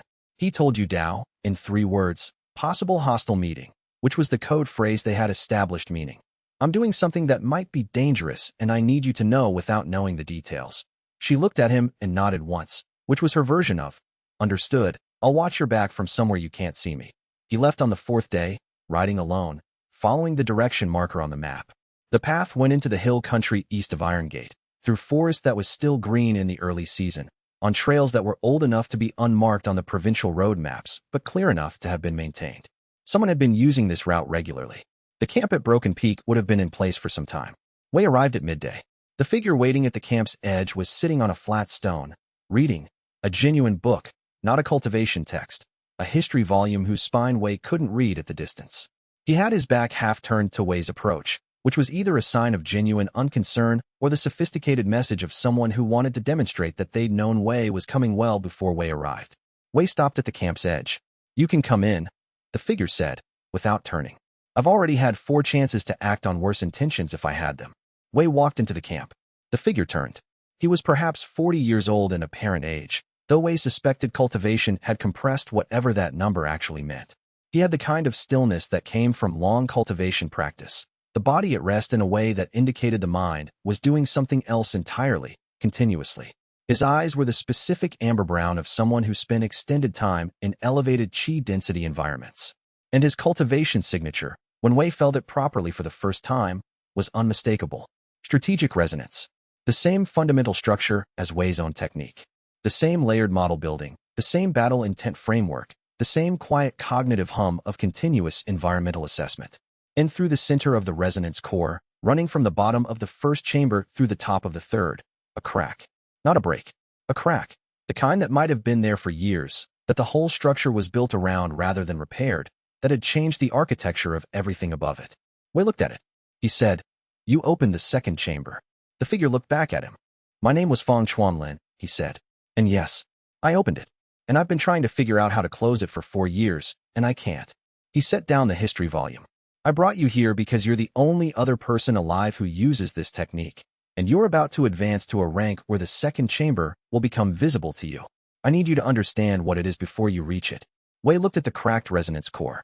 He thought about the dying elder's whisper at the border post 3 years ago. Asterisk, the 2nd chamber. Be careful of the asterisk. He sat down. He said, Tell me. Chapter 51. What the 2nd chamber hears. The conversation took 4 hours, and Wei listened to most of it. Fang Chuanlin had learned strategic resonance from fragments.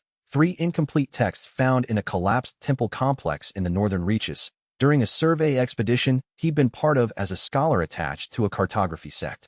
The fragments were different from the text Wei had found, more technical and less contextual, describing the mechanism of the cultivation without explaining its ethical framework.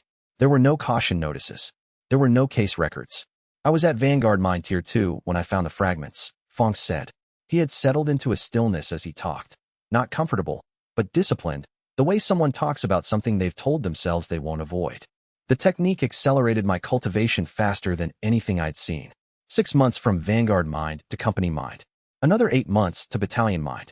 And then, at Battalion Mind Tier 3, the 2nd chamber opened. Wei waited. In the standard technique, Fang continued, the 2nd chamber is supposed to activate only under specific conditions, a state of defensive necessity, protection of those in your care, a battle where the alternative is loss of something genuinely valuable to you. Under those conditions, it opens briefly, shows you what the enemy is planning, and closes again. It's a warning system. His voice was flat and precise. I had no one in my care. I wasn't protecting anything. I was advancing for the sake of advancement. And the 2nd chamber opened, and it didn't close. Wei thought about the dying elder's whisper. Asterisk, the 2nd chamber.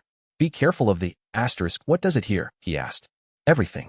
Fang looked at him with amber eyes that contained the specific kind of exhaustion that came from 4 years of continuous, unwanted information. Every plan directed against me. Every tactical intention from anyone within a certain radius who considers me a threat. Every coordination between parties who are working against my interests. Not words, the intent directly. Structural intent. I understand what they're going to do before they've decided to do it, and I can't stop receiving it. Wei was very still. That sounds useful, he said carefully. It was, for the first 3 months. Fang's voice didn't change. Then I advanced to Division Mind, and the radius increased. Then Army Mind, and I can't hear everything in a territory roughly the size of a mid-sized prefecture. Every cultivator who has a plan involving me, directly or indirectly, every sect that has discussed my position in their strategy meetings, every hired agent who has been given orders that relate to my location or movements. He paused. There are always several. There are never zero. I cannot sleep without hearing plans. I cannot eat without hearing plans. I hear 17 different planning sessions simultaneously right now, most of them at low intensity, 2 of them with a sense of urgency. Wei thought about what that meant. And the sect destruction, he said. I could hear what they were planning. Not just against me, against each other, against civilian populations, against their own disciples. Fang's voice remained flat. I told myself I was acting on what I heard. I told myself it was better to remove the sources than to listen to them execute their plans. I was wrong. He looked at Wei. I was rationalizing. The actual reason was that I couldn't find any other way to reduce the noise. Destroying the sect, making the plan, removed that plan from the stream. Temporarily. Wei thought about this for a long time. The 4th case record in the Imperial War Archive, he said. The cultivator who became incapacitated by strategic overcapacity. That was someone else with the 2nd chamber. I believe so. The archive's record ended before he found a resolution. Did they find a resolution? I don't know. Fang looked at him. I'm telling you this because you're going to reach division mind within a year at your current rate. When you do, the 2nd chamber will become visible to you. If you open it in the same state I opened it, without a genuine defensive necessity, without genuine care for what you're protecting, it won't close. He paused. I'm not asking for help. I've stopped expecting a solution. I'm asking you to understand the choice you'll be making before you make it. Wei looked at the cracked resonance core, still visible to his cultivation sense, the fracture line running clean and deep. He said, Can I ask something? Fang waited. The annotation on my Iron Gate analysis. You identified 3 errors and left them unmarked in your message. Yes. Why? Fang was quiet for a moment. Then, because they weren't the important ones. And because you would have found them yourself. He looked at Wei. The important error, the succession gap, you haven't found yet. You'll find it when someone challenges you from a different direction than you've been defending. Wei stored this. He returned to Iron Gate on the 3rd day. He spent that evening writing detailed notes on everything Fang had described. He wrote with complete accuracy, including the parts that were most alarming. He titled the document, 2nd Chamber, Activation Conditions and Consequences. He sealed it in the Cultivation Archive and gave Luo Feiyun the key. He wrote at the top, Do not open the 2nd chamber for advancement. Only open it when you have something you cannot afford to lose, and when losing it would be a genuine harm rather than a tactical setback. He thought about what he genuinely could not afford to lose. He worked on this for longer than expected. Chapter 52, Love Letter to Information. The Intelligence Doctrine took 11 days to write. Wei worked on it in the early mornings, before the administrative day began, with the specific focused attention he reserved for documents that were going to outlive the immediate tactical situation. He had constructed intelligence systems before, the 3 outpost network, the courier protocols, the layered verification structure Luo Feiyun ran, but they had all been practical arrangements built as needed. The doctrine was something different, a statement of principle about how information should be treated. The core argument was simple. Intelligence was not a weapon. Intelligence was infrastructure.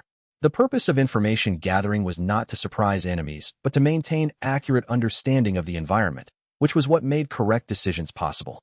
Surprise was a side effect of good intelligence, not its goal. An organization that collected information for the purpose of surprising people would systematically distort its collection toward dramatic finds and miss the routine data that was actually most valuable. He wrote sections on verification standards. No piece of information should be acted on from a single source without corroboration, and on storage and access, who needed to know what and why. He wrote a section on the difference between confirmed intelligence and analytical inference, with examples from their own operational history. He wrote a section on what to do when intelligence was wrong, which was a topic most intelligence organizations didn't address because acknowledging failure was uncomfortable and because most organizations treated wrong intelligence as a personnel problem rather than a structural one. He distributed bound copies to 7 people: Luo Feiyun, Yu Dao, Brother Compass, Old Iron Shun, the 2 new Heaven Thunder House recruits, and Elder Guan. He gave a copy to Shun Meihua the following week, when she arrived in Iron Gate for the quarterly commercial coordination meeting. She read the first 40 pages during the lunch recess of the meeting. She finished it that evening. The next morning, she set it on the table between them during the working session and looked at Wei.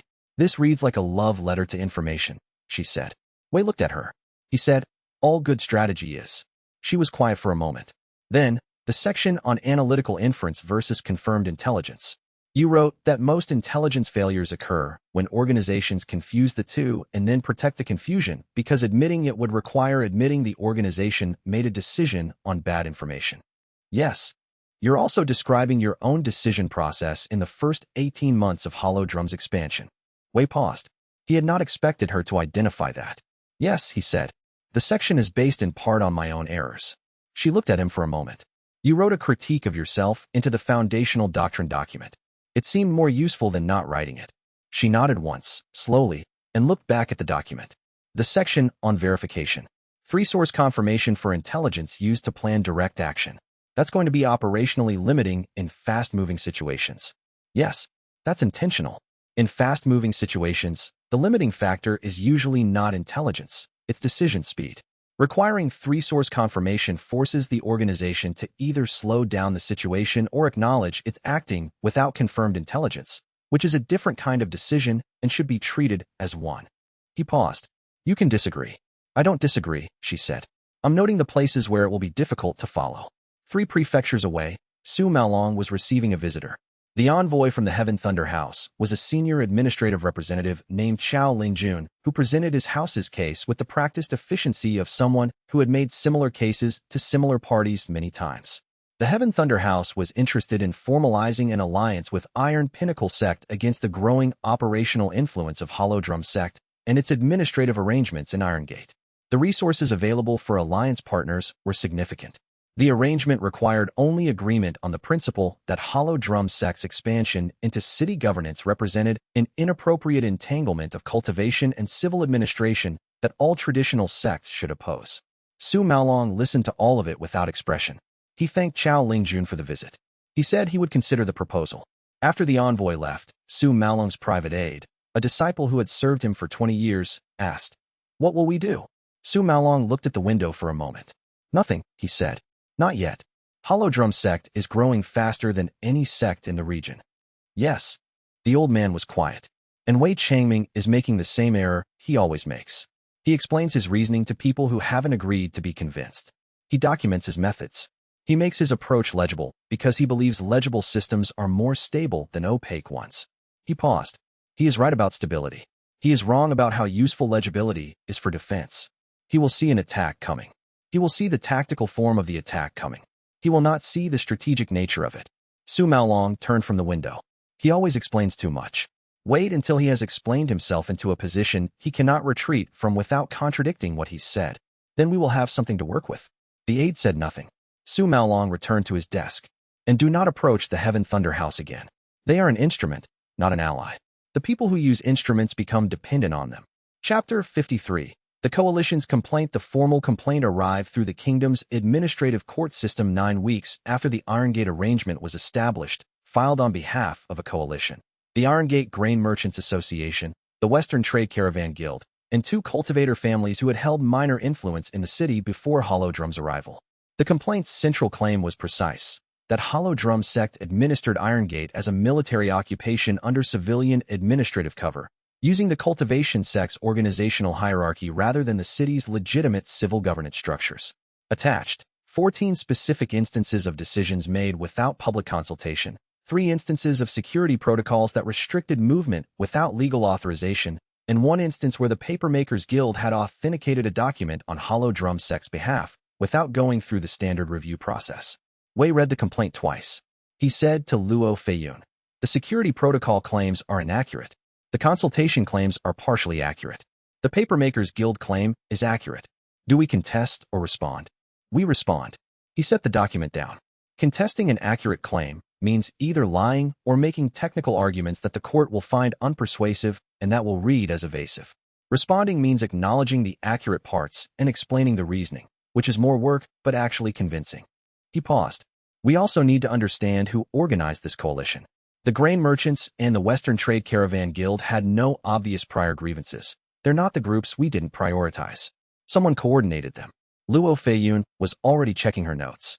The Western Trade Caravan Guild's legal representative filed the complaint. He was hired 6 weeks ago.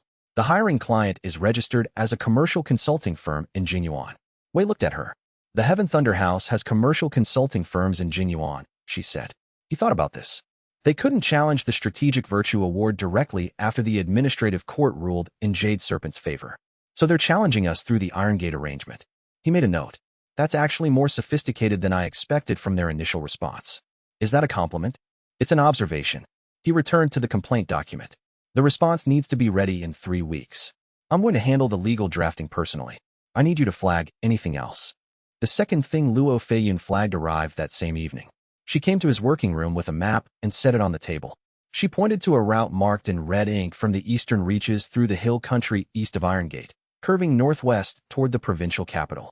The red strategist was last sighted here, she said, pointing to a way station marker.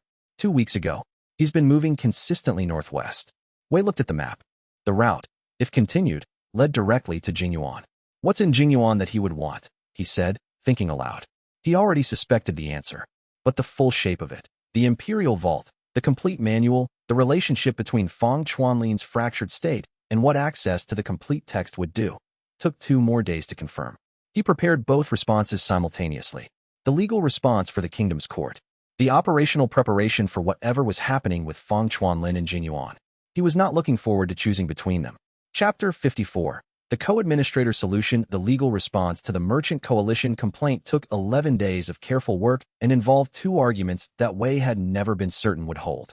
The first was that the security protocols cited in the complaint were implemented at the request of Iron Gate's own magistrate, Lu Cushing, and documented in the administrative agreement, which meant any challenge to the protocols was effectively a challenge to the magistrate's own authority.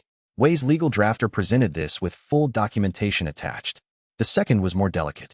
The consultation complaint was accurate. Wei acknowledged it directly in the response, which surprised the legal drafter and eventually convinced him. The acknowledgement was paired with a formal proposal. All parties who had submitted complaints about consultation processes would be invited to co-administer the upcoming repair project for Iron Gate's Southern Road, which had been in deteriorating condition for 3 years and whose repair would provide measurable economic benefit to all guild members. The logic was clean. If the complainants refused the invitation, they demonstrated that their concern was not genuine public participation but factional positioning, which undermined their complaints' credibility. If they accepted, they became stakeholders in a visible success, which converted adversaries into partners. Either outcome served Hollow Drum Sect. The Grain Merchants Association and one of the 2 cultivator families accepted within 5 days. The Western Trade Caravan Guild declined. Wei noted the decline, filed it as evidence of external coordination in his private case notes, and moved forward without them. The kingdom's administrative court dismissed the complaint 12 days after the response was filed. Meanwhile, Yu Dao had taken a 3-person field team into the hill country northeast of Jingyuan, following the route Luo Feiyun's contacts had identified. She sent coded updates through the courier network every 2 days, brief, precise, confirming position and movement direction. She did not engage. She watched.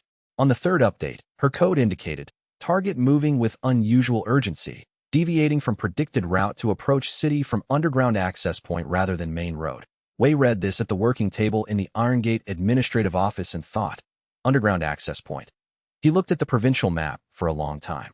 Jingyuan had an old underground infrastructure, older than the cultivation sects, built during an administrative era that had used underground passage networks for secure official communications.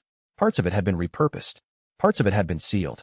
The Imperial War Archive had mentioned, in one of the supplementary documents Wei had read during his archive visit, an administrative vault network beneath the capital district. Materials sealed by imperial order, access restricted to administrative rank of prefectural inspector or above. He thought about what the original Strategic Resonance Manual would look like in complete form. He thought about what Feng Chuanlin, with his cracked second chamber, would do with access to the full activation protocols. He told Elder Guan he needed to leave Iron Gate. The Elder looked at the legal response documentation spread across the table, the incomplete Southern Road Project proposal, the 3 pending administrative disputes Wei was managing personally. The complaint was just dismissed, the Elder said. Yes, the immediate crisis is resolved. The road project will proceed with the co-administrator structure in place. It doesn't need me personally. Luo Feiyun can manage the implementation. Wei folded the provincial map. There's something in Jingyuan that requires my attention more urgently. What? He considered how to describe it. A strategic resonance cultivator with a damaged cultivation core is trying to access the complete manual for the technique. In his current state, access to the full protocol will likely make his damage worse. He looked at the Elder. I'm the only other person who uses this technique. I'm the only one who can have a productive conversation with him. Elder Guan looked at him for a long moment. Go, he said. But take someone. Yu Dao is already there. Old Iron Chin will follow whether I invite him or not. Wei picked up his pack. I'll be back in 8 days. He left within the hour, riding hard on the road toward Jinyuan. Chapter 55. What the vault contains. He arrived in 4 days, pushing harder than was comfortable and changing horses at the way station relays. Yu Dao met him at the city gate, looking unsurprised and slightly relieved. She handed him a sealed note, her own handwriting, 3 lines. Asterisk arrived 2 days ago. Accessed underground via Eastern Maintenance Tunnel. Currently in Lower District. Moving toward what I think is an old administrative storage complex. Asterisk Wei looked at the note. How long since this was written? Yu Dao held up 4 fingers. For hours. He followed her through the city to a meeting point she'd pre-established, a dry goods warehouse near the Eastern Maintenance Tunnel entrance, close enough to the underground access that they could move quickly. He spread his provincial map on a crate, and she indicated the route Fong had taken through the tunnel network. He knows where he's going, Wei said. He's been here before, or he's working from documentation. Yu Dao nodded. Is he alone? She held up 1 finger, then tilted her hand. Uncertain. Probably alone. Wei studied the map. The tunnel network's old administrative storage complex had been sealed in the current administrative period, but the underlying structure was documented in the War Archive's supplementary records. He had read those records. He knew what was in the sealed complex. 3 years ago, during a regional administrative consolidation, the prefectural governor had deposited a collection of high-security cultivation texts into the vault under standard archival protocol. The collection had included materials from dissolved sects, disputed texts without clear ownership, and 1 item listed in the registry as cultivation practice documentation, origin uncertain, access restricted by imperial military order. The access restriction meant military authority had reviewed the content and decided it shouldn't circulate freely. The complete strategic resonance manual, Wei said aloud. He thought about Fong Chuanlin's cracked resonance core. He thought about the second chamber, open and unable to close, continuously receiving strategic intent from everyone within a prefecture-wide radius. He thought about what the complete manual's activation protocols would offer someone in that state. Not a cure, but a deeper understanding of the mechanism, which might be the difference between comprehension and spiraling damage. Or it might accelerate the damage. It depended on Fong's intent when he accessed it. Wei rolled up the map. He's going to get there regardless of what we do, he said to Yu Dao. I can't stop him without a fight, and fighting him serves no one. What I can do is be there when he arrives. He looked at her. Can you get me into the vault before him? She studied him for a moment, then the map. She pointed to a maintenance access point that the main tunnel branched off from, a different route to the same chamber, faster if you knew it was there, which most people didn't. She had been here 4 hours. She had already found the secondary route. Wei said, yes, take me. They moved through the maintenance tunnel in near silence, Yu Dao in front with a dim cultivation light, Wei counting steps and memorizing the route behind her. The underground air was dry and old, dust, and the faint mineral smell of long-sealed stone. The vault complex was deeper than he'd expected, 3 levels below street level, with the specific acoustic quality of spaces built to muffle sound. The vault chamber was large, lined with wooden storage cabinets, and contained hundreds of sealed document cases arranged by registry number. It smelled of preservation treatment, cedar oil, and something sharper. Wei found Cabinet 17, administrative storage, cultivation texts, origin uncertain, in 3 minutes. He opened it. The document inside was a bound text of 240 pages in handwriting that looked centuries old, wrapped in preservation cloth, and sealed with an administrative mark he didn't recognize. He unwrapped the first pages carefully. The opening section began on the construction of the strategic resonance core, its chambers, their function, and the proper conditions for advancement through each stage. He sat down at the vault's reading table. He found the section on the second chamber on page 87. He was reading it when he heard the maintenance tunnel entrance open. He did not look up. He said, without turning, the second chamber's activation protocol requires protective necessity as a prerequisite condition. Page 91. I just found it. A pause. Then Fong Chuanlin's voice, from the tunnel entrance, very dry. You got here before me. I had a faster route. Wei looked up from the document. Fong was standing in the tunnel entrance with the expression of someone who had been ready for several different responses and hadn't prepared for this one. Sit down. I have questions about the activation protocol, and you've been living with the consequences of it for 4 years. Fong looked at him for a long moment. He walked into the vault. He sat down. Chapter 56. 2 cups while Yu Dao kept watch in the maintenance tunnel. Wei spent 20 minutes making adjustments to the vault chamber. He didn't have the luxury of furniture.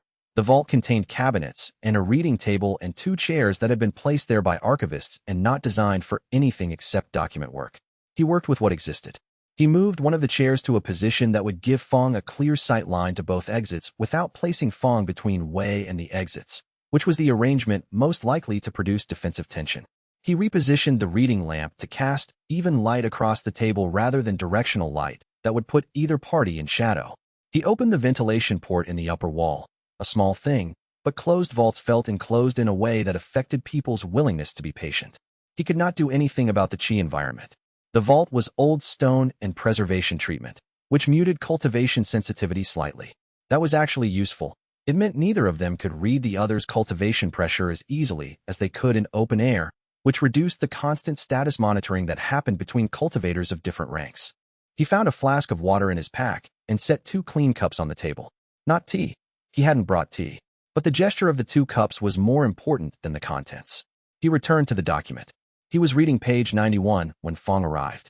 The conversation in the tunnel entrance established that he'd arrived first. Fong's dry acknowledgement established that Fong was capable of sardonic response even in his current state.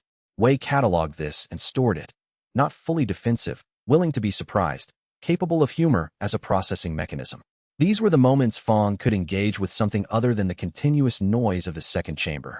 Fong sat down across from him. He looked at the 2 cups. "You prepared for me," he said. "I prepared for a conversation." Wei turned the document to show the activation protocol section, finger at page 91. The protocol says protective necessity must be genuine and specific, not general defensive instinct, but care for something particular that would be a genuine loss. He looked at Fong. "When you opened your second chamber, what were you protecting?" Fong looked at the text for a moment. "Nothing in particular," he said. "I was advancing." "I know. I'm asking what the system interpreted as your protective necessity, because the chamber opened, which means the system found something even if you didn't consciously provide it." Fong was quiet for a long moment. "My work," he said finally. "The research, the operational methodology I'd been building." He looked at the text. "I was protecting the system itself from being wrong.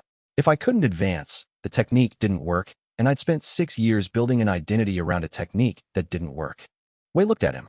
"The system read that as protective necessity," he said slowly, "and opened the chamber, and then couldn't close it because the thing I was protecting was abstract. There's no clear boundary for my methodology being valid. The chamber can't close because it doesn't know when the threat to that thing is resolved." Fong's voice was flat and precise. "I've been living with this for 4 years, and I identified this possibility about 8 months ago. I couldn't find a solution." "The solution the manual suggests," Wei said, looking at page 94, "is reconstituting the core's fundamental protective structure around something concrete. Something with a clear boundary, people, a specific place, a defined purpose." He looked up. "Which means you'd have to care about something concrete enough for the chamber to recognize it." "I've spent 4 years making sure I don't care about anything concrete," Fong said. "Because everything concrete is something I can hear being planned against. The care creates targets." Wei thought about this. He thought about what it would mean to teach someone who had systematically removed every attachment to care about something again. He thought about whether that was even his business to attempt. He thought about the alternative, which was Fong accessing the full manual in his current state with no framework for what the chamber's reconstitution required. "I'm not going to tell you what to care about," Wei said. "I don't think that works." He looked at the document. "I can tell you that the manual's recovery protocol requires genuine protective attachment, not intellectual assent to the idea of it. Whatever you decide matters. It has to actually matter." He paused. "I'm going to trust you to know the difference." Fong looked at him for a long moment. He said, "You're treating me like a person who can make this decision." "You are a person who can make this decision," Wei said. "You're in pain, and you're not thinking as clearly as you would otherwise. That's different from being unable to decide." Fong was quiet. It was the most dangerous silence Wei had experienced, the silence of someone genuinely weighing something they had been protected from weighing for a long time. Chapter 57. The 7th name. The conversation went for 2 hours. Wei did not argue. He provided information when asked and let Fong arrive at the recognitions himself, which was slower but the only approach that had any chance of lasting. Fong's mind, even fractured and overloaded, was exceptional.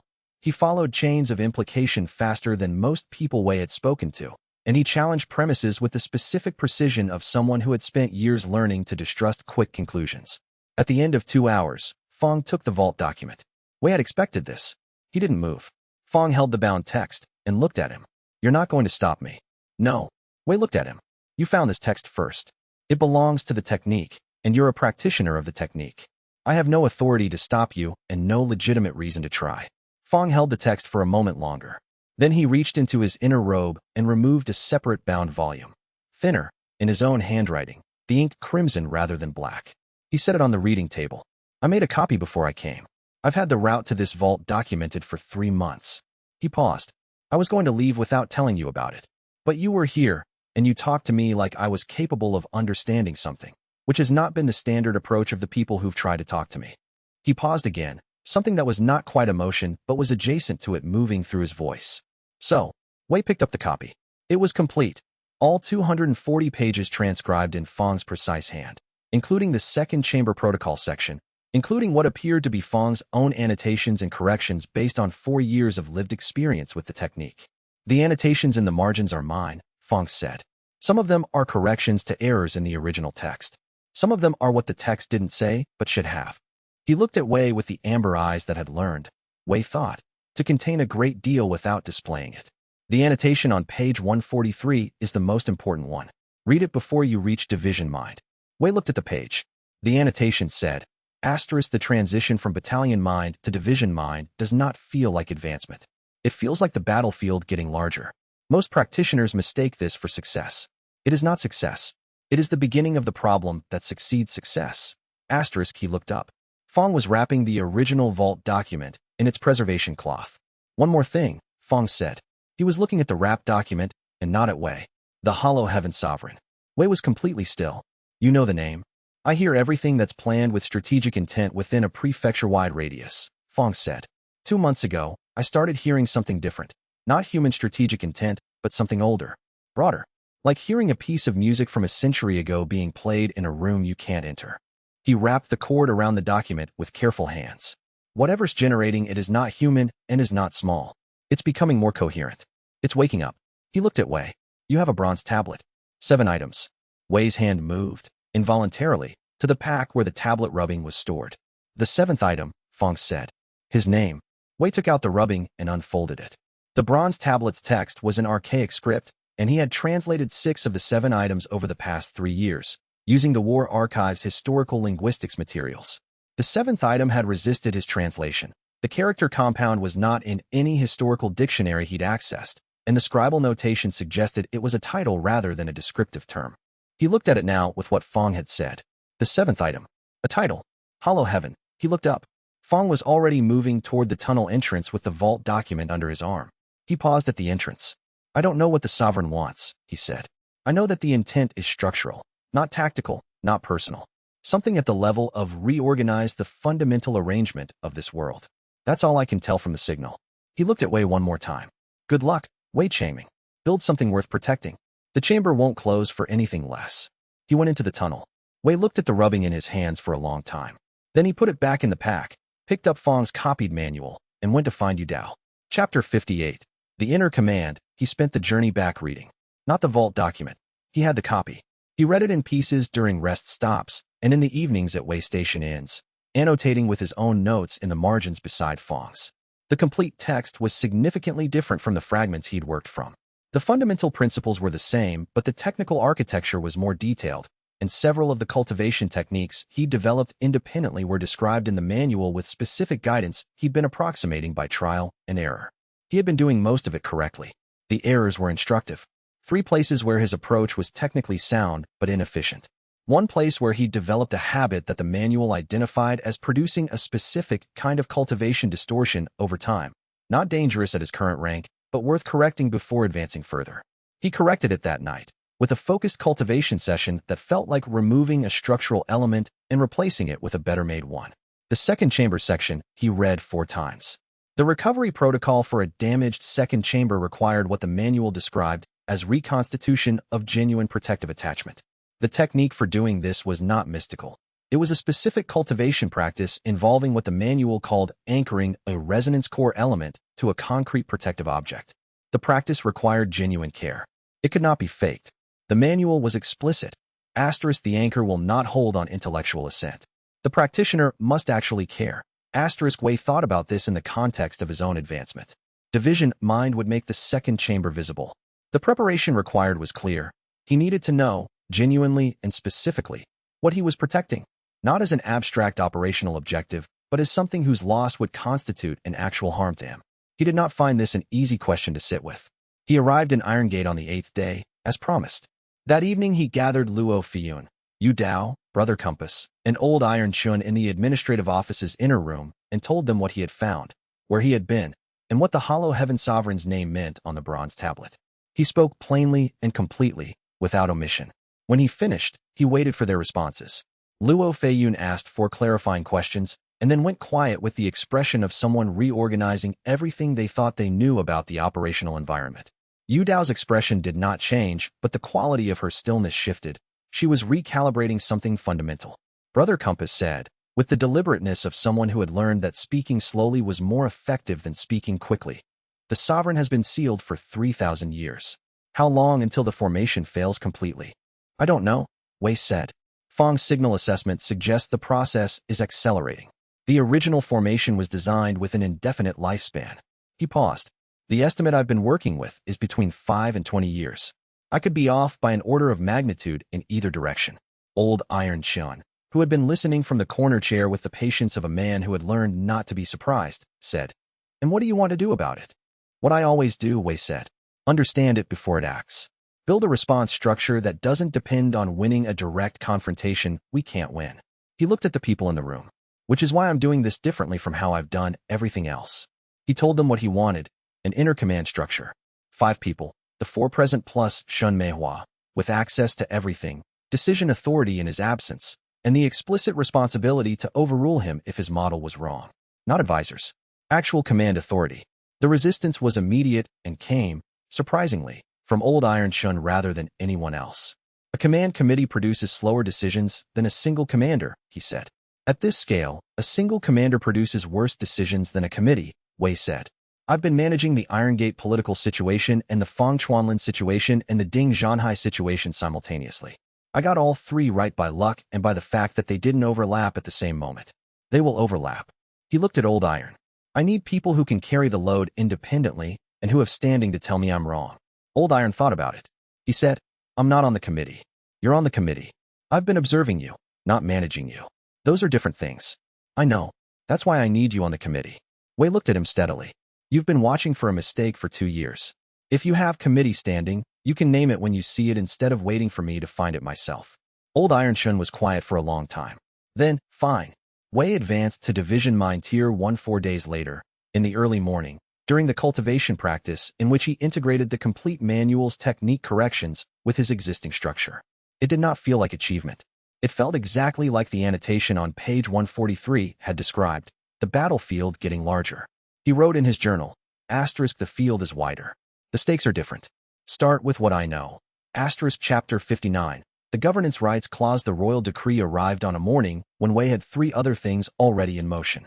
He was managing the final stages of the Southern Road Repair project. The co-administration arrangement was working, but only because he was personally mediating 2 ongoing disputes between the guild representatives who'd been assigned operational responsibilities and now disagreed about project timelines.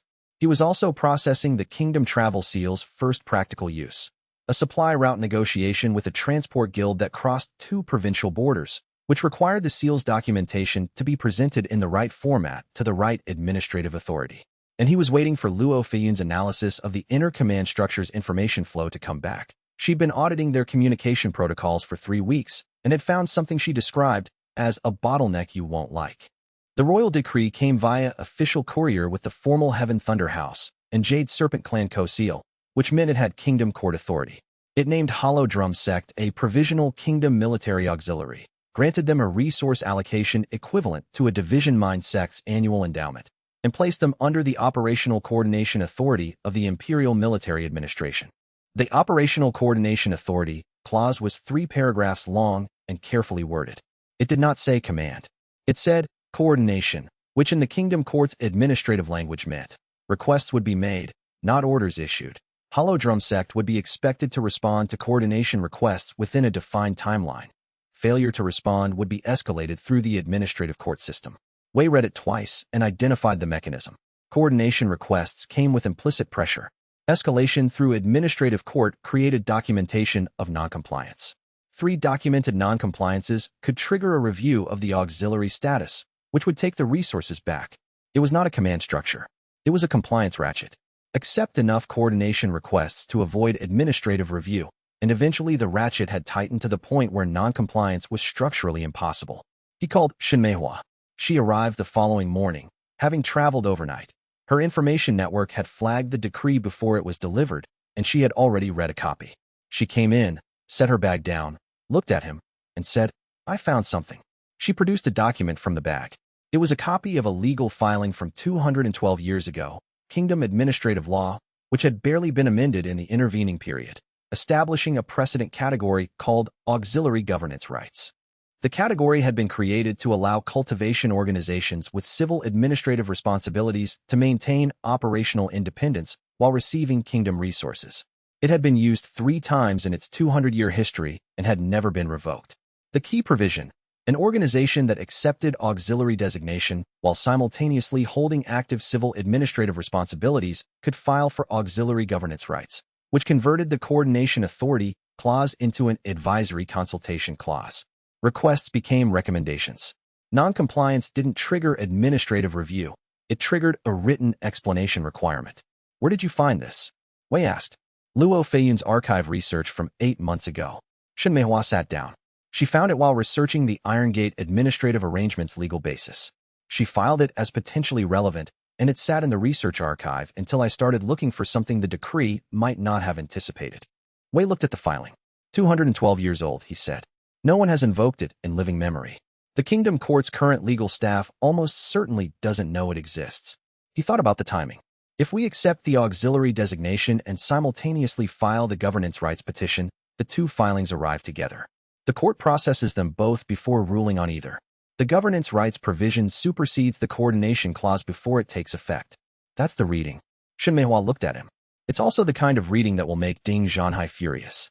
Wei thought about this. Ding Zhanhai designed the decree to be legally sound. The Kingdom Court's processing took 16 days. Elder Guan received the confirmation of the auxiliary governance rights filing's approval with the expression of someone who had been told to prepare for bad news and was now recalibrating. That worked, he said. It worked because the legal framework is consistent and we applied it correctly, Wei said. That's all. The elder looked at him. Ding Zhanhai will not take this as that's all. No, Wei agreed. He won't. Chapter 60. Begin. Ding Zhanhai's response arrived 10 days after the court confirmation. It was 3 paragraphs. The first paragraph acknowledged the auxiliary governance rights filing and its legal validity. The tone was professional and precise and contained not a single word about the emotional quality of receiving it, which Wei read as the tone of someone who had processed the emotional quality and decided not to let it into official communication. The second paragraph was an assessment. It said, I spent 4 years designing the auxiliary designation framework. I researched historical precedents for cultivar sect legal strategies extensively. The clause you invoked was in a document I reviewed and assessed as extinct by disuse. I was incorrect. I note this because I think you should know that I underestimated you, specifically in the domain of historical legal research, and I intend to correct the gap in my model. Wei read this paragraph twice. He thought, he's telling me exactly how he failed, so that he can tell me how he'll approach this differently next time. He's treating this as an intelligence exchange. The third paragraph. I am starting to believe you might be the most dangerous person in the kingdom. I am also starting to believe you might be the only one who could help me avoid the war I am about to start. One question. Do you know who the Hollow Heaven Sovereign is? Wei sat with this for a long time. He looked at the bronze tablet rubbing, which he had pinned to the planning room wall after the Jingyuan Vault conversation. 7 items. The 7th was Hollow Heaven, the title of a cultivator who had been sealed for 3,000 years and whose stasis formation was failing. He thought about Feng Chuanlin hearing the sovereign's intent through the 2nd chamber and describing it as vast, structural, not human-scaled in its ambition. He thought about Ding Zhanhai, who had spent 7 years building an organization to prevent cultivation wars from killing civilians, who had 17 wars and 200,000 deaths documented in his personal files, who had designed a trap that Wei had escaped through a 200-year-old legal clause, and who had responded to the escape by admitting the error and extending an open hand. He thought about what it would mean to have Ding Zhanhai's imperial resources, administrative reach, and genuine commitment to civilian protection as an operational partner rather than an adversary.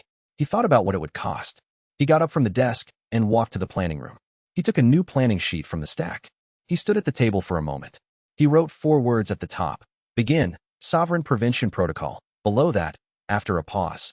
Phase 1. Understand the sovereign's strategic objective. A 3,000-year-old sealed cultivator waking into the current world will have an objective shaped by what the world was when he was sealed. That world does not exist anymore. His model will be wrong in specific ways. Find the ways. Below that. Phase 2. Assess potential partners. Ding Zhanhai. Fang Chuanlin, if stabilizable. Su Maolong, unlikely but not impossible. The inner command.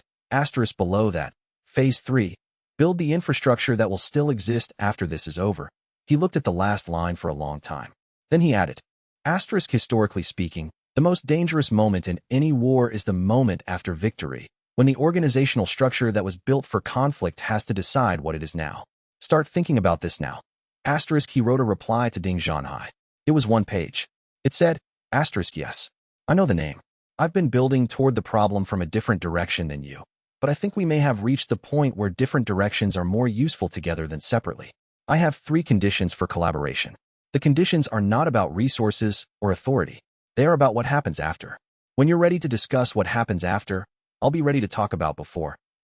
He sealed it and sent it.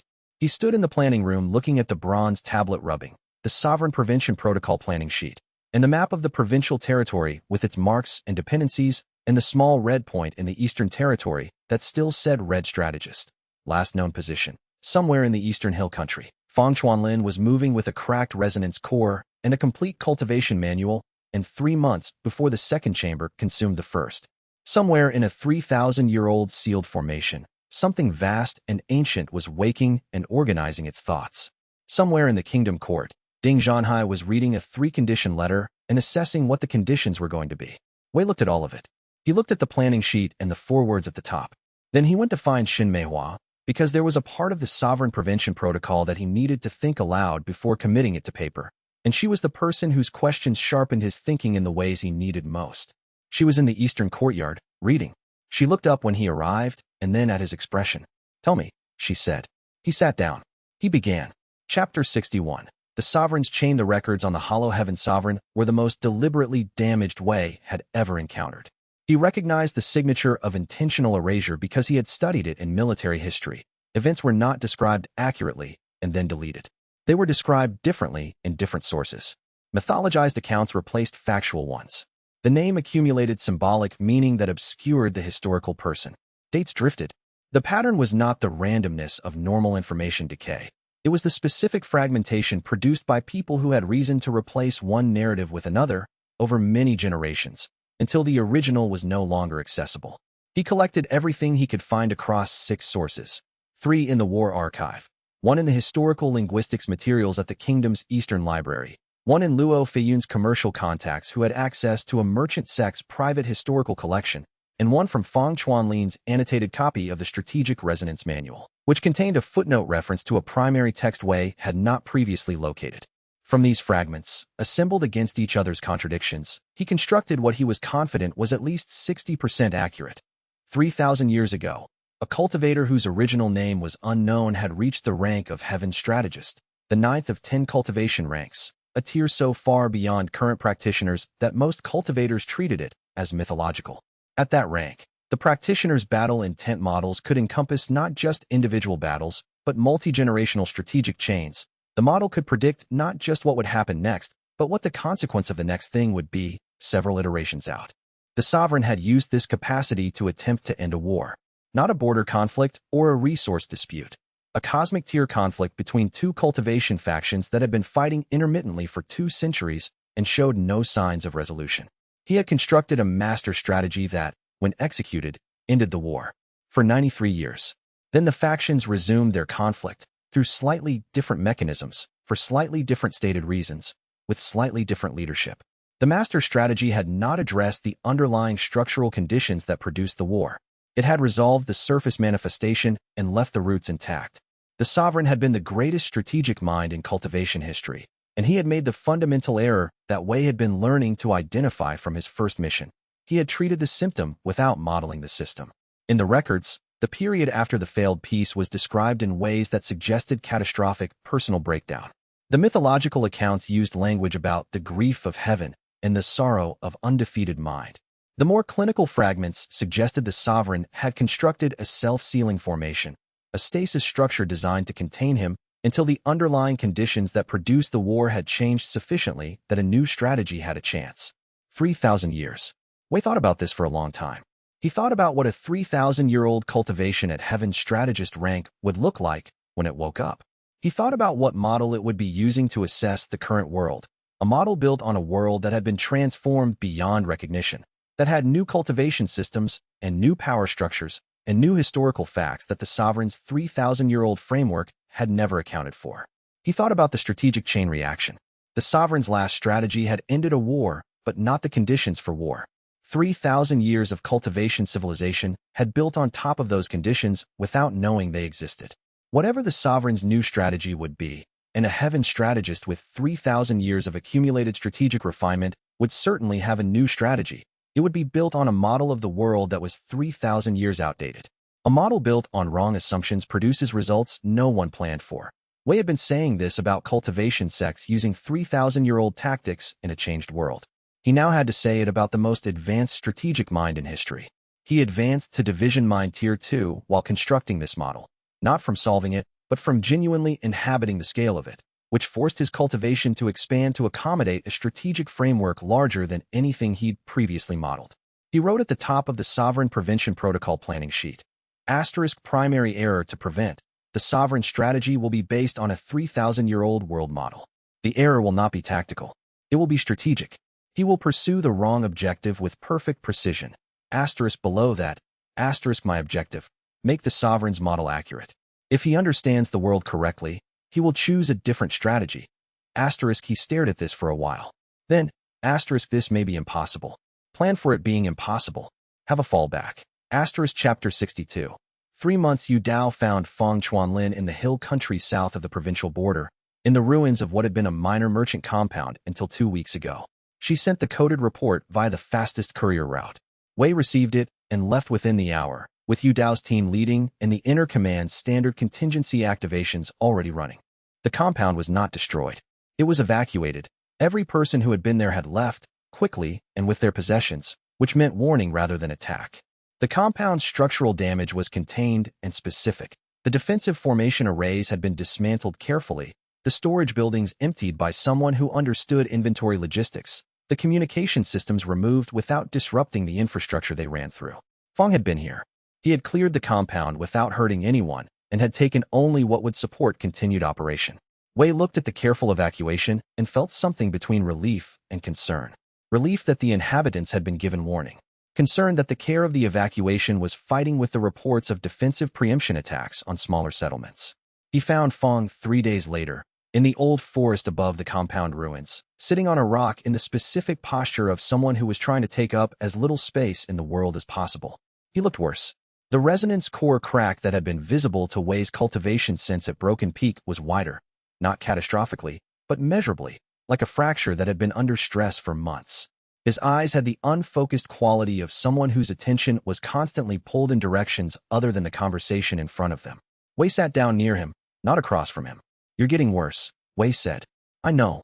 Feng's voice was the same, flat, precise, disciplined, but slower. He was working harder to maintain the discipline. The radius is increasing.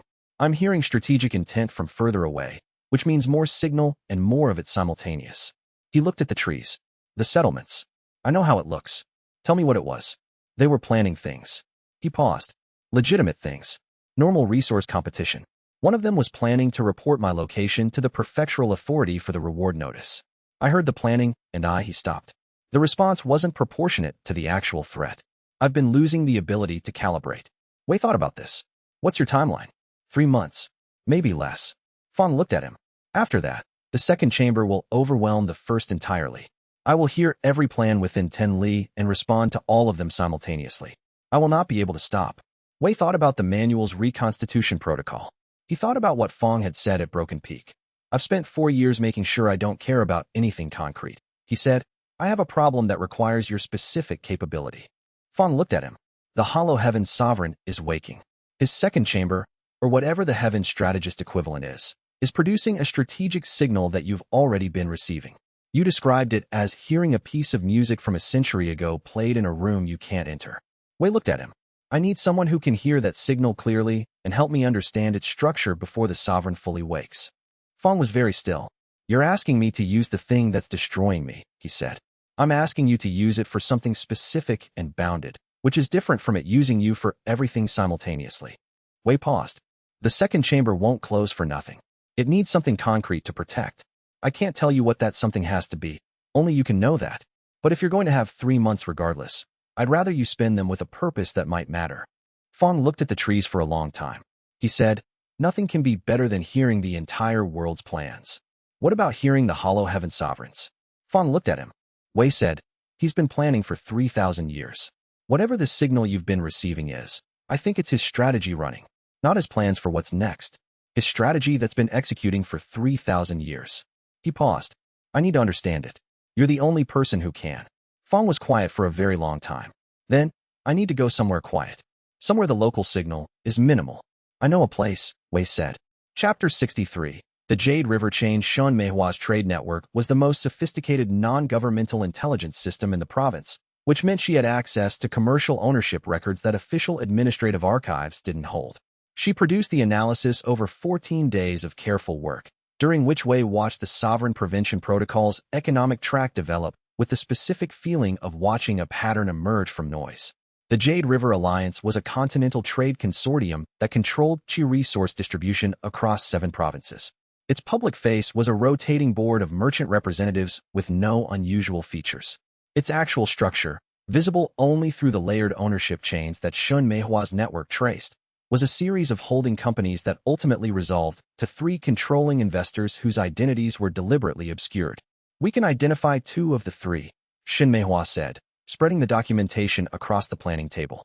Both are associated with cultivation sect families in the western provinces. Their investment patterns are consistent with normal, diversified resource acquisition. She pointed to the 3rd chain. This one is different.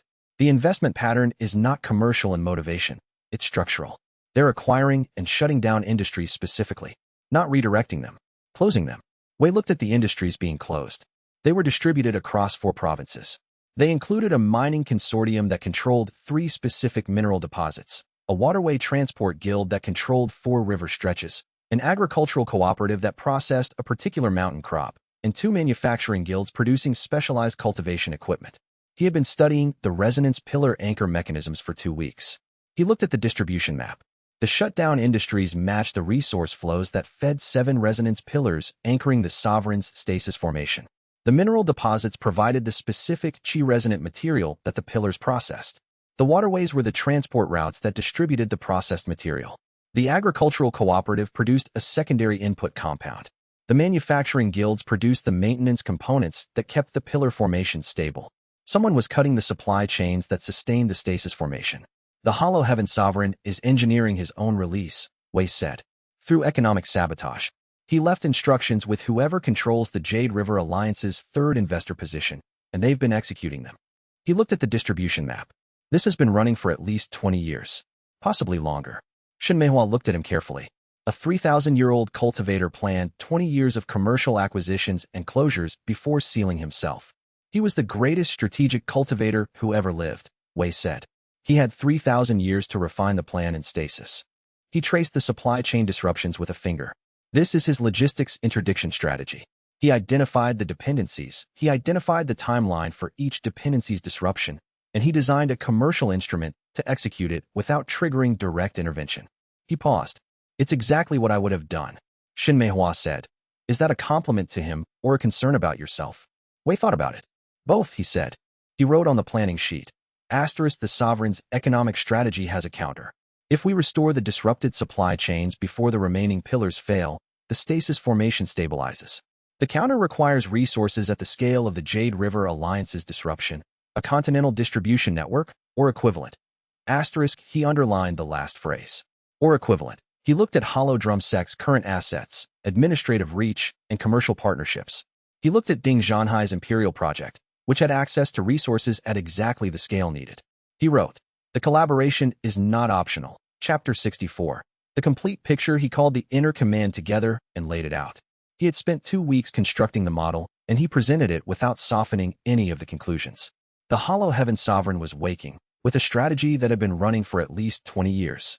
The Red Strategist would be consumed by his second chamber damage in 3 months, after which he would be a catastrophic threat to everyone within 10 li of his position.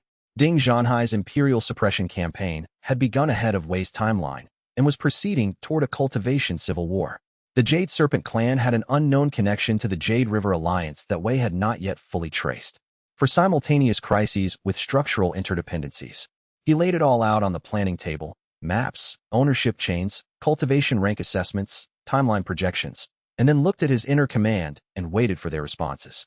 Luo Feiyun went through the economic documentation twice, very fast, and then asked 3 questions that confirmed she'd identified the same interdependencies he had.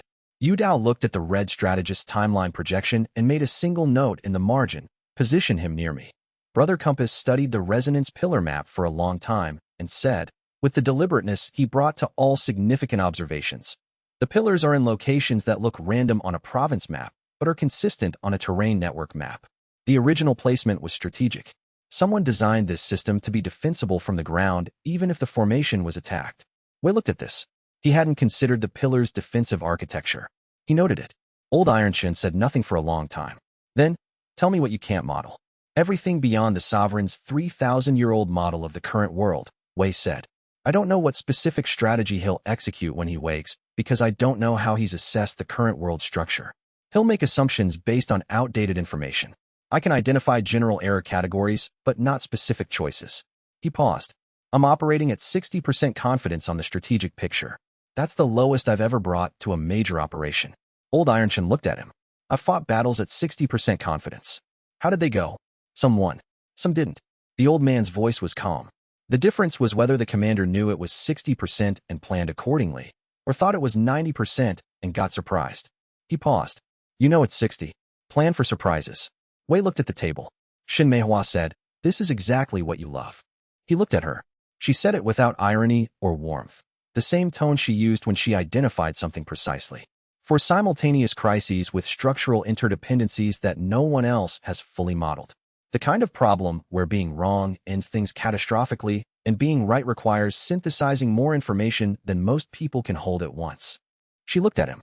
"You've been in this room for 2 weeks, and you look more alive than you have since Broken Peak."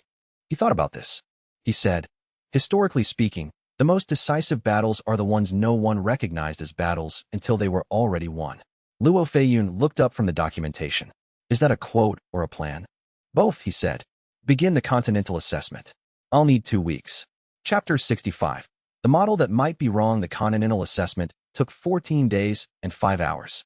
Wei slept approximately 4 hours per night, which Shun Meihua monitored without comment until the 3rd day, and then began managing by appearing in his planning room at a specified hour with food and the implicit information that he would be more useful in the morning if he stopped now.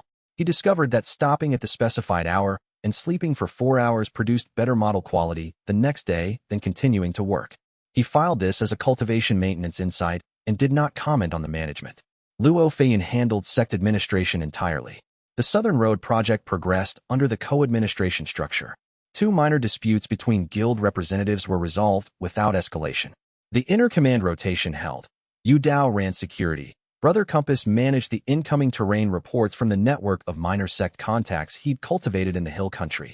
Old Ironshine supervised the 2 new Heaven Thunder House recruits' training. The model grew on the planning room wall. Wei worked in layers. The first layer was the Hollow Heaven Sovereign's economic disruption strategy, the Jade River Alliance's ownership chains, the resonance pillar dependencies, the projected timeline for each pillar's failure given the current disruption rates. This layer took 3 days and produced a timeline he was 70% confident in. The stasis formation would begin failing between 14 and 22 months from now. The second layer was Fong Chuanlin's deterioration curve. This layer he couldn't complete without Fong. He needed the second chamber signal analysis that only Fong could provide. He left it as a gap in the model and marked it explicitly. Asterisk requires Fong input. Assume worst case for planning. Asterisk. The third layer was Ding Zhanhai's suppression campaign. This layer he had the most data on. The imperial project structure, resources, and operational pace were all documented through Shen Meihua's network and the commercial intelligence that the provincial trade activity generated. He modeled the suppression campaign's trajectory and identified 3 branch points where the civil war outcome became more or less likely based on decisions Ding had not yet made. The 4th layer was the Jade Serpent clan's connection to the Jade River Alliance, which he couldn't complete either. The 3rd investor chain remained obscured despite Shen Meihua's best efforts. He marked another gap. The 5th layer was the synthesis, how the 4 crises interacted, how decisions in one layer would affect the others, what the critical path was. He stared at the model on the day he declared it finished and felt the specific discomfort of a completed product that he knew was inadequate. 60% confidence on the strategic picture. 2 deliberate gaps. A model that would need real-time revision as information came in. He had operated at higher certainty since his first day in this cultivation world. He had always been able to say, "This is what I know, this is what I don't know," and the known outweighs the unknown sufficiently to act on. For the first time, the unknown was larger than the known. He called the inner command together on the 14th day and showed them the model. "This is the most uncertain I have been since the early missions," he said. "I'm telling you because you need to know how to calibrate your decisions." He looked at each of them in turn. "The model will be wrong in specific ways I can't predict. When it's wrong, we need to be able to correct it without losing the whole structure. That requires everyone to understand the model well enough to know when a new piece of information contradicts a load-bearing assumption." He spent 4 hours walking them through the model. Luo Feiyun asked questions that probed the weakest assumptions. Yu Dao asked nothing but looked at the model with the focused attention she brought to pre-combat terrain assessment. Brother Compass identified a relationship between the resonance pillar geography and an old trade road network that Wei had missed, a relationship that, when he examined it, suggested the pillar system's defensive architecture had been designed to be supported by infrastructure that still partly existed. Old Ironchin said, "The model needs a name." Wei looked at him. "An operation this complex needs a name that everyone can use when the pieces are moving in unexpected directions," the old man said. "A name that orients people to the objective without requiring the full model." Wei thought about it. He said, 7 unwinnable battles. He had said it before he fully thought through why. Then he understood, the bronze tablet. The text he had copied in the collapsed library 3 years ago. 7 battles that cannot be won through strength alone. The sovereign's 3,000-year strategy was the 8th problem. The one the tablet hadn't accounted for because it predated the tablet. 7 unwinnable battles, he said again. The first 7 are won. The 8th requires everything. Shen Meihua looked at him. "The tablet?" "Yes." She was quiet for a moment. "Then, you copied that tablet in the first week. Before you knew what any of this was. I copied it because it was in a 10,000-year-old library that no one had read in generations, and I didn't want the knowledge to disappear." He looked at the wall of the planning room, where the model was spread across 4 connected sheets. "Historically speaking, the things you preserve without knowing why you're preserving them are the ones that turn out to matter. Start the operation," she said. He picked up his brush. He wrote at the top of the first coordination sheet, * operations 7 unwinnable battles. All commands report to Inner Command. All Inner Command reports to Wei Changming. All Wei Changming reports to the model. * He underlined the last line. Then he added, * the model is wrong in specific ways. Correct it when you find them. The objective does not change. Chapter 66. The defection economics. The first approach was commercial in form and entirely strategic in substance. Shen Meihua's network had identified 3 Jade River Alliance member organizations that were generating below-market returns on their Qi resource trade routes. The below-market returns were not accidental. They were the result of the Alliance's distribution structure, which routed all trade through the Alliance's central hub system, which added coordination overhead and also, critically, deliberately avoided the supply chain nodes that fed the resonance pillars. Wei's offer was straightforward. Redirect your trade through Hollow Drum Sect's distribution channels instead. The channels were direct, lower overhead, and produced returns that Wei calculated at between 12 and 18% higher than the Alliance's current structure. The channels happened to run through the exact industrial nodes the Alliance was avoiding. He did not explain why the channels ran that way. The first member organization declined within a week. Their response was professional, but the subtext was clear. The Alliance had discouraged switching, and the members' management had decided that the relationship cost of switching outweighed the commercial benefit. The second member organization asked for documentation and a 30-day evaluation period. Wei provided the documentation and waited. The third member organization's senior trading representative met with Shen Meihua twice and then contacted Wei directly. He was a careful man named Zhu Weiming who had spent 20 years in qi resource trade and had developed the specific kind of commercial realism that comes from watching many grand strategies fail in front of commercial fundamentals. He looked at Wei's channel documentation, looked at the return projections, and asked one question: why does the Jade River Alliance avoid these industrial nodes? Wei said, they have reasons that are not commercial in nature. Zhu Weiming looked at him. He said, I have been in this trade for 20 years. Every distribution structure that avoids efficient nodes for non-commercial reasons eventually comes apart, and the people routing through it are the ones who pay for the coming apart. He paused. How stable is your channel? Stable as long as Hollow Drum Sect is operational, Wei said, and administratively backed by Kingdom Auxiliary designation. Zhu Weiming signed the trade agreement the following day. His network's traffic through the Resonance Pillar Anchor Industries began within 2 weeks. The second member organization completed its evaluation and signed 3 weeks after that. The combined trade volume flowing through the 2 pillar anchor industries increased by 40%.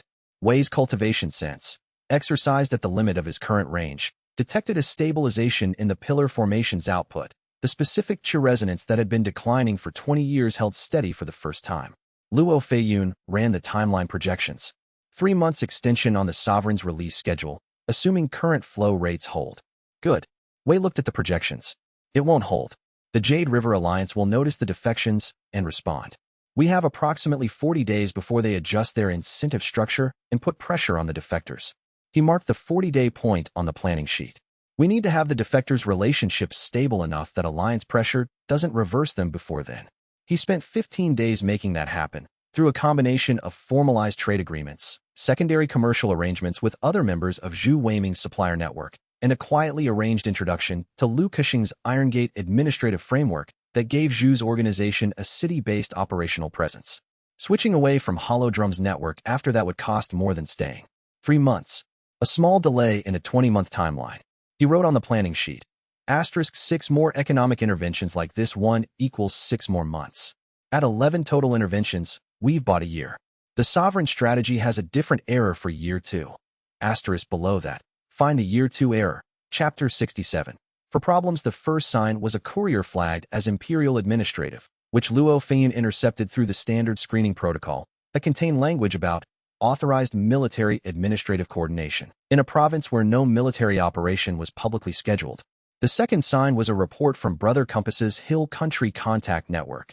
Unusual movement of heavily armed parties in no insignia cultivation gear through the eastern border territory. The third sign was Shun Meihua arriving in the planning room at dawn with an expression Wei had learned to associate with her having spent the night processing something alarming. 3 sects in the eastern provinces were surrounded by dawn. Subordination documents are being presented. The surround force is too large to be any single sect's combat capability. It's the off-books Imperial project units. Wei had modeled this happening. He had not modeled it happening in this month. His best estimate had been 2 months later. He was wrong by 8 weeks.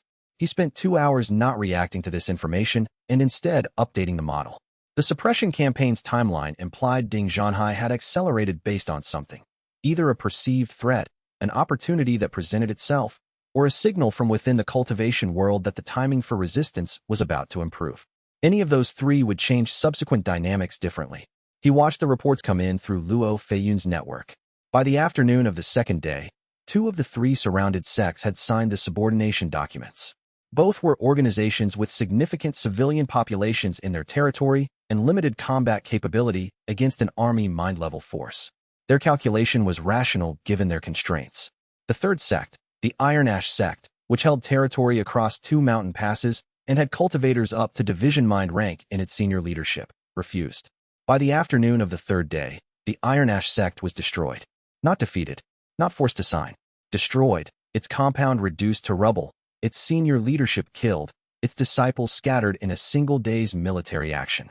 The off-books force had used methods that implied army mind-level coordinated assault tactics, which meant Ding Zhanhai's project had advanced further in cultivator recruitment than Wei's model had placed it. Wrong again. The project was 8 weeks ahead of schedule on the timeline, and apparently also more capable than assessed. The effect across the cultivation world was immediate and visible in Shun Meihua's network traffic within 48 hours. Every sect in every province began internal discussions about the signing question. The binary had become real. You could sign and live, or you could resist and potentially face what Iron Ash had faced. Civil war. Not in 6 months. In 4, possibly 3, as resistance factions began coordinating to prevent being isolated and picked off individually. Wei wrote the message to Ding Zhanhai that afternoon. He kept it brief. You accelerated by 8 weeks, and added a demonstration. The demonstration will accelerate the resistance consolidation by approximately the same margin. You've bought coordination time with the signers, but given the resistors a common enemy and an urgency trigger. You've moved the civil war from 6 months to 3. This is not a critique. I understand why you did it. But you have turned my 3 problems into 4, and the 4th one affects your project's timeline worse than mine. We need to talk directly. I can come to you. The response came in 18 hours. Name the location. Chapter 68. The 4-hour disagreement. The meeting location was a way station in that occupied neutral territory between Hollow Drum Sect's administrative zone and the nearest Imperial Administrative District. Close enough to both that travel was unremarkable, far enough from cultivated power that neither party would be on home ground. Wei arrived first and mapped the inn in 12 minutes. Ding Zhanhai arrived with 2 aides and no visible security, which Wei read as a gesture of trust rather than actual absence of security. The aides were division-mind rank and positioned at sightline angles that covered both exits. Wei had brought Yu Dao, who was already somewhere outside the building. They sat down. The conversation began with a specific kind of formality that Wei recognized as 2 people who had corresponded extensively and built accurate models of each other, finally comparing the model to the original. Ding was exactly what Wei had constructed from the correspondence: precise, principled, exhausted, and genuinely committed to an objective he believed in. The exhaustion was worse in person than it had been in the written exchanges. The principle was also more genuine. The first disagreement was about the suppression campaign's timeline. Wei said, the demonstration accelerated the resistance consolidation. You know this. Ding said, the demonstration was necessary. Without a clear example of consequences, the signing process would have dragged indefinitely, and every month of the signing process is a month the resistance can coordinate. You've given them a shared enemy and a proof of concept for what happens if they don't coordinate. I've given the signers a reason to hold their position and the resistors a clear understanding of what resistance costs. The resistors are not primarily motivated by cost assessment. They're motivated by ideology and by the legitimate question of whether your framework is actually better for the cultivation world than the status quo. Wei looked at him. The Iron Ash sect senior leadership were not the kind of people whose decision-making is dominated by threat response. You destroyed people who were making a principled choice. Ding looked at him. I know, he said. I know exactly who they were. Something in his voice made Wei be quiet for a moment. I've been running this project for 7 years, Ding said. I have the names of everyone the Iron Ash sect has ever protected in a border conflict. I have the names of everyone who would have died in the next cultivation war this province has if the sects remain uncoordinated. I know which side of that calculation produces a lower number. He paused. I also know what it costs. I'm asking you not to pretend I haven't done that accounting. Wei looked at him. He said, I wasn't pretending. I was identifying the strategic error. He paused. I respect the accounting. I disagree with the conclusion. They argued for 4 hours. The central disagreement was structural. Ding believed that centralized imperial authority was the only mechanism capable of preventing the chaos that the Hollow Heaven Sovereign's release would generate. Chaos was the Sovereign's resource, a fractured cultivation world, with sects fighting each other and civilians caught between them, would provide the disruption the Sovereign's strategy required to establish dominance. Only a unified command structure could respond fast enough to contain a Heaven strategist. Wei believed that Ding's suppression was creating the exact chaos that would accelerate the Sovereign's consolidation of power. A cultivation civil war produced more disruption, more fractured responses, more civilian harm than an uncoordinated cultivation world in stable competition. The unified command structure that could respond to the Sovereign was possible, but it required voluntary coordination rather than forced subordination, which required trust rather than fear, which required time that the suppression campaign was eliminating. Neither of them moved the other. At the end of 4 hours, Wei said, we disagree on the mechanism. We agree on the objective. Is there one action we can take together? Ding was quiet for a moment. Then, intelligence sharing on the Jade River Alliance. You've identified the resonance pillar connection. I've identified the controlling investment chains from a different access point. He produced a document. My information confirms 2 of the 3 controlling investors. The third is obscured in your analysis and mine. He looked at Wei. One of the second-tier alliance members, a consortium called the Cloud Tiger Trading Company, has a beneficial owner I can identify. Wei looked at the document. The beneficial owner of Cloud Tiger Trading Company was named in Imperial Commercial Registry records as a trust management entity. The trust had been established 70 years ago by a bequest from the Jade Serpent clan's third elder lineage. Wei looked at this for a long time. The Jade Serpent clan, he said. Ding said. One of the kingdom's two great houses is funding the sovereign's economic sabotage. I noticed it 6 months ago. I don't know why. I haven't been able to determine whether the clan leadership knows what they're funding. Wei thought about 3,000-year strategies. He thought about strategic artifacts that left their makers thinking behind, running for centuries. He said, I'll find out. Chapter 69. The elegant error. The answer was in the Jade Serpent clan's founding documentation, which was not publicly accessible, but which Luo Feiyun obtained through 3 layers of commercial record requests and 1 direct archival retrieval via the Kingdom Auxiliary Designation's administrative access rights.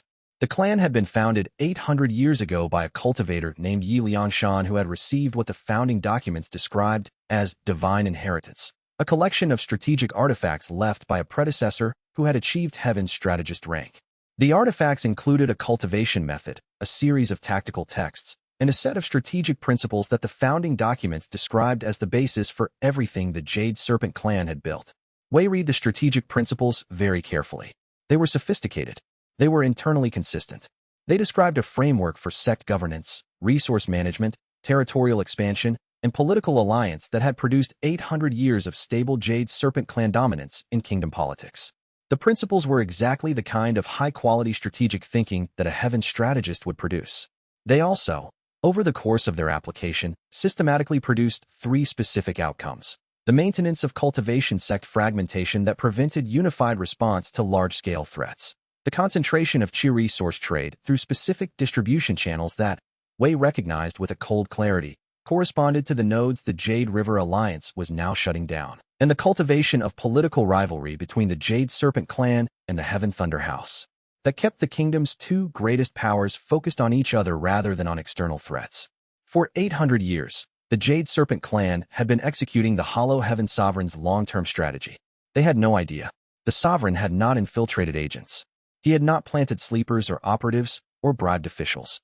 He had left his strategic reasoning behind in artifacts that were genuinely useful, that produced genuinely good outcomes for the organization that adopted them, good outcomes for the Jade Serpent clan specifically, while producing the exact macro conditions the Sovereign's release strategy required. Wei sat with this understanding for a long time. He thought, he didn't manipulate people. He gave them a tool that served their interests and happened to serve his simultaneously. They didn't need to know they were serving him. They were serving themselves with a tool that aligned both objectives. He thought, this is the most elegant long-term strategy one have ever encountered. And I built my entire career on this exact principle. Find the arrangement where your objective and your counterpart's objective align, so you don't need to convince them, deceive them, or coerce them. He thought. He was doing what I do 3,000 years ago, at a scale I have never attempted. He found this deeply unsettling. He wrote in the cultivation journal, the Sovereign is not my enemy in the way I modeled him. He is a version of what I would be if I lived 3,000 years and had 3,000 years to iterate on a strategy. The discomfort of this recognition is productive. I will not suppress it. He wrote below that, the Jade Serpent clan leadership does not know they serve him. They are making independent strategic decisions, which happen to be guided by his reasoning. To break this, I would need to either replace the strategic framework they're using or show them what the framework produces at the macro level that their micro-level application doesn't reveal. Below that, this is not a manipulation problem. This is an information problem. He looked at that line for a long time. Then he picked up the documentation and went to find Shinmeihua. Chapter 70. On the model, he told the inner command everything on the following morning. He laid out the Jade Serpent clan discovery, the sovereign strategic artifacts, the 800-year execution of a framework that had been designed for 3,000-year release conditions, and the conclusion that followed from all of it. The Sovereign's battle intent model has been running for 3,000 years, Wei said. It has been self-correcting through the organizations that adopted his strategic artifacts. It has been tested against 8 centuries of real-world outcomes, and has been refined through those outcomes even while the Sovereign was sealed. He looked at the planning room wall. Our interference, all of it, was anticipated. The economic interventions, the Jade River Alliance defections, the auxiliary governance petition, the intelligence exchanges with Ding Zhanhai. He modeled cultivators who would identify the pillar disruption and attempt countermeasures. He left strategic responses to those countermeasures in the artifact framework. Old Ironchin said, he planned for us specifically? He planned for the category of us. High-capability, intelligence-first cultivators working through indirect methods rather than direct confrontation. Wei looked at the planning sheet. I'm on his model. Not by name, but by type. The inner command was quiet. Luo Feiyun said, how confident are you in this assessment? 80%. He paused. Higher than anything else I've modeled about him, because the evidence is structural rather than inferential. And the 20%? The 20% is that I'm pattern matching in a way that reflects my own strategic framework rather than his. I could be seeing my own approach in his artifacts because I'm looking for it. He paused. I've been sitting with this for 3 days. I don't think I'm wrong, but I want you to know the uncertainty is there. Brother Compass said, slowly, if he planned for you specifically, for the type of you, what did he plan for that type to do? Wei looked at him. This was exactly the question he had been unable to stop thinking about for 3 days. He planned for intelligent resistance, Wei said. Countermeasures to the pillar disruption. Intelligence networks that would identify the Jade River Alliance connection. Possibly even the discovery of the artifact framework. The strategic principles would survive discovery because their value to the Jade Serpent clan is genuine regardless of their origin. He paused. He planned for someone who would resist the way I resist. Carefully, indirectly, working through systems rather than confrontation. What didn't he plan for? Wei looked at the planning room wall. He said, he made one error. He picked up his brush. He planned for every cultivator who would oppose him, he said.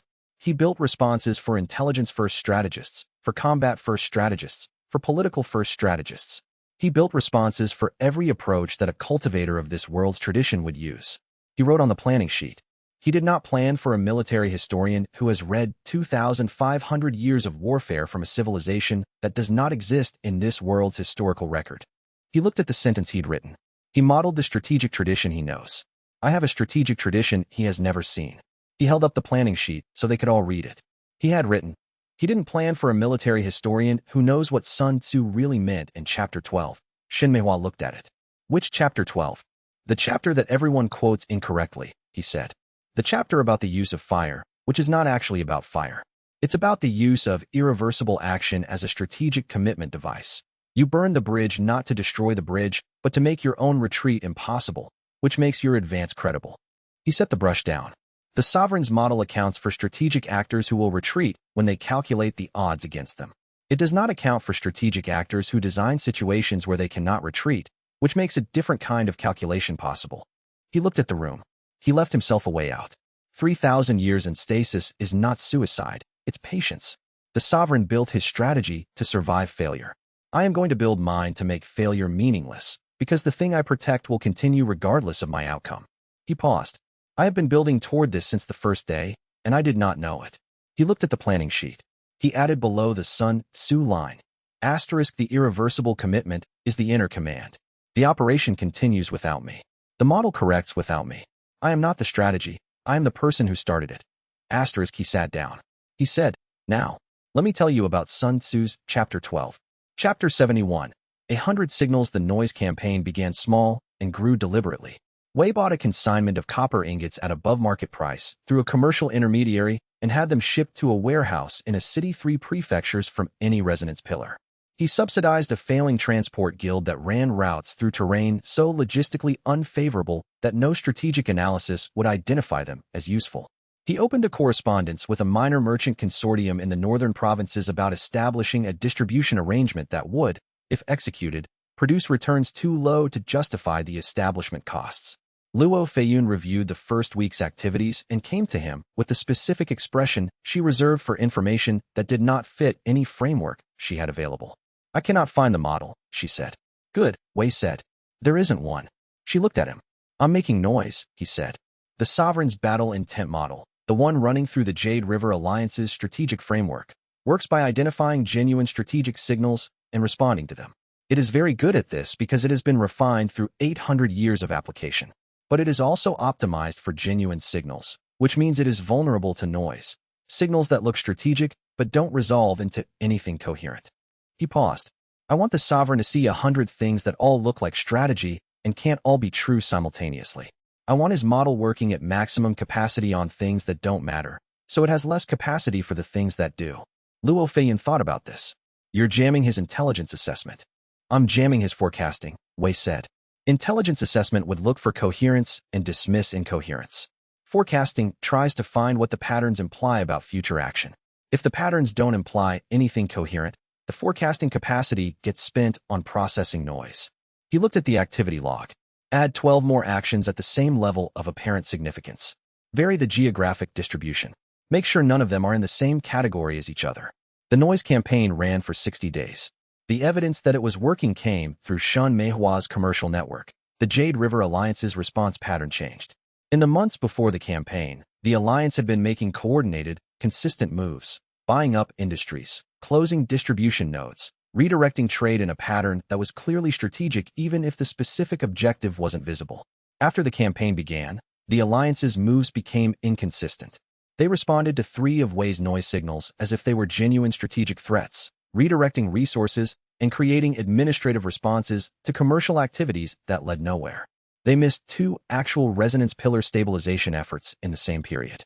40% efficiency drop, Luo Feiyun said, reading from the pattern analysis. They're spending more resources on counter-response than on their original operational objectives. Good.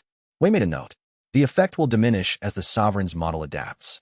We have approximately 40 days before the noise pattern becomes recognizable and the model discounts it. He looked at the timer he'd been maintaining. We need to use those 40 days for the pillar operations that matter most.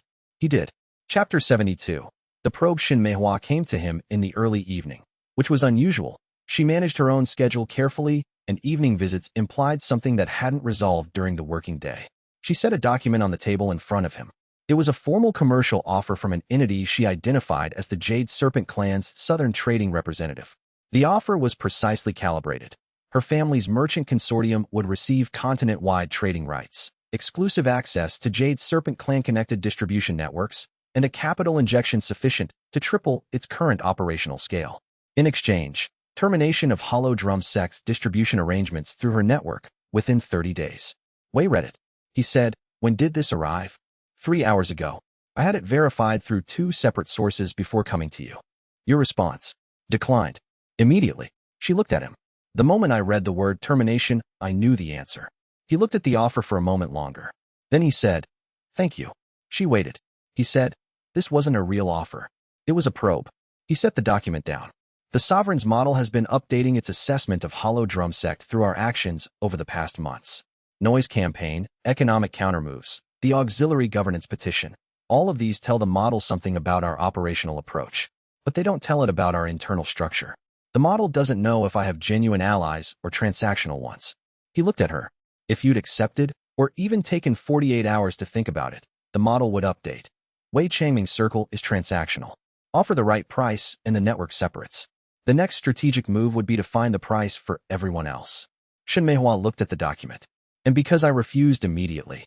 The model now knows that Hollow Drum's loyalty structure is cohesive and does not respond to commercial incentives alone. It will stop looking for that vulnerability and start looking for something else. He paused. This is actually useful. A probe reveals what it's testing for.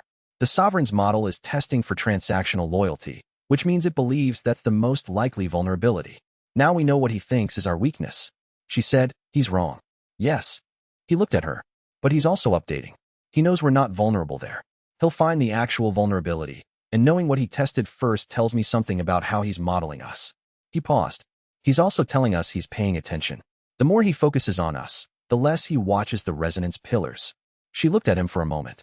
You're glad he's paying attention to us. I'm glad we know the quality of his attention. He filed the probe document. I'm also glad you came to me immediately. That matters. She looked at him with the expression he had learned to read as her version of something warm, filtered through her habitual precision. You sound surprised. Not surprised, he said. Aware. Chapter 73. The burning town. The report came through 3 separate sources within 24 hours of each other, which meant it was real. Fang Chuanlin had destroyed the fortified town of Redstone Spring. Not damaged. Not attacked. 1,200 people in a town that had existed for 200 years, including a cultivation sect compound, 2 merchant guilds, and 3 temple associations. All evacuated or dead within 4 hours. The town's physical structures partially collapsed, the cultivation formations in the compound dismantled. The details from the 3 sources varied on the casualty count. Estimates ranged from 40 to 200 dead, but agreed on the mechanism. Fang's second chamber had partially opened. He had detected planning directed at him from the compound's cultivation sect, and he had responded to the planning as if it were an imminent attack rather than a defensive discussion. He was now classified, officially and formally, as a continental threat-level cultivator. 3 sect coalitions were assembling hunting forces. The largest was a joint operation between 5 eastern sects with a combined force of several dozen division mind cultivators and 2 army mind seniors, enough force to threaten even Fang's capabilities. Wei received the report and spent 2 hours not reacting to it emotionally, which was harder than usual. He had modeled Fang's deterioration. He had modeled the collapse event. He had modeled the sect response that a collapse would trigger. All of it was in the Continental assessment from 2 weeks ago, marked as likely within a 90-day window. The event had occurred at 68 days. He looked at what the report meant for the operation. Fang was the only person who could hear the sovereign's signal clearly. The second chamber's unique reception capacity, maddened and uncontrollable as it was the closest thing to a direct intelligence source on the sovereign's intent that Wei had. Losing Fang to a coalition hunting force before the sovereign fully woke would remove the most valuable intelligence asset in the entire operation. He called you Dao. Find him before the coalition does, he said. I'm following. He left within the hour. The coalition forces were moving faster than expected. They had assembled quickly, which meant pre-positioned resources and pre-established coordination protocols. Someone had been preparing for exactly this scenario before Redstone Spring. Wei filed this as a data point. The sect coalition's preparation predated the triggering event, which meant either they had been monitoring Fang for longer than Wei knew, or someone had been preparing the coalition for a different purpose and pivoted it toward Fang. He rode hard for 2 days. Yu Dao found Fang first, in the ruins of a mountain shrine that had been abandoned for decades. She sent the signal. Wei followed. The shrine ruins were at high elevation, reachable only by a path that most cultivators wouldn't find worth the effort. Fang was sitting against the stone remnants of what had been the shrine's inner chamber, in the specific posture of someone whose body had stopped finding natural sitting positions comfortable. He looked at Wei with amber eyes that were now visibly worse. The unfocused quality had deepened, and there was a tremor in his hands that hadn't been there at Broken Peak. I know what happened, Wei said. He sat down across from him. Tell me the actual moment, Fang said, very slowly. The compound's senior cultivator started planning an interdiction. Not an attack, a cordon. She was thinking through how to contain me in the valley so they could send for a coalition force. He looked at his hands. The second chamber reads planning intent.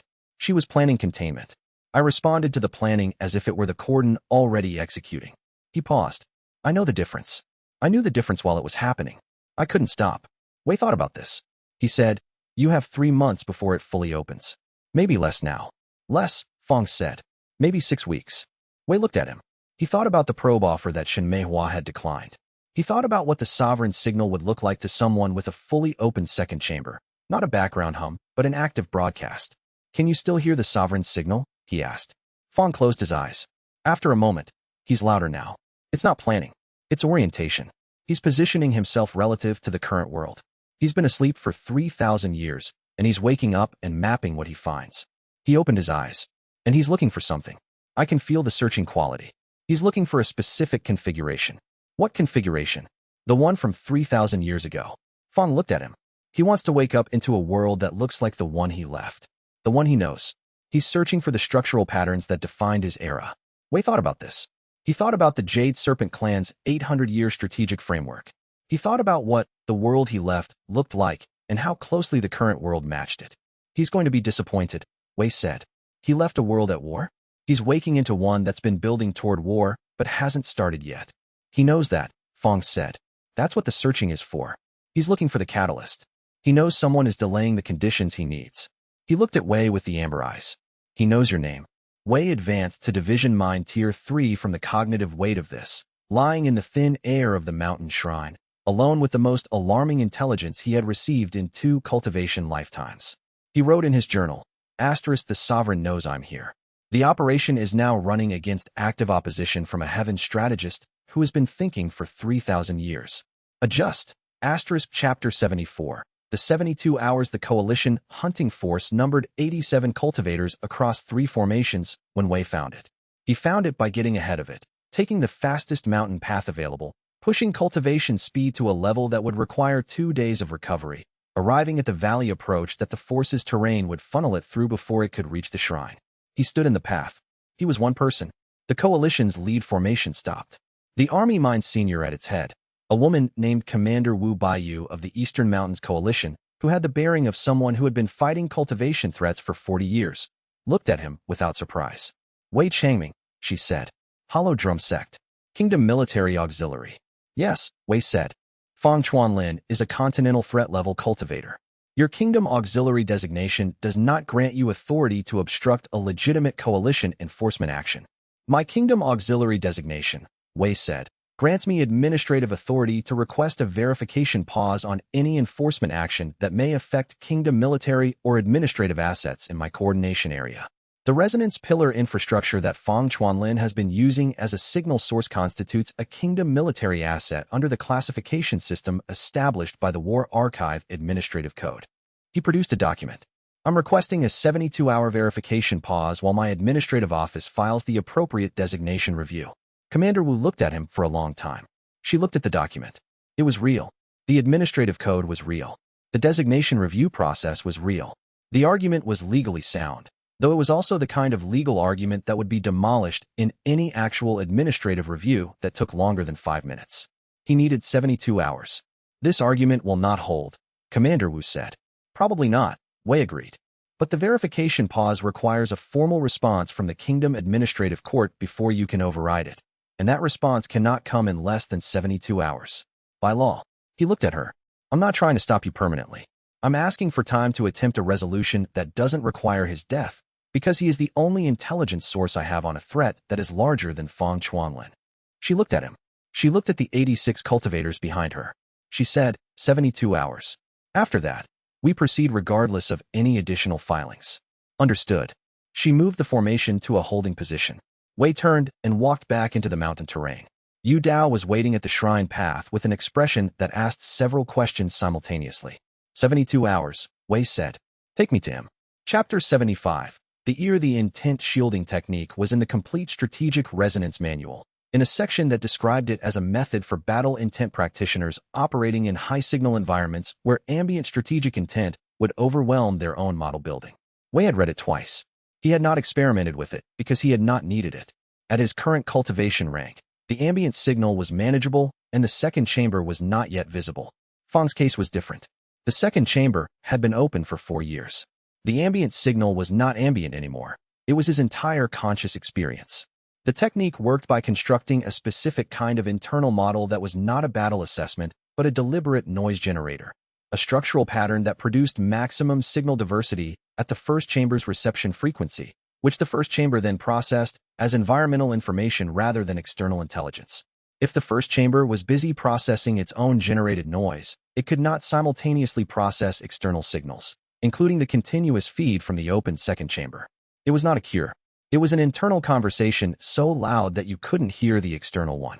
Wei explained this to Fang in the mountain shrine while the coalition force waited 72 hours away. Fang listened with the focused attention of someone who had been trying to solve this problem for 4 years. When Wei finished, he said, "How long does it last?" "It has to be actively maintained. The manual says an experienced practitioner can maintain it for 4 to 6 hours before the structure collapses from the effort. An early practitioner," he paused. "You'll have to find your own duration." The manual was written for people who hadn't had the second chamber open continuously for 4 years. Fang looked at him. "You're asking me to try a cultivation technique that was designed for a different problem, with a different core condition, with no guarantee it will work, and in a time window where failing to work means the coalition kills me in 72 hours. "Yes," Wei said. Fang looked at the ruins around them for a moment. Then, "All right." The technique took 40 minutes to establish and produced an immediate visible result. Fang's eyes focused, the tremor in his hands stilled, and his posture changed from the specific exhausted collapse of continuous overload to something closer to normal alert stillness. He sat with it for 10 minutes, testing the boundaries. "It's working," he said. He sounded surprised. "Good." Wei let him hold it for a few more minutes. Then, "Can you still hear the sovereign's signal?" Fang adjusted something in the technique structure. Wei could feel the cultivation change even from outside. Partially, the shielding suppresses local signal better than long-range signal. "He's still there, but," he paused, "I can track him without being overwhelmed by him. That's what I need." Wei looked at him. "I want you to work with me, specifically as an intelligence source on the sovereign's activity. You hear things I can't hear. You can track his signal, his orientation, his planning at a level that nothing else in my operation can match. He paused. In exchange, I'll keep the technique maintained for you, teach you to maintain it yourself, and I'll find a permanent solution to the second chamber if one exists. Fong said, if one doesn't exist? Then we'll find a way to make the existence with it something better than what you've had for 4 years. Fong was quiet for a long time. You called me a broken man, he said. When I was at Redstone Spring. I didn't call you anything. I wasn't there. Old Iron Chin did. One of your people who's been following me for 3 months. I heard him tell someone. The ear? He made a weapon out of a broken man. Fong looked at Wei. Is that what this is? Wei thought about this. Old Iron Chin thinks in military terms because that's his background. He wasn't wrong that I want to use your capability as an operational instrument. He paused. But I'm not asking you to be a weapon. I'm asking you to be a partner who has a specific capability I don't have. The difference is whether you have a say in how it's used. Fong looked at him for a long time. I have a say, he said. Yes. All right, Fong said. The ear. He paused. It's accurate. Wei went back to Commander Wu Baiyu before the 72 hours expired and presented documentation of Fong Chuanlin's new status as a Kingdom Auxiliary Intelligence Resource. The documentation was real. It was a provisional designation that the Auxiliary Governance Rights Framework allowed him to issue. Commander Wu read it. She read it again. She looked at Wei with the expression of someone who had been doing this for 40 years and had just encountered a legal maneuver she hadn't seen before. He is officially a Kingdom military resource, she said flatly. Provisionally designated, Wei said. The permanent designation requires court review. The provisional designation prevents termination of a Kingdom military asset without prior administrative authorization, which requires another filing process. Yes. She looked at him for a long moment. She said, historically speaking, I have never encountered anyone who uses administrative law as a combat system. Old Iron Chin, who had been standing slightly behind Wei's left shoulder throughout the conversation, said, give it time. Commander Wu looked at Old Iron Chin. Then at Wei. She said, this doesn't end here. No, Wei said. It doesn't. But it ends here today, which is what I needed. He met her eyes. I'm sorry for the disruption. The larger problem is real, and I need him to solve it. I'll accept the administrative review when it comes. She looked at him for one more moment. Then she turned and began moving her force back toward the eastern passes. Chapter 76. Full transparency. The final 2 resonance pillars were the problem he had been avoiding for 3 weeks. Not avoiding exactly. Not having a solution for. The pillar anchor industries that supported both remaining unstabilized formations were located in territory that Iron Pinnacle Sect controlled through a combination of commercial agreements and sect protection arrangements. Not owned, but functionally managed. Any operation Wei ran in that territory without Iron Pinnacle Sect's cooperation would be visible to Su Maolong's network within days and would likely be disrupted. He ran the options. Option 1 was to approach Su Maolong through intermediaries with a partial version of the situation, enough to request cooperation without revealing the full scope. This was the least transparent approach and the most controllable. It was also the approach most likely to fail, because Su Maolong was 300 years old and had been paying careful attention to Wei for 2 years. A partial version would read as partial. Option 2 was to acquire the territory himself. Through the commercial arrangements Hollow Drum Sect had been building, it was theoretically possible to purchase the operational rights for the anchor industries through enough layers of commercial abstraction that Su Maolong wouldn't notice immediately. But wouldn't notice immediately was not the same as wouldn't notice, and acquiring territory in Iron Pinnacle Sect's operational zone without permission was the kind of move that produced exactly the kind of high-intensity conflict that the Sovereign Stasis formation fed on.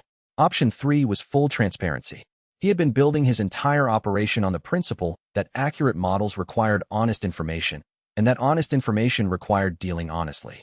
He had applied this to Ding Zhanhai, to Lu Kexing, to Pei Huxin, to Fong Chuanlin. He had not applied it to Su Maolong, because Su Maolong had been, until recently, an adversary. He wrote the message himself rather than having Luo Feiyun draft it. It was direct and complete. The full strategic situation, the Resonance Pillar framework and its current status, the Jade River Alliance's disruption campaign, the Sovereign's waking timeline, and what Wei needed from Iron Pinnacle Sect's territory to stabilize the remaining 2 pillars. He included his current confidence levels on every assessment. He included the places where his model was uncertain. At the end, he wrote, I am not asking you to trust me. I have given you no reason to trust me and several reasons not to. I am asking you to evaluate this model yourself. You are a Grand Elder with 300 years of cultivation experience. Tell me where I am wrong. He sent it. He received an acknowledgement 2 days later. Asterisk, I have received your message. I will respond in my own time. Asterisk, he waited. Chapter 77. The archive room. Su Maolong's summons arrived on the 10th day. Not a message. A formal written summons to Iron Pinnacle Sect headquarters, under the Grand Elder's seal, requesting Wei Changming's personal attendance within 3 days for a matter of historical relevance. Wei arrived on the 2nd day. The sect compound was exactly as he had last seen it 3 years ago, larger, older, more carefully maintained than Hollow Drum's compound had ever been. He mapped it automatically and set the map aside as a reflex rather than a necessity. Su Maolong received him in the main consultation chamber, dismissed his attendants, and stood in silence for a moment with the expression Wei had last seen at the Tribunal of Sects, the expression of someone who had been waiting for a specific thing and was now deciding whether the specific thing had arrived. Follow me, Su Maolong said. He led Wei through 3 corridors that became progressively older in construction, the newest sect buildings giving way to foundations that dated to an earlier architectural period, the stones larger and differently joined, and stopped at a sealed door that bore a cultivation lock Wei estimated was battalion mind minimum to open. Su Maolong opened it. Inside, a room with no windows, walls lined floor to ceiling with sealed document cases, and a central reading table with a lamp that had clearly been lit recently. The room smelled of the same preservation treatment as the Jinyuan Vault. The 10,000 Banners School's historical archive, Su Maolong said. The portion that survived the burning. Wei was still. He had known the school was the origin of strategic resonance cultivation. He had known the school had been destroyed. He had found its library, or part of it, and he had found the bronze tablet and the cultivation seed jade. He had not known that Su Maolong held records. How long have you had this? He asked. My predecessor acquired it 200 years ago, before my time as Grand Elder, Su Maolong said. He moved to the central table and placed his hand on a sealed case that was larger than the others. The 10,000 Banners School was not destroyed for the reason most records state. It was not destroyed because its practitioners claimed intelligence could beat power. He looked at Wei. It was destroyed because its practitioners discovered the Hollow Heaven Sovereign strategy and began building the first set of countermeasures. The Sovereign's allied factions in that era burned the school to eliminate the countermeasures before they could be implemented. Wei looked at him. The resonance pillars were designed by 10,000 Banners School practitioners, Su Maolong said. The containment protocol that Iron Pinnacle Sect's traditions are based on was designed by the last generation of 10,000 Banners School graduates, before the burning. They gave the protocol to Iron Pinnacle Sect because we were the strongest sect in the region at the time, and they needed someone who could maintain it across generations. He paused. My traditions are their traditions. What you have been dismantling for 2 years is not rigid orthodoxy. Wei said. It's a 3-century-old containment protocol. Yes. Su Maolong looked at him steadily.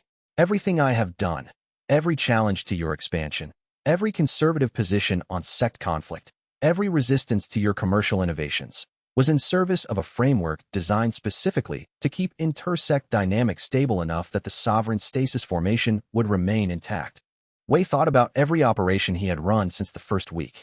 The supply interdiction that had changed Iron Pinnacle's calculation, the Grand Exchange, the Iron Gate arrangement, the distributed network.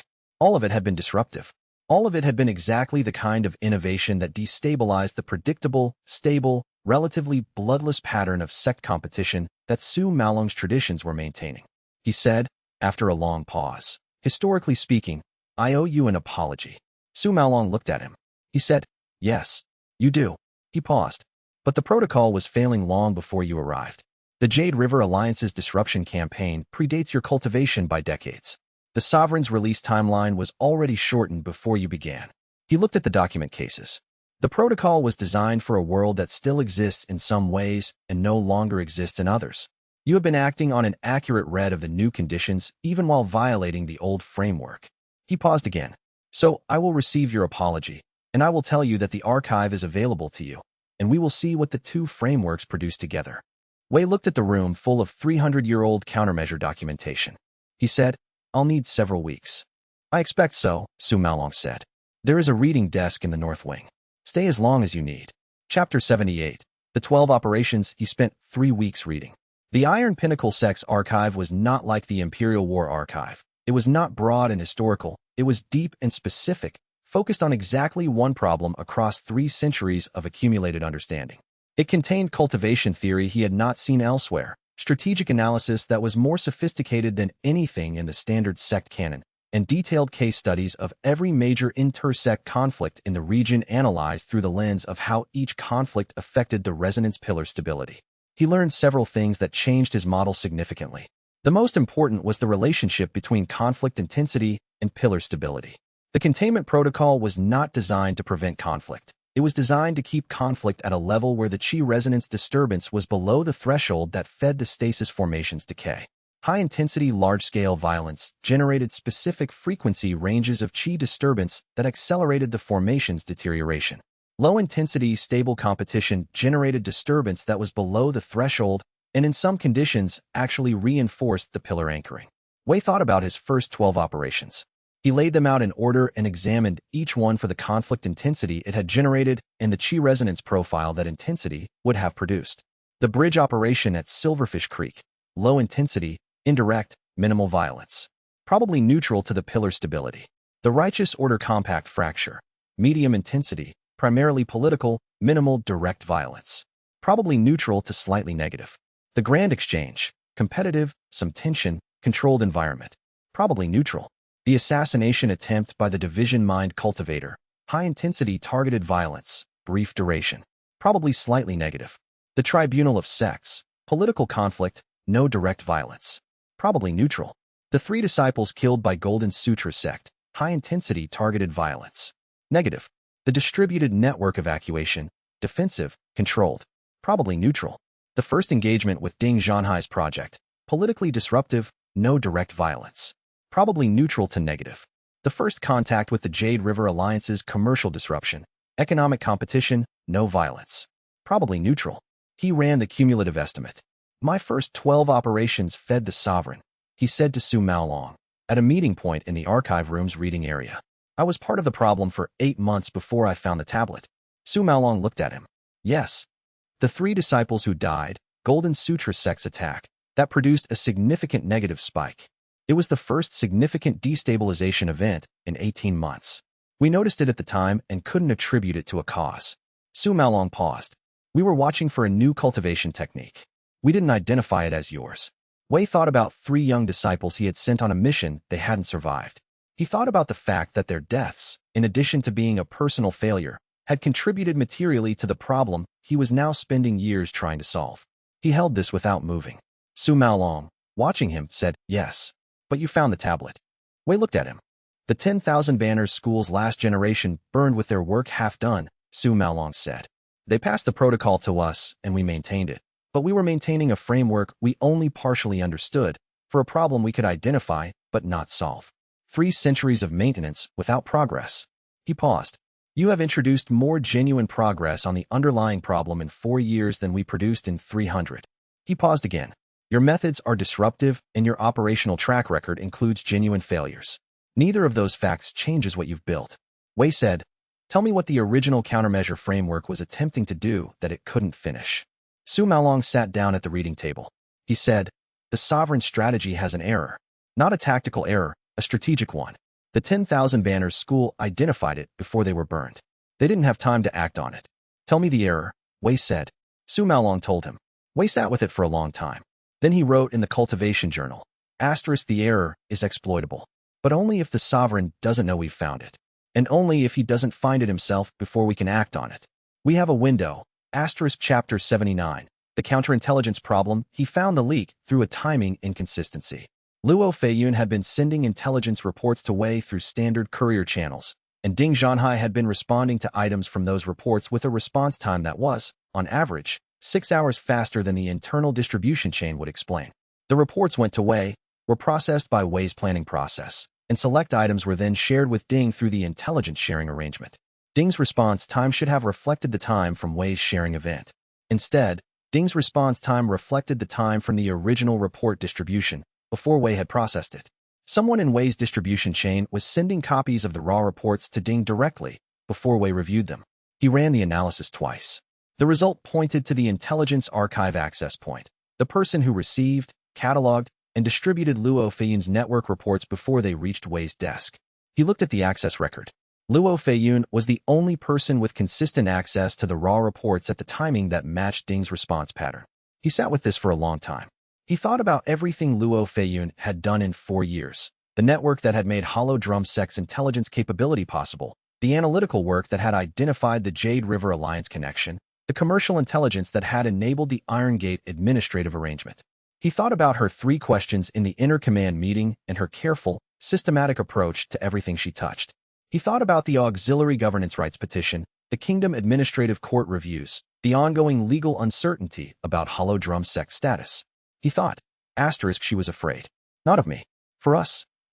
He went to her office. She knew immediately when he came in. The specific stillness of someone who had been waiting for this conversation, while simultaneously hoping it wouldn't happen, settled into her posture. He sat down. He said, "Tell me." She told him. She had been sending copies of intelligence items to Ding Zhanhai. Not full reports, selected items, since 6 months into the intelligence sharing arrangement. Not as a betrayal of Wei's trust, as she said it, but as insurance. She was ensuring that the Imperial project had current, accurate information that made Hollow Drum Sect's intelligence value clear, which she believed would protect Hollow Drum's legal status in the event of an administrative challenge. She was building goodwill with the most powerful operational force in the province. She had not told Wei because she had known he would have told her not to do it. He looked at her for a long time. She said, "I will resign from the Inner Command." "You will not resign from the Inner Command," Wei said. "You are the finest intelligence analyst I have worked with. You are being reassigned from the network management role to counterintelligence oversight." He paused. "Your function for the next year is to ensure that no one does to us what you just did. Unauthorized information sharing with operational partners, hidden from the planning command." He paused again. "You understand better than anyone how it's done and what it looks like, because you did it." She looked at him with an expression that contained several things simultaneously: relief, genuine distress, and the analytical part of her mind already engaging with the problem he'd just assigned. "The analysis of what Ding received," she said. "Yes. I need to know exactly what he knows that came from this channel rather than the official sharing process. Waste it up. And I need to know what he'll do with the difference. He'll know the channel existed when you close it. He'll draw conclusions from the closure. I'll have the analysis in 2 days." "Good." He paused at the door. "Luo Feiyun, you made a judgment call about what was best for the sect, and you made it without me. That is the specific thing that destroys operations at this level." He looked at her. "I know you know this. Which is why you're moving to counterintelligence rather than out of the Inner Command. You made a mistake because you were afraid. I need someone who understands that kind of fear to protect against it." She said nothing. He left. Chapter 80. 18 months he was standing at the top of a Jinyuan watchtower when it happened. The sky to the east changed color first. Not sunset, the wrong angle for sunset, but a deep specific red that he recognized from his 3 weeks in Su Maolong's archive as the visual signature of Heaven Thunder House's highest tier combat formation. He had read the case studies. He knew what this looked like. The Heaven Thunder House was deploying combat forces at scale. He was with Shun Meihua, who was reviewing the commercial network reports from the week's distribution updates. She looked up at the sky and then at him. "The Jade Serpent clan made a formal declaration of war," he said. He had received Luo Feiyun's report through the counterintelligence clean channel 2 hours ago and had been processing it since. Their patriarch, acting on what I now understand was a sovereign imprinted directive from the strategic artifacts, filed formal war documentation with the Kingdom Court this morning. The Heaven Thunder House's response was immediate. He looked at the red-tinted eastern sky.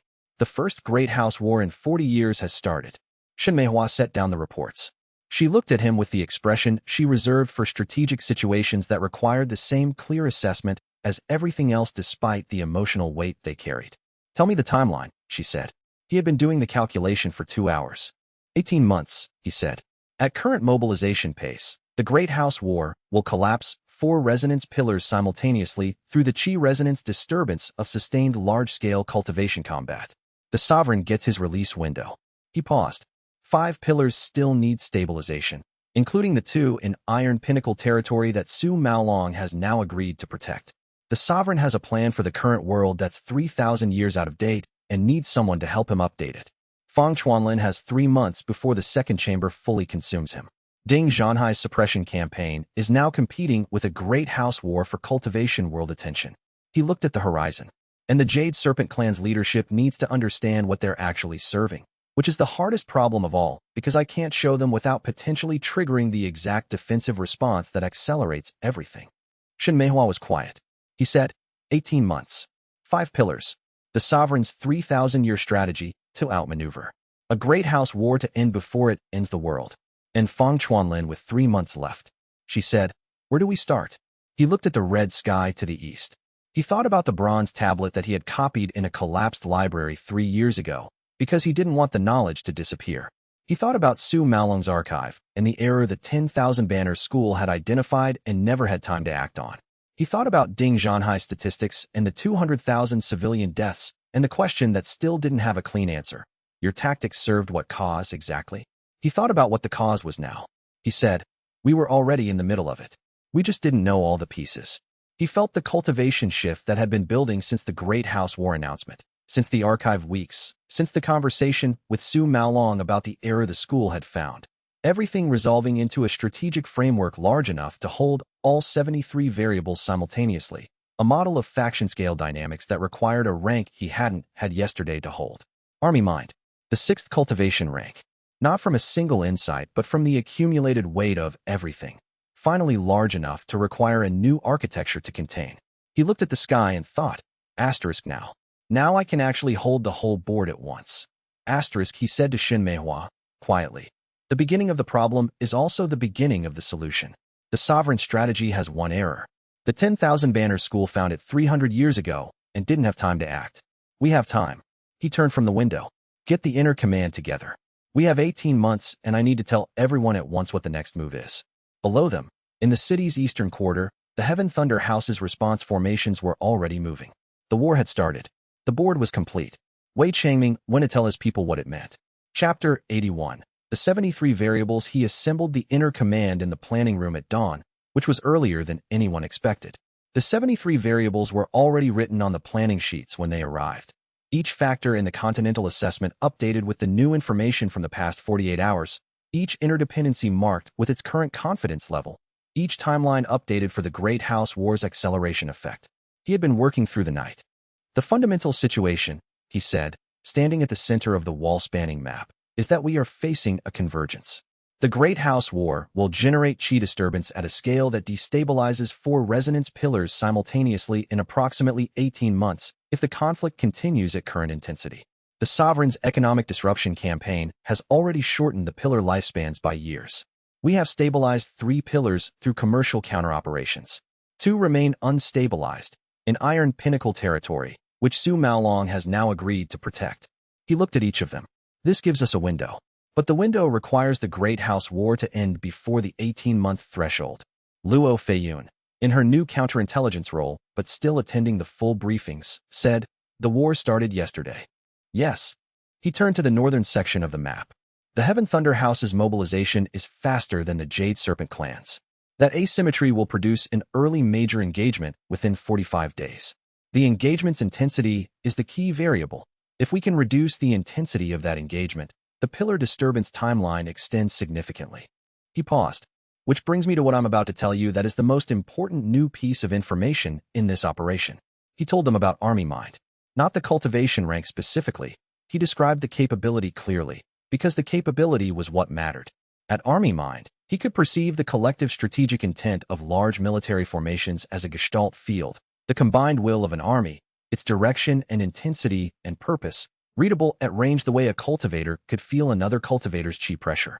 He had first experienced this during the night, while modeling the Heaven Thunder House's mobilization.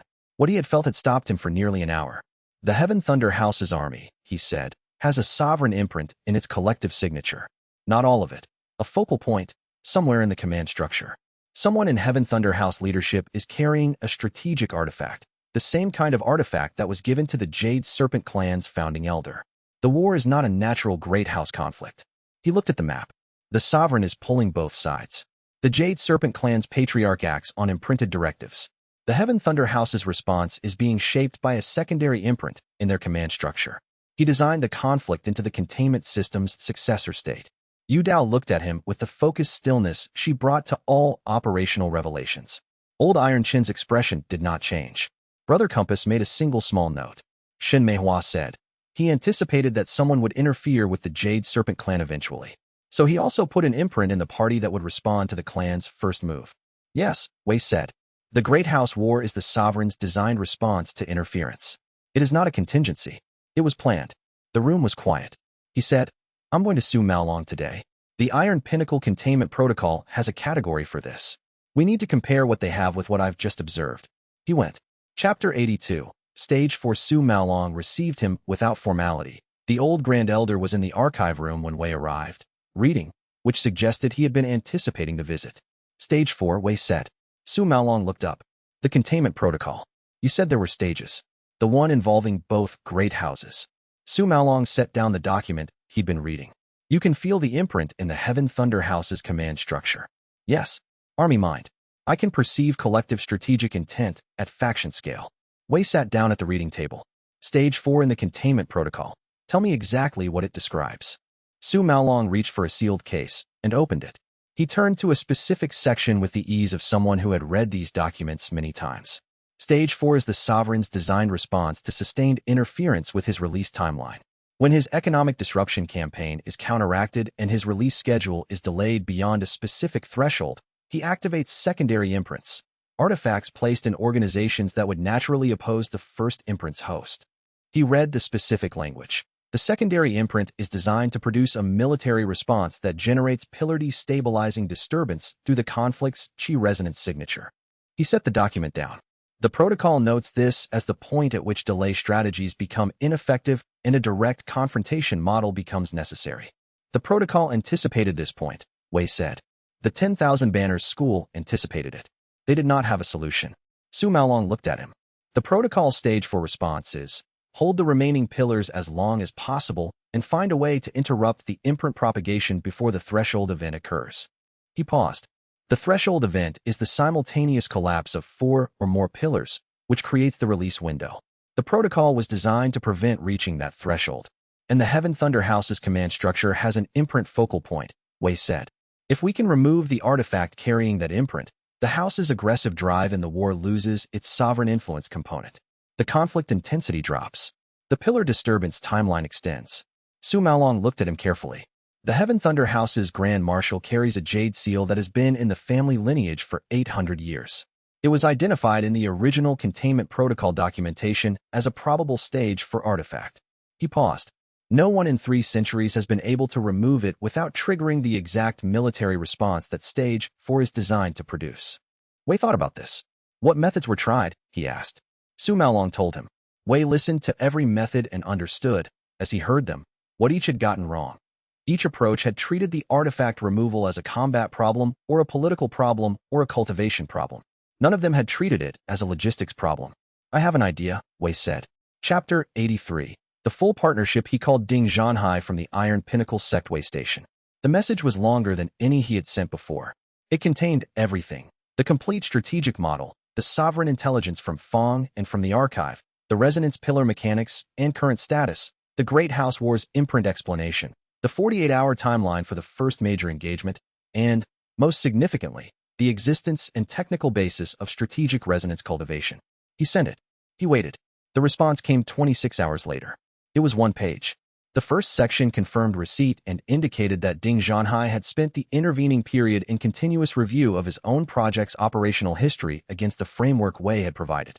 The second section read, if your assessment of the imprint propagation mechanism is accurate, and my independent analysis of 3 operational anomalies in my project's history suggests it is, then my suppression campaign has been generating precisely the conflict intensity chi disturbance profile that accelerates pillar decay. I have been making the problem worse for 18 months while believing I was solving it. Wei read this and thought about what it cost a person like Ding Zhanhai to write that sentence. The third section read, what do you need from me? Wei had been drafting the answer for the full 26 hours. What he needed was the Imperial Off-Book's military force, the 15,000 cultivators that Ding had been building for 7 years with the intention of subordinating the cultivation world, redirected from suppression operations to a specific set of controlled conflict management tasks along the Great House War's anticipated engagement zones. Not as occupying forces, as stabilization teams. Units positioned to absorb the highest intensity conflict moments and redirect them toward lower intensity outcomes, reducing the chi disturbance signature of each engagement. It required retraining. It required new operational doctrine. It required Ding Zhanhai's 15,000 cultivators to spend several months doing something significantly different from what they'd been built and trained to do. Wei explained this. He explained the rationale. He explained the timeline and the expected outcomes. He explained the parts that were uncertain. He sent the answer. The response came in 4 hours. Asterisk agreed. I will need your people embedded in the command structure to provide real-time chi disturbance assessment. This will require your presence at the operational coordination level. Wei wrote back. I'll be there in 3 days. He spent the remaining evening with Shun Meihua, walking Iron Gate's commercial district in the specific aimless way he allowed himself in moments between operational phases, not planning, just existing. She matched his pace without asking where they were going, which was one of the things he valued about her company. He said, Ding Zhanhai just handed me 15,000 cultivators. I know, she said. I read the correspondence. She paused. He gave them to the operation, not to you personally. Yes, that distinction matters to him. It matters to me too. He paused. The suppression campaign ends. His people spend the next 8 months doing something they weren't built for. That's a significant organizational disruption. He's a principled person who has discovered that his principles were producing bad outcomes through no fault of the principles themselves, she said. People like that make big corrections quickly. He looked at her. She said, You're one of them. He thought about this for a long time. He said, Yes, I suppose I am. They walked until the district's lights came on at dusk and turned back.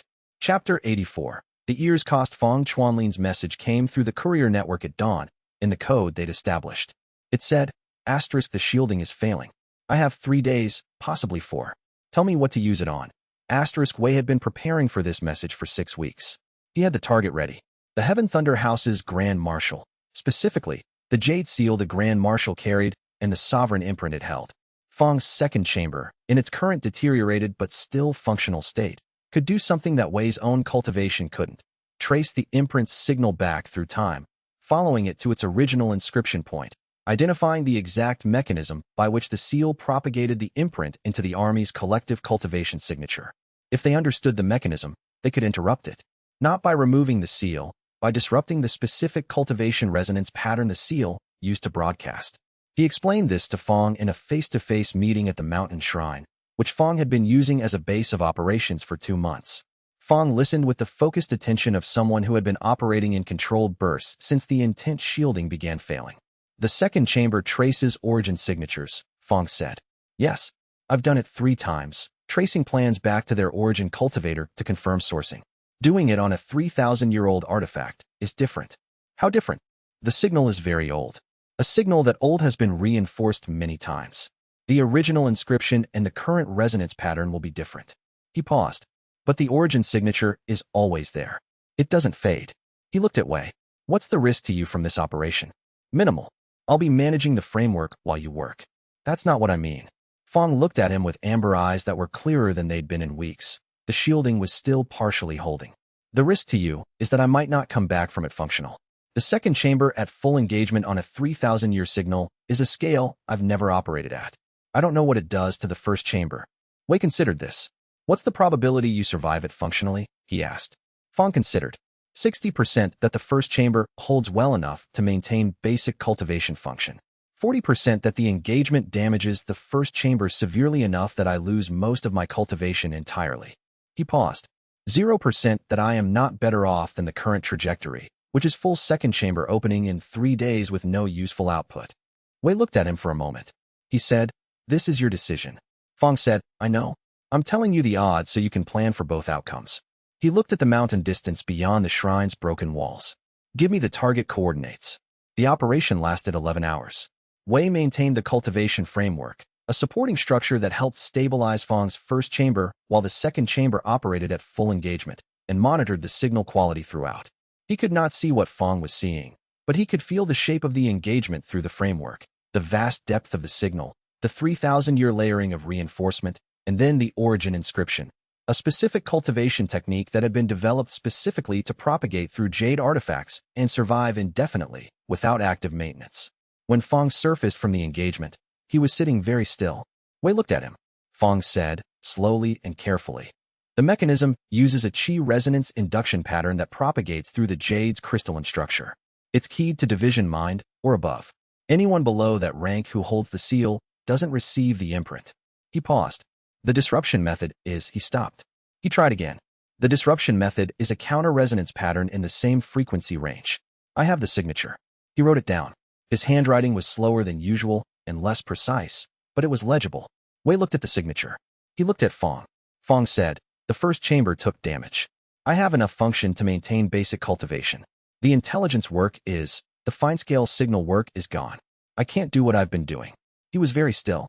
I'm still the ear, but a damaged one. Wei held the cultivation framework a moment longer, letting it stabilize what it could, then released it.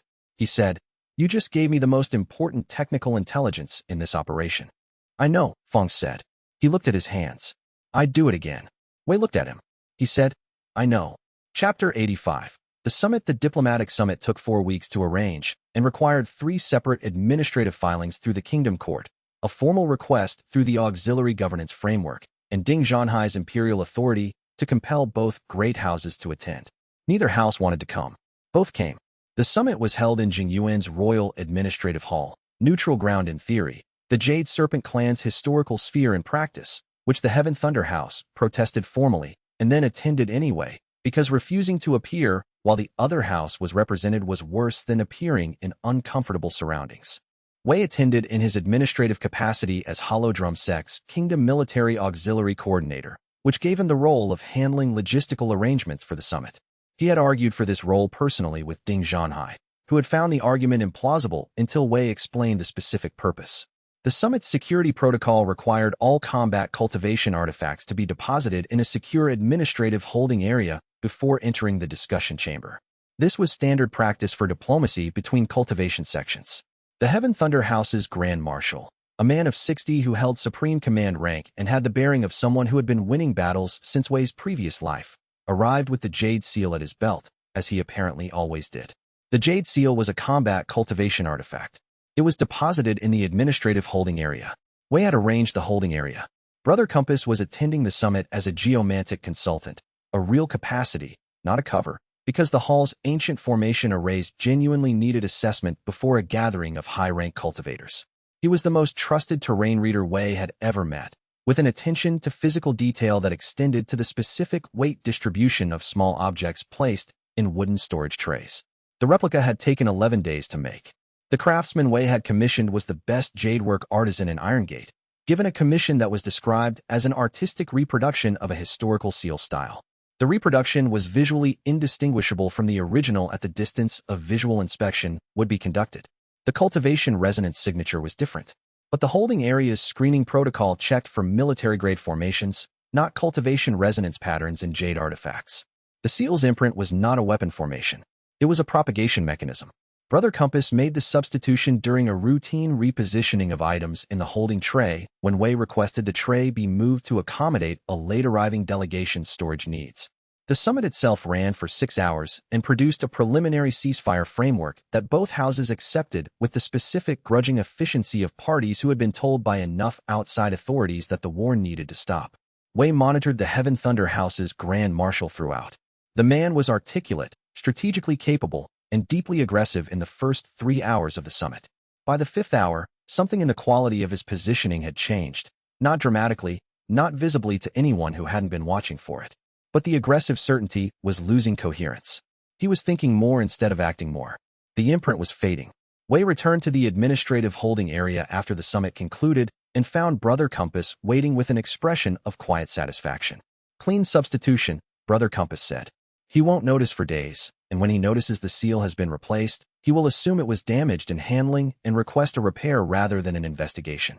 Wei took the original jade seal and wrapped it in a cloth that had been specifically treated with a counter-resonance application based on Fong's technical signature. The disruption pattern takes approximately 72 hours to fully interrupt the propagation mechanism, he said.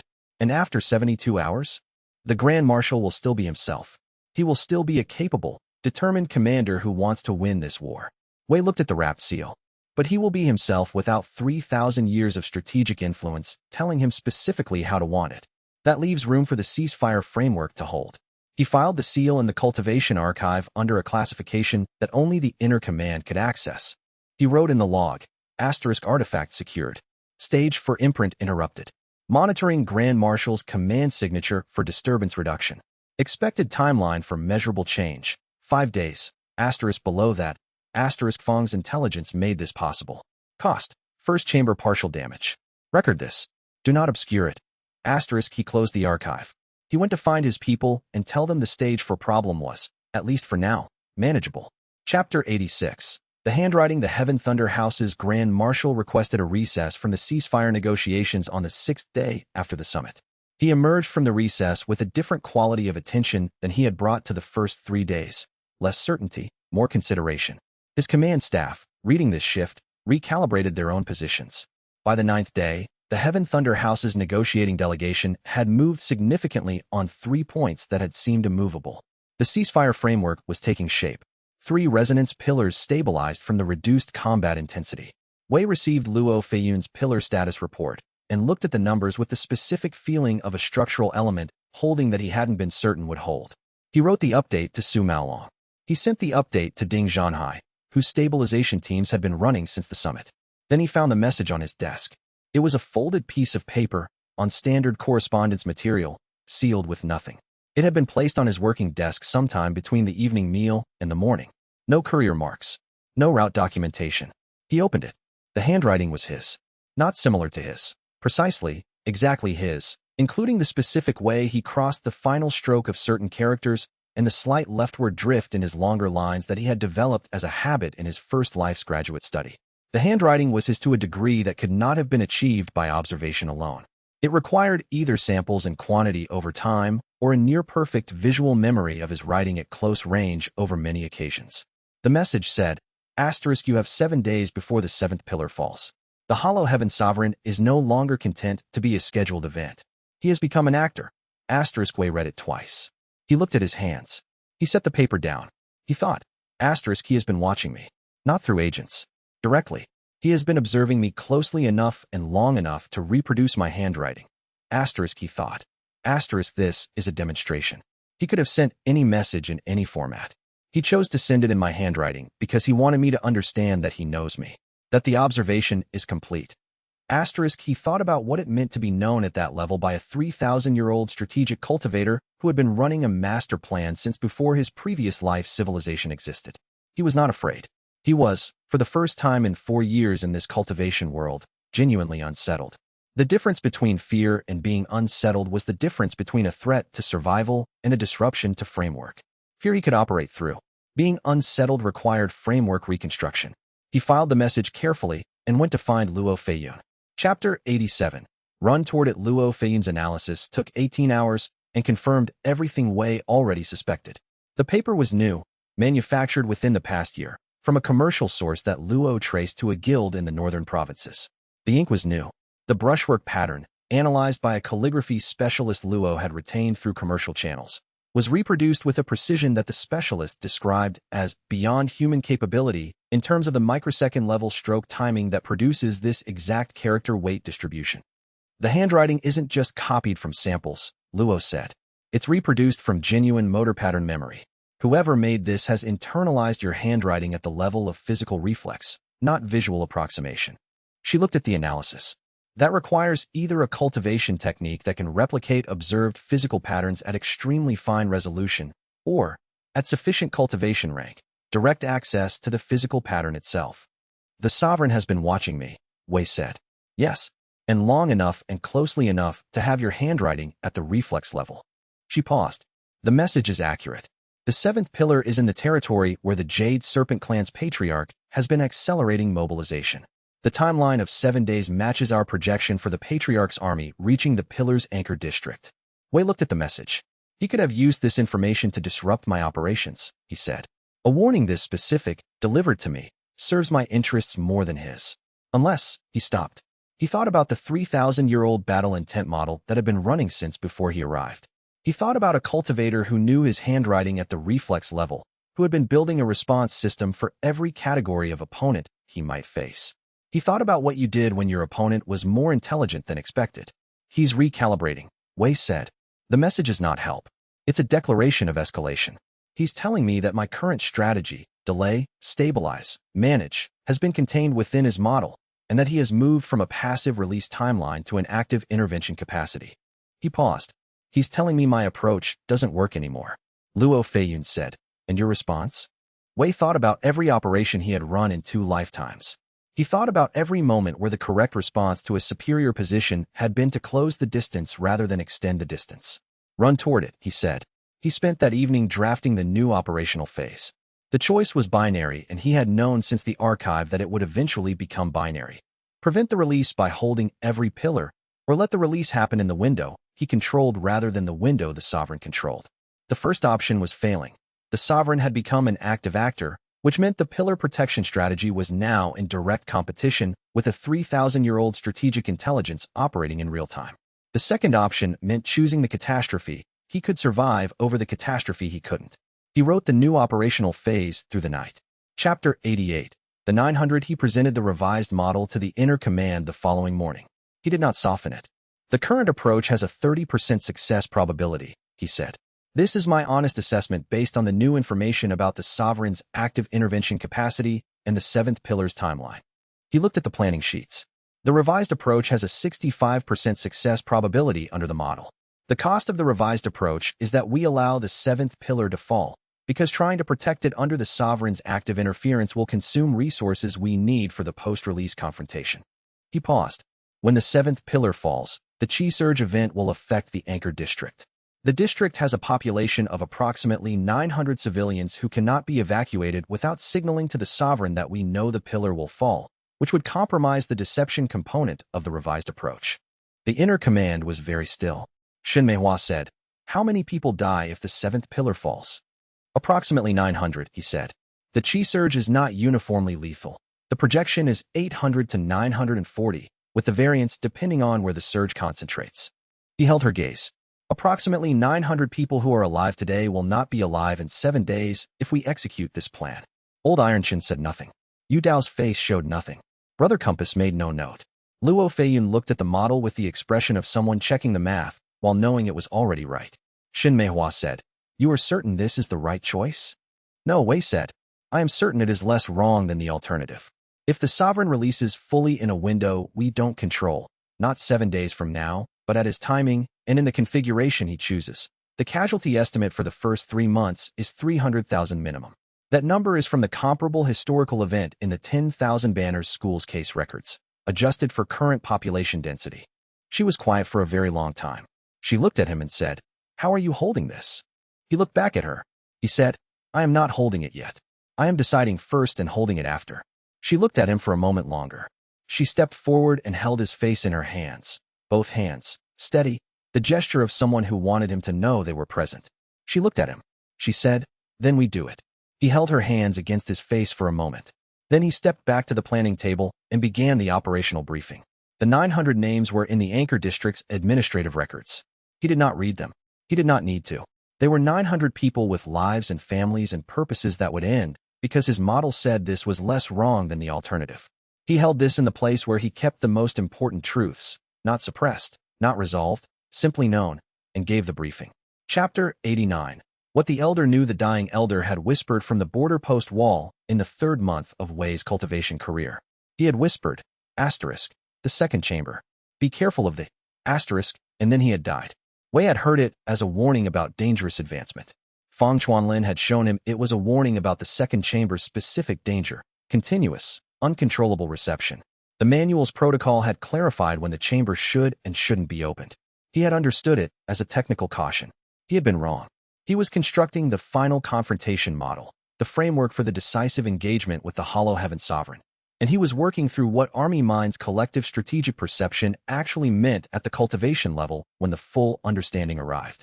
The second chamber did not hear plans. It heard emotional strategic intent.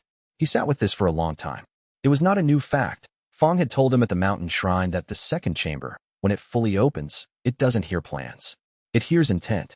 But he had integrated this as a capability description, not as an implication for the entire structure of the sovereign's strategic operations. The sovereign had been operating at Heaven's strategist rank for 3,000 years. His second chamber had been open the entire time. He had not been hearing plans. He had been hearing the emotional strategic intent of every strategically significant actor in range. Not what they planned to do, but why. Not their tactical objectives, but their deep motivations. The thing that was genuinely at stake for them, underneath all the calculation. Wei's emotional strategic intent had been visible to the sovereign the entire time he had been in this world. Everything. The protective instinct for Hollow Drum Sect's disciples. The genuine commitment to the people he'd built relationships with. The grief over the 3 disciples killed by Golden Sutra sect. The discomfort with Ding Zhanhai's question, Your tactics served what cause, exactly? The slow, unsettling realization that he was not just protecting a sect, but building towards something he couldn't fully articulate. The sovereign had been reading all of it, and the sovereign, using that reading, had concluded that Wei would let the seventh pillar fall. Because the sovereign could feel that Wei had accepted the 900 deaths as the less wrong choice, and that acceptance was the deep emotional fact beneath the surface calculation. Wei looked at the confrontation model. He thought, the sovereign knows my plan. He's known it since I decided it. He has been allowing the seventh pillar situation to develop specifically because he knows I'll choose to let it fall, and because my choosing to let it fall tells him something about the post-release confrontation. He thought about what it told him.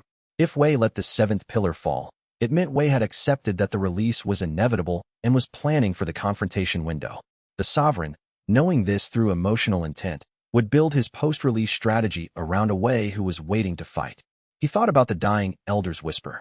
He thought about why an elder dying at a border post would use his last breath to warn a scout-mind outer disciple about the second chamber.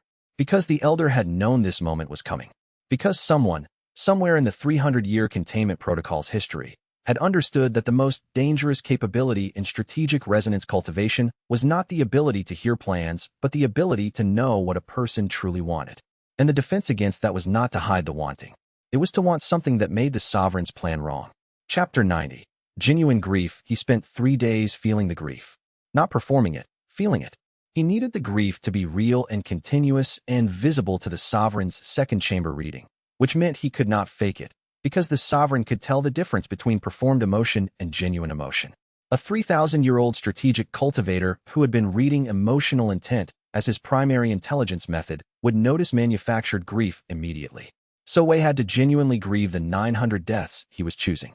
He went into the anchor district on the second day, walking through the commercial streets, looking at the people. He did not speak to them. He counted guards at intersections out of reflex, and then stopped himself and just looked. He watched a family of 4 at a street stall. He watched a dispute between 2 traders over a delivery schedule and its resolution. He watched an elderly woman sitting outside her house in the late afternoon sun with the specific settled expression of someone who was not thinking about anything in particular and was completely present in the moment. 900 versions of this. 900 ongoing lives that would end because his model said this was less wrong. He grieved it genuinely, and he let the grief be what it was, not a tool, not a signal, not a cultivation technique, just the actual weight of the choice he had made. The false operational signal, the visible appearance of desperately trying to save the seventh pillar, ran simultaneously. He threw resources at the pillar's supply chain, made visible contacts with the anchor industries, filed administrative protection requests through the auxiliary governance framework that had no practical chance of arriving in time. From the outside, it looked like a panicked and overextended attempt to save something he was failing to save. From the inside, it was a genuine grief with a strategic function, which he had decided was an acceptable kind of complexity because the grief was real regardless of its function. He thought about what the sovereign was reading from all of this. Wei Changming was grieving the 900 people he had chosen not to save. Wei Changming was making a losing effort to prevent the seventh pillar's fall anyway, driven by the emotional contradiction of accepting a choice and still not wanting it. Wei Changming was planning for a post-release confrontation while being genuinely devastated about the cost of getting there. This was true. All of it was true. The false part was the thing beneath the grief, the thing the grief was covering, the real preparation for the confrontation, which was not visible because the grief was real and the grief occupied the emotional space that the sovereign was reading. On the third day, he felt the cultivation shift. Army Mind Tier 2. Not from solving a strategic problem, but from learning to hold genuine emotion and operational function simultaneously at a scale that required the rank to contain. The specific advancement of a cultivator who has stopped treating their emotional life as a risk to be managed and started treating it as part of the system that makes the strategy work. He wrote in the journal, the dying elder knew. The second chamber hears emotional strategic intent. The defense is not to suppress the intent. It is to intend something the enemy hasn't planned for. 3 years later, I finally understand what he was warning me about. Below that, the warning was not, be careful not to open it. The warning was, be careful that you know what you truly want before it opens. Because if you don't, it will be visible to everyone who can hear it. He looked at what he had written. He thought about what he truly wanted. He wrote one more line. I know what I want. I have known for a while. I have been treating this knowledge as a liability. I was wrong. He sealed the journal and went back to the planning room. The next 7 days would be the most dangerous of his life. He was ready. Chapter 91. The pillar. He received the notification at dawn on the 7th day. It came through the emergency courier system, 3-pulse code, which meant a pillar anchor district event rather than a military engagement. He had been awake, sitting in the planning room with his cultivation journal open to the last entry. He read the notification and set it down. Xianxia was in the chair across from him. She had been there for 2 hours, not sleeping, not working, just present. The 7th pillar has fallen, he said. She said nothing. She did not try to comfort him. She stayed. He sat in silence for 6 hours. He counted the silence because he had decided the silence was necessary, not as a performance of grief, but as a genuine accounting. 900 civilians in the anchor district. The chi surge from the pillar's collapse had moved through the industrial network that anchored the formation, concentrated through the structural channels the pillar system used, and released in a pattern that the district's population density had no mechanism to survive. He had known this would happen. He had chosen for it to happen. The grief was part of the accounting for that choice, and the accounting required time. At the end of the 6 hours he stood. He said, "Begin the release protocol." Luo Feiyun sent the precomposed messages. Su Maolong received the notification Wei had written 3 days ago. * He is awake. The window for a decisive confrontation is 30 days. I am ready. * Ding Zhanhai received operational orders to maintain his 15,000 cultivators at standby positions. The inner command received their assignments. The Hollow Heaven Sovereign's stasis formation cracks. Wei felt it through his cultivation sense as a vibration in the ambient chi of the world, deep, structural, the specific resonance of a 3,000-year formation reaching its failure point. He had read descriptions of this in the containment protocol documentation. He had not expected it to feel like this. Not like an explosion, but like a held breath finally released. As if the world had been waiting all this time. On the continent, every cultivator above Vanguard mind rank registered the awakening. Across 11 provinces and 100 years of ongoing cultivation society, every significant practitioner felt the spiritual seismic event as a directional signal, vast, ancient, orienting. Something had come back. In Su Maolong's private study in the Iron Pinnacle compound, the Grand Elder read Wei's notification twice, set it down, and was quiet for a long moment. Then he stood, walked to the archive room, and began preparing what the containment protocol described as the last line. Wei finished the last entry in his cultivation journal. He wrote, * He is awake. I am ready. Let us see which of us is wrong about the other. * He closed the journal. He went to find Xianxia and tell her what came next. Chapter 92. The Challenge Protocol. The Containment Protocol Stage 5 Documentation. The section Wei had read last in his 3 weeks in the Iron Pinnacle archive described the confrontation model in clear, practical terms that he appreciated. A Heaven's strategist cultivator in the immediate post-release period was not at full capacity. The mechanism was physiological. 3,000 years of stasis left a cultivation core in a state of functional isolation from the ambient chi environment. The reconnection process was not instantaneous. A Heaven's strategist required approximately 7 days to fully reconstruct their cultivation integration with the modern chi environment, to recalibrate the second chamber, update the strategic models that had been running in sealed conditions to reflect new environmental inputs, and bring their full-spectrum perception back to operational standard. In that 7-day window, the Heaven's strategist was still vastly more powerful than any practitioner Wei had encountered. Army mind against Heaven's strategist in combat was not a contest. But the duel was not a combat. The strategic resonance duel was a tradition from the old era, a format older than the Sovereign's sealing, a format the Sovereign had helped design during the period when he was the greatest practitioner alive and had occasionally needed to resolve disputes with other high-rank cultivators without producing the catastrophic chi disturbance that high-rank combat generated. Both parties constructed battle intent models of a defined scenario. Both parties ran the models against each other in a cultivation-mediated negotiation process. The model that failed first, that could not adapt to the other model's challenges, lost. The tradition required the challenged party to accept. This was the critical element. The documentation was clear. In the old cultivator tradition, refusing a formal strategic resonance duel from a practitioner who had demonstrated equivalent cultivation base was considered a dishonorable evasion. The historical records on the Sovereign were equally clear. He was, above all other characteristics, deeply committed to the honorable conduct of strategic confrontation. It was the central value that had driven him to seal himself in grief when his master strategy had succeeded tactically but failed strategically. He considered that success dishonorable because it was incomplete. A heaven strategist who refused a formal duel challenge from an army mind cultivator on the grounds of rank differential was behaving dishonorably. The sovereign would accept. Wei had 5 days to reach the awakening site. He traveled with the inner command and nothing else. No additional disciples, no combat cultivators, no formal escort. He had explained this to Ding Zhanhai, who had been reluctant but had accepted the operational logic. A large force approaching the sovereign's awakening location would be read as an attack formation and would trigger the sovereign's combat response before Wei could issue the challenge. A small group moving with deliberate formal protocol would be read as a delegation, which was the posture required for a challenge to be accepted. If it goes wrong, Wei had told Ding Zhanhai, your 15,000 cultivators will be 30 miles away with conditional orders. If I signal, advance to the designated terrain features. And if you can't signal? Ding had asked. Wei had said, then the window closes and you have 30 days to rebuild a different approach without me. Ding had looked at him for a long moment and said, I will advance at the signal. The mountain valley was in the northern wilderness territory, a place that appeared on administrative maps as empty highland terrain with no cultivation significance. Wei's model had placed the stasis formation's anchor point here, too remote for the Jade River Alliance's economic disruption to reach, too wild for any cultivation sect to have established territorial claims, close enough to the original formation sites that the Qi resonance connection was stable. He arrived at the valley entrance at midday on the 5th day. The valley was changed from his model. The Qi resonance was dense enough to be visible, a faint golden haze in the air above the valley floor, the kind of density that produced visual effects at the margins of perception.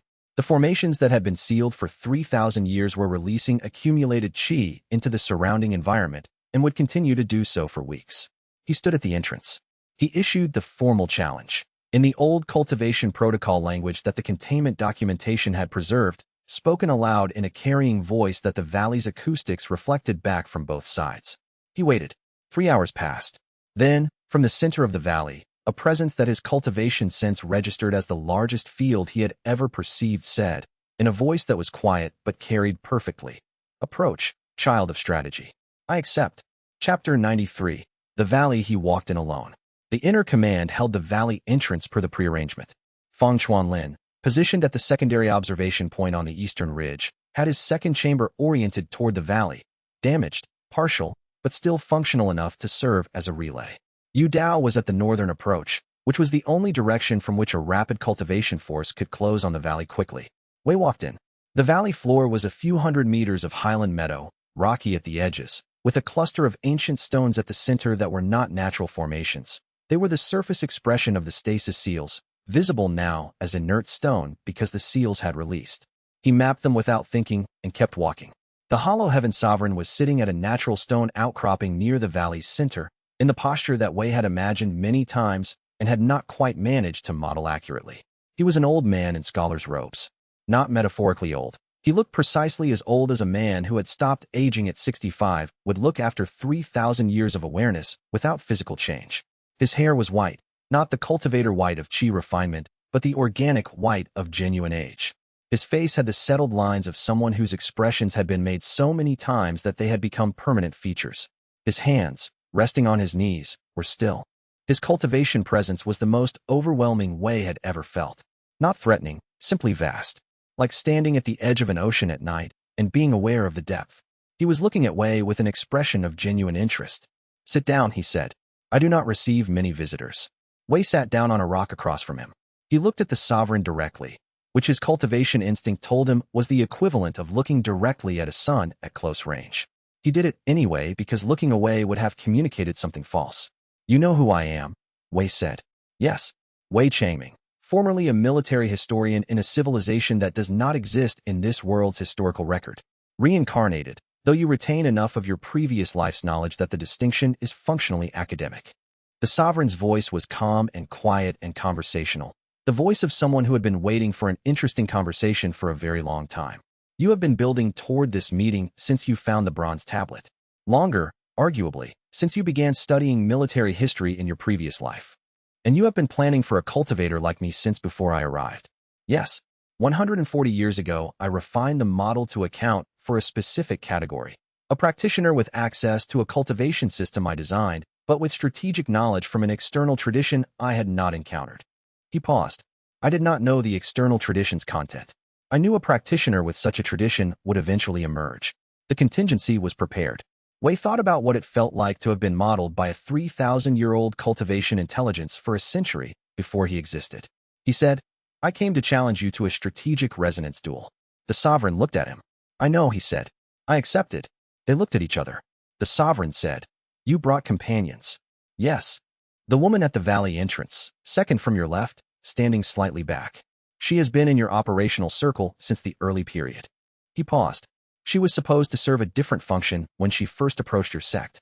I designed her as an intelligence conduit in a contingency that was superseded when she chose differently. I mention this because you should know the scope of what you are engaging. Wei looked at him. He said, very carefully, Shen Meihua. Yes. The sovereign's expression did not change. She is not a conduit now. I mention it only to demonstrate the precision of the model you are attempting to challenge. He paused. She is genuinely your ally. She chose to be so contrary to the function I designed. This is the kind of thing I cannot fully account for, which is why I mention it. The model has errors of exactly this type. Wei held this for a moment. He said, You are telling me where your model fails. I am telling you the category of failure, the sovereign said. I have been reading your emotional strategic intent since you entered the valley. You are not afraid. You are determined. And you are interested. He paused. This is unusual. Most people who have stood where you are standing have been afraid. I have been waiting for this conversation for 4 years, Wei said. Yes, the sovereign said.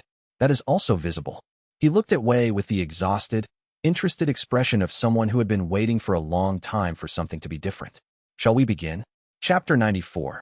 The first meeting he moved through the formal challenge protocol, the cultivation-mediated process by which both parties registered the dual parameters, and was surprised to find that the sovereign's cultivation handling of the protocol was exact and efficient, not the ponderous ceremonial quality he'd expected from something 3,000 years old. The sovereign moved like someone who had been doing this for centuries and had not forgotten how. 30 variables, Wei said. The current continental state. Yes, the sovereign said. I propose we include the 9 pillars' current status as variables 1 through 9. This removes ambiguity about whether the pillar states are in or outside the scenario. Wei noted that the sovereign had said 9 pillars rather than 7 pillars. He looked at him. The 7th pillar's fall does not remove it from the scenario, the sovereign said. Its fall is itself a variable. How you have responded to that fall, what it tells about your operational state, what it implies about your post-release planning. He looked at Wei. You chose to let it fall. That choice is the most informative data point I have received from you. What does it tell you? That you accepted the 900 deaths as a necessary cost. The sovereign's voice was not unkind, and that you spent 3 days genuinely grieving them, which is visible through your cultivation signature in a way that cannot be performed. He paused. You are a person who makes hard choices and holds the cost of them without suppression. This is rare. He looked at the valley floor. It is also the thing I had not fully accounted for in the contingency model. I planned for a cold strategist who would make the calculation, not for a strategist who would make the calculation and carry the weight of it as a genuine burden. Wei said, Why does that matter strategically? Because it means your emotional strategic intent is not primarily about winning, the sovereign said. It is about the people your strategy serves. This is a different motivation than any other strategist I have modeled in 3,000 years, and different motivations produce different choices at the decision points where models diverge from optimal. He looked at Wei. You are harder to model than I expected. This is notable, but you believe you can win the duel. I know I can win the duel, the sovereign said. Your model is army mind. Mine is heaven strategist. The rank differential represents 4 full cultivation tiers of model complexity. You will outperform the differential on perhaps 17 of the 30 variables. The remaining 13 will reveal the limits of what your rank can hold. He paused. This is not a criticism. You are the finest strategist of your age. You are simply not old enough. How old would I need to be? Wei asked. The sovereign looked at him. He said, with something that might have been genuine regret, it takes time. That is the one thing that cannot be accelerated through cleverness. He settled his robes. Shall we begin the duel itself? The disorientation window closes in 3 days, and I would prefer to complete this before I am fully reconstituted.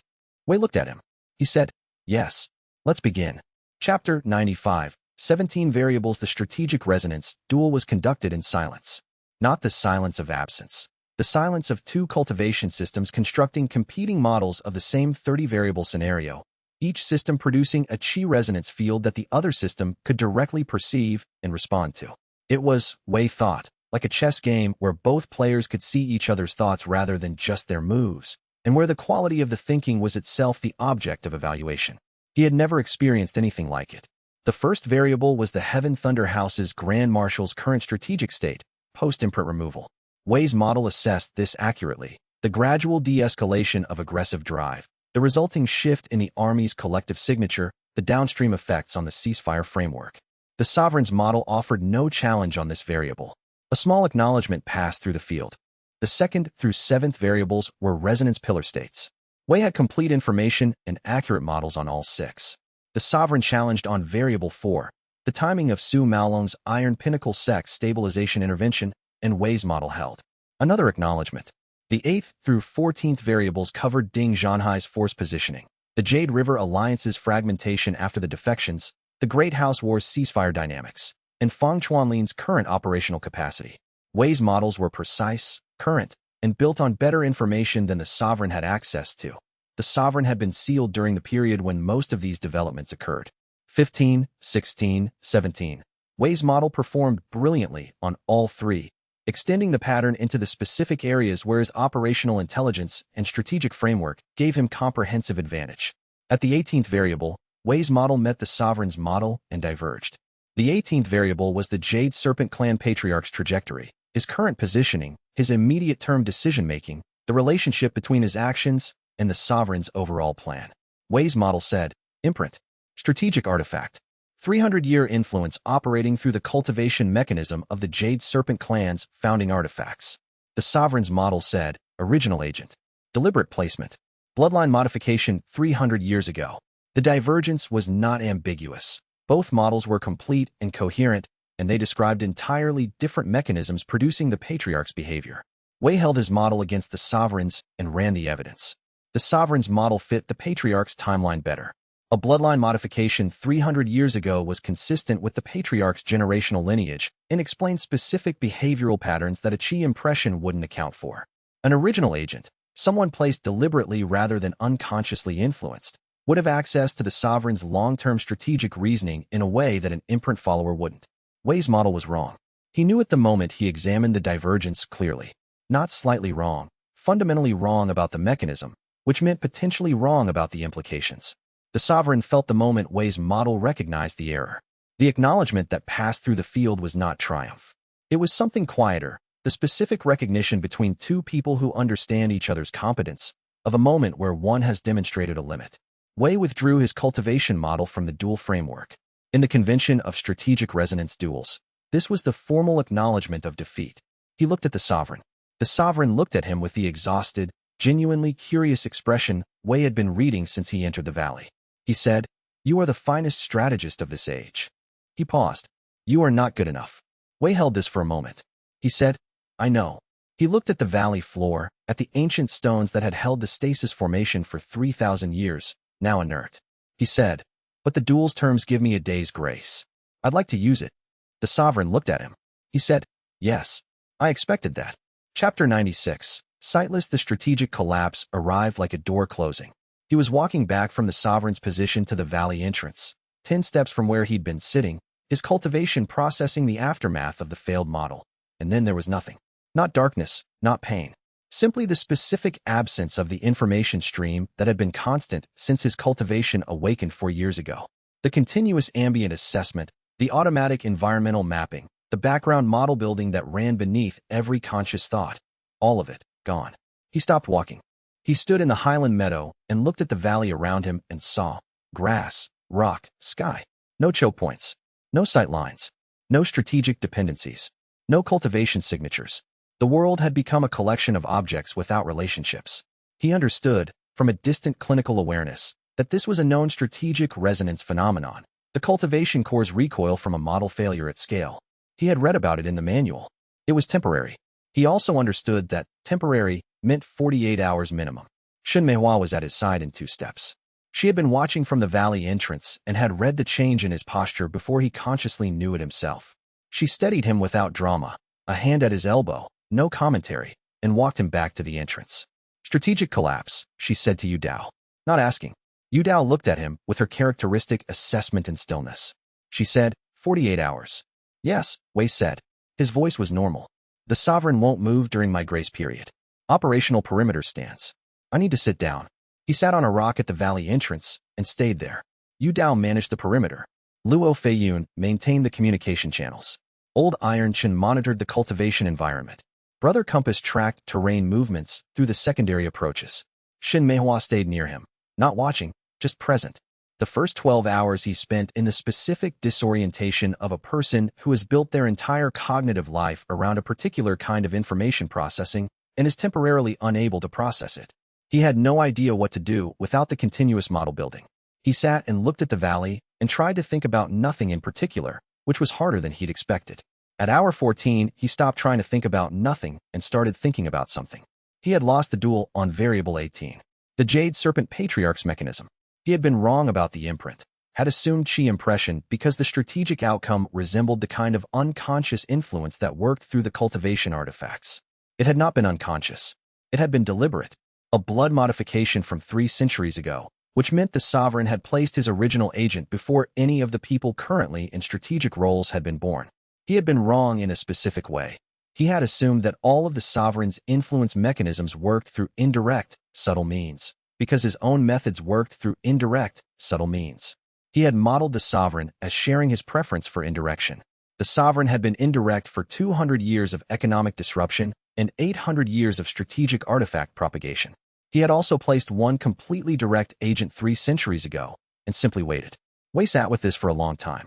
He thought. He planned for a strategist. He planned for any strategist who could identify his technique and build a counter-strategy. He has been doing that for 3,000 years, and he has answers for everything. He thought. He does not have answers for specific people. He has answers for categories. He thought about Shin Meihua refusing the probe offer without hesitation. He thought about Luo Feiyun discovering the auxiliary governance rights clause from 8 months of research.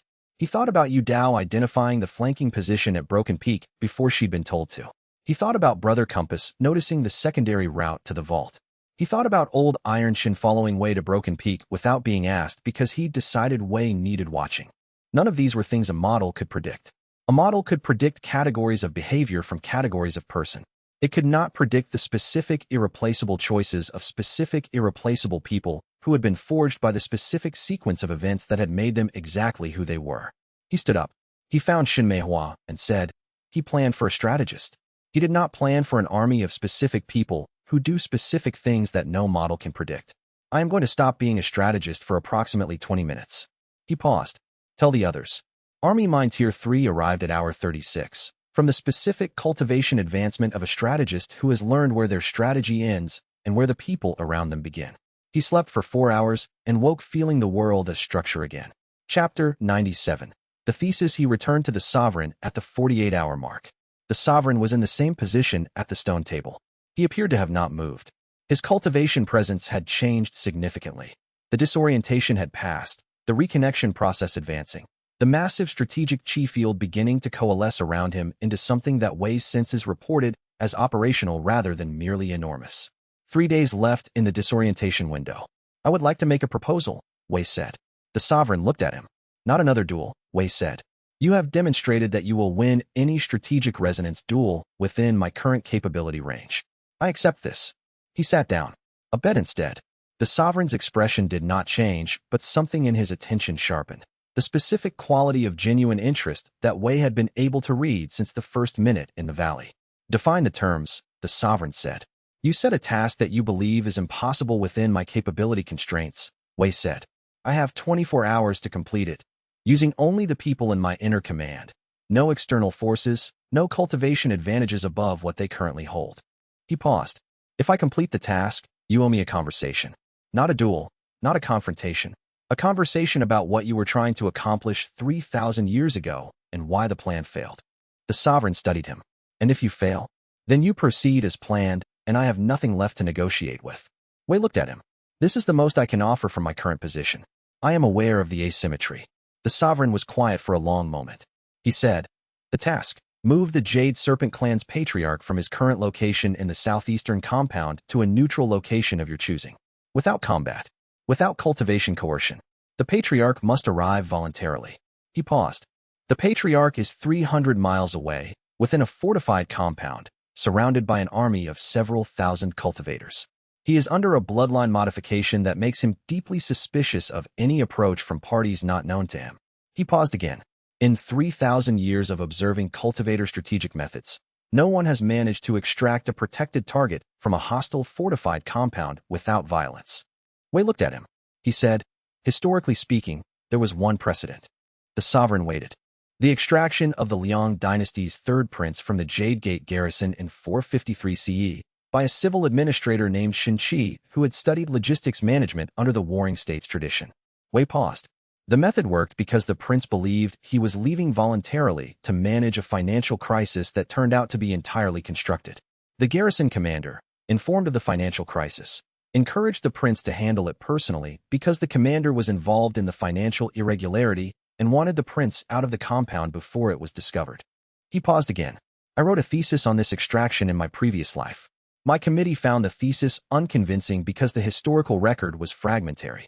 The sovereign looked at him for a long time. He said, I would like to read that thesis. When I complete the task, Wei said, I will tell you every detail. The sovereign said, 24 hours. Begin. Chapter 98. The 6 hours he did not direct the operation. He explained it. Once, completely, in 3 hours in the staging area outside the valley, and then he gave each person their role and stepped back. He could not be present.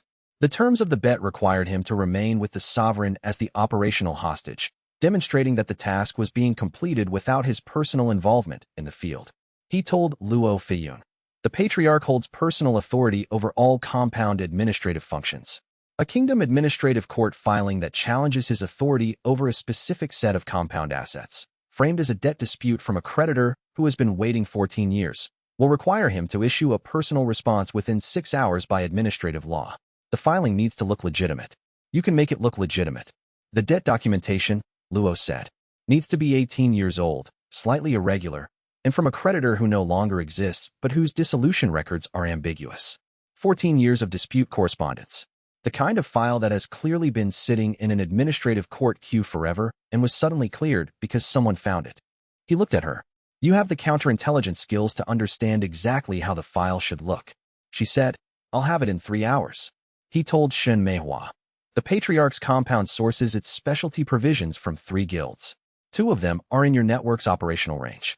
A simultaneous supply disruption across both guilds will create a financial emergency, requiring the Patriarch's personal signature on an emergency procurement authorization that can only be executed at the guild hall in the neutral city district.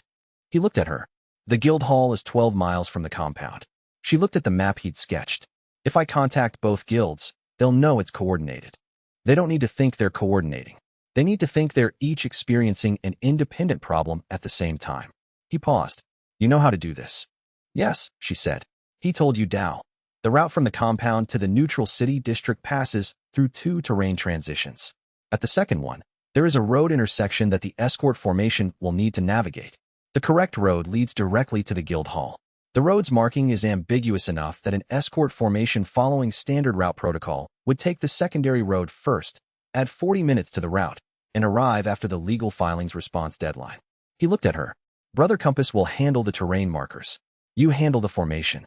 They exchanged a look that was its own conversation. He told Old Iron Chun, the compound's eastern perimeter is the weakest defensive position. At the same time the escort leaves, I need the Patriarch's remaining command staff to believe the compound is being surrounded by a large force. Not attacked, surrounded. A defensive posture that requires their attention but doesn't trigger active combat response. He paused. Army mind chi pressure projection at range. Old Ironchin said, how large a force? Large enough to require full defensive formation attention. Not so large that it triggers offensive engagement before the Patriarch is 12 miles away. Old Ironchun was quiet for a moment. Then, I can do this for 3 hours. 3 hours is enough. He returned to the valley and sat with the sovereign while his people moved. 6 hours and 20 minutes later, his cultivation sense registered Shun Meihua's operational complete signal, a specific chi resonance pulse that had been their code for 4 years. The Patriarch was at the neutral city district guild hall, 12 miles from his compound, voluntarily. Chapter 99. The first surprise. He delivered the news to the sovereign with 11 hours and 40 minutes remaining in the 24-hour window. The sovereign looked at him. Wei had been watching for this. He had been thinking about the sovereign's expression management since the first minute in the valley, cataloging every adjustment. The sovereign had not been surprised since Wei arrived. He had been engaged, interested, attentive, never surprised. He was surprised now. Not dramatically, a brief stillness, a small recalibration in his expression, but genuine. The surprise of someone whose model had produced a confident prediction that the data had just contradicted. You used 5 people, the sovereign said. No combat cultivators. No army mind operational force. Yes. The patriarch is at the guild hall voluntarily. Yes. The sovereign was quiet for a moment. Then, you did not win the bet. The terms were completion of the task. I could destroy every person in your inner command in this moment, in the operation, and resume the original plan. Wei looked at him. He said, yes, but you accepted the bet. The terms of the bet were completion of the task within 24 hours, using only the people in my inner command. The task was completed within 24 hours using only the people in my inner command. He paused. Your sense of honor would not allow you to destroy us and also claim, honestly, that you would have won the bet. The sovereign was very still. Wei said, you are not someone who destroys the evidence of their failures and calls it a victory. You are someone who sealed himself in stasis for 3,000 years rather than pretend that a tactical success was a strategic success. He looked at the sovereign directly. I think you already know you failed, long before I arrived. I think that is why you sealed yourself. The failure was not that the war restarted. The failure was that you had won the battle and made no one else understand why the battle mattered. The sovereign said nothing. Wei said, you planned for every opponent and accounted for every counter. And the thing you could not account for, the thing that broke your plan in the original war and broke the contingency I just executed, is the same thing. Specific people choosing specific things that no model can predict because no model can predict who they are. He looked at the 5 people standing at the valley's edge. He said, I advanced to army mind through them. Every tier. The cultivation didn't advance because I solved harder problems. It advanced because I learned to hold them as genuinely distinct from my model of them. The sovereign followed his gaze to the inner command. He was quiet for a long time. Army Mind Tier 4 arrived in that silence, from the weight of having said, aloud, to the greatest strategic cultivator who had ever lived, what he had understood about the relationship between strategy and the people who execute it. Wei felt the advancement and said nothing. Chapter 100. Show me Chapter 101. The sovereign looked at Wei's inner command for a long time. He looked at Luo Feiyun, who was reviewing something in the portable documentation she'd carried from the staging area, the kind of person who found something to analyze in every moment of waiting. He looked at Yu Dao, standing with the compact stillness of someone who was present and alert without performing either quality. He looked at Brother Compass, who was looking at the terrain with the automatic attention of someone whose relationship with the physical world was genuinely perceptual rather than strategic. He looked at Old Iron Chun, who was looking at the sovereign with the specific frank regard of a military man who had long ago stopped being impressed by power and was simply interested in the person. He looked at Shun Meihua, who was not looking at anyone. She was looking at Wei. The sovereign said, you cannot beat me in strategy. I want you to understand this clearly, because the conversation I am about to have with you will be more useful if you have no illusions about that. Wei waited. You understand something I did not account for, the sovereign continued. I planned for 3,000 years without ever losing the ability to hear my enemy's intent. I heard every plan, every motivation, every deep strategic drive of every significant actor in my sphere. This was my greatest capability and my most complete failure. I planned for them so thoroughly that I forgot they could plan for each other. He looked at the inner command. Your people do not plan for you. They plan with you. When I modeled the patriarch extraction, I modeled an operation directed by a strategist. I was modeling the wrong thing. The operation was executed by 5 specific people who each have an irreplaceable capability that you understand and that no model can hold simultaneously. Wei said, no. The sovereign looked at him. One model can, Wei said. The model that knows them as people rather than capabilities. The model that tracks what they care about, what their specific irreplaceable qualities produce, what they choose when the choice isn't in the plan. He paused. I don't know everything about them. I'm wrong about all of them regularly. But I'm less wrong than a model that doesn't try. The sovereign looked at him. He said, I sealed myself because I won the battle and the war restarted anyway. I constructed the most complete strategic model ever built by a cultivator, executed it with perfect precision, and achieved a peace that lasted 93 years. When the war resumed, I understood. I had made no one understand why the battle mattered. I had solved the problem and left everyone else in the position they were in before the solution. They went back to war because they had never genuinely understood why not to. He was quiet. I had heard their intent perfectly, he said. I had never once genuinely cared about it. Wei said nothing. The sovereign looked at him. The exhausted, ancient, genuinely interested expression he had been carrying since the valley entrance was, Wei thought, the expression of a man who had been waiting 3,000 years for a conversation and had not been sure it would come. He said, "You made 5 people care about the outcome as much as you do. Specifically, not as a tactic, not as a resource management strategy, as the actual thing you were trying to do." He paused. "I have never done this. In 3,000 years, I have never once successfully made someone care about the outcome as much as I did." Wei looked at him. He said, "That was the mistake." "Yes," the sovereign said. "That was the mistake." They were quiet for a moment. The sovereign looked at the valley around them, the ancient stones, the highland meadow, the formations that had held him for 3,000 years and were now empty. He looked at Wei's inner command and at Wei. He said, "My model runs through what I estimated would be the conclusion of this conflict. By my reckoning, approximately 40 more significant events before resolution." He paused. "I have been sealed, and my model has been running without input from the current world. I have no idea whether the model is accurate." Wei said, "It isn't." The sovereign looked at him. A pause. "How wrong?" "Approximately 60% accurate on structural predictions. Less accurate on the specific person variables." Wei looked at him. "Which are the ones that matter?" The sovereign looked at him for a very long moment. He said, "Show me chapter 101. For the first time in 3,000 years, the Hollow Heaven sovereign asked to be taught something. Wei looked at xianxia. She was looking at him with the expression he had learned to read as her version of, "Yes, this is the correct strange thing to do." He looked at the sovereign. He said, "All right." He told the inner command to set up a camp in the valley. He sat back down across from the sovereign. He began. Chapter 101. The broken fallback. The sovereign did not help him. Wei had not expected help. But he had, perhaps, expected something. A statement of terms, a conditional agreement, some formal acknowledgement that the conversation had changed the nature of what stood between them. What he received instead was the sovereign's quiet, attentive presence at the stone table, watching him with the expression of a man who had settled in to observe something interesting.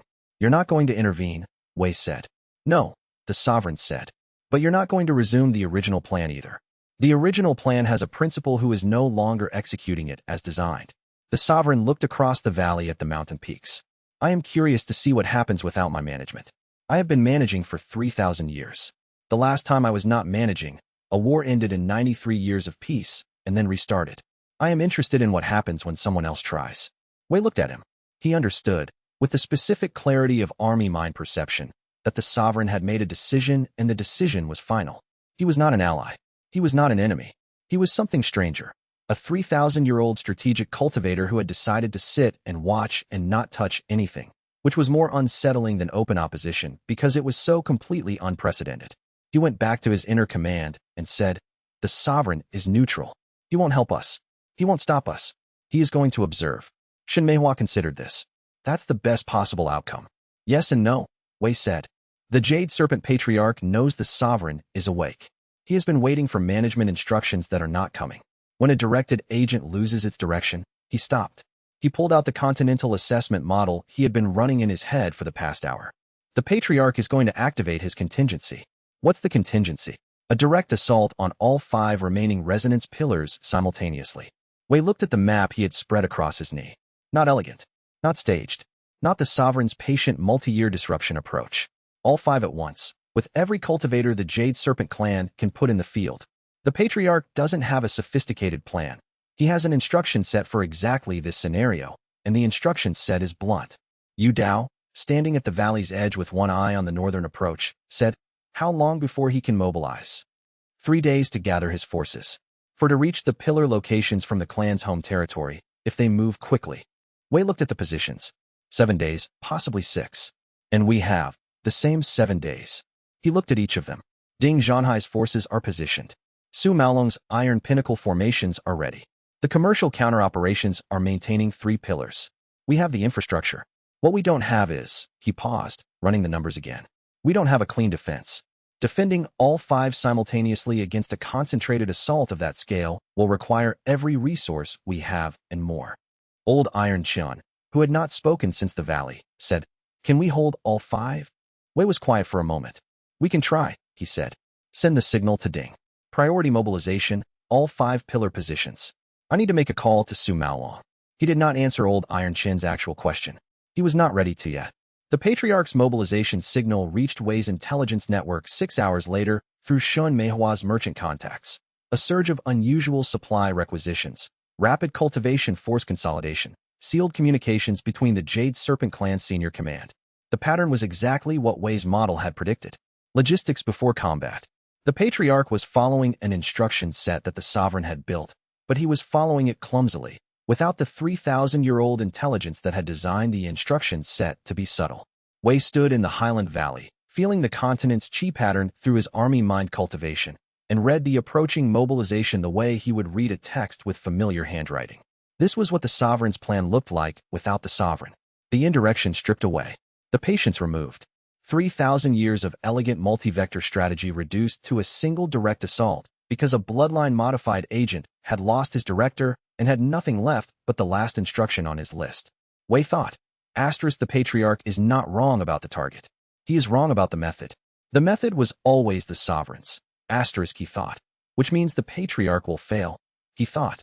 And then he thought about what it cost to fail a 5-pillar assault, in lives, on both sides, before the failing. He went back to the Sovereign's stone table and sat down. The Sovereign looked at him. Wei said, the Patriarch is activating the direct assault contingency. You designed it. Yes. You designed it to fail without your management. No, the Sovereign said. I designed it as a final option. It would succeed. The Sovereign-managed approach was designed to produce the release with minimal resistance because the pillar collapses would be engineered to look natural. The direct assault will produce the release through overwhelming force. It will cost the Patriarch significantly more, but it will work. Wei was quiet. 5 pillars, the Sovereign said, is too many to defend with the forces you have. We'll see, Wei said. He returned to the inner command. He sent the mobilization signal to Ding. He composed the message to Su Maolong. And he went, in the last hour of the evening, to the corner of the valley where he had left his pack, and he took out the bronze tablet. He had carried it with him since the collapsed library in his first year of cultivation, a habit, not a superstition. He had read it dozens of times. He had named an operation after it. He read it again now. The 5th entry on the tablet's list of 7 unwinnable battles was a battle he had not yet encountered when he named the operation. He read the description again in the dying light, and then he read the outcome. He went very still. He read it a second time. He read it a third time. He put the tablet back in his pack. He sat very still in the Highland meadow, with the ancient Sovereign's stone table 20 meters away and his 5 people moving through the camp behind him, and he held what he had just understood. Chapter 102. The tablet's answer. He read it by lantern light, because the implications were too significant to hold without the text in front of him. The 5th battle on the bronze tablet's list. The Battle of 5 Pillars. The defender who mastered the 5 pillars' resonance patterns entered the battle knowing every connection. The defender held all 5. The defender was destroyed by the winning. He had assumed, when he first read this entry 4 years ago, that it was a metaphor, that the defender's victory had come at a political cost, or a personal cost, or some complex systemic cost that ancient military historians described as being destroyed. He had filed it as a strategic lesson about Pyrrhic victory and moved on. He had been wrong. He was not wrong often at army mind rank. He felt the error with the specific physical quality of a wrongness that had been waiting 3 years to be recognized. He went to Luo Feiyun first, because Luo understood archival text with an accuracy that his own translation sometimes missed, and he needed to be certain. He showed her the tablet. She read the 5th entry 3 times, once in silence, once under her breath, once in the formal classical reading that activated the cultivator's deeper linguistic memory. She set it down. She said, the original character for destroyed by the winning is a technical term. It's from the pre-sovereign era's formation theory. It refers specifically to the feedback surge from a formation collapse. When you defend a cultivator formation and the opposing force overwhelms it, the energy that was holding the formation inverts and returns through the closest resonance anchor. She was quiet for a moment. The closest resonance anchor to any large strategic formation defense is the cultivators managing it, the ones most precisely tuned to its chi frequencies. Strategic resonance cultivators, Wei said, at army mind and above. Below army mind, the resonance precision isn't enough to create a direct anchor connection. But at army mind and above, the cultivator's cultivation becomes effectively part of the formation defense. Wei looked at the tablet. He said, if we successfully defend all 5 pillars, if the Patriarch's assault fails completely, the chi redistribution from 5 formation defenses simultaneously resolving will create a feedback surge. That will kill everyone at Army Mind or above who is anchored to the defense, Luo said. She was very precise and very quiet. You, Feng Chuanlin, the sovereign. She paused. The sovereign is observing, not participating, so perhaps not the sovereign. But you certainly. And Feng's cultivation is already compromised, which may make it worse. Wei was quiet for a long time. He looked at the tablet, at the text he had found in a collapsed library 4 years ago, and had named an operation after without fully understanding. The seed planted in his first year, the answer deferred until the moment when it could matter most. He thought about the sovereign saying, * the model runs through chapter 140 by my reckoning. Show me chapter 101. * he thought. * the sovereign knows. He has been reading emotional strategic intent for 3,000 years. He saw me read the tablet tonight, and he knows. * he thought. He did not tell me. He thought about why a man who was trying to change what he had done, who had chosen neutrality over his 3,000-year plan, who had waited 3,000 years for a conversation, would not tell him that the defense would kill him. He thought. * he doesn't know if I have a better answer. He's watching to see if I do. * he closed his fist around the tablet. He went to find his inner command and tell them what winning would cost. He told them everything. The tablet's text, Luo's translation, the feedback surge mechanics, the specific consequence of a full 5-pillar successful defense. He did not soften it. He gave them the exact shape of the problem and waited. They were quiet. Shen Meihua said, How certain are you? Luo's translation gives 90% confidence in the mechanism. The timing depends on how synchronous the 5 defenses are. If they're staged rather than simultaneous, the surge may be distributed enough to survive. He paused. Maybe, Old Ironchin said. Then we stage them. We can't control the timing completely.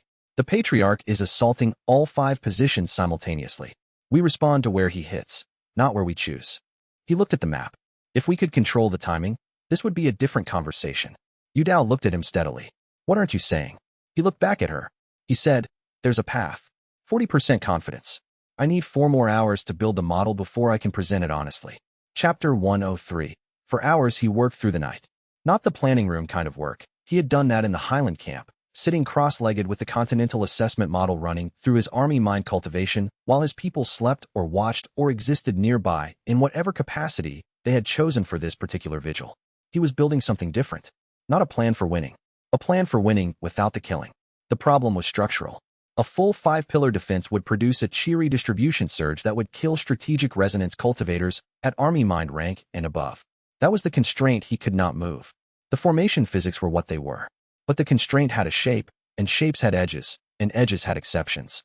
He had told them 40% confidence. He had not told them what the path was, because he hadn't been certain it was a real path when he said it. He needed to run the model first. For hours later, at the edge of dawn, he understood the shape of the path clearly enough to present it. He called his people together. He did not call the sovereign. He did not call Su Maolong yet. He did not call Ding Zhanhai. Specifically and deliberately did not call Ding Zhanhai. Because Ding was a man who had been building toward a strategic outcome for 7 years and had accepted profound disruption to his plans in order to serve what Wei had told him the outcome required. If Wei told Ding that the full 5-pillar defense could win and the cost was Wei's death, Ding would authorize the full defense without hesitation and consider this an acceptable trade. Ding was a principled man who understood strategic calculus. That was why Wei did not tell him. He looked at his 5 people. He said, I have a path. 40%. It requires losing 1 pillar intentionally. The inner command was still. Luo Feiyun said, Which one? 3. The 3rd pillar's anchor district is the smallest and most remote, population of approximately 4,000.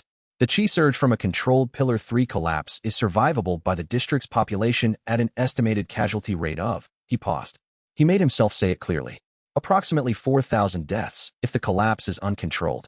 Approximately 800 if we execute a controlled partial collapse that distributes the surge through the industrial formation network. No one said anything. He said, if Pillar 3 falls in a controlled collapse, the total defensive chi redistribution from the remaining 4 pillars is below the threshold that produces the fatal feedback surge. We survive. The pillars survive, 4 of 5. The Patriarch's assault fails. The continent stabilizes. He looked at the map. The cost, he said, is 800 people in an anchor district that we could not evacuate without signaling the Patriarch to change his assault timing. He stopped speaking. He let the silence hold what it was. Then, to his complete surprise, not surprise at any individual response, but at the form of the response, all 5 of them spoke at once. Not the same words. Different words, arriving at approximately the same moment, none of them having conferred with the others. Old Iron Shun. There's another way. Take the surge through us. We step in front of it. Yu Dao, the second chamber relay structure. If we built a distributed anchor through our combined cultivation, Luo Feiyun, I can modify the administrative formation of the anchor district to function as an additional surge absorber, Shun Meihua. Let us die instead. Brother Compass, I know the third pillar's terrain. There may be a natural formation structure that absorbs. He held up a hand, and they stopped. He looked at them. He understood, in that moment, what the sovereign had meant when he said you made 5 people care about the outcome as much as you do. He had understood it intellectually the night before. He understood it now as a direct physical fact. 5 people, having heard 800 deaths or Wei dies, had each independently and simultaneously generated a solution in which they died instead. He spent a moment holding this. Then he said, none of those paths work. I've modeled all of them. Shin Meihua said, show me. He showed her. He showed all of them, one by one, the modeling work he had done in the 4 hours before dawn. He showed them why each path closed, what constraint killed it, why the form of the problem made all of those solutions insufficient. He was honest about every number. At the end, he said, the 800 death path is the least wrong option I can find. Shin Meihua looked at him for a long moment. She said, then you've already made the decision. I wanted you to see the model. I know. She held his gaze. You wanted us to tell you you're not wrong. He said, I wanted to make sure I wasn't missing something. She was quiet. She said, you're not missing anything. He breathed. He went to tell Su Maolong. Chapter 104. The same choice he sent the message to Su Maolong in writing, because the message was technical and the technical precision mattered. Su Maolong's response came in 3 hours. It was a single line. Asterisk the formation mechanics are as you describe. The controlled collapse is achievable. I will have the Iron Pinnacle teams in position at Pillar 3 within 48 hours. Asterisk no commentary on the 800 lives. No question about the decision. Su Maolong had spent 300 years managing a containment protocol that had required exactly this kind of accounting, and he had learned, somewhere in those 3 centuries, that adding commentary to a decision that had already been correctly made was not useful. Wei received the message and was grateful for the precision. He assembled the full operational plan in 6 hours, the 4-pillar defense assignments, the Pillar 3 controlled collapse timing, the surge distribution protocol, the coordination framework that would require Ding Zhanhai's forces to respond to Wei's directing without knowing the full model. He wrote around the parts he wasn't telling Ding. He was careful. He was exact. He presented it to the inner command and said, I am the worst possible person to make this choice. They looked at him. He said, I made it once already. In Arc 5, 900 people. I held the grief afterward and called it accounting. I am aware that I am a person who has now made this decision twice. That is a fact about me. He looked at the map. I am telling you this because I don't want to pretend I'm arriving at this decision cleanly. Shin Meihua said, that's exactly why you should make it. He looked at her. She said, you know what it costs. You've counted it. You'll carry it. People who make these decisions without knowing the cost or carrying it are dangerous. You're not one of those people. She paused. That doesn't make it not terrible. It makes it as unterrible as this kind of thing can be. He was quiet for a moment. He said, the choice is made. He said it aloud, formally, the way the old cultivator tradition recorded decisions of consequence, spoken once, clearly, in front of witnesses, so the decision existed outside his head and could be held accountable. He looked at the plan. He said, begin. The operational assignments went out within the hour. Ding Zhanhai's forces received their deployment orders, for positions, clear objectives, coordinated timing. Su Maolong's Iron Pinnacle teams received the Pillar 3 protocol separately, in a message chain that did not intersect with Ding's channels. Shin Meihua activated the commercial network at all 5 pillar anchor districts for supply disruption coordination. Luo Feiyun opened the counterintelligence channels and began monitoring the Patriarch's logistics in real time.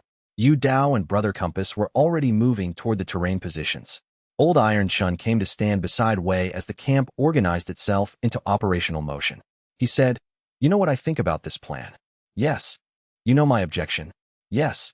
Old Iron Shun was quiet for a moment. I'm going to Pillar 3's defense position. I want to be there. He paused. In case. Wei looked at him. He said, take Compass with you. Old Iron Shun nodded. He left.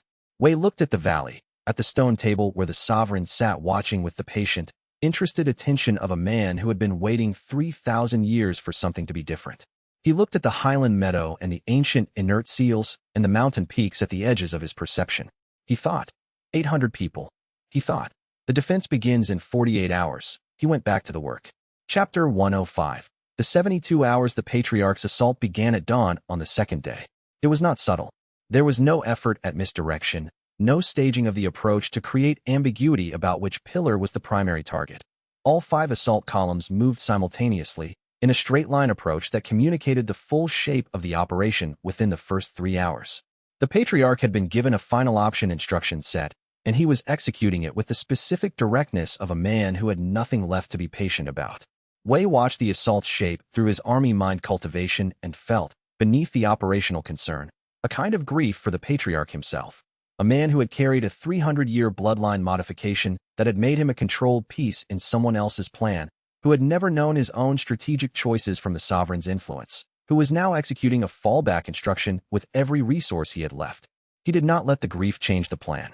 The 72 hours that followed were the most technically demanding of Wei's cultivation career, not because any single element was beyond his capacity, but because the 5 simultaneous operations required continuous army mind monitoring at full engagement while managing 4 separate command chains, 2 of which did not know the full context of what they were defending. He sat in the Highland camp with Shun Meihua managing the communication flows, Luo Feiyun running real-time intelligence updates from each assault column, and the sovereign sitting at his stone table 20 meters away, not touching anything, watching with absolute attention. Pillar 1 held at hour 14. The Jade Serpent assault column committed too heavily to a frontal engagement, and Ding Zhanhai's cultivators absorbed the push and redirected it into terrain that Yu Dao had prepared 2 days earlier. Pillar 2 held at hour 26. This one required Wei's direct intervention in the directing structure, a midpoint failure in the commercial disruption chain that Shun Meihua corrected in 6 minutes with 2 messages and a long-established merchant relationship with a guild factor in the anchor district. Pillar 4 held at hour 41. Su Maolong's iron pinnacle formations performed exactly as documented in the containment protocol, with the efficiency of a system that had been maintained and tested for 3 centuries. Pillar 5 held at hour 67. The closest call, the Patriarch's final assault column had committed its full reserves to Pillar 5 as the other positions began to fail, concentrating the remaining force at the single, most structurally significant pillar. Ding Zhanhai had arrived personally at Pillar 5's position in the 64th hour, which Wei had not expected and had not directed, and which had made the difference in the final 3 hours of the defense. Pillar 3 fell at hour 59.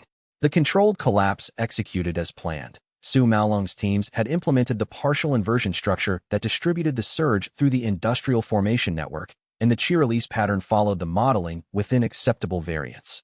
Wei felt the surge from the Highland camp, felt it hit the network instead of the district directly, felt the distributed absorption do what Su Maolong's 3 centuries of formation expertise had calculated it would do. 832. The final count from Luo Feiyun's intelligence channels, received 6 hours after the collapse. 32, more than the model. Wei held this with the same accounting he had held the 900, with the weight of a person who had chosen and knew what the choosing meant. The chi redistribution surge from the 4 successful defenses reached him at hour 71. He had been prepared for it. He had structured the inner command's supporting cultivation framework to absorb as much of the feedback as possible, not to protect himself specifically, but to distribute the surge through a network of intentional anchors that Luo and Shun Meihua had spent 48 hours constructing. It worked. The surge hit him and the distributed structure and was survivable. Badly, but survivable. He was on the valley floor for 6 hours before he could stand. From the ground, he watched Fong Chuanlin. Fong had been on the eastern ridge throughout the 72 hours, the damaged second chamber functioning as a relay as it had been since the Highland retreat. The surge hit Fong at the same moment it hit Wei, and Fong received it differently. Wei saw it happen, or felt it happen through the army-mind connection that had linked them since Broken Peak, the cultivation resonance bond between 2 strategic resonance practitioners who had chosen each other as something like counterparts. He felt Fong feel the surge arrive. He felt Fong make a decision. The second chamber was open and had been open for years, receiving everything, the continuous noise of every strategic intention on the continent running through a system that could not close. The surge from the 4 simultaneous defensive formations hit the open chamber with a force that would, in normal circumstances, have destroyed what remained of Fong's cultivation entirely. Fong turned the surge back on itself. He used the incoming energy, the vast, concentrated feedback of 5 pillars worth of strategic chi distribution, as a hammer applied from the outside to the mechanism that had been unable to close from the inside. He applied the surge to the second chamber's aperture with the specific precision of a cultivator who had spent years listening to every strategic intent in range and had learned, in doing so, the exact shape of the lock he was trapped behind. The second chamber closed. The strategic resonance cultivation closed with it, not in pieces, not in damage, but completely and cleanly, like a door finally allowed to shut. When it was over, Fong Chuanlin was sitting on the eastern ridge with no cultivation above scout mind, and the amber-lit quality entirely gone from his eyes. He was a man of middle age in worn traveling clothes, looking at the highland valley with the expression of someone who had just set down something very heavy and was not yet certain he trusted the ground beneath his feet. He looked at Wei. He stood up. He walked down from the ridge, across the meadow, past the sovereign's stone table, and the sovereign, who did not move for anything, turned to watch him pass. He stopped in front of Wei, who was still on the ground. He said, "I'm going to Linan province. I had a sister there before all of this. I don't know if she's still there." Wei looked up at him. He said, "Go." Fong nodded. He walked past the valley entrance and was gone. Wei lay on the highland meadow and looked at the sky and held the 72 hours in the place where he held the most important truths, and eventually the ground stopped feeling like it was moving, and eventually Shun Meihua's hand found his and held on, and he let himself be still. The patriarch's assault had failed. For pillars stood. The sovereign was watching. He was, improbably, alive. He had work left to do. Chapter 106. Xianxia. The patriarch's name was Xianxia. Wei found this in Luo Feiyun's compiled research, a detail buried in the genealogical records the counterintelligence network had assembled over the previous 8 months. The Jade Serpent clan patriarch, in the formal documents, was always referenced by title. The patriarch, clan xianxia. The given name appeared only in historical records from before his installation, in the clan's ancestor tablets, in a birth record from 43 years ago that listed his parents' names with the specific precision of people who had believed, when they recorded the name of their child, that the name would remain his own. Wei read the name and set it next to everything else he knew. The patriarch was a third-generation bloodline agent. His grandfather had received the original modification, in addition to the clan's foundational cultivation method, subtle enough that it had propagated through 2 generations before fully expressing as a directive. Xianxia had been born into a life that was not entirely his. He had been 30 years old when the directive had first manifested as something he recognized as separate from his own intentions, a persistent orientation, a compulsion that he could observe but could not choose, like hearing a voice that used his own thoughts as its medium. Wei knew this from Luo's research, which had been the most exhaustive intelligence work the counterintelligence network had ever produced. Luo had spent 6 weeks reconstructing the patriarch's psychological history from cultivation records, sect correspondence, and the testimonies of clan members who had left the Jade Serpent clan's service over the past decade. She had assembled a portrait of a man who had spent 30 years fighting his own impulses and losing, who had escalated the clan's aggression and hated himself for it, who had been fully committed to the sovereign's plan because the bloodline modification gave him no other option. The 5-pillar assault had failed. The patriarch's army had been reduced to a fractional remnant. The sovereign had not contacted him, had not offered direction, had not acknowledged the failure. The patriarch had retreated to the Jade Serpent clan's ancestral mountain with what remained of his senior command and had sealed the mountain perimeter. Wei's model indicated the next move with a confidence he found deeply uncomfortable. A man without options, without backing, with a 300-year bloodline directive running in his cultivation and a mountain full of devoted disciples whose lives were in his hands. That man had one contingency left. Not surrender. Not negotiation. The directive did not have a surrender protocol. The directive had a final option for the moment when continuation was impossible: mass self-detonation. The Jade Serpent clan's core disciples, in a coordinated cheer release, would produce a cultivation explosion that was crude compared to the sovereign's planned release mechanism, but was not nothing. It would not destabilize the remaining pillars. The assault had already failed, and the directed chi surge was not available. But it would kill everything within a significant radius of the ancestral mountain, and the mountain was surrounded by 3 small settlements. Wei looked at the model. He thought, this man has been fighting his own directive for 30 years. He is not the patriarch. He is Xianxia. And Xianxia, somewhere underneath the modification, does not want to kill his disciples. He went to find Luo Feiyun and said, "I need everything you have on the bloodline modifications architecture, specifically the mechanism by which the directive overcomes autonomous choice." Luo looked at him. She said, "You're going up the mountain." "Yes." "Alone." He looked at her. She pulled out the research files and began talking. Chapter 107. Martial mind, he went alone. Not as a strategic choice, or not only as a strategic choice, as a necessary condition of the technique. Luo's research had identified the resonance suppression protocol in the Complete Strategic Resonance Manual, a cultivation technique specifically designed for breaking external directive modifications, built by whoever had originally written the manual with the specific awareness that strategic resonance cultivation could be used to plant directives as well as read them. The technique existed as an antidote.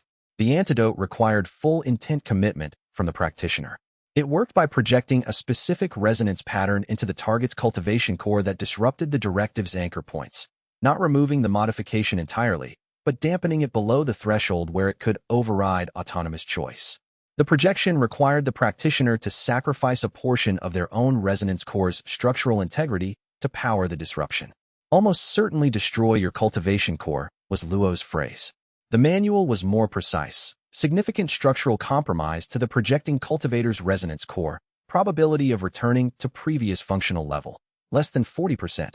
Wei had read this 3 times and had not found a way to delegate it. The technique required genuine choice from the practitioner, not the choice to execute a maneuver, but the choice to accept the loss as the cost of the action. Strategic resonance cultivation could detect performed intent versus genuine intent at the moment of technique execution. A practitioner who performed the technique while hoping to preserve their cultivation would fail to generate the disruption at the necessary intensity. The technique only worked if the person performing it genuinely chose to lose. You could not execute this technique for someone else.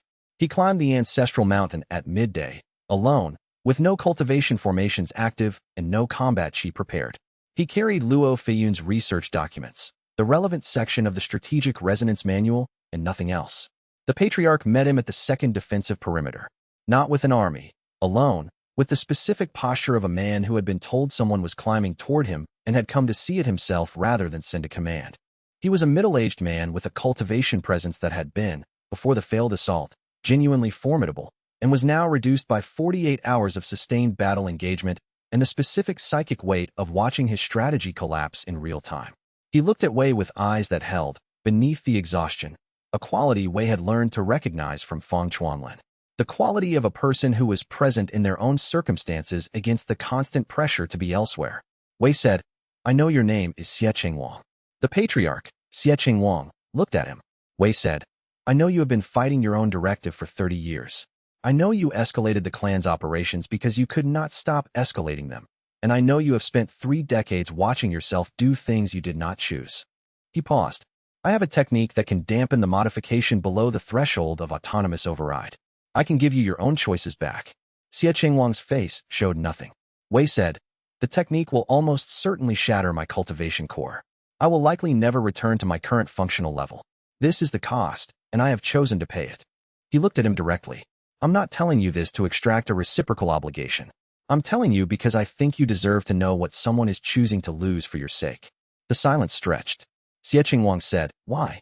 Wei said, "Because you were placed in a life that was not entirely yours, and that is not something that should stand uncorrected if I have the means to correct it." He paused. He said, "Historically speaking, there was a commander in the 6th century who spent 14 years defending a pass he had been ordered to hold. The orders were wrong. The pass was strategically irrelevant, but he could not disobey them. When a relief army finally arrived and released him from the orders, he wept for 3 days. The historical record notes this as weakness. I have always read it differently." Xiecheng Wang looked at him for a long moment. He said, "Do it."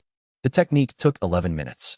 Wei felt the structural compromise happen, not as pain exactly, but as the specific sensation of a cultivator losing access to a significant portion of what they had built, like watching a map become incomplete, like feeling a continental assessment model reduce in resolution until whole regions became uncertain. He held the intent commitment through all 11 minutes and did not let himself flinch from what was leaving. Martial Mind Tier 1 arrived at the 9th minute. He had not planned for it. He had not been building toward it. He had been executing a technique he expected to damage his cultivation, not advance it. But the cultivation tier came from the specific breakthrough of a strategist who had, for the first time, constructed a complete plan specifically designed to not benefit himself, not as a tactic, not as a long-game investment, but as the genuine thing he was trying to do. The resonance core, apparently, could recognize the difference. He finished the technique. He sat on the mountain path and breathed. After a moment, Xiecheng Wang sat down beside him. They were quiet for a long time. Then Xie Qingwang made a sound that Wei had not expected and recognized immediately. The sound of a man who had been holding something for 30 years and had finally been allowed to set it down. Chapter 108. The Cos Su Maolong was waiting at the mountain's lower approach when Wei descended. Wei had known he was there, had felt the Iron Pinnacle Grand Elder's cultivation signature since the midpoint of the climb.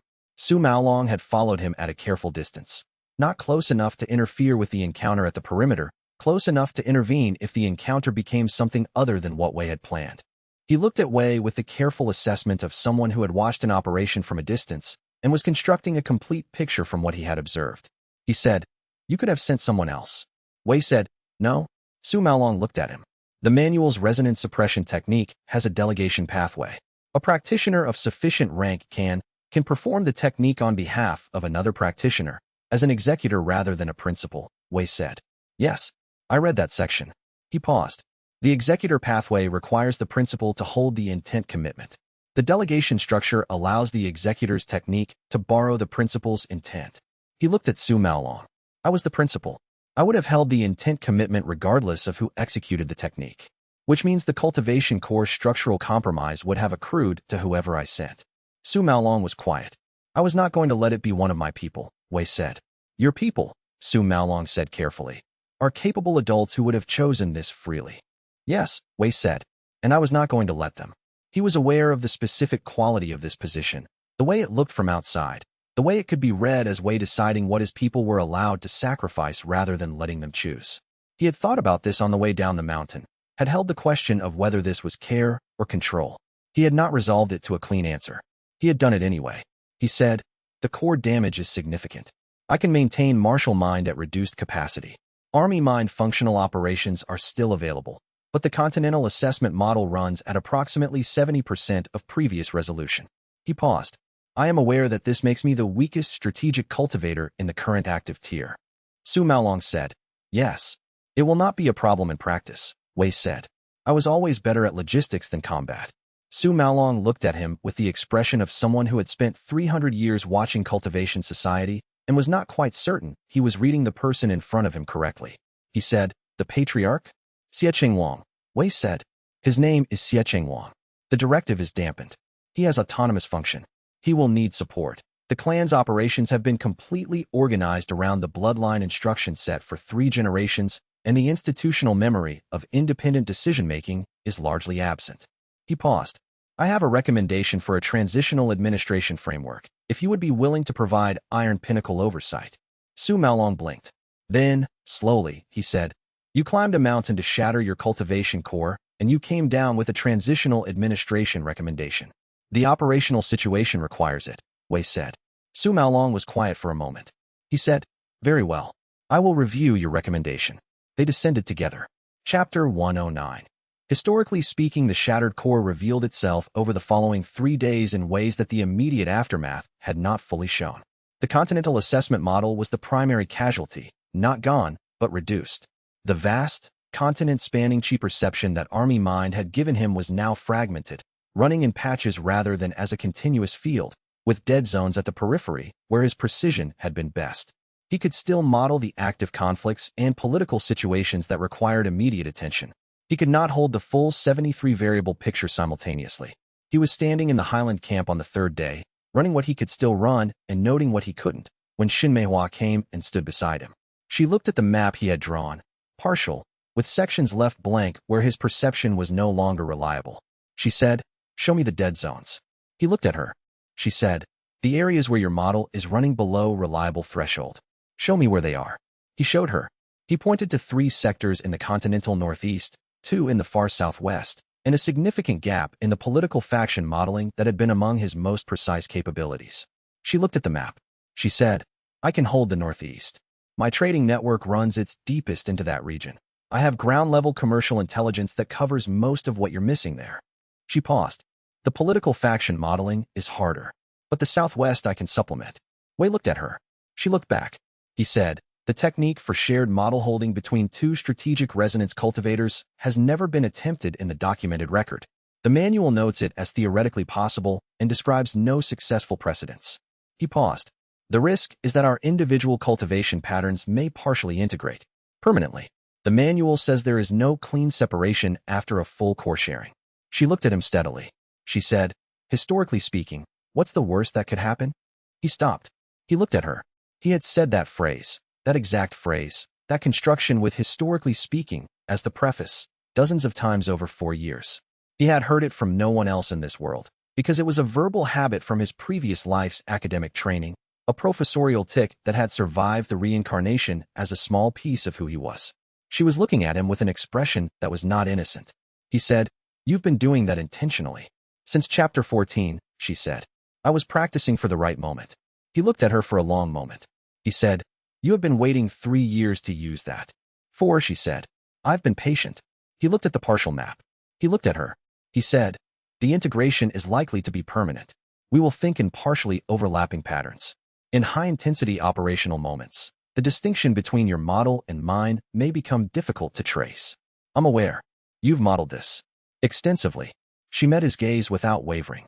"Wei, the Hollow Heaven Sovereign just told you that what you lacked was people who plan with you rather than for you. What do you think I've been doing for 4 years?" He was quiet. He said, "All right." The core sharing technique took 6 hours and left both of them needing to sit down for a long time afterward. When Wei's perception settled and he ran the continental assessment model again, the dead zones had filled in. Not with his own perception, with something adjacent to it, running alongside it. His model and Shun Meihua's model occupying the same architecture without quite becoming the same thing. It was, he thought, the strangest sensation he had ever experienced in cultivation. Like thinking in a room that had been rearranged to accommodate another person and discovering, to your surprise, that the rearrangement was better. Her cultivation had advanced in the process. His had stabilized. He wrote in the journal that night. Asterisk something unprecedented. The manual said it was theoretically possible. The manual was right. I do not know what this means for either of our cultivation trajectories going forward. I do not think this is a problem. Asterisk he closed the journal. He went to sit with her in the camp's remaining evening light and did not think about cultivation trajectories at all. Chapter 110. A general the sovereign summoned him 2 days later. Not with a message. Wei simply looked across the highland camp toward the valley's center and found the sovereign watching him with the specific quality of attention that meant when you're ready. It was an invitation, not a demand. Wei had been receiving it for 2 days without quite being ready. On the 3rd day, he walked across to the stone table and sat down. The sovereign looked at him for a long moment before speaking. He said, "You destroyed your own cultivation to free a man who was following instructions. Yes. You redistributed your strategic capacity to a person you love." Wei looked at him. "I can read the shared cultivation signature," the sovereign said, without inflection. "I am not commenting on it. I am describing what I observe." Wei said, "Yes." The sovereign was quiet for a moment. He said, "You are not a strategist anymore, Wei Changming." Wei looked at the valley floor, at the ancient, inert seals, at the highland meadow that had been the sovereign's world for 3,000 years. He said, "What am I?" "A general," the sovereign said. "There is a difference. I was a strategist. I planned everything. I held every variable. I optimized for the outcome I had decided was correct, and I executed toward it with complete precision." He paused. "A general is something else. A general plans enough to let other people plan the rest. A general trusts the plan to the people inside it, because the people inside it can see things the plan cannot." He looked at Wei. He said, "I was not a general. In 3,000 years, I was never a general. I was always, only a strategist. I believed that was sufficient." Wei held this. He said, "And it wasn't." "The peace lasted 93 years, the sovereign said.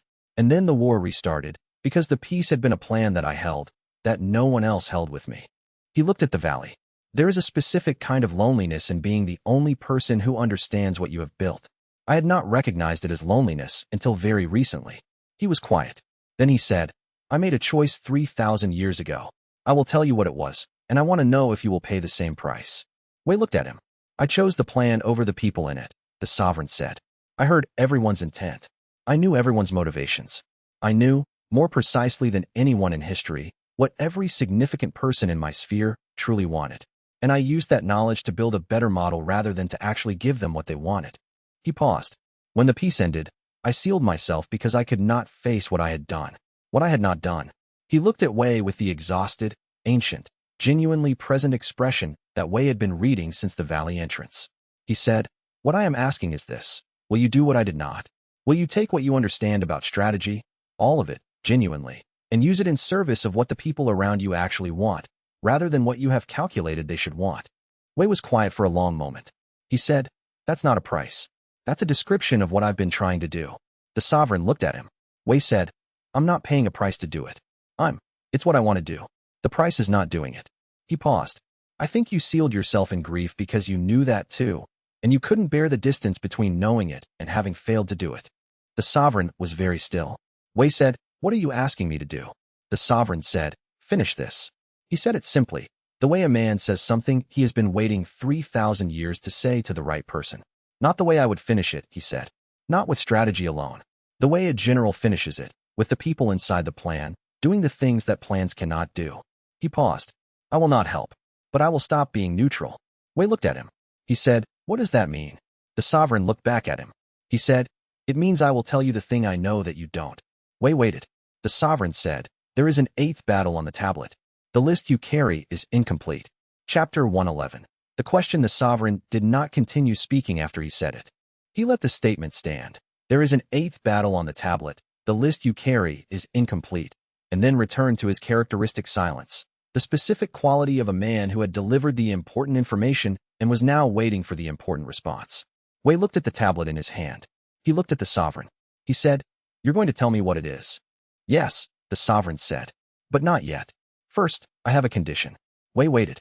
"I will seal myself willingly," the sovereign said. "Not the deteriorating stasis that contained me for 3,000 years. That was a punishment I chose for myself, a form of self-imprisonment that was still a refusal to be fully gone. I will seal myself completely, permanently, in a way that removes my influence from the world rather than merely delaying it." He paused. "But I will do this only if you can answer a question." Wei set the tablet down on the stone table. "The question," the sovereign said, "is one I have been unable to answer for 3,000 years. I sealed myself in stasis rather than confront it. I have been running models against it since before you existed. I cannot solve it." He looked at Wei with the exhausted, ancient expression that had been his constant companion since the valley entrance. "Is there any strategy that wins the last war? Or must there always be another one?" Wei looked at him. He understood the question's weight immediately, not as a philosophical puzzle, but as the specific, personal crisis of a man who had won a war and watched peace last 93 years before the next war began. The sovereign had spent 3,000 years modeling the answer and had not found it. He had sealed himself because he could not bear to act without the answer and could not find the answer through more planning. He said, "Give me 3 days." The sovereign nodded. Wei went back to his camp and did not build a battle intent model. This was, he acknowledged to himself, the appropriate choice. The question was not a strategic problem in the technical sense. It did not have variables that could be enumerated and optimized.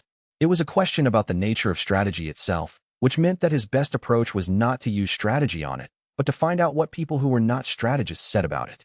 He went to Old Iron Chun first, because Old Iron Chun had spent 40 years at Battalion Mind and had decided, somewhere in those 40 years, that the ceiling was acceptable, that there were things more worth having than cultivation rank. He said, "Is there a strategy that wins the last war?" Old Iron Chun was quiet for a moment. He said, "The last war I was in, I won. Then I went home, and there were 3 more wars before I retired. So probably not a strategy. Maybe a different question entirely."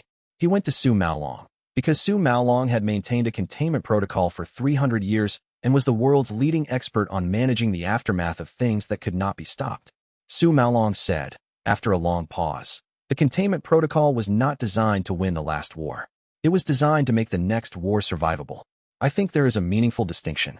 He went to Xie Chengwang, formerly the patriarch, now sitting in the Jade Serpent clan's ancestral mountain compound with the careful, tentative posture of a man rediscovering what his own preferences were, and asked the same question. Xie Chengwang said, "I spent 30 years fighting my own directives. I never found a strategy that ended the fighting. But I found something else. Moments when the fighting wasn't the point anymore, when I cared enough about something specific that the directive lost some of its force." He paused. "I don't know if that answers your question." He sent a message to Fong Chuanlin in Linan Province, because he had sent 3 messages since Fong walked off the mountain and had received 2 responses, which was better than no responses. Fong's message came back the next day. It said, "I am doing well. My sister is well. She did not remember me at first. We have been talking. Your question, the last war I tried to win, I won by losing. I don't know what that means strategically. It seemed right at the time." He sat with Xin Meihua on the second evening and said, "I'm building an answer. I'm not sure it's the right one." She said, "Tell me what you have." He told her. She listened. She said, "You're close. You're missing something about sharing." He thought about that until the third morning. Chapter 112. The sixth entry, he came back to the sovereign on the third morning. He sat down at the stone table. He put the bronze tablet on the table between them. He said, 6 of the 7 battles on this tablet were unwinnable because the commanders fought them alone and for themselves. The first, defending a pass with 500 men, was unwinnable because the commander had no allies. The second, the siege of a fortified city, was unwinnable because the commander didn't trust his officers with the full plan. The third through fifth, I won't describe them all, but the pattern holds. Isolated commanders making perfect plans that failed because the plans needed people who weren't in them. The sovereign looked at the tablet. Wei said, "The 7th battle is yours. The one you lost, or didn't lose, technically, won the battle and lost the peace." He paused. The 7th battle was unwinnable for a different reason. You fought it for everyone and alone. You held the plan in your own model, perfectly, and you executed it perfectly, and you won. And then you were gone from the plan, and the plan was gone. He looked at the sovereign. "The strategy that wins the last war isn't a strategy," he said. "It's a decision. A decision to share the responsibility for winning with enough people that when you're gone, the winning continues without you." He turned the tablet to the 6th entry. "This battle," he said. "The commander is not in the canonical list. He's in a footnote in the historical record, mentioned as an example of unusual command structure. He faced an overwhelming force with an army that was half the size it needed to be. He couldn't win the battle himself. So he divided his plan among 7 generals, gave each of them one part, told them what the other parts were, but not how to execute them. Then he died in the 2nd day of fighting. A stray arrow, no cultivation, just bad fortune." He looked at the sovereign. "The 7 generals finished the battle," he said.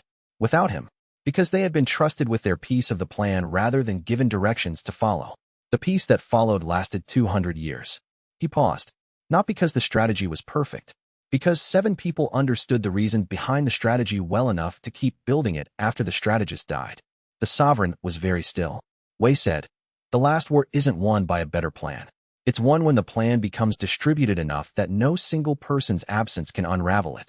When the reason behind the plan lives in enough people that the people can reconstruct the plan from the reason, even without the original strategist." He picked up the tablet. He said, "You didn't lose because your plan failed. You lost because no one else understood why the plan existed. When you sealed yourself, the reason sealed with you.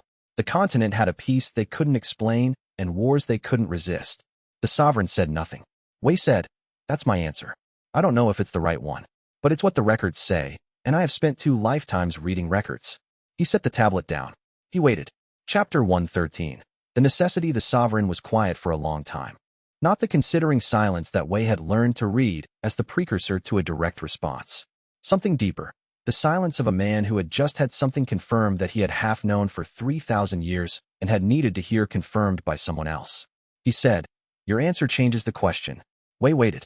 "You are saying that the last war is never the last war," the sovereign said. "It is the first war of the next era. There is always another one. The correct question is not, how do you end war? The correct question is, how do you end your necessity?" He looked at the tablet. "How do you make yourself unnecessary to the continuation of peace?" Wei said, "Yes, that's what I should have said more directly. It is what you said." The sovereign looked at him. "You already know this. Your shattered cultivation core. Your shared cultivation with xianxia. Your inner command structure that functions in your absence." He paused. "You did not design it this way deliberately, but you built it correctly regardless." Wei thought about this. He said, "I built it because I needed people I could trust, not because I was planning my own absence." "The result is the same," the sovereign said. "The reason matters for the person building it. The result matters for the people who come after." He looked at the valley. "I built everything alone because I trusted my own model more than anyone else's. The result was a perfect plan that could only be maintained by me. When I was gone, the plan was gone." He was quiet. "I agree to the permanent sealing," he said, "but I have a condition." He looked at Wei directly, the exhausted, ancient gaze fully present in a way that it sometimes was and sometimes wasn't. "Only a living strategic cultivator of sufficient rank can bind a willing heaven strategist," he said. "The technique requires the binding practitioner to hold a complete model of the sealed entity's cultivation pattern, which means holding the full scope of a heaven strategist strategic chi field. To hold that model, the binding practitioner must be at heaven strategist rank themselves, or the model collapses." He paused. "I cannot seal myself. The technique requires external hands." You are the only strategic resonance cultivator alive who could become capable of performing it. Wei looked at him. He said, my cultivation core is damaged. Yes, with the complete manual and a shared cultivation anchor, the recovery timeline, while extraordinary, is not 30 years. The sovereign's voice was precise. I estimate 12 months for someone with your strategic capacity and the advantages you currently hold. Possibly less. Wei said, you want me to advance to the 9th tier so that I can perform your permanent sealing? Yes. Wei was quiet. He thought about what he had just finished doing. The damaged core, the shared cultivation, the deliberate distribution of his strategic capacity outward. He thought about advancing to the highest tier of strategic resonance cultivation and then using that advancement to seal the being who represented its pinnacle expression. He thought. He waited 3,000 years for this conversation. He has been waiting for someone who would answer the question correctly. He is asking me to be the hands that release him from the work. He said. All right. The sovereign looked at him. Then begin, he said. And when you are ready, tell me the 8th battle. Chapter 114. Recovery. The cultivation recovery took 10 months instead of 12. Wei was not surprised by the timeline compression. He had known, reading the manual's recovery protocols, that the theoretical sealing was not the expected sealing for a practitioner with complete documentation and distributed support. What he had not anticipated was how different the recovery felt from every previous advancement. Every previous tier had advanced from the completion of a correct model, from the specific breakthrough of a plan that worked. The recovery was different. The damaged core rebuilt itself from the ground up, but it rebuilt along paths that Shun Meihua's distributed model contribution had partially mapped. It recovered into a shape that was not quite the same as the original shape, because the original shape had been designed for a single cultivator continental assessment model, and the rebuilt shape was designed for something that ran on 2 connected cores simultaneously. He wrote in the journal at the 3-month mark, the recovery cultivation is not restoring what was. It is building what should have been. I do not have a previous self to return to. I have a direction to continue moving in. The continent moved around them as they camped. Ding Zhanhai, with the immediate emergency resolved and the 5-pillar crisis closed, began the administrative reform of imperial military policy toward cultivation sects that Wei had been outlining since the first conversation about auxiliary governance rights 2 years ago. It was not the comprehensive subordination that Ding had originally planned. It was a framework Wei had designed during the negotiation process, built around the principle that cultivation sects and the imperial military had non-overlapping authorities that could coordinate on specific issues without either subordinating to the other. Ding had accepted this framework with the specific efficiency of a principled person who had discovered that his principles could be better served by a different method. The framework was not perfect. It was functional. Wei had learned the difference. Su Maolong began the quiet work of transitioning the containment protocol from its 300-year active management posture to something that could be maintained by institutional knowledge rather than by a single Grand Elder's continuous oversight. He sent Wei detailed questions about documentation structure and succession protocols. Wei answered them between cultivation sessions. Old Iron Shun taught Wei's newer disciples the old military traditions, which he had spent 40 years at battalion mind mastering and had decided were worth preserving even if they were no longer the primary framework. Not because they're better, he told Wei, because they're where ours came from. A general should know where their methods originated.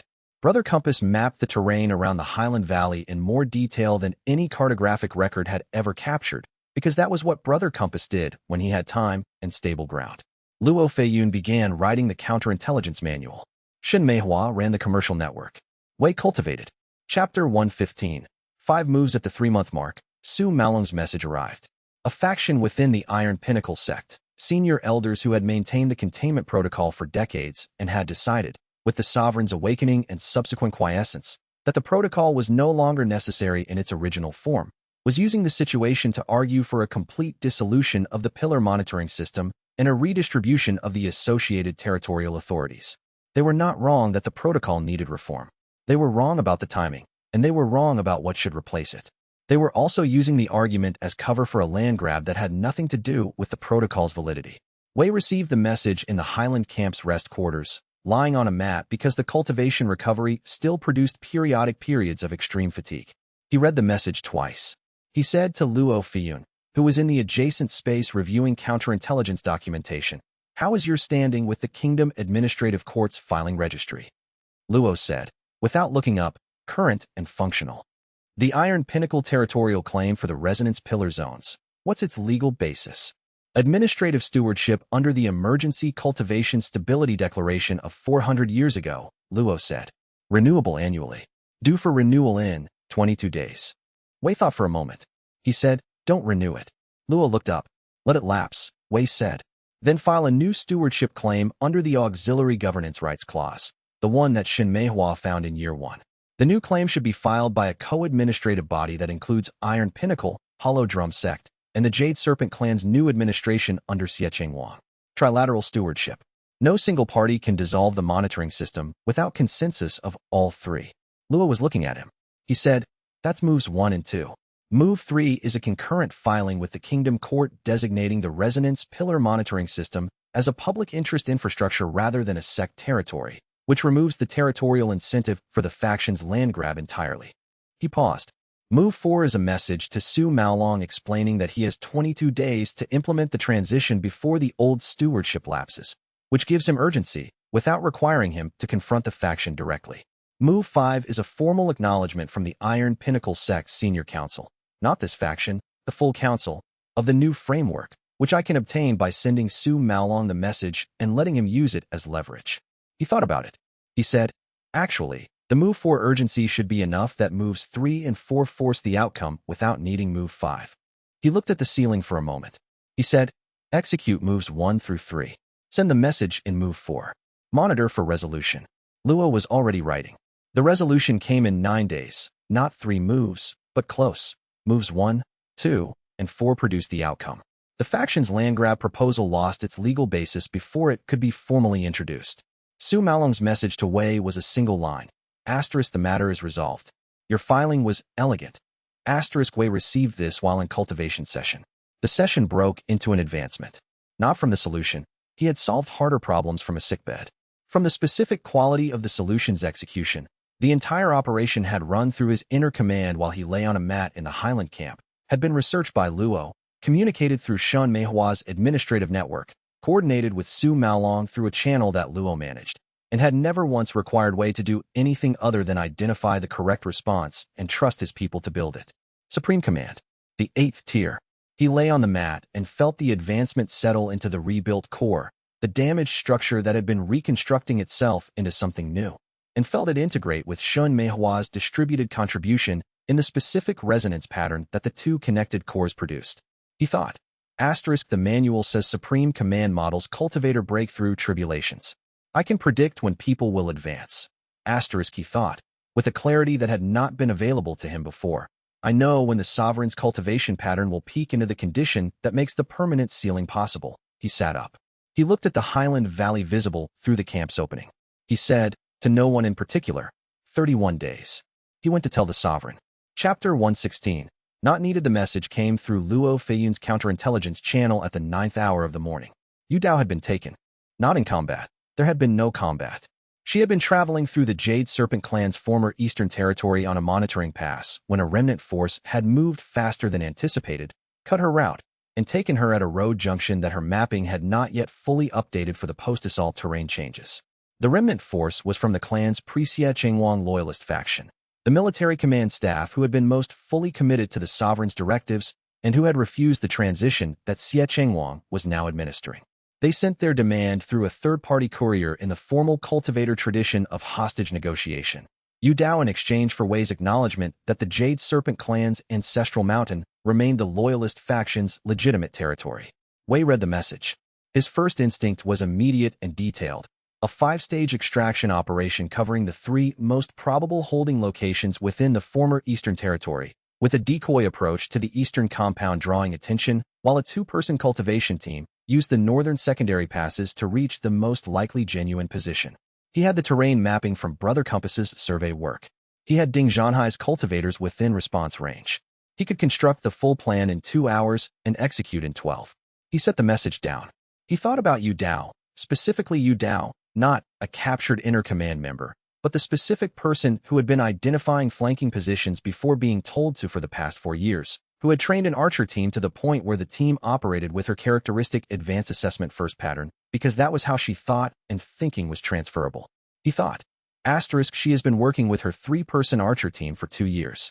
They know her tactical patterns better than I do. She would have told them, before she was taken, Exactly what information to relay to who? Asterisk, he went to Luo Feiyun and said, what team was she traveling with? Luo said, Archer Team 3. Rin Guoshu leads it. Send Rin Guoshu a message, Wei said. Tell them Yu Dao has been taken by the loyalist faction remnant, and give them the intelligence we have on the holding locations. Tell them she is their team leader and they know her tactical patterns better than anyone and to handle it as she would want it handled. Luo looked at him. He said, send it. She sent it. He went back to his cultivation session. He sat in the camp and drank tea and waited. For hours and 20 minutes later, Luo appeared in the doorway. She said, Yu Dao is out. Her team identified the holding location in 2 hours, executed an approach that used the terrain she had mapped on the previous monitoring pass, and extracted her without casualties on either side. She is well. Luo paused. She says she had already told her team the 3 most probable holding locations and the 2 most likely extraction approaches before she allowed herself to be taken. Wei looked at his tea. He said, allowed herself. Her exact phrasing. He thought about Yu Dao at the valley entrance during the sovereign negotiations, standing with the compact stillness of a person who was present and alert without performing either quality. He thought about her at Broken Peak, identifying the flanking position. He thought about a woman who had been working with a 3-person team for 2 years and had built the team into something that functioned with her logic even when she wasn't in it. He said, did she need me for any part of that? No, Luo said. He held this for a moment. He thought, this is what winning looks like. He thought, it doesn't need me. He thought about the sovereign saying, asterisk, you are not a strategist anymore. You are a general. You plan enough to let other people plan the rest. Asterisk, he thought. Asterisk, yes. That's right. That's what it is. Asterisk, he finished his tea. He went back to the cultivation session, and the advancement came from the specific breakthrough of a practitioner who has genuinely stopped being afraid of being unnecessary. Chapter 117. Permission Heaven Strategist arrived at the 9th month. Not dramatically. There was no dramatic manifestation, no thunderous tribulation, no visible change in the Highland camp's appearance. His cultivation core, rebuilt from its damaged state along the new architecture, simply reached a resonance threshold at which the 9th tier's capabilities became available. He sat cross-legged in the camp and felt the new perception open. The 9th tier capability was, as the manual described it, the ability to model the intent patterns of divine and demonic entities at the cosmic scale, reading their purpose at the level where individual lives resolved into aggregate currents. He turned the capability on the sovereign. He had been reading the sovereign's emotional strategic intent since Army Mind, had been watching the exhausted, ancient, genuinely interested presence since the valley entrance. He had believed he understood what he was reading. At Heaven's strategist rank, the reading had a completely different resolution. The sovereign's intent was not resignation. It was not defeat or acceptance or the specific gravity of a man who had run out of options. Those things were there, but underneath them, beneath 3,000 years of accumulated weight, was something else. Relief. Not the relief of a problem solved. The relief of a burden offered down. The relief of a person who has been holding something for so long that the holding has become the whole of their existence, who has been given, for the first time, a genuine reason to let go. The sovereign had been waiting for permission. Not permission from Wei specifically, permission from the existence of a person who had understood the question well enough to answer it, who had answered it not with a better strategy, but with a different relationship to strategy, who had demonstrated, through the accumulated evidence of 4 years of work, that the reason behind the plan could survive the planner. The sovereign had been waiting to be convinced that letting go was safe. Wei stood up. He crossed the highland meadow to the stone table. He sat down. He said, you've been waiting for someone to give you permission to stop. The sovereign looked at him. 3,000 years, Wei said.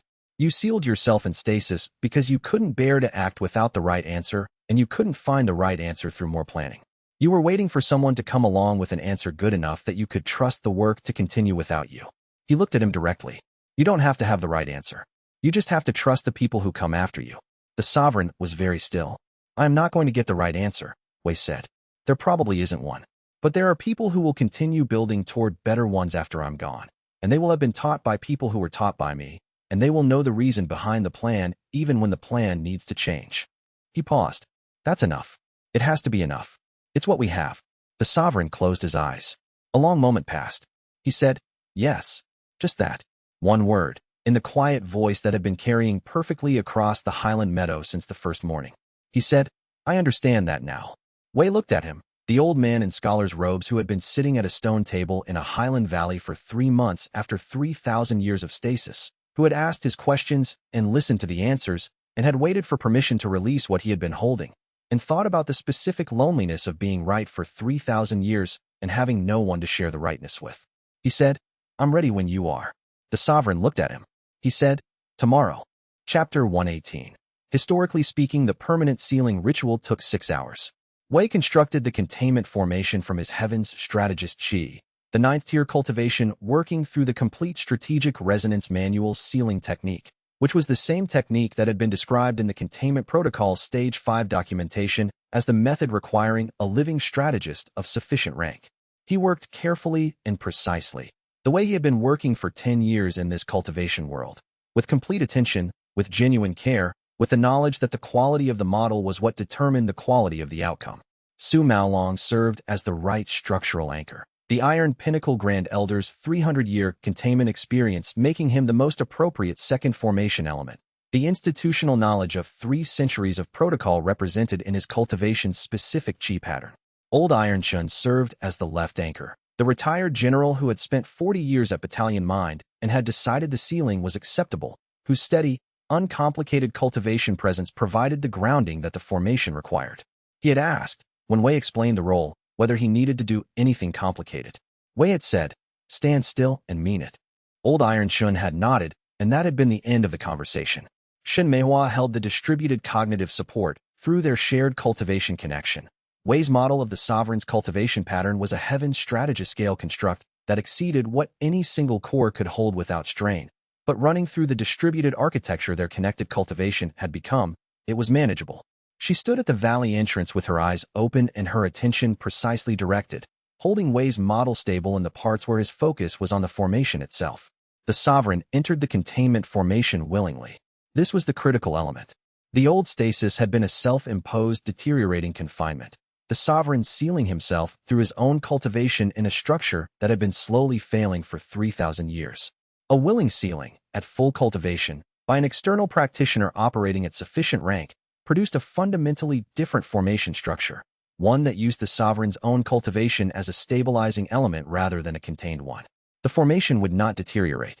By Wei's calculation, using the 9th-tier modeling capability to project the formation's stability over time, it would hold for longer than his ability to project. The Hollow Heavens Sovereign walked into the center of the formation at his full Heavens strategist cultivation and stood still. He looked at Wei. He said, "Historically speaking, this was inevitable. I just needed someone to explain it properly." Wei stopped what he was doing for a moment. He looked at the Sovereign. He said, "You've been doing that intentionally." "Since Chapter 14, the Sovereign said, I have been observing you for 4 years, and I know your verbal patterns." His expression, for the first time since the valley entrance, had something in it that was not exhaustion. Something lighter. "I thought it was appropriate for the occasion." Wei looked at him for a moment. He said, "Yes, it is." He finished the formation. The containment locked with the specific sensation that Wei had expected from the modeling work, but had not fully anticipated experiencing. Not a closing, not a shutting away, but a settling. The vast strategic Qi field that had been the Hollow Heaven Sovereign's presence in the ambient cultivation environment, the field that Wei had read as an ocean at night since the first minute in the valley, settled into quiescence. Not gone, simply still. The Highland Valley was very quiet. Wei sat down on the stone. Su Maolong, Old Iron Shun, and Shun Meihua stood at the formation's edges and were quiet too. After a while, Old Iron Shun said, "Is that it?" Wei said, "That's it." Old Iron Shun nodded. He walked back toward the camp. Su Maolong stood for a moment longer. Then he said, "I would like to formally document the technique for the Iron Pinnacle records." Wei said, "I'll write it up." Shun Meihua came and stood beside him. She did not say anything. She looked at the formation, at the stone table that had been the center of the sovereign's 3,000-year presence, now empty and still and simply ancient. After a long time, Wei said, "Done." She said, "Yes." They stood there a while longer, and then they went back. Chapter 119.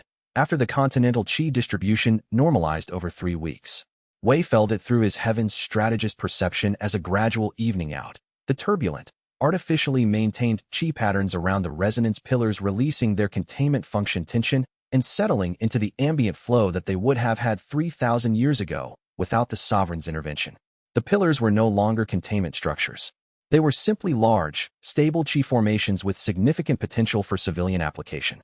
He wrote the proposal for the pillar conversion 4 days after the sealing, working from the economic development framework that Shinmeihua had been building in parallel with every other operation for the past 2 years. The proposal converted the Pillar Chi output to regional agricultural and crafting networks, the kind of distributed civilian infrastructure benefit that no one in cultivation society had thought to extract from the formations because cultivators used Qi for cultivation and everyone else was not considered relevant to the question. Su Maolong received the proposal and approved it in 48 hours. The conversion was not instantaneous. It would require 2 years of engineering work and significant investment from multiple parties, but the investment logic was sound and the parties had been assembled.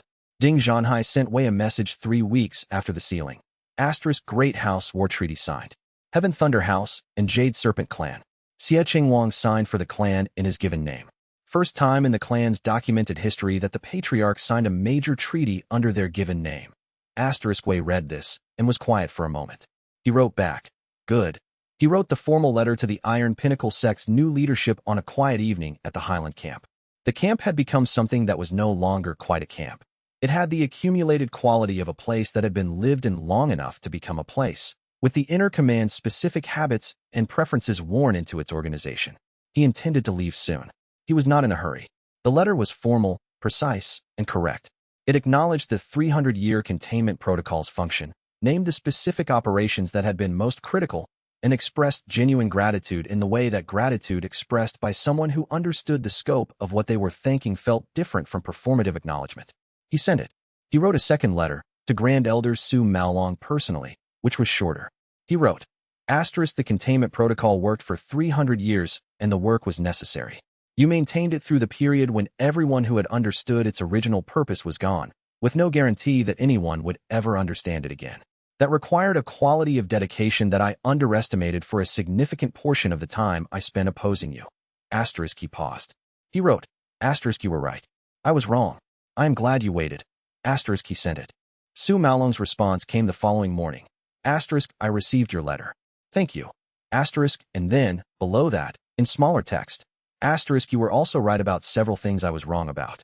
This is perhaps the most I have had to recalibrate in 300 years. I find it considerably less uncomfortable than expected." Wei smiled. He filed the correspondence carefully. He closed the archive. Chapter 120. 12 years he stood at the top of Iron Gate's rebuilt northern tower and watched the city. It was a different city than the one he had arrived in 8 years ago, not dramatically different, not transformed beyond recognition, but changed in the ways that cities changed when the underlying commercial and administrative framework shifted. The Papermakers Guild had new buildings in the eastern quarter. The main trade road from the south had been widened. There were 3 administrative court offices where there had been 1. Shinmeihua stood beside him. She was looking at the city the way she looked at all commercial landscapes, with the automatic mapping assessment of a person who had spent her adult life reading economic terrain. He recognized the expression because he had the same expression when he looked at military terrain, and they had both, at this point, recognized each other's looking faces for long enough that recognition was not commentary. She said, "You're at Heaven's strategist complete." Yes. The recovery cultivation had finished 3 days ago, not the advancement itself, which had come at 9 months, but the full integration of the tier's capabilities into the rebuilt core architecture.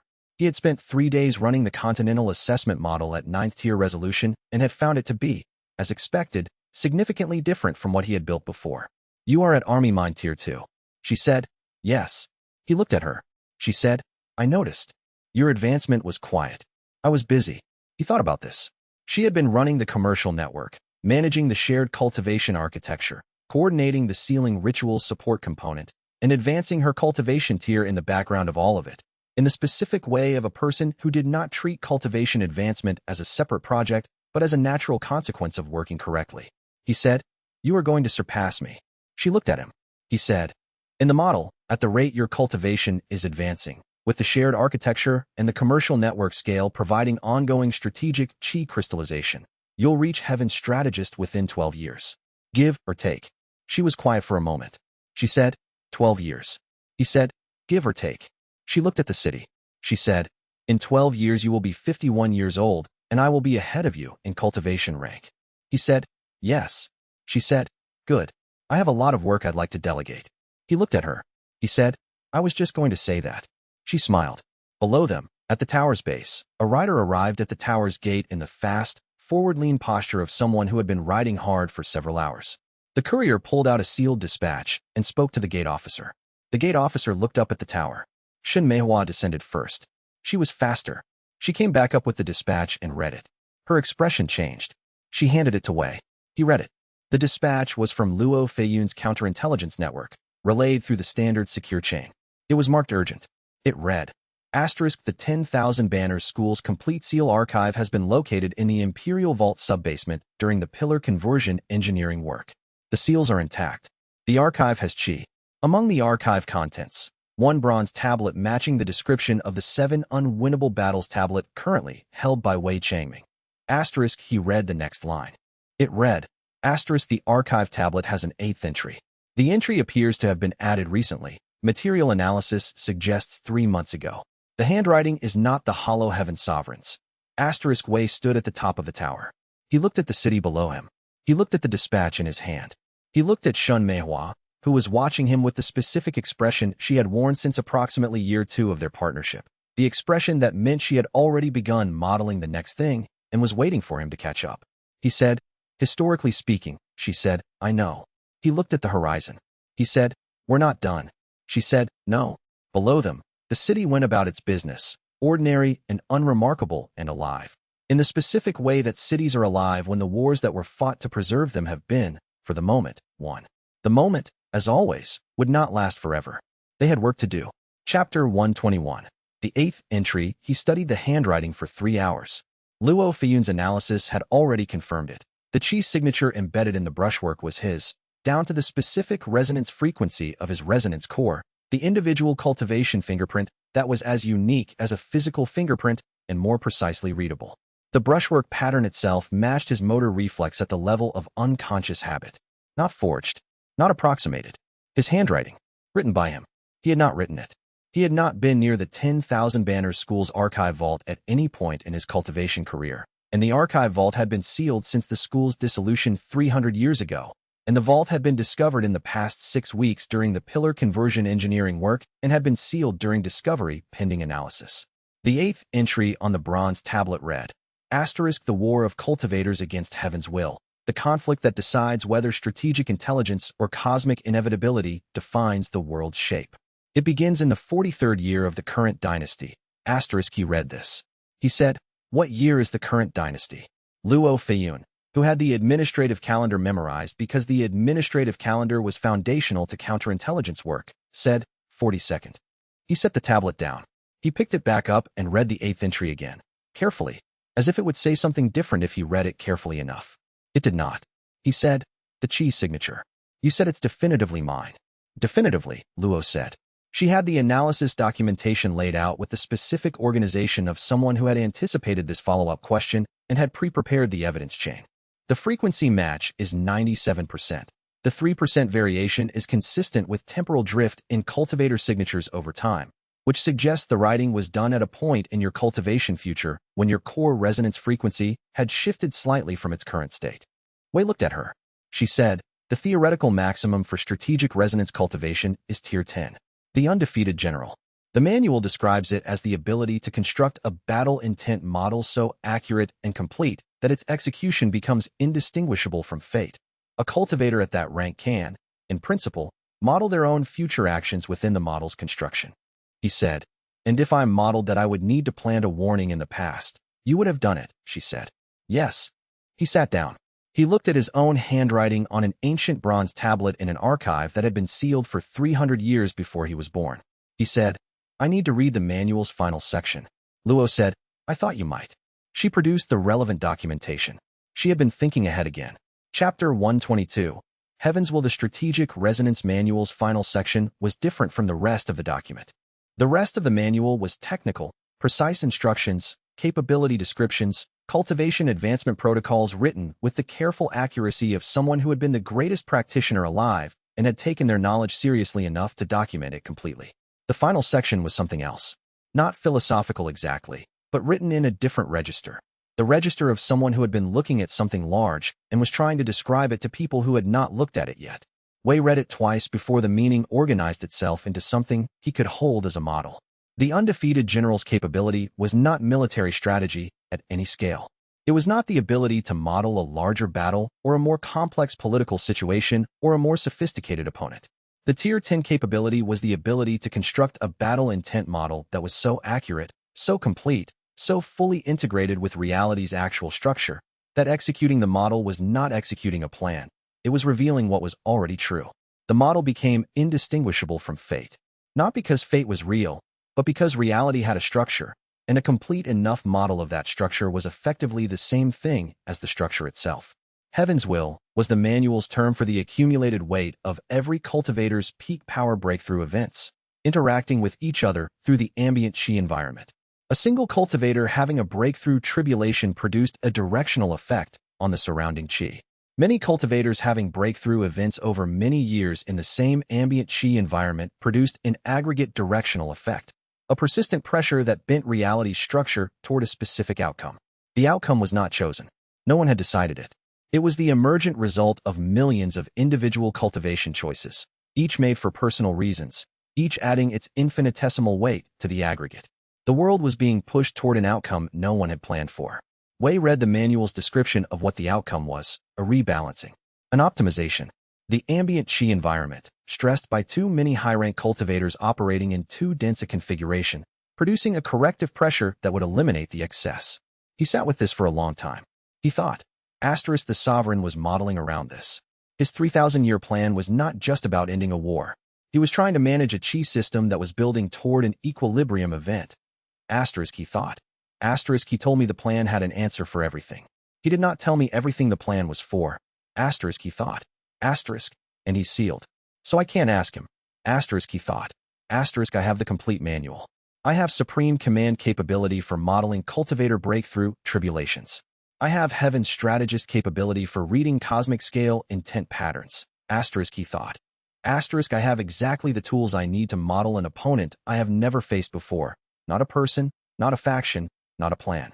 The weight of history itself. He wrote in the journal. Heaven's will is not malicious. This is important. A malicious opponent can be negotiated with, can be positioned against, can be given a reason to not want what it wants. A force that is not malicious cannot be opposed the way I know how to oppose things. It doesn't want anything. It just balances. He thought about it. He wrote. Which means the response is not opposition. The response is redirection. Give it something better to balance toward. He looked at the journal entry. He looked at his own handwriting on the bronze tablet, written by a future version of himself who had become the theoretical ceiling of strategic resonance cultivation and had traveled or projected backward through that cultivation to leave a warning. He thought. He did it. A future me figured it out. Which means there is a path. He closed the journal.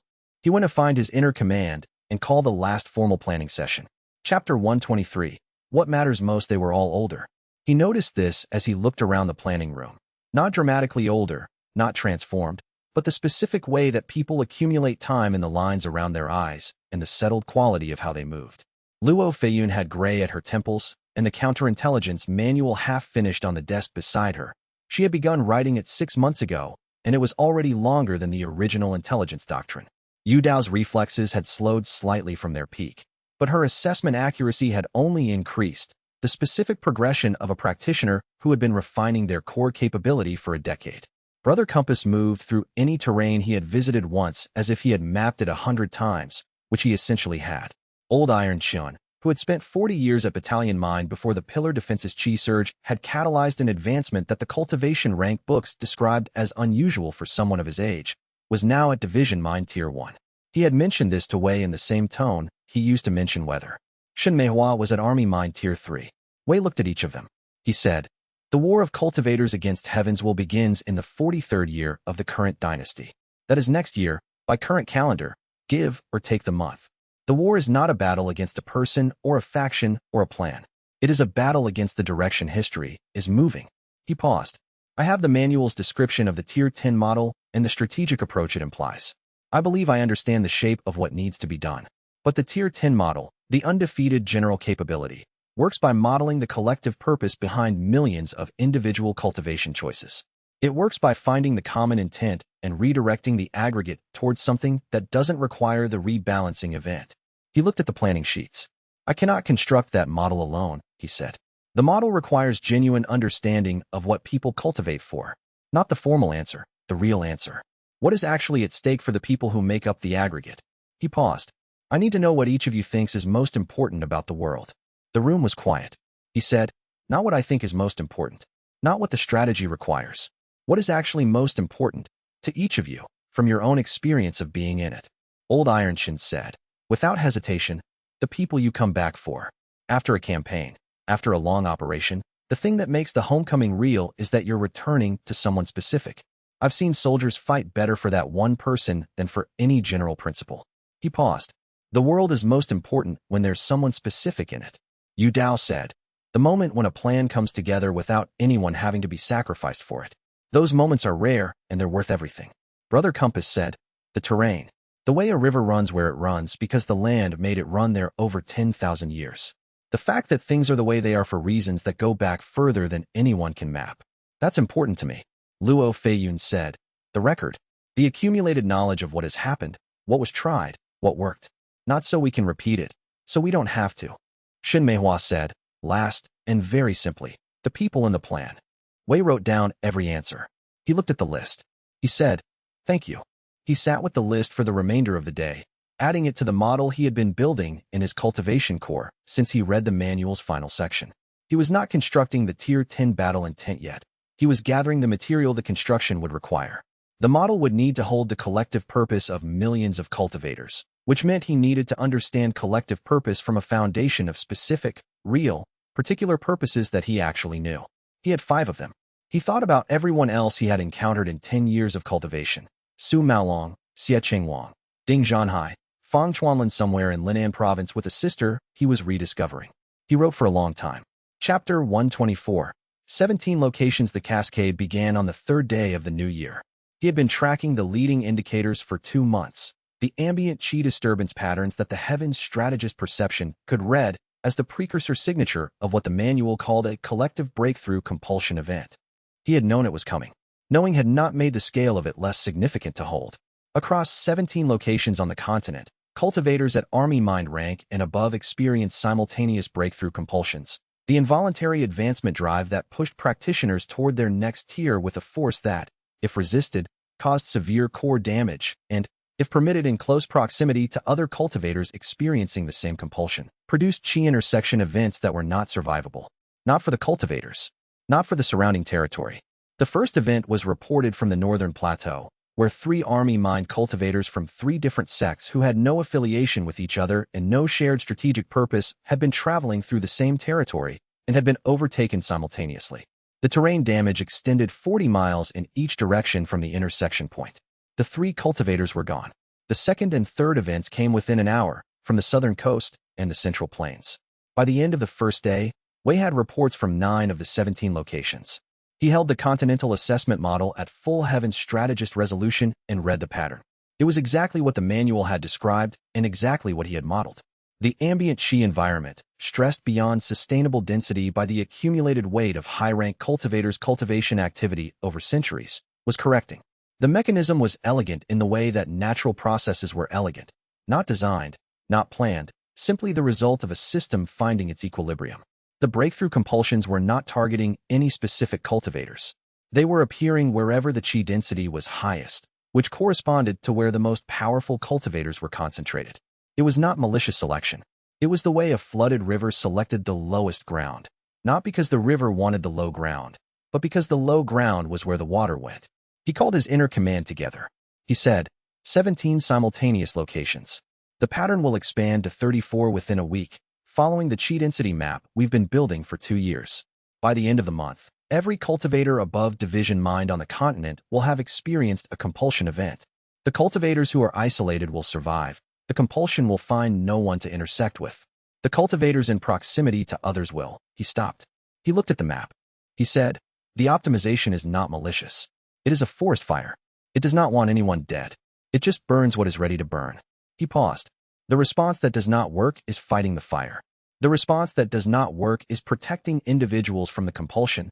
We do not have the capability to shield every army mind cultivator above division rank on the continent, even if we were trying.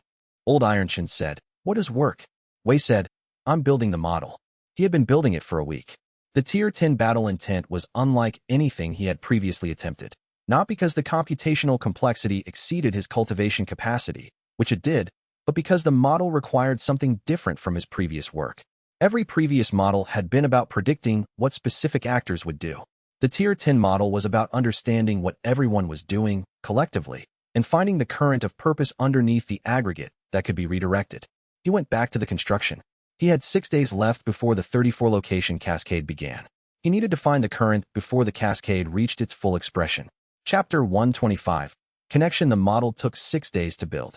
He worked in continuous sessions with breaks only for functional necessity. Meals he ate without tasting. Sleep he took in 2-hour intervals and always returned from immediately. Xianxia held the distributed architecture stable through all 6 days, which required her to maintain cultivation concentration at a level she had not previously sustained for this duration. She did it without commentary. On the 3rd day of the construction, the model began to form. He had expected the Tier 10 model to feel like a larger version of what he knew. A bigger continental assessment, a wider field, more variables at higher resolution. It did not feel like that. It felt like something categorically different, the way that Army Mind had felt categorically different from Division Mind and Heaven Strategist had felt categorically different from Supreme Command. Each tier was not a larger version of the previous tier. Each tier was a different kind of seeing. The Tier 10 model saw the accumulated intent of millions of cultivators. Not their plans, not their strategies, not their political positions or their sect affiliations or their personal ambitions. Their intent, the deep, original reason that had caused each of them to begin cultivating in the first place and had continued to drive them through every tier they had ever advanced. He read it. He held the accumulated intent of millions of practitioners across the continent, filtered through the Tier 10 model's integrating function, and he read the shape of what was at the bottom of all of it. He thought about old Iron Chun, * the people you come back for. The thing that makes the homecoming real is that you're returning to someone specific. * he thought about Yu Dao, the moment when a plan comes together without anyone having to be sacrificed for it. He thought about Luo Feiyun, the accumulated knowledge of what has happened, not so we can repeat it, so we don't have to. He thought about Xianxia, the people in the plan. He read the aggregate. Connection, not as a philosophical concept, as the actual thing, the specific, irreplaceable experience of being capable enough to protect the specific people you love. Every cultivator who had ever entered cultivation, at the deepest level of their original intent, had cultivated in order to become capable of protecting someone, not to become powerful for its own sake, not to advance through ranks, not to fulfill sect obligations or demonstrate achievement or claim territory, to be enough, to be strong enough that the people who mattered to them would be safe. He held this for a long time inside the Tier 10 model. Then he understood what Heaven's Will was actually balancing. The accumulated cultivation activity of millions of practitioners had produced, as its aggregate chi effect, a concentration of power that isolated its highest practitioners from the original intent that had generated the power.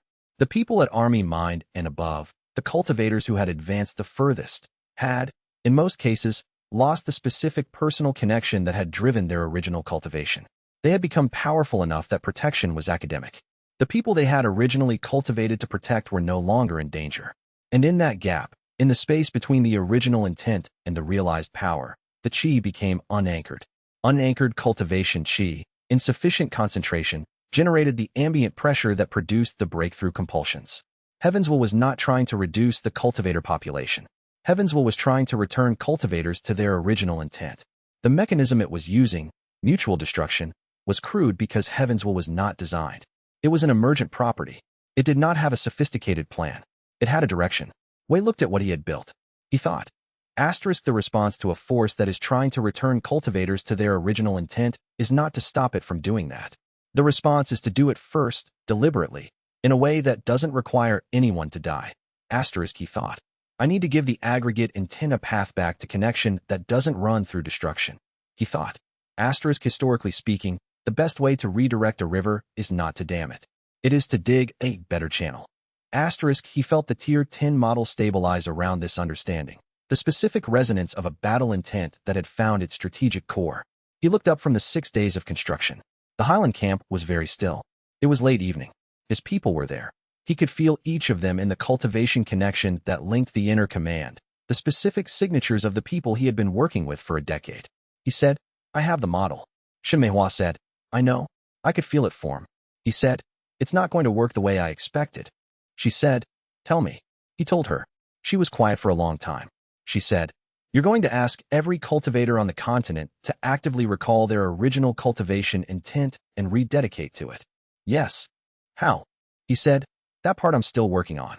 She looked at him with the expression he had learned to read over the years as her version of deeply amused patience. She said, historically speaking, he said, don't. She said, the people in the plan, Wei, the ones you've built, the ones who have been building alongside you for 10 years. She paused. You're not doing this part alone either. He looked at her. He said, no, I'm not. He opened the journal to a new page. He began. Chapter 126. The better channel. The distributed cultivation framework had not been designed. He recognized this as he looked back at 10 years of operational decisions and saw the shape of what he had been building without knowing he was building it. The Hollow Drum Sect's network model, the distributed sect structure that shared resources, information, and administrative authority across a web of relationships rather than concentrating them in a single hierarchy. Ding Zhanhai's administrative reform, the framework that gave cultivation sects and the imperial military non-overlapping but coordinated authorities. The resonance pillar economic repurposing, the conversion of containment formations into distributed civilian infrastructure. He had been building toward this for 10 years without a plan for this. He looked at the Tier 10 model, the 6-day construction that had found the shape of Heaven's will's intent and the nature of the aggregate cultivation purpose beneath it, and understood that the solution had been accumulating in his work the whole time, not through his planning, but through his values. He had valued distributed capability over concentrated power, had valued the people in the plan over the plan itself, had valued making himself unnecessary over making himself indispensable. Those values, applied consistently over 10 years, had produced something that happened to be exactly what was needed. He thought. The sovereign would find this either very funny or very instructive. Possibly both. He wrote the framework proposal in 2 days, not the implementation plan, which would require 3 months minimum, but the theoretical structure. How the existing distributed systems could be linked and formalized into a continental scale network of shared cultivation sovereignty. How that network would present to Heaven's will's ambient chi sensing as an alternative equilibrium. One in which power was not concentrated in isolated high-rank practitioners, but distributed through a web of mutual obligation and shared structure. A forest fire, given a channel. He showed the proposal to Shen Meihua. She read it once, made 3 annotations in the commercial network section where her expertise was more current than his, and said, the economic infrastructure layer is already built. We have been running it for 2 years. He said, I know. She looked at him. He said, I noticed about 6 months ago that we had accidentally built the prototype. I've been waiting to see if there was a reason to scale it. She said, 30 days is not enough time to scale to the full continent. 28, he said, if we start the regional deployments in parallel today. She looked at the proposal. She said, I'll need the commercial network running at full capacity. He said, you have it. She said, tell the others. He did. Chapter 127. 28 days he had run complex operations before. He had managed 73 simultaneous variables in the continental assessment. He had coordinated 5 teams in different locations on a 24-hour timeline. He had run 8 months of counterintelligence operations through a distributed network while simultaneously managing diplomatic summits and cultivation confrontations. The 28 days of the distributed cultivation framework implementation were not more complex than any of those operations. They were different. For the first time in a decade of cultivation, Wei Changming spent 28 consecutive days almost entirely managing rather than doing. He gave assignments in the first morning and then stepped back, and his people built it. Luo Feiyun took the administrative documentation for 20 cities, the legal filings, the cultivation sovereignty agreements, the inter-sect coordination records, and moved through the Kingdom Court's filing system with the efficiency of someone who had spent 4 years developing counterintelligence infrastructure specifically to understand how administrative systems worked. She sent Wei daily updates that he read in 10 minutes each morning and filed without annotation because the work was correct and annotation would have been interference. Yu Dao took 3 regional security and communication networks, the practical ground-level infrastructure that the administrative layer needed to function, and deployed her team with the advanced assessment first methodology that had been her signature since Broken Peak. Her team had 3 new members who had been training under her for 2 years. The new members performed at the standards of the original team. He noticed this and wrote it down. Brother Compass mapped 40 terrain connections in 28 days, the physical route infrastructure that the distributed network used to maintain its integrity across large distances. He moved through the terrain he had visited and the terrain he had not visited with the same pace, because he had long since stopped distinguishing between terrain he knew well and terrain he knew incompletely. He knew all terrain as terrain. Old Iron Chin negotiated with traditional sections. This was, Wei had anticipated, the most difficult element of the implementation. The traditional cultivation sects, the ones that had been operating from a centralized authority model for centuries, that had survived the sovereign's long-term disruption by concentrating their resources rather than distributing them, had structural reasons to resist the framework. Old Iron Chun had spent 40 years at Battalion Mind in one of those sections. He knew every objection before it was raised and had, in his 4 decades of cultivation stagnation, apparently been storing up a great deal of precise, patient argumentation. Wei received reports that Old Iron Chun had, in several negotiations, simply waited for the sect elder to finish their objection and then described, in detail, the 40-year period during which Old Iron Chun had personally operated under the exact approach the elder was defending. He had then described what the 40-year period had produced. He had a remarkably high conversion rate. Shun Meihua ran the economic infrastructure layer, which was the load-bearing structural element that everything else rested on. Wei's operational role for 28 days was primarily receive her questions, answer them quickly, and not interfere with her decisions about the commercial network. He handled the cosmic registration himself. The Heaven's strategist here Chi manipulation required to present the distributed cultivation framework to Heaven's will as a viable alternative equilibrium state was not combat and was not planning in the traditional sense. It was something closer to translation, taking the framework structure, which existed in administrative documents and commercial contracts and terrain maps, and rendering it in the Chi language that Heaven's will could process as an ambient signal. He worked on this in the early mornings and late evenings, when the operational coordination was not requiring his attention. He worked carefully. He worked for the full 28 days.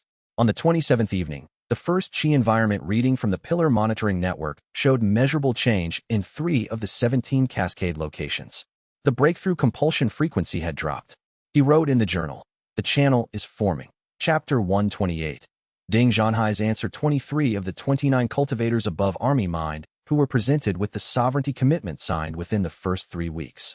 The remaining 6 required individual engagement, the specific kind of conversation where argument was secondary and the actual question was about what the person was most afraid of losing. Wei had anticipated this. He had built time into the 28-day plan for these conversations. 5 of the 6 were straightforward, not easy, but straightforward. He or one of his inner command could provide the information, the context, the specific argument that addressed the specific concern, and the cultivator could make the decision. 3 signed within 5 days of engagement. 2 required longer conversations that Su Maolong handled because his 3 centuries of experience with cultivation society made him the most credible voice for cultivators who were concerned about the framework's long-term institutional stability. The 6th was Ding Zhanhai.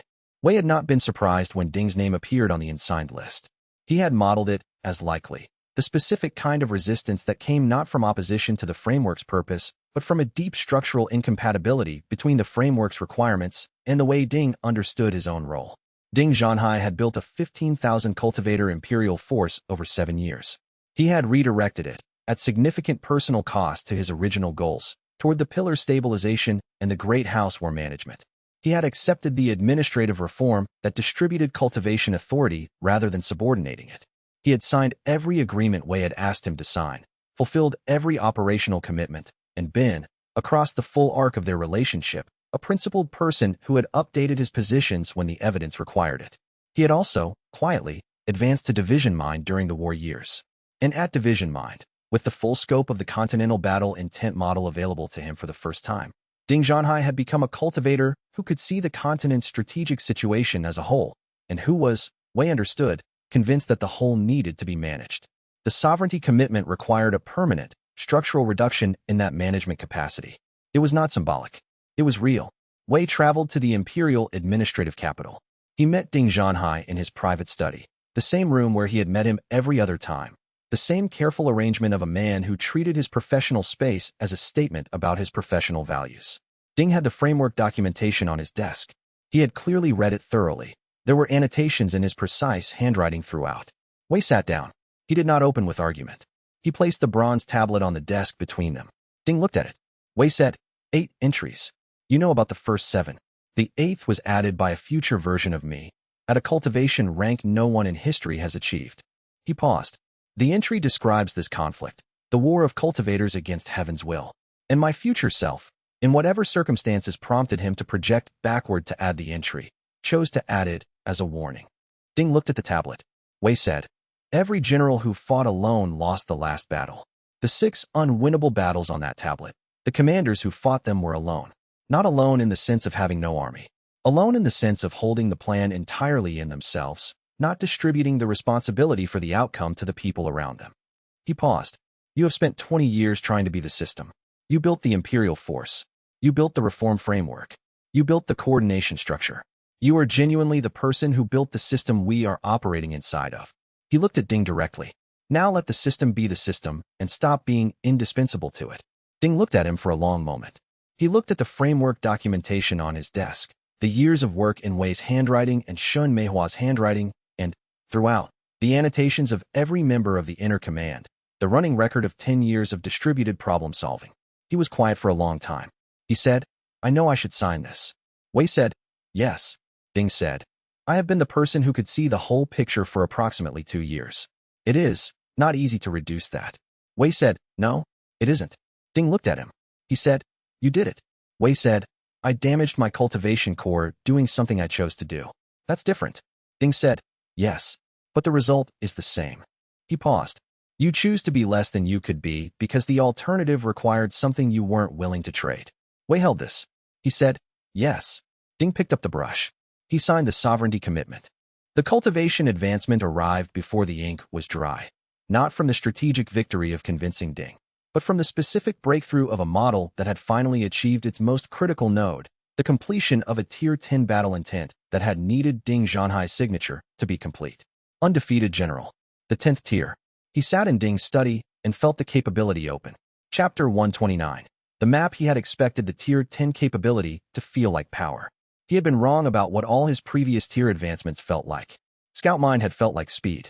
Vanguard Mind had felt like expansion.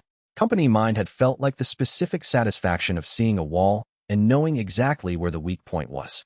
Each tier had felt, from the inside, like a new kind of sense. The undefeated general capability did not feel like power. It felt like a map. Every variable he had ever tracked, every relationship he had ever modeled, every person he had ever understood, all of it simultaneously visible, simultaneously settled. The continental assessment model that he had been running at fluctuating resolution since Army Mind now ran at perfect resolution without effort, without strain, as if it had always been this clear, and the previous years had simply been the process of developing the eyes required to see it. He looked at the 6 cultivators who had not yet signed the sovereignty commitment. He modeled their trajectories. 5 of them would join within 20 days.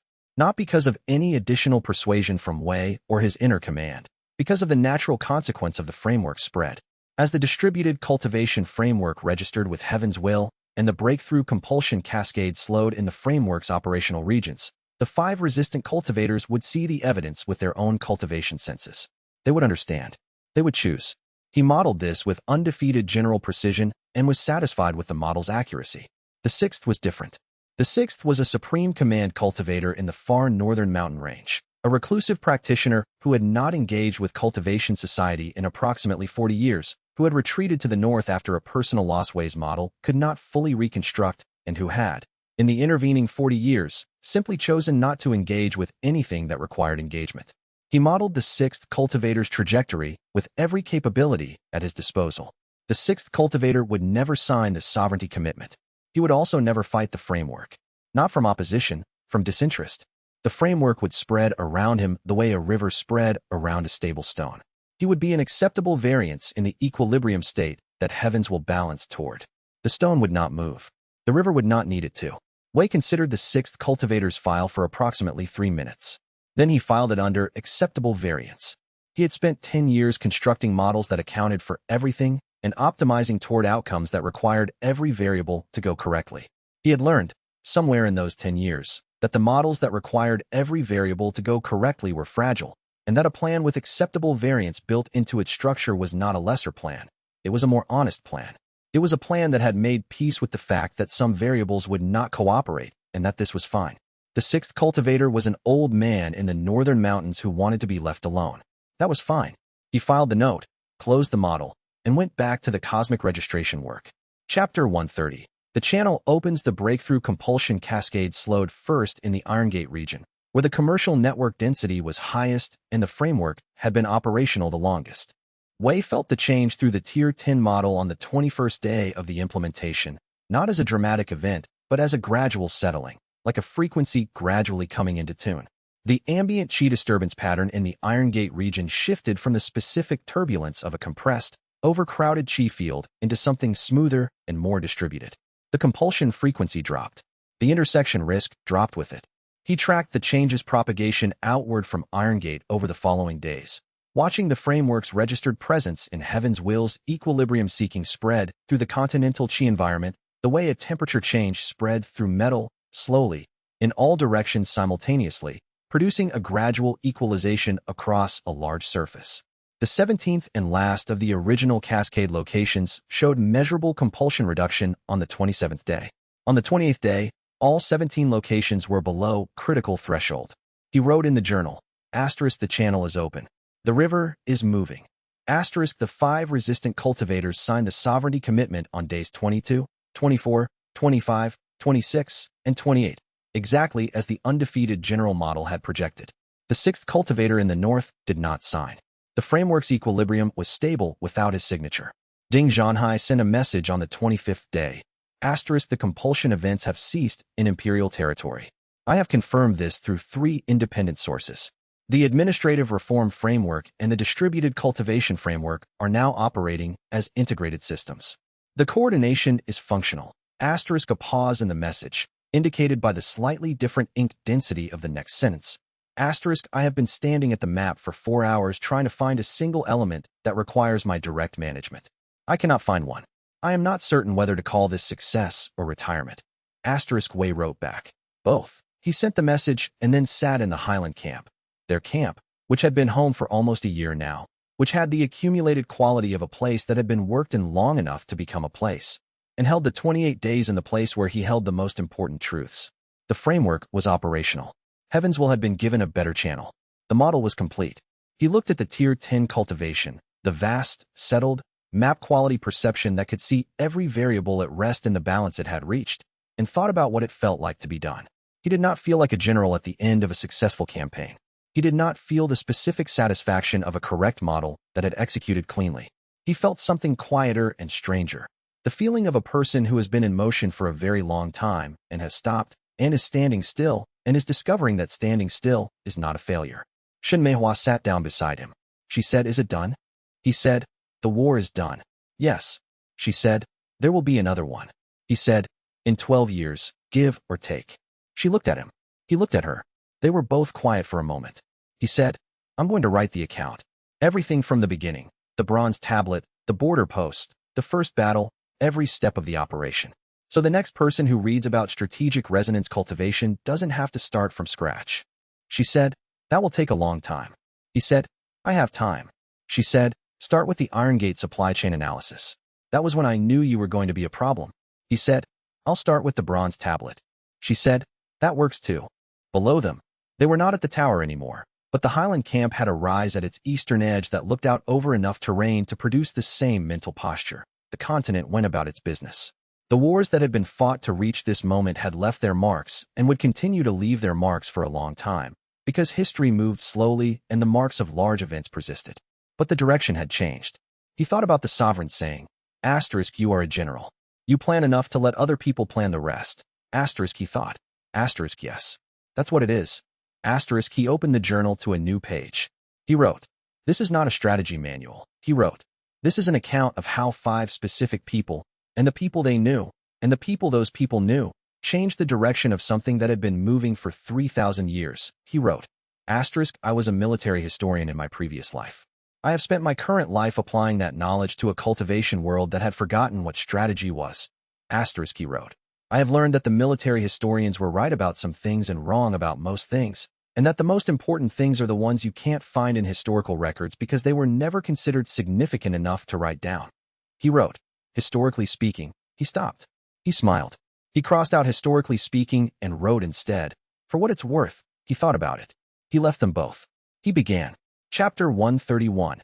Anticlimactic. The world did not announce that it had been saved. He had known it wouldn't. He had known, from the Tier 10 model's precise clarity, exactly when the cascade would redirect and exactly what the stabilization would look like from the outside. Not a dramatic event, not a visible change, simply the ambient chi disturbance pattern settling into a new frequency and staying there. He had modeled every element of the outcome. He had not been able to model what it would feel like to stand in Iron Gate and watch it happen and not be needed for anything. The 17th Crisis Territory, the last of the breakthrough compulsion cascade locations, stabilized on the 40th day of the framework's operation. He felt it through the undefeated general perception as a small, final settling, the last frequency coming into tune.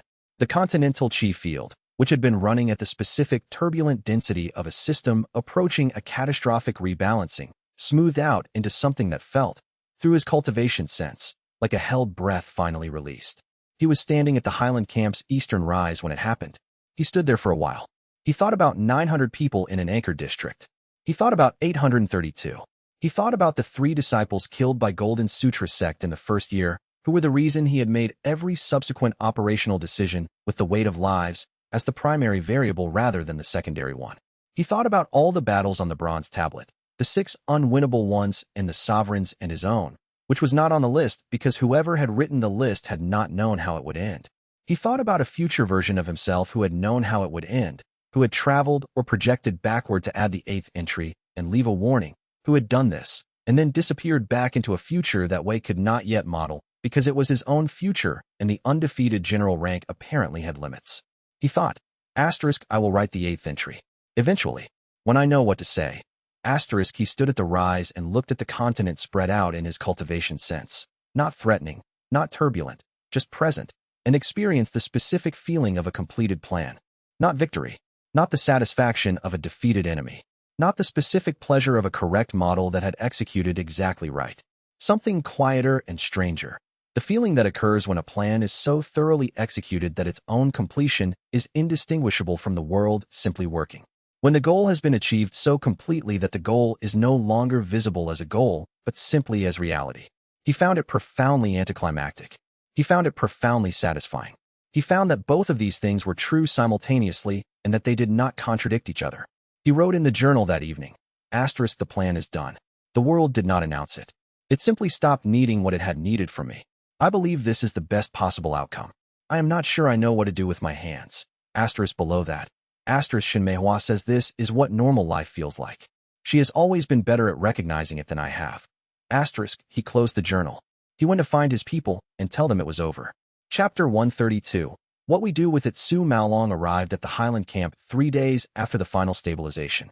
He arrived without announcement. Simply walked up the eastern rise in the mid-afternoon, in the traveling clothes that the Grand Elder had been wearing for 60 years of cultivation society work, and sat down on the stone that Wei had been using as a thinking perch for the past several months. Wei sat beside him. They looked at the terrain for a while. Su Maolong said, I am going to retire the Iron Pinnacle sect's Grand Elder position. Wei said, I know. He had modeled it. The Tier 10 perception made most of these things visible before they were stated. He had decided weeks ago not to mention it, until Su Maolong was ready. Su Maolong said, the Grand Elder's authority will be divided among the distributed framework's administrative nodes. The Iron Pinnacle Containment Protocol, the formal 300-year institutional structure, will be dissolved into the new framework as one of its historical reference archives. He paused. It is appropriate. The Containment Protocol was built for a specific threat that no longer exists in its original form. The institutional structure should not outlive its purpose. Wei said, who is the reform candidate for the new senior leadership? Sure Baluan. She has been managing the Eastern Administrative Node for 18 months and has the clearest understanding of the distributed framework's requirements of anyone in the Iron Pinnacle. Su Maolong said this in the tone of a person who had spent a very long time identifying the right successor and was stating a settled conclusion rather than raising a question. Wei said, good choice. They were quiet for a moment. Su Maolong said, the containment tradition, the knowledge that was built over 300 years, the protocol documentation, the formation records, the historical analysis of the sovereign's methods, the catalog of artifact propagation techniques. He paused. What do we do with it? Wei thought about this. He said, teach it. Su Maolong looked at him. Wei said, not as a protocol, not as a living operational system with active management requirements. As a history, the containment tradition exists as evidence of how a cultivation society can maintain institutional knowledge across 3 centuries without the original practitioners. The Iron Pinnacle proved that knowledge can outlive individuals if it's structured correctly. He paused. That evidence is valuable. It should be taught. Su Maolong said. To whom? Wei said. Everyone who would benefit from knowing how it was done. He looked at the terrain. There is no formal curriculum for strategic resonance cultivation. There is a manual, which I hold. There is no academy, no teaching tradition, no record of how the practice is transmitted from one practitioner to the next. If this cultivation system is going to survive as more than one person's recovery of a lost art, someone has to build the curriculum. Su Maolong looked at him. Wei said, I am aware that I am volunteering for this.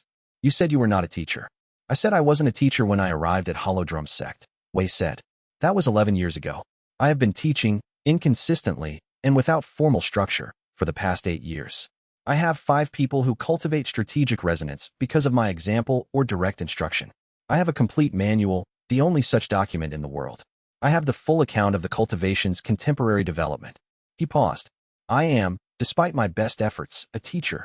Su Maolong was quiet. He said, I will provide the Iron Pinnacle's archives as a foundational resource. Wei said, Thank you. Su Maolong stood. He said, It has been instructive, knowing you. Wei said, It has been the same for me. Su Maolong walked back down the rise. Wei sat at the stone and began drafting the first formal curriculum for strategic resonance cultivation in the history of the world, which was, now that he thought about it, exactly the kind of project that should have been started 3,000 years ago and had simply been waiting for the right moment. He had the right moment. He began. Chapter 133. Not in the plan, he did not use argument. He did not use strategy. He did not construct a model. He simply said, one morning in the Highland camp's quietest hour, while Shen Meihua was reviewing commercial network documentation and the inner command was distributed across the camp in their various morning occupations, I would like to register our cultivation bond with the distributed framework. She looked up from the documentation. She said, the cultivation bond registration is a formal sovereignty commitment under the framework's pair cultivation provisions. He said, yes. She said, it would register our shared core resonance as a permanent paired entry in the distributed network. He said, yes. She was quiet for a moment. She said, was this in the plan? He said, no. She looked at him. He said, which means it's the best part. She held his gaze for a moment. Then she set down the documentation. She said, all right. They called the inner command together, not formally, but they were all there within a few minutes, which was how the inner command had always worked. Old Iron Shen was already present. Luo Feiyun arrived from the counterintelligence archive with the specific, brisk efficiency of someone who had been informed by an advanced signal and had prepared the documentation. Yu Dao came from the perimeter with the compact stillness she brought to all occasions. Brother Compass materialized from wherever Brother Compass habitually was, which was always somewhere with a clear view of the terrain. The cultivation bond acknowledgement was not a ceremony. The distributed framework's provisions described it as a formal registration process, the paired entry in the network's sovereign cultivation record. It required the presence of witnesses and a cultivation chi exchange that formalized the existing core-sharing connection as a permanent framework entry. It took approximately 20 minutes. Afterward, old Iron Shen was crying. He was not attempting to conceal this, and when Yu Dao looked at him, he said, it's allowed. Luo Feiyun recorded the date and time with her characteristic precision, noted the witnesses, added the registration number that the framework's documentation system had assigned, and filed it in the proper archive. Then, in smaller handwriting at the bottom of the record, she added a single personal annotation that was not procedurally required. Wei did not read the annotation until later. When he did, it said, note. This was obviously going to happen. Brother Compass made a hand signal that Wei had been observing for 11 years and had never managed to fully decode. He had asked about it once, early in their partnership, and Brother Compass had said it was a terrain navigation gesture from an old tradition. He had said it when old Iron Shen first advanced. He had said it when Fang Chuanlin walked away from the mountain. He had said it now. Wei looked at Shen Meihua. She was looking at him with the expression he had first learned to read approximately 6 years ago and had been reading every day since. And he thought about all the plans he had constructed and all the variables he had tracked and all the models he had built. And he thought that the most important things in the records were never the things that looked important. He said nothing. She said nothing. The inner command went back to what they had been doing, which was what the inner command always did. Chapter 134. 300 pages. The account took 8 months to write. He had drafted the first 2 sections in his head during the cultivation recovery, and the curriculum work had clarified how to structure the historical record, and the writing itself went faster than he expected, Not because there was less to say, but because he had spent 11 years living it, and the details did not require reconstruction. He wrote everything.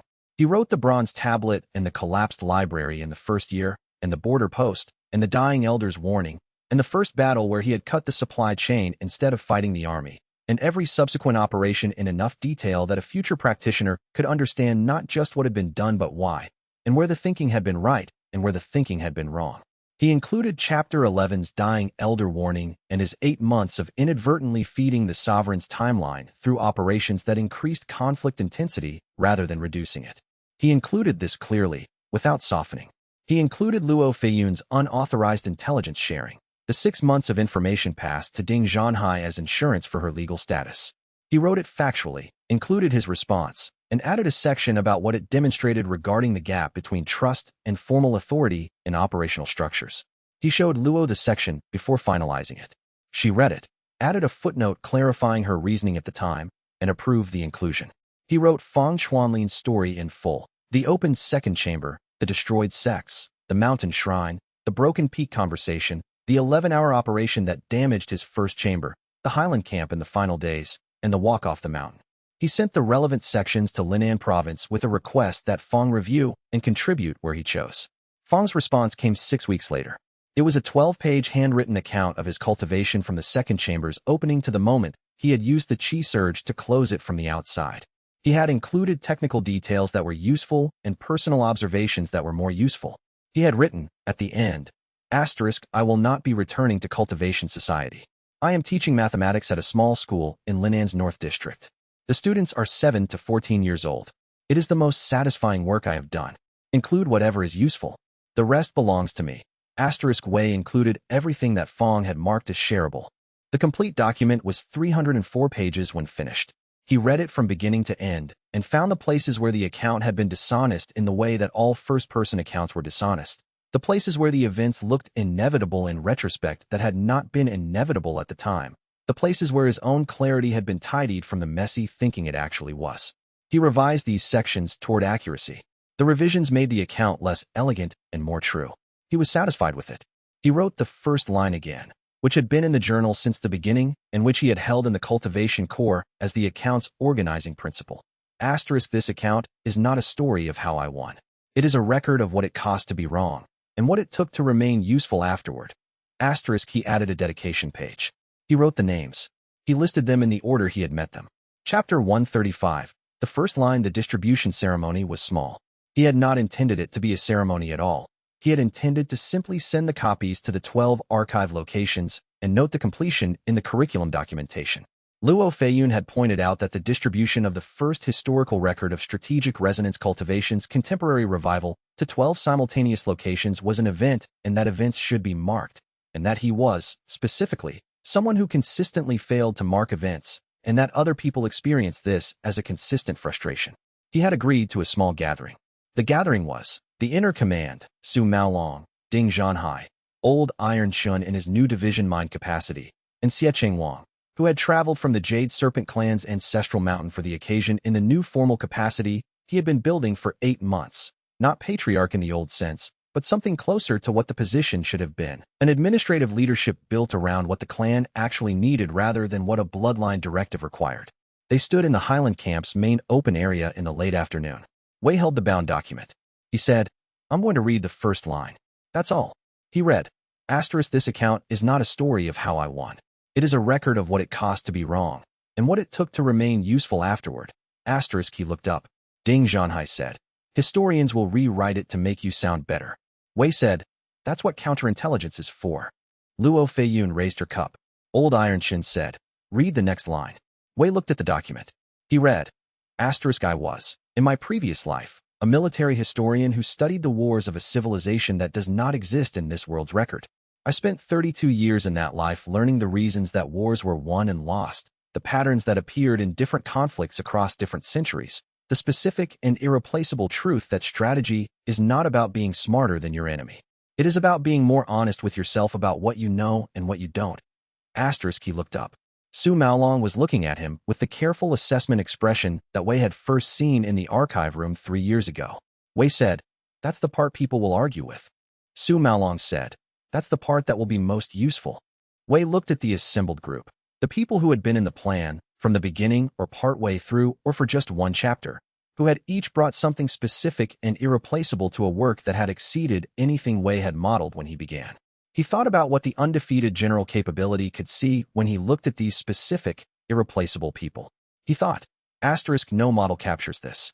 That's the point, He said, the copies go out tomorrow. The curriculum launches at the 1st of next month.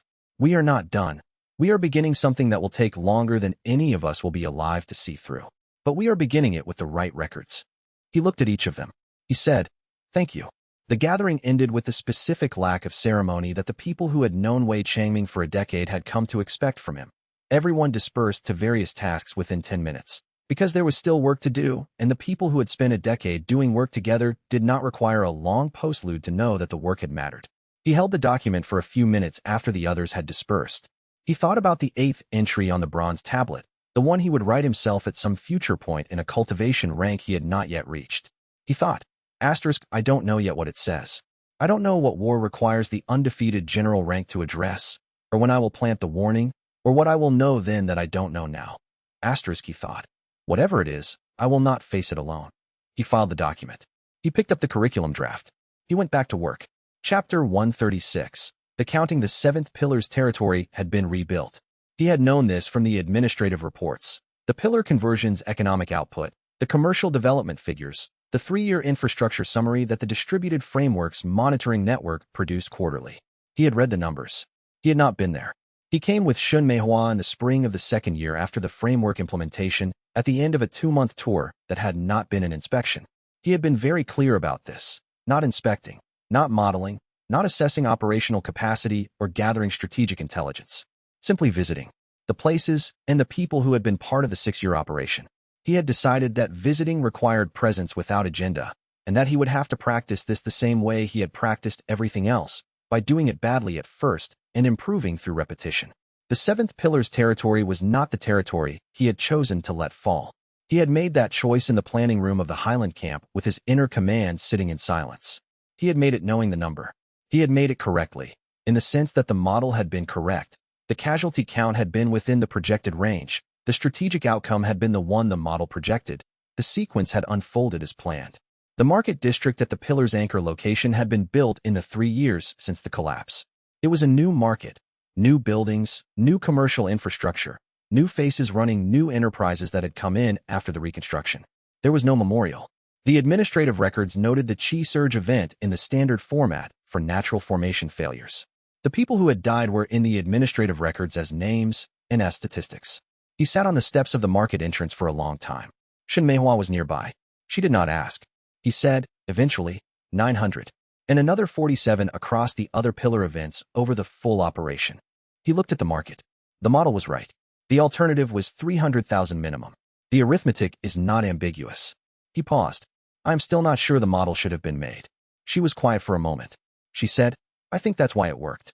He looked at her. She said, you never stopped counting. Every number, every name in the administrative record, you never treated any of them as acceptable overhead. You treated every one of them as the specific, irreplaceable cost of a choice you made. She paused. The sovereign ran models for 3,000 years and stopped seeing the numbers as costs. He saw them as variables. That's the part that broke his peace. She met his gaze. You never stopped seeing them. He held this. He thought about everything he had written in the account, the 900, the accounting, the 6 hours of silence after the 7th pillar fell. He thought about why he had written it the way he had written it, including the specifics and the grief and the parts that made him look like someone who had done a terrible thing rather than someone who had made the correct strategic choice. He thought, because it was both. It was the correct strategic choice and a terrible thing simultaneously. Those are not opposites. The cultivation advancement arrived from that specific thought, the undefeated general's depth expanding another increment from the weight of a truth that had no resolution, only acknowledgement. He sat on the market steps until the afternoon light changed. Then he stood, and they walked through the market, and he looked at every face they passed. Chapter 137. The visitor arrived on a Tuesday morning, which was not a special day. He was 17 years old and had walked 3 weeks from a minor sect in the southwest because he had read a fragment of the distributed history text, specifically the section on the continental assessment and the nature of battle intent modeling, and had a question that his elders had been unable to answer. His elders had declared him spirit blind. The term was the traditional cultivation world's description for practitioners with negligible combat chi, too little to generate the raw energy required for most cultivation systems. Spirit-blind cultivators could not advance through any of the standard techniques. They were given administrative roles or sent home. The boy had read the fragment of Wei's text and had walked 3 weeks to ask if strategic resonance cultivation could work for someone with no combat chi. He presented himself at the Highland camp's outer perimeter and asked, with the specific, careful phrasing of someone who had rehearsed this, to speak with Wei Changming. Wei received him in the planning room. He sat across from the boy and looked at him. He saw a 17-year-old who had walked 3 weeks with a question. He saw the specific quality of attention, the way the boy's eyes moved through the room, noting the maps, the archive shelves, the cultivation documentation on the work table. He saw someone who was looking at his environment the way a cultivator looked at terrain. He felt something he recognized from a long way back. He thought about Hollow Drum Sect's empty compound in his first week of cultivation, counting supply routes and noticing supply vulnerabilities out of habit before he understood what the habit was for. He thought about being 23 years old in a cultivation world that had no use for what he knew, and finding a bronze tablet in a collapsed library, and deciding to find out if the thing he knew was still worth knowing. He said, "Do you want the short answer or the historically accurate one?" The boy said, "The historically accurate one." Wei looked at him. He said, "Come in. This will take a while." The boy came in. Chapter 138. The strangest school. The class started with 2 students. The spirit-blind disciple, whose name was Hao Wan, and who had the specific quality of a person who had been told the wrong thing about himself for so long that he had stopped believing it entirely and had started looking for the right thing, and Luo Feiyun's daughter, whose name was Luo Mingji, and who had her father's perfect memory and the additional characteristic of knowing exactly what to do with what she remembered, which her father had been more ambivalent about at her age. Luo Mingji had not walked 3 weeks to be there. She had grown up adjacent to the Inner Command's operations, had been reading her father's counterintelligence documentation since she was 12 years old, and had arrived at the Highland camp's outer perimeter at 15 with a summary she had written of 3 operational anomalies she had identified in the distributed framework's communication patterns. Wei had read the summary and hired her on the spot, then had a separate conversation with Luo Feiyun about the appropriate process for this, and Luo had been precise and clear and slightly gratified in a way he carefully did not mention. She was 17 when the formal curriculum launched. Wei taught the foundational sessions himself, the battle intent model construction, the chi crystallization mechanics, the relationship between correct assessment and cultivation advancement. He had been living this for 11 years and had written the curriculum from the living, and the teaching came naturally in the way that things came naturally when you had been doing them informally for a very long time. Old Iron Shun attended the sessions as a guest lecturer. He taught traditional military doctrine, the siege principles, the formation logic, the tactical approaches that cultivation sects had been using for centuries. Wei had built this into the curriculum intentionally. The distributed cultivation framework operated in a world that still used these approaches, and a strategic resonance practitioner who could not model traditional doctrine was modeling against an enemy they could not see accurately. Old Iron Shin taught it with the specific authority of someone who had spent 40 years inside the tradition and had decided, somewhere in those 40 years, that understanding a thing thoroughly enough to work around it was better than simply condemning it. He had also, during several sessions, made dry comments about specific traditional battles that made Wei laugh. This was not technically pedagogically relevant. It was, by student evaluation, the most popular part of the curriculum. Shin Meihua taught the economic modeling sessions. She taught them with the commercial network's actual operational data as the case study material. Not historical examples, not constructed scenarios, but the real decisions and their real consequences from the past 6 years. The students worked with information that had mattered, which meant the analysis had stakes, which meant they took it seriously in a way that Wei had been unable to fully achieve with constructed examples. Yu Dao taught field observation. She taught it using exclusively hand signals. The students had to learn to read her signals, or they learned nothing from the sessions, because she refused to supplement with verbal explanation until the student could demonstrate the signaling fluency that her own archer teams had achieved. The sessions were, by universal account, the most difficult in the curriculum and the most transformative. Hao Wan, the spirit-blind disciple, broke through to Vanguard Mind 6 weeks into the curriculum. Not from raw chi accumulation. He had nearly none. From the specific cultivation advancement of a practitioner who had constructed a genuinely accurate small group battle intent model for the first time and had felt the chi crystallization that accuracy produced. It was an extremely small chi crystallization by conventional standards. It was the first time in Hao Wen's cultivation career that his core had produced anything. He had sat in the planning room afterward and not said anything for a long time. Wei had waited. Hao Wen had said, "I thought I was broken."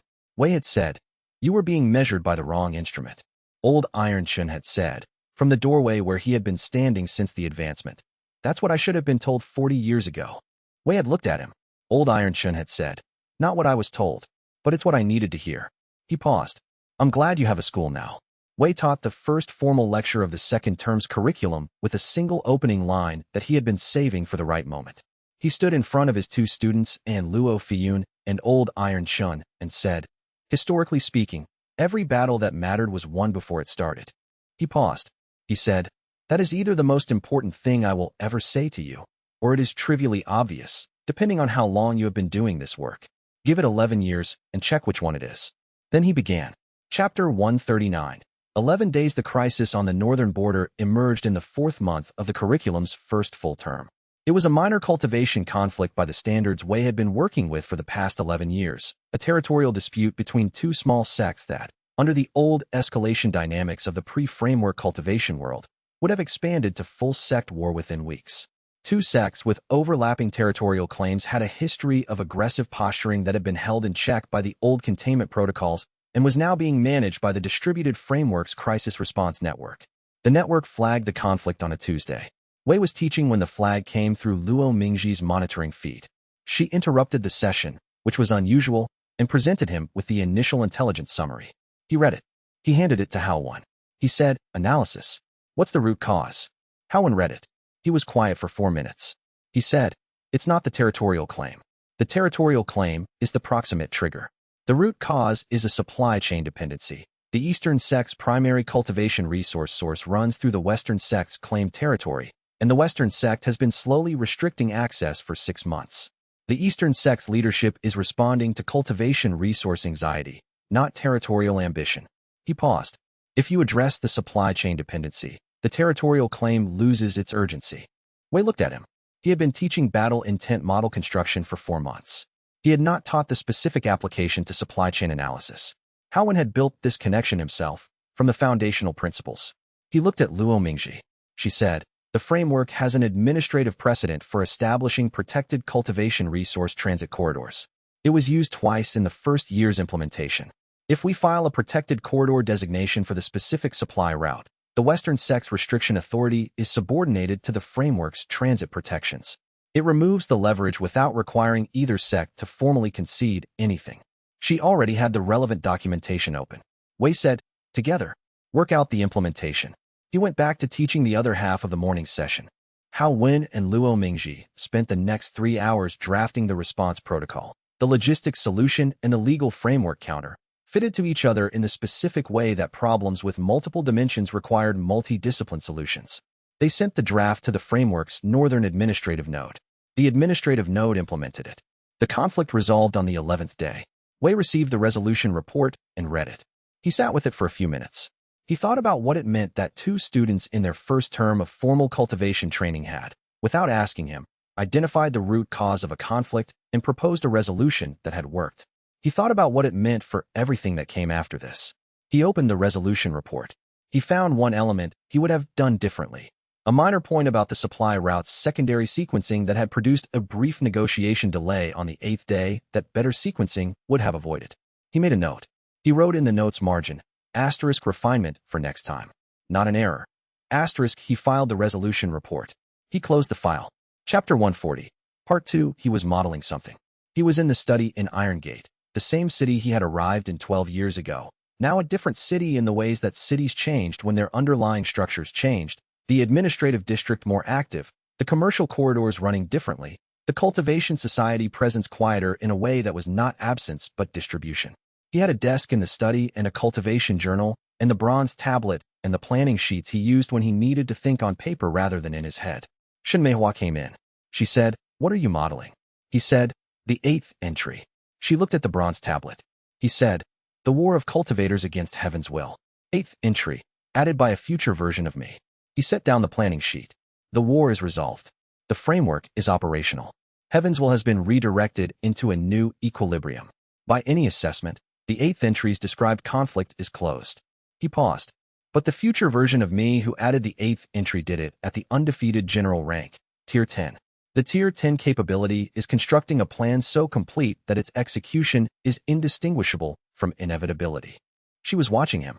He said, which means when I added that entry, in the future, I was not recording what had happened. I was making what would happen happen. I planted the warning that caused me to model the solution that resolved the conflict. The Tier 10 capability made the resolution inevitable by ensuring I would know it was coming. She sat down.